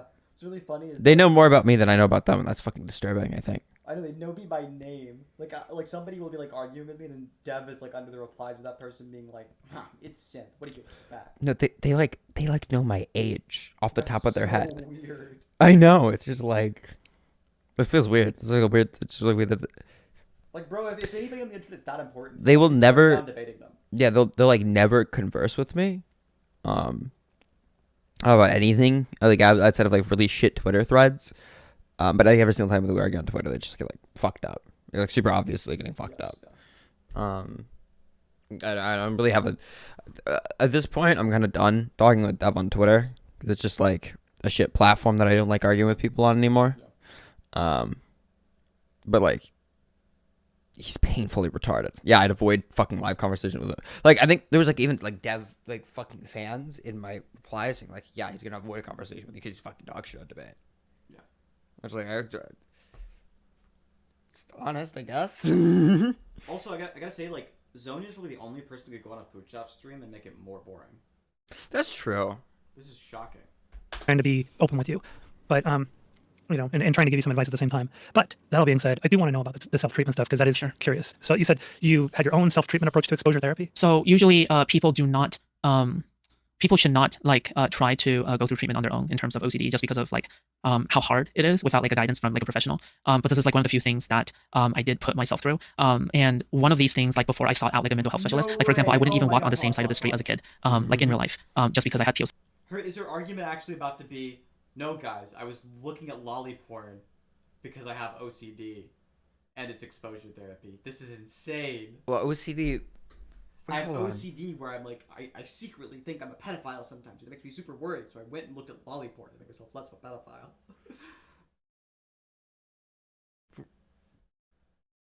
That makes you feel like less of a pedophile? That's insane. It's insane. No, I think I actually just spitballed this idea he was like a joke. Yeah, I think she's doing it. Like, this was actually a joke in the car, guys. Like when we were driving somewhere, I think I was talking to Dakota, and I said some shit like, what if our argument's just like, wait. Like, I was jacking off the poly porn to make sure I wasn't a pedophile. Like I was looking and I was like, yeah, it's not that I feel like. Don't like, knock it till you what try evidence it. do you have that you're not a pedophile? Have you tried jerking off the child porn? Out of the two of us, only one of us knows that they're not a pedophile. You've tried jerking off to any naked kids. I had my dick in a child's mouth and I didn't even come. Right? So I was like, I'm like pretty obviously not a pedophile. OCD. I was definitely scared of kids. Yeah, I was just like incredibly scared of kids in general because I would be so scared that I was like a real pedophile. That I would convince myself I was a monster. That even breathing like the same air as children would be like be a violation, right? So yeah, I wouldn't even be like within 10 feet of them. So the exposure would be like walking on the same side of the street as them. Would be like even like I think one time I high-fived a kid, like a random kid, and that's it. Like nothing weird, nothing crazy. It's just high-fiving them. And then another thing is like, for example, yeah, I don't know. It's just like just walking on the same side of the street as them. And just generally like for example, another thing is that if I visit a random ass website, and if I visit like any kind of website, okay, literally any website, like for example, Wikipedia. I'm trying to think. I hear Trying to Wikipedia, come up with an I think example. Wikipedia, like a pediatrician. Let's jerk it off. Like just throwing one out here, okay?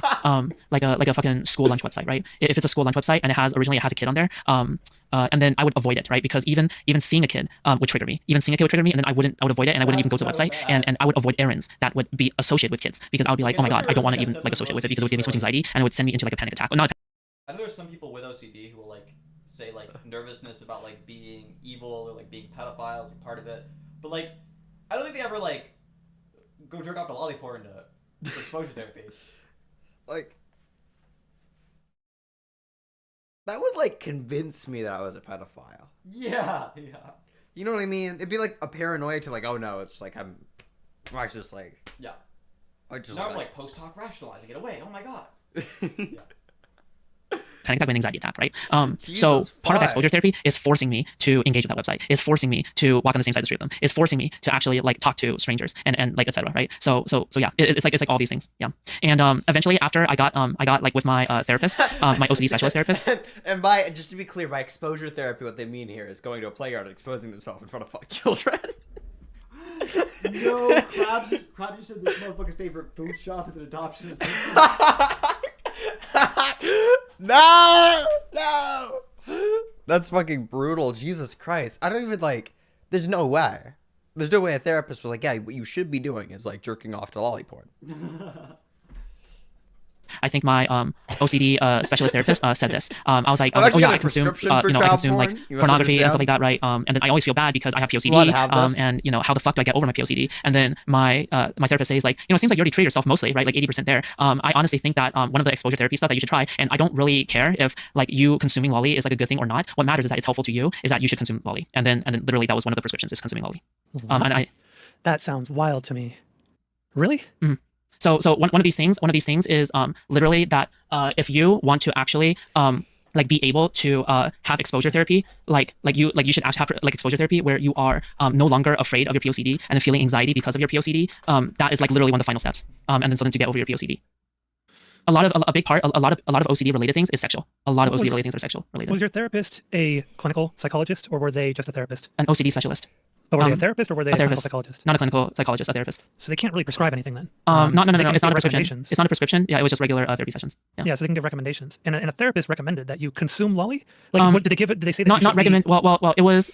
I guess like saying it's a recommendation is a bit misleading. I think it was more like me saying, okay, there's a scenario out here, right, where I say, okay, I see lolly, right? I see lolly out here, and I'm like, okay, I'm too afraid to consume it because I'm like, okay, I feel like my POCD is getting triggered, right? And then the rule, right? The rule is to always go the direction of triggering the POCD on purpose, is to cause the anxiety to happen on purpose in order to have the exposure therapy happen for you. So in order to have the exposure therapy to happen for you, in that specific case, it is to consume the lolly. Yeah. That doesn't sound like a very good method, because I actually need to talk to a professional about this. Yeah, that's wild. I don't think that's fuck, bro. If that's something that's like being prescribed normally, fuck, I'm just gonna say I have like a prescription whenever I get caught next time. Fuck. No, my therapist said I could do it. everything that I've seen on exposure therapy for various things, but especially for OCD, well, certain types of issues with OCD, certain types of obsessions, they do those in like a controlled setting. So you're at the therapist's office, and they expose you to certain things to ask you how you feel and tell you that there's no problem with this. And in their case, like what I was saying when it came to exposure therapy for things like that, they don't even show you. They're not showing you like nudes of children. They're like, here's a child modeling clothes in a catalog or something, right? And it's very innocent. There's nothing sexual about it. It's very mundane. It's just like, look, what are you feeling about this? It's just a child. So tell me what your thoughts are. And that's the exposure therapy. So it seems wild that a therapist would tell you to go consume lolly. Well, that doesn't sound right to me. That sounds very irresponsible for a therapist to do. So is it okay if I try to walk you through the specific chart that I drew up? Have you watched my most recent video? No, I haven't seen your video. All right. Can I draw up this thing for you? Sure. Okay. So we have OCD. Oh, sorry. Can you see this? Hopefully you I can see it. Yeah. Okay. Fuck. I wish I had my pen with me. Yeah. So hopefully. So this is going to be a little bit complicated, but hopefully you can sort of wrap your mind around this. Okay. So just because mental health is sort of a little complicated. Yeah. So OCD. All right. So this is OCD. And then on the other side we have actual pedophilia. Okay. So this is pedophilia. Mm-hmm. Right? So these are two completely different things. So OCD is an umbrella, all right? And OCD is an anxiety disorder. So we're gonna call this ANX, okay? So this is an umbrella thing where it can have many kinds of different manifestations. So one of these manifestations can be POCD, okay? And I redrew this before. So this can be POCD. And what is POCD? It is specifically the anxiety of oh my God, I'm so afraid that I am a pedophile, or I'm afraid I might commit some pedophilic act. But you're not actually a pedophile. That does not necessitate that you are a pedophile. Does that make sense? Mm-hmm. So far, do you follow? Okay. Yep. Okay. So since you are that way, so now let's bring in another part of the equation, lolly, okay? So we have lolly. Now let's just say that you are so let's. This looks like, you know, the image that's photoshopped of Destiny, where it's like ethical actions, child pornography, and ethical child porn right in the middle. This is just actually happening. Let's just put the easy part of the equation out of the way, okay? So if you're a pedophile and you consume lolly, okay, it's pretty obvious why a pedophile might consume lolly, right? It's because lolly is, childlike, right? So since it's childlike, that's why a pedophile will consume lolly. Does this make sense so far? Yeah, it would be someone who is attracted to the aspect that they are a child with usually prepubescent features. Okay. Now here is a trick question. Ready? Here's a trick question. Now here is a normal person. Here's a normal person who does not have OCD, does not have pedophilia. Why might they consume lolly? If they're seeking it out specifically, it would be one of a number of things. It would either be, as you mentioned, the power dynamic between the adult and the child, correct, that extreme power dynamic, or it could also be the more childlike behavior, which can also be sought out in adult-related like infantilization, well, infantilization, infantilization, Mm-hmm. And then it could also be like sort of a opportunistic kind of thing where it's an available medium. You see on the menu, hentai, right? Yeah. Hentai is like super all over the place, right? So I could see someone who was like looking to experiment or explore, possibly stumbling over lolly, but not actually being a pedophile. And you can also possibly like it because of guilt. So guilt is also another part. And I know that you mentioned that's a good point, that you also mentioned that you might not be because of guilt, but actually guilt is like probably one of the biggest parts. Because why are stepsister, like stepbrother, stepsister porn, like incest porn so popular? Why are, you know, a lot of other like, I got caught, you know, with my promotion sex, my boss, you know, employee promotion sex, right? Like a lot of like, getting caught porn is very popular, also because of guilt. Yeah, it's just very, very popular, right? So again, this is a reason why a normal person might be into lolly. Now, because a normal person into lolly, this could be a reason why somebody with OCD might also be into lolly, right? Because of these same Yeah, it reasons. could be a parallel thing as opposed to being related. Exactly. So somebody with POCD could also be into lolly for the same reasons. Does Yep, that make sense? I recognize that. But here's my question. So you said that you were afraid of lolly before, and your therapist recommended that you expose yourself to it, that you said consume it. Because and so you started. I feel like it's safe to say that if somebody like regularly consumes incest porn, they're likely into incest. Yes. If somebody, like regularly consumes lolicon, they're likely into lolicon. Into lolicon. If I like regularly consume hentai of men, large yoked men with huge cocks, I jerk off to it regularly, it's probably a good indication that you're gay. If. Right? Totally an if. Yeah, it's fine. Yeah, listen. The antecedent is true, right? But like, it's still a true statement. How are you just not just in the pedophilia group? If you turn on with bisexual child, no, you are. If you want to fuck kids, you're a pedophile. That's a type of pedophile. We need Flamenco's take on all of this. Does Flamenco into the ethical CP? Doing. I'm actually just taking a screenshot of this and posting it on Twitter. I'm just. This is just a Twitter shit post. Hold on. Okay, there we go. That's the fucking meme. Okay, everyone. We're sorry. We're taking a shit post break.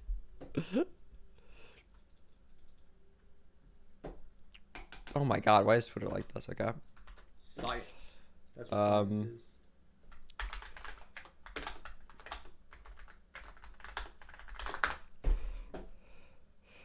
Ethical CPR/Destiny.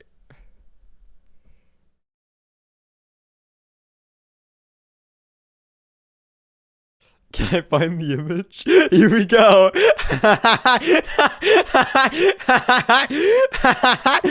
I found it. Let's go.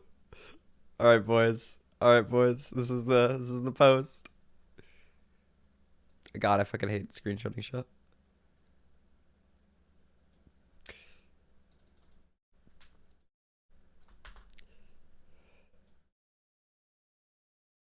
Can I fucking move this over? Okay, I don't know. What the fuck is this shit? The Goldilocks sound. I'm just posting these two images. I don't give a fuck. The content of your post is invalid? What the fuck does that even mean? Okay. I actually hate fucking Twitter. I hate Twitter so much. Is it window key shift S will just like let you copy it directly or something? I don't fucking know. I'm not fucking figuring that out. Okay, there we go. What does this even mean? Okay, actually, I'm just gonna create a new fucking tab. I'm gonna oh my god. Why is Twitter so dog shit? Holy fuck, I'm gonna kill myself.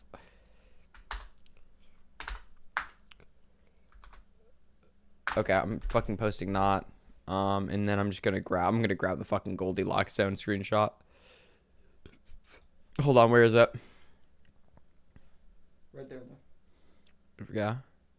Sorry guys, this is really important. We had to stop the stream for this. I'm gonna fuck. Okay. This needs to be publicly available. Is 50 eyes going after you, Bunk? Okay, here we go.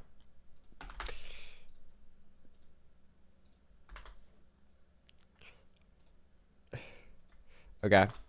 Jesus Christ, I actually hate Twitter so much. I hate Twitter so fucking much. There you guys go. That's the Twitter post. That's the whole Twitter post.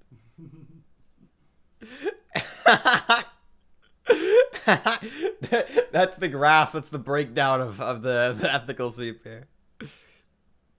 That as check your your Discord, self, okay? as you put it, self-prescribed or self-maintained exposure therapy. But then you also say that, so that leads us to understand that you got into Lolly as a result of the exposure therapy because you were afraid of it before that. But then you also stated that you have completed the therapy, yet today you're still consuming the Lolly. So I can explain. So for me, what I'm into is that I'm into petite. So I'm into petite women, right? So specifically, I am into like the like I would say probably like B-size boobs or like around there, basically B-size boobs, right? Now how that translates onto hentai art, it can be anywhere from lolly to up to like early 20s. Does that make sense? So basically, that is how it looks. However, I know that whenever I browse hentai and start to dig into it, whenever I see lolly there, I feel like my POCD gets triggered. So when I feel like my POCD gets triggered, when I actually see the lolly there, I'm like, dude, SFO is screaming at me to stop. Okay, SFO, I'm sorry, I'm already in the middle. Okay, the point is, I warned her, SFO. I brought the whole thing up. We had a long talk about this, so I'm in the middle. Okay, all right. I'm literally in the middle. Oh my god, Jesus Christ. Okay, I tried, Dev. Okay, the point is, okay, yes, I know Zonia's evil. Okay, the point is that. Listen, no, I know Zonia is gonna literally. I know Zonia's working for Spidey Chat. Okay, yes, I know. Okay, the point is yes, okay, all right, fine. Zonia will be the last convo. Okay, all right. Zonia, this is why it's very important for you to be a very good figure. Okay, the point is, yeah. So the point here is that my POCD gets triggered. Okay, when I go up searching for hentai. Okay, because I am specifically into petite, whatever the fuck. Okay, however, so therefore, in order for me to, so in the middle of me searching out for porn, I need to go seek out exposure therapy on purpose. When I am searching out porn, so therefore, I need to go seek out lolly on purpose. Does that make sense? No. Okay, so everything makes sense to you. No, it's complicated. It's hard for me to wrap my brain around. Right. This is why mental health is complicated. And when I try to explain to Twitch poll, everyone's gonna be like, "Oh my god, you're a pedo," right? This is why it's like, yeah, this is why it's just like nobody will take it the right way at all. Like it's just everyone is just gonna be like, "Oh no, you're a terrible person." So when Rezi pressed you on your interest in lolly, he asked you why you were into it. You said that you said that you're pretty sure, or you think that it's the power difference, and then you said it's definitely the power difference. You didn't mention the petite thing until later in the conversation, and it wasn't even really related to the lolly. You said you were more into petite. I'm gonna be honest. The entire thing is just one big brain fart. Okay, all right. It is the reason why I'm into lolly is also the infantilization, the power difference, the guilt is definitely there, right? Because POCD, so triggering a POCD leads to massive guilt, immense guilt, and the guilt is hot. All right, that is a massive part of it. But now that the guilt is like mostly gone, like now it's no longer hot because of the guilt. Like yeah, that's no longer a factor. If that makes sense. Yeah, that's it. Yeah, the guilt factor is gone. Yeah, so this is why like now I haven't really. Okay, if you're saying the taboo of it is hot to you, you are a pedophile.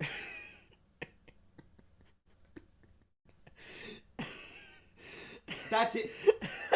You're no longer arguing I'm doing it for exposure therapy. Now you just think children are hot. You're a pedophile. We're not recovering for this in at least 2 weeks. Gamers, why is it? This is why these need to be run weekly, because every single week in Twitch politics there's something fucking insane happening. So this is fucking deranged shit. It's wild. He had like an OCD attack, like a genuine OCD spiral in a very, very, very long time. And people won't believe me on that, obviously. But I'm genuinely serious on that. I'm just very quirky and autistic. Like that's it. That's just my personality. But like in terms of OCD and genuine mental health problems, like severe mental health problems, I haven't had a single one in so long, in years. Yeah. So okay, so you're into the power difference, you're into the petite bodies, and you're into the infantilization. All right, now the power difference. So let's make it clear for everybody who's listening to this. Lolly has a very specific power difference. You even brought up like teacher-student power differences. That was terrible phrasing. Yeah, that was terrible phrasing. Honestly, like it was for that one. The teacher-student thing. I'm gonna be honest. The amount of teacher-student consumed in my lifetime is very little.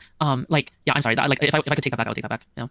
So I consume something different than teacher-student. Okay. Right? Yeah. So the power difference in Lolly, there's a very specific power difference, which is that there's an adult with de facto power over the child. Fucking preschool. And so that's the power difference. Now you were saying Jesus Christ. That was the main reason for it. Like that was your key thing that you liked was the power difference. So I'm going to ask you like a couple different questions here. So one would be, could you have done the exposure therapy without actually, as you put it, jerking off to lolly? Yes, I guess I could have, but it genuinely wasn't a big deal to either of us, me or the therapist or anybody, that like, oh yeah, like I consume pornography, I consume hentai, and if we come across lolly and it's like a good opportunity for us to get some exposure therapy that way, then we can do that. But like obviously to like a normal, like to the normie, right? Like it's gonna set off like all their alarm bells because they're gonna be triggered.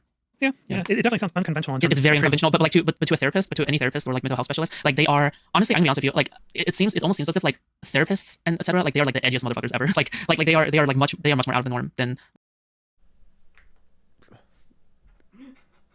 I'm sorry. That is insane. My therapist is just like really edgy. They're just like, just go jerk off to fucking child porn. Like, yeah. So I did. Like normies, like yeah. Well, that's why I was asking before if it was a therapist or if it was a clinical psychologist.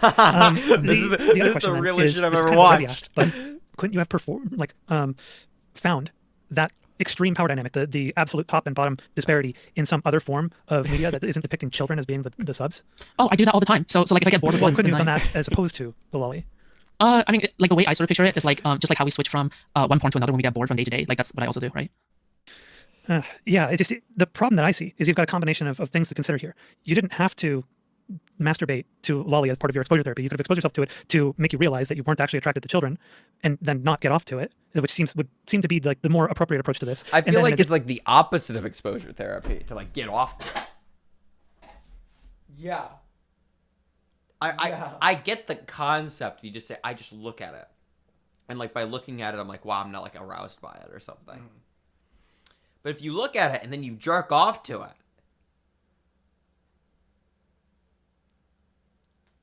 just kind of seems like you're a pedophile. Like, I'm sorry? What the fuck am I supposed to say? It seems a lot like you're a pedophile. That's right, so the white state of shirt, maybe she is in the middle of her exposure therapy before the stream. Yeah, that's legit. In addition to that, if you like that extreme power dynamic, you could have found that in any number of other types of porn that feature exclusively adult-on-adult sexual acts. I don't see how adult-on-adult sexual acts could have treated it whatsoever, though. Like, you know. Well, it's not about the treatment. The treatment was the exposure therapy of looking at it and recognizing that you're not into kids. I feel like the next step of actually masturbating to it is sort of, you're kind of going in the wrong direction there. You're going in a direction of making yourself more comfortable and okay with getting off to kids being depicted in sexual exploitative positions. I don't think I am though. Like for example, like out of all the years that like I've consumed lolly and etc., I don't think I'm any closer to doing anything in real life. Like as somebody pointed out in the chat, right? Like I went to a trusted healthcare worker. Like even though there's a difference between clinical psychologists and a therapist still has to go through training. And another thing is like for me, one big thing is that like when I get bored of like one big misconception it seems like is that like once you start with lolly you have to escalate up from there and move on to more and more violent forms of pornography. But that's not the case for me. I just move more horizontally rather than vertically, if that makes sense, right? Yeah, I know there's some. Like I'm a very there's some peaceful truth person. to the escalation, but it depends on what it is. Like bondage tends to feature escalations in the actions, but not so much other forms of sexual exploration and pornography. But so the problem that I'm seeing here is that you sought to expose yourself to it as a means to demonstrate to yourself that you're not actually attracted to kids in order to put at ease the POCD that you were suffering from. Well, you would do it at first in order to cause yourself anxiety. That is part of exposure therapy, right? Yeah, you're kind of exposing yourself to it. You get the anxiety, but then you realize, oh wait, I don't actually have any feelings for this, and then that helps sort of deal with the anxiety and give yourself a coping mechanism for it. Yes. So I'm familiar with that, but the part of then the next step of masturbating to it, I feel like you're playing a dangerous game there, where you're actually desensitizing yourself to seeing kids in sexually exploitative positions, right? Well, not quite, right? Because for me, there's a big difference here. Because for me, no, you're obviously desensitizing yourself to it. What? Yeah, that's wild. What the fuck is going on? I just don't really see what is happening. Like for me, it still disgusts me. Like when I think of like, oh, real world CP, and I don't want like real world children to be exploited for sex. I know that like the thought of it still disgusts me. And I know that like in terms of all that stuff, like this is why I consume true crime in copious amounts at some point. Like I had like a true crime binge. Yeah. Like I had a true crime binge, right? Where I was like, oh my god, like this person went out like and what was that, Gary, the killer clown person, right? Who like went after so many boys, Wayne right? Gacy. Wayne Gacy, yeah. And okay. What the fuck? Okay, John Wayne Gacy. Okay, that's the fucking name. I don't know why but the oh my fuck. No, dog. It's like the different. What's like an example of this? Fuck. It's like saying you're fucking a kid. For this, like that's the only example that comes up is like, oh, I'm going out and murdering people to like alleviate. It's like a true crime thing. Like no. You're not watching like a true crime documentary about a pedophile. This is what you're doing. Or that is a part of exposure that you can do that. It's like you're going out and you're like being the pedophile. you're just being a fucking pedophile.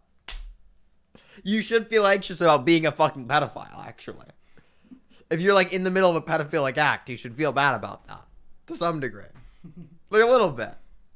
Okay, somebody said, why watch things that are disgusting to you? No. So with true crime, okay, you have to know there's this morbid curiosity when it comes to true crime. You understand? Okay, it's just like woman thing. Okay, anyway, the point is that it really is this woman thing. Okay, so the thing is that yeah, it's just like single woman thing. Okay, the point is Jesus Christ. The thing. Okay, I need to stop. The thing is that when it comes to that, it's like if I wasn't disgusted by it, if I didn't feel some way about it where I would go like, oh my god, I don't like it to some degree, I wouldn't be watching true crime about it. I feel like, I don't know. And another point in it, it would be reasonable for people to be concerned if someone was masturbating to true crime, though, right? We'd be like, why are you doing that? I wouldn't be. Hold on. I'm not masturbating to true crime. I know you're not. Yeah, but when you make that comparison, that's the thing I would jump to. It's like it's one thing to expose yourself to it out of the morbid curiosity. That's an exposure therapy of a sort, right? But it's another thing entirely if you then start masturbating to elements within the true crime. Well, not necessarily the murder, but maybe other elements to it, right? So I would argue that I feel like the onus isn't on me to show them that I'm not masturbating to elements within the true crime, and I feel like the onus is on them for them to connect the fact that, oh my god, I am masturbating to elements inside the true crime thing, right? Because I feel like, oh my god.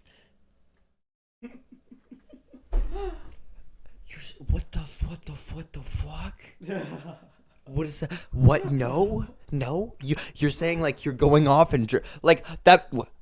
Wait, you think I'm a pedophile because I jerk off to child porn? What are you talking about? Wait, it's on you to show that it's because it's a child, okay? I might seek out child porn exclusive, like specifically to jerk off to. Like that might be the reason I'm searching up the child porn. But like, it's on you to determine that that's because it's a child.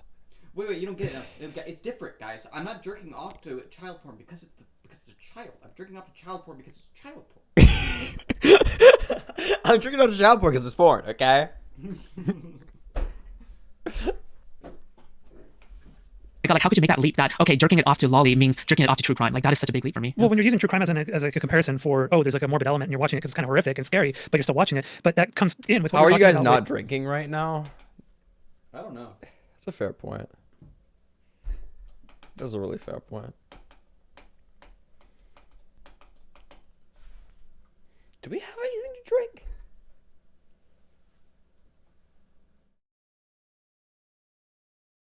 No.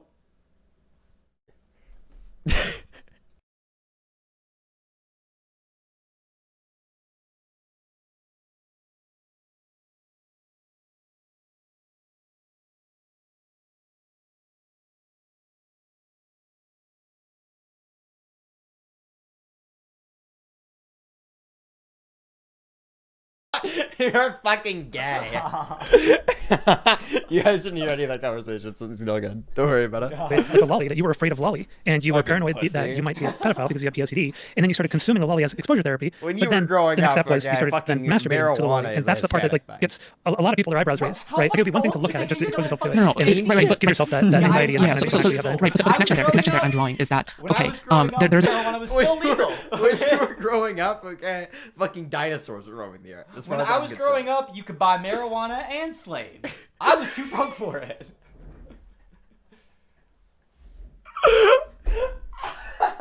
How fucking old do you think? You think I'm like fucking 300?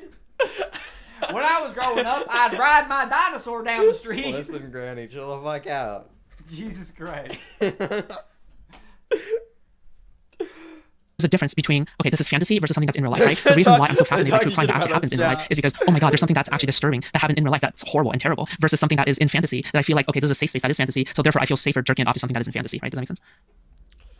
Not really, because the whole basis for it in the first place was fear that you would be a pedophile, right? That's the whole basis for the anxiety, or for like exposing yourself to it in the first place, was that anxiety that you might be a pedophile. It would be different if it was just like general exposure to hentai over time and you found lolly kind of, you know, naturally as a consequence of consuming hentai. But when you explicitly went to pursue the lolly as a means of exposure therapy and then started masturbating to it, that sounds like you're doing very much the wrong thing in terms of exposure therapy. Like, it sounds like you're in a way kind of confirming the suspicions and the fears and desensitizing yourself. Yeah, sure, I can explain that part too. So for that specific part, it is impossible to have POCD in the first place without recognizing first that pedophilia is something that is bad in some shape or form. Like, you, in order to feel anxiety about something, in order to have an anxiety disorder about something, you have to recognize first that it is bad, that it is wrong. Otherwise, like, yeah, that's about it, right?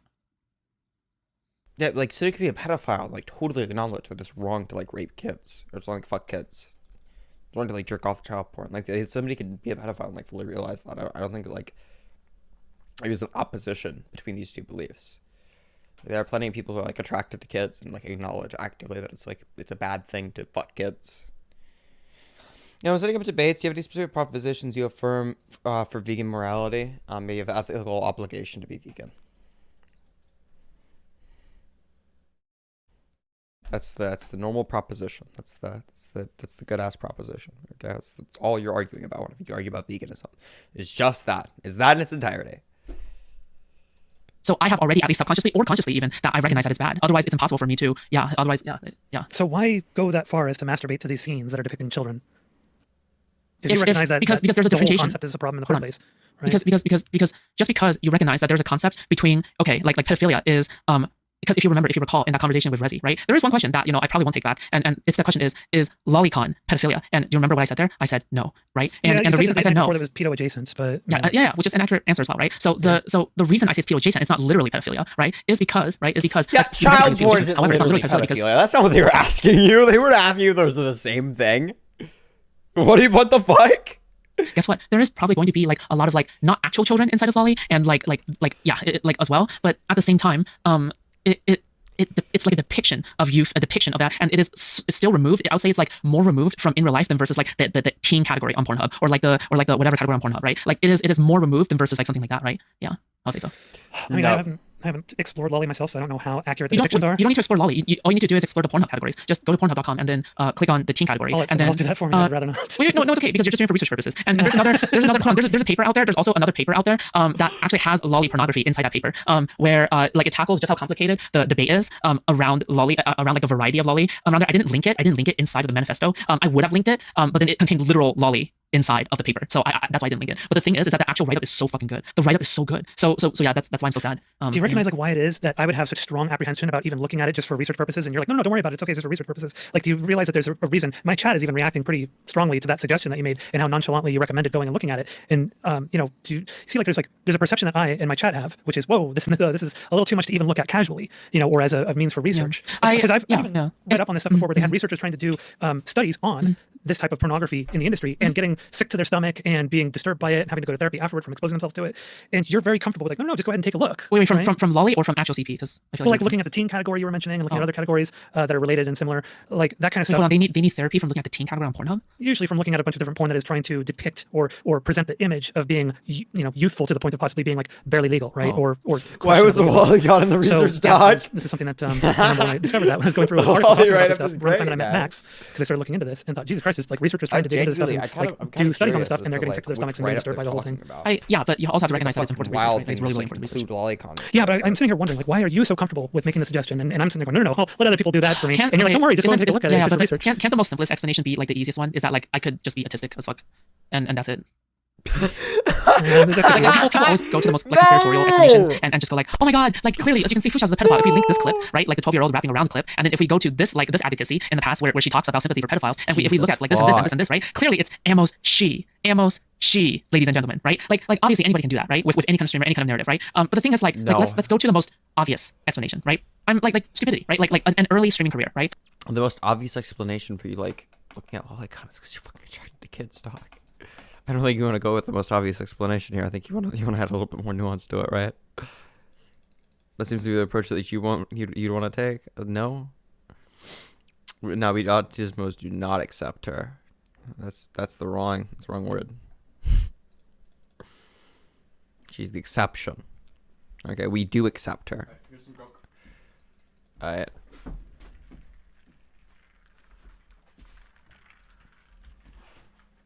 I goes hard as fuck. Yeah, I put the I used the last of the Diet Coke, so it is it might be a little bit flat, but hopefully it's not too flat. Oh, I got you. Hopefully it's not flat is something Foodchops has never said before. Have you ever considered that Foodchops is just autistic and that's why they're saying to like look at Lolicon? Casually? Yes. Okay. I'm glad. Somebody who's trying to figure their spot out in the space, right? Is there any other indication for me where like I'm genuinely trying to like groom minors in a Discord server, or I'm from kids than adults are? Wait, hold on. Not only are they meant to be prepubescent, but the whole point of Foodchops seeking it out was the fact that they're children. Yes. Yes. It's like the power dynamic between them and like a fucking child. Yeah. Yeah, the taboo of it being child porn is like that's their whole thing. Yeah, that's just being a pedophile. Like I don't. GG's, I guess. Fuck. This is actually like really goddamn bad. I don't know why fucking Foodchops like so open and out about this. It's kind of like respectable. Mm-hmm. Like it's not, but like kind of. It's like yes, I am. I do jerk off to child porn. Yes, I do. I do that. 100%. I'm trying to like do some kind of sus or whatever with all these eyes on me right now, where I'm genuinely trying to like slip into some minors DMs and shit. Yeah, like there's nothing. Yeah, there's no actual action. There's no actual whatever the fuck. There's nothing. Yeah, but people are still going to see these as red flags. Yeah, but it doesn't help when you're like perpetuating the stuff as well, right? Like you're perpetuating the insinuation of the stuff, right? I'm not perpetuating it. I'm trying to make you understand how it is that other people perceive this thing. Sure, yeah, and you're more autistic about this. I'm like, no, it's just for research purposes. Right. But I understand most people are that, going right? to see that lack of clipping me whenever I say I'm a pedophile. Right, but I understand that issue. Right, I understand that. But fucked. Okay, like yes. There is so. Actually good that I am. I'm like quoting somebody. I'm like making fun of them, and you guys are like clipped. That's on Twitter now. Bro, you guys like all make me look like I'm a deranged freak show. They're supposed to hide it like a little bit. Jesus. Jason's Drew was at a field day with all these. That's true as fuck, bro. He has autism. I'm just autistic, okay? I'm not a pedophile. I want to dick down kids because I have autism. The reason for Noah. It's like, I just can't stop saying this. Wait, no, I can stop saying it. I don't want to stop saying that I'm a pedophile on a live stream. I'm hyperfixated on kids. I want to fuck kids. No, you don't. Stop. No, I'm like 19, okay? It's like, this is the golden years where I still can't fuck kids. Jesus Christ. Getting in while I can. No, God, what is wrong with you? You gonna come arrest Noah? Your streams, right? Your streams have always been like people have told me, right? And I've also seen them, right? And I try to interpret you in a more charitable light, and you seem to be very good faith to me, right? But sometimes when I see your interpretations, I always go like, you know, the analyses could be a little, you know, more charitable to me, but it is what it is, right? The worst I try to be charitable, but then there are moments where it's like, it seems like you... The worst part is like, I am like, now, I'm completely riding on the chance of like Bunk not fucking a kid. Because the moment, if Bunk ever gets in trouble for any weird pedo shit, it's like, how could you not have seen the signs? You know, you have a point. Kick Bunk from the call? Yes, good point. Yeah. He's asking for it? Not as much as... No. Ooh. Listen, okay. I am so fucked if anybody decides to accuse me of some shit. Bro, it's like, there's gonna be like fake fucking Discord screenshots, and they're gonna be like, what do you mean, like evidence? Like, this person's like outwardly saying they're a pedophile. They're just like open and out about it. Bro, it would be like 10% of this VOD, literally. really kind of go out of your way to just stack the deck against you. Yeah, you like know, I've tried to be very charitable, but like, for instance, the Rob Noor conversation, I went through the whole thing, and you would claim that you were just trying to be edgy with Rob Noor, but you went through an entire line of argumentation on that whole thing to eventually come out to say at the end that you would be okay with leaving a child alone with a known pedophile who was attracted to that child. And then Rob Noor was disgusted by it, so let's move on to another question, because that's disgusting, don't ever have kids. So what do you so what do you think is the most charitable explanation? What do you think is the least charitable explanation of that one? I would say the most charitable explanation is that you're very, very naive about this kind of thing and overly trusting of people and not really recognizing that children we protect to the utmost degree. We protect them the most over anybody else. We consider them to be the most vulnerable. And so we try to, especially these days, be cognizant of these things and keep them out of... So the most charitable explanation is that your microphone got hacked. The real explanation is just you're fucking insane. You're just fucking crazy. Crabs? That is a great idea. Just go back. Look at me. You better look at this.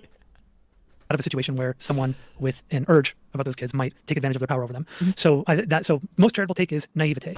Least charitable take is, I don't really have an uncharitable take on that one, because I don't think that you, like, I can't, based on everything else I've seen, I'm not picturing you as someone who would go and throw a child to the wolves, right? You just don't strike me as that kind of person. I don't see you as malicious. I don't see you as wanting to do harm to children. Yeah, of so course they wouldn't throw a child to pedophiles. They keep it for themselves. Yeah, they're a pedophile, not a polyamorous pedophile.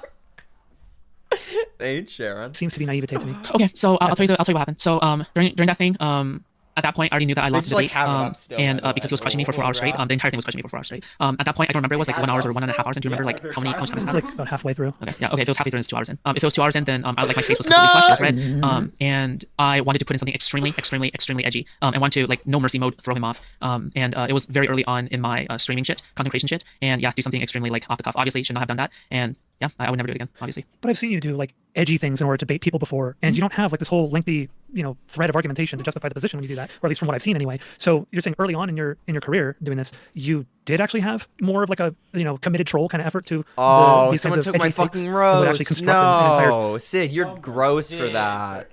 You're gross for doing that. Okay. Hold on. Look at this shit. Look at this shit I posted a bit ago.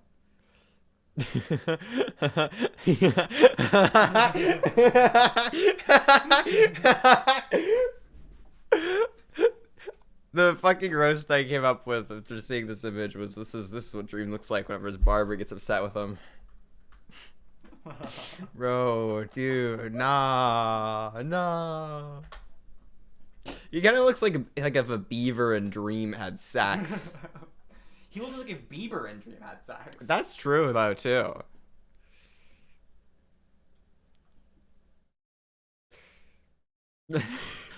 substantiated position in Do order you- to argue something just to Sure. bait So him? so originally the argument was and because I was so flushed, right? I didn't get to like make it more clear. But the original full argument was, okay, if the non-offending pedophile you had precognition, you had some degree of precognition, and you were like, okay, this person has a 100% guaranteed chance of not touching your kid or not touching your kid in any inappropriate way. If that was true, then would you be comfortable leaving that with your kid? That wasn't what the argument was, though. We Right, went over the whole exactly. thing. Yeah, exactly. So basically, it was like yeah. honestly like a completely missed out part that like was my mistake.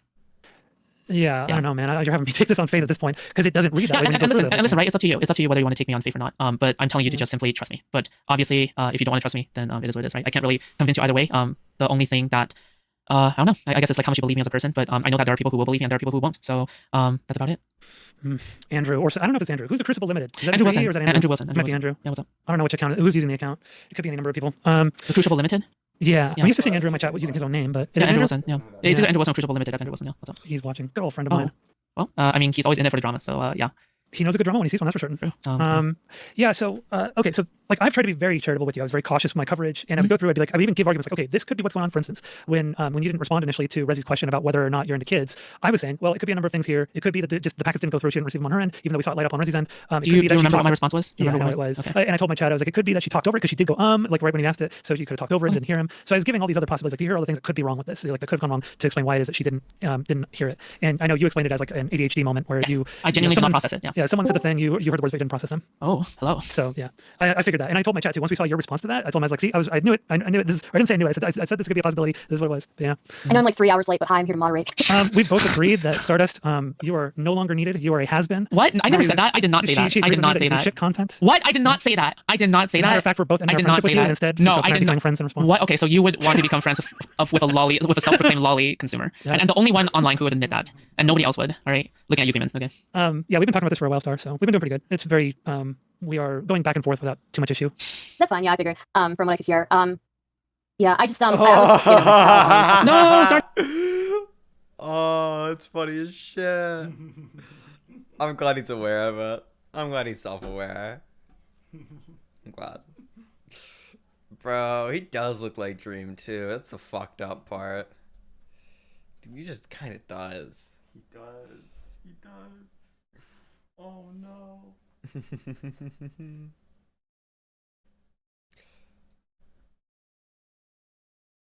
Stardust, you should stay in here. All right, I'll stay. Yay! Woo! Let's go. Sorry if I fucked with you. No, you've always been a troll. Okay. Yeah. Wait, somebody's saying flamenco something? Wait, is flamenco in here? Flamenco has had their eye on me because they've also been a self-proclaimed whatever the fuck. But listen, I can right. I never had an issue with flamenco's lolly stuff because flamenco, yeah, he consumes lolly and I don't know anything about flamenco, by the way, so you might want to give me a little recap on the flamenco situation. Flamenco's a friend of mine. He's he got canceled. He got canceled a while back by the commentary community and by other communities. And there, a lot of the Yeah, being friends with flamenco, it's like it's a weird fucking thing to be. It's a weird person to associate with, I think. Listen, though, it could be worse. There are worse people to associate with. Yeah, like Hitler?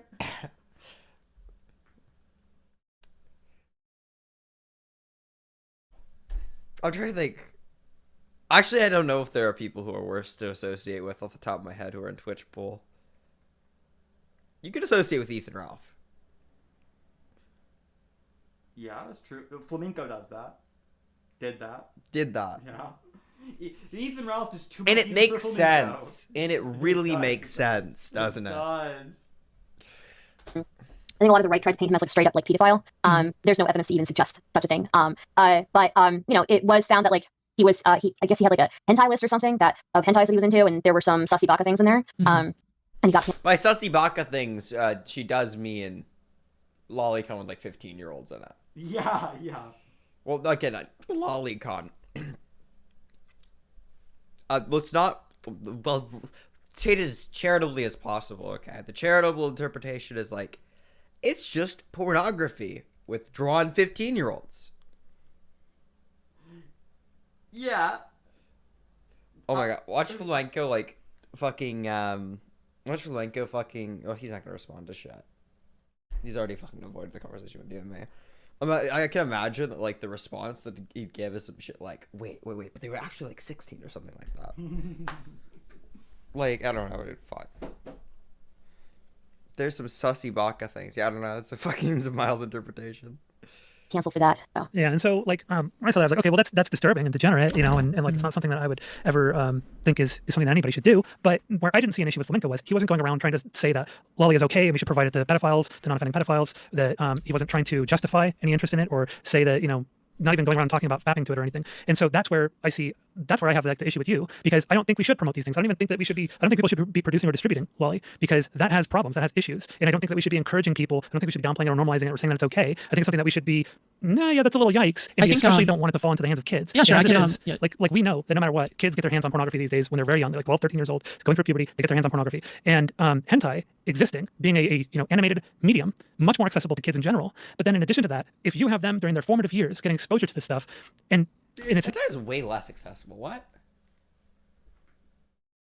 Yeah, I have no idea what the fuck they're on about. That's depicting an adult with a child. That's forming for them an understanding of what is an appropriate sexual relationship, and so we don't want that. So we shouldn't be promoting this stuff because we don't want that to fall into the hands of kids and inform them and make them think that that's okay. Yeah. So I think I've tackled this question before when I was watching your stream, like the worst argument on my stream. So I don't know if you've seen my answer, but I think maybe it's just that I think this is like a kind of agnostic kind of answer, because how much more is the harm in terms of Lolly and etc. to like kids being exposed to Pornhub for the teen category and like incest categories, etc. Like if kids were exposed to Pornhub's incest category growing up during their formative years, and then they have siblings, like would they be encouraged to have sex with their siblings as they're like growing up? And I didn't really see an outrage over that right now. Instead, True, that's true. Well, this is kind of. I wasn't going to pack her up now. She's going to get packed up. Yeah. So they're going to hit her with the dip of the dap of the pack of the back of the chest of most of the she/her pronoun, the no renowned paddle clown. Turn your frown upside down, queen of kid fucking here's your crown. Look at the goofy ass. Look at the goofy ass shit you're saying, bitch. You're paranoid about being a pedophile. We're paranoid about you being a boy too. I'm gonna Discord pack her up right now. Yeah, it's real smart. Okay. I am about ready to I'm not gonna like go to sleep. I'm gonna hop on the Discord server. And just chill there. You wanna hop on the Discord server, just like chill? Because I just kinda wanna be in bed and like peace the fuck out. We'll talk probably more about this shit there. Or we'll talk about something completely fucking different. Because I'm not gonna lie, this is fucking gay as shit. It's super fun, I'm snoozing. But okay, I appreciate everybody coming out tonight. As with the last time, it was a great show. Really enjoyed it. All of you guys, subscribe to the channel if you're not subscribed already. We run these streams weekly now. Yep. Same time every week, which is 4 p.m. EST on Saturdays, and then we go until the next fucking day, apparently, just like routinely now. But yeah, it was a really fun stream. I really enjoyed doing it. Thank you all again for coming out. I really appreciated the donations and all the support. And I'll see you guys in the next one. We are going to again head to the Discord server. Link in the description if you want to join there. We talk about politics, philosophy, and lolicon. Apparently. Well, we're talking about to condemn it. We say it's really bad. In that sense, maybe. Maybe? Yeah, oftentimes we don't even Do you condemn lolicon? Yeah, I condemn. All right, everybody. Peace the fuck out. All right. Whoop.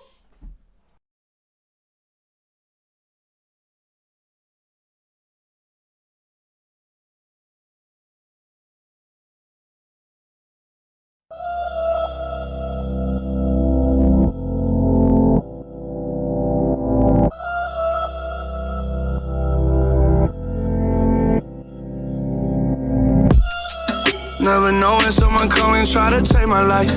I be sleeping with the 45 like every night. In the whip, I pray to God I don't see flashing lights. Goddamn, they right behind me. And I wake up every day. I wake up every day with this anxiety. And they know where I stay. Got my loan on my place. And they following me. 200 bands under the floor of the kitchen. A little more up in the walls and the ceiling. Even family and friends started switching. Ever since I got that check, seen a mention. Eyes open, I see you, I'm watching, yeah. When people wanna be, you don't trust no one. Tell me why I can't get no relief. Wondering when they'll come for me. A paranoid man makes paranoid plans. I do what I can, but it's out of my hands. Struggling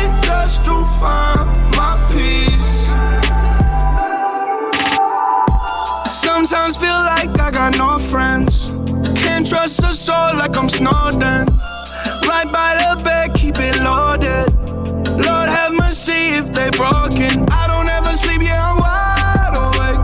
If you try to pull up to my place, beam is gonna hit you a mile away. I promise one of us gonna die today. Helicopters in the sky. No, we can't escape the eyes. Politicians and the lies. Tell me what's the point of picking sides? Tell me why I can't get no relief. Wondering when they'll come for me. A paranoid man makes paranoid plans. I do what I can, but it's out of my hands. Struggling just to find my peace. Money's running all day. Cost me more than money and I'm paying the price, yeah. I ain't going nowhere. Killing myself so I can make me a life, yeah.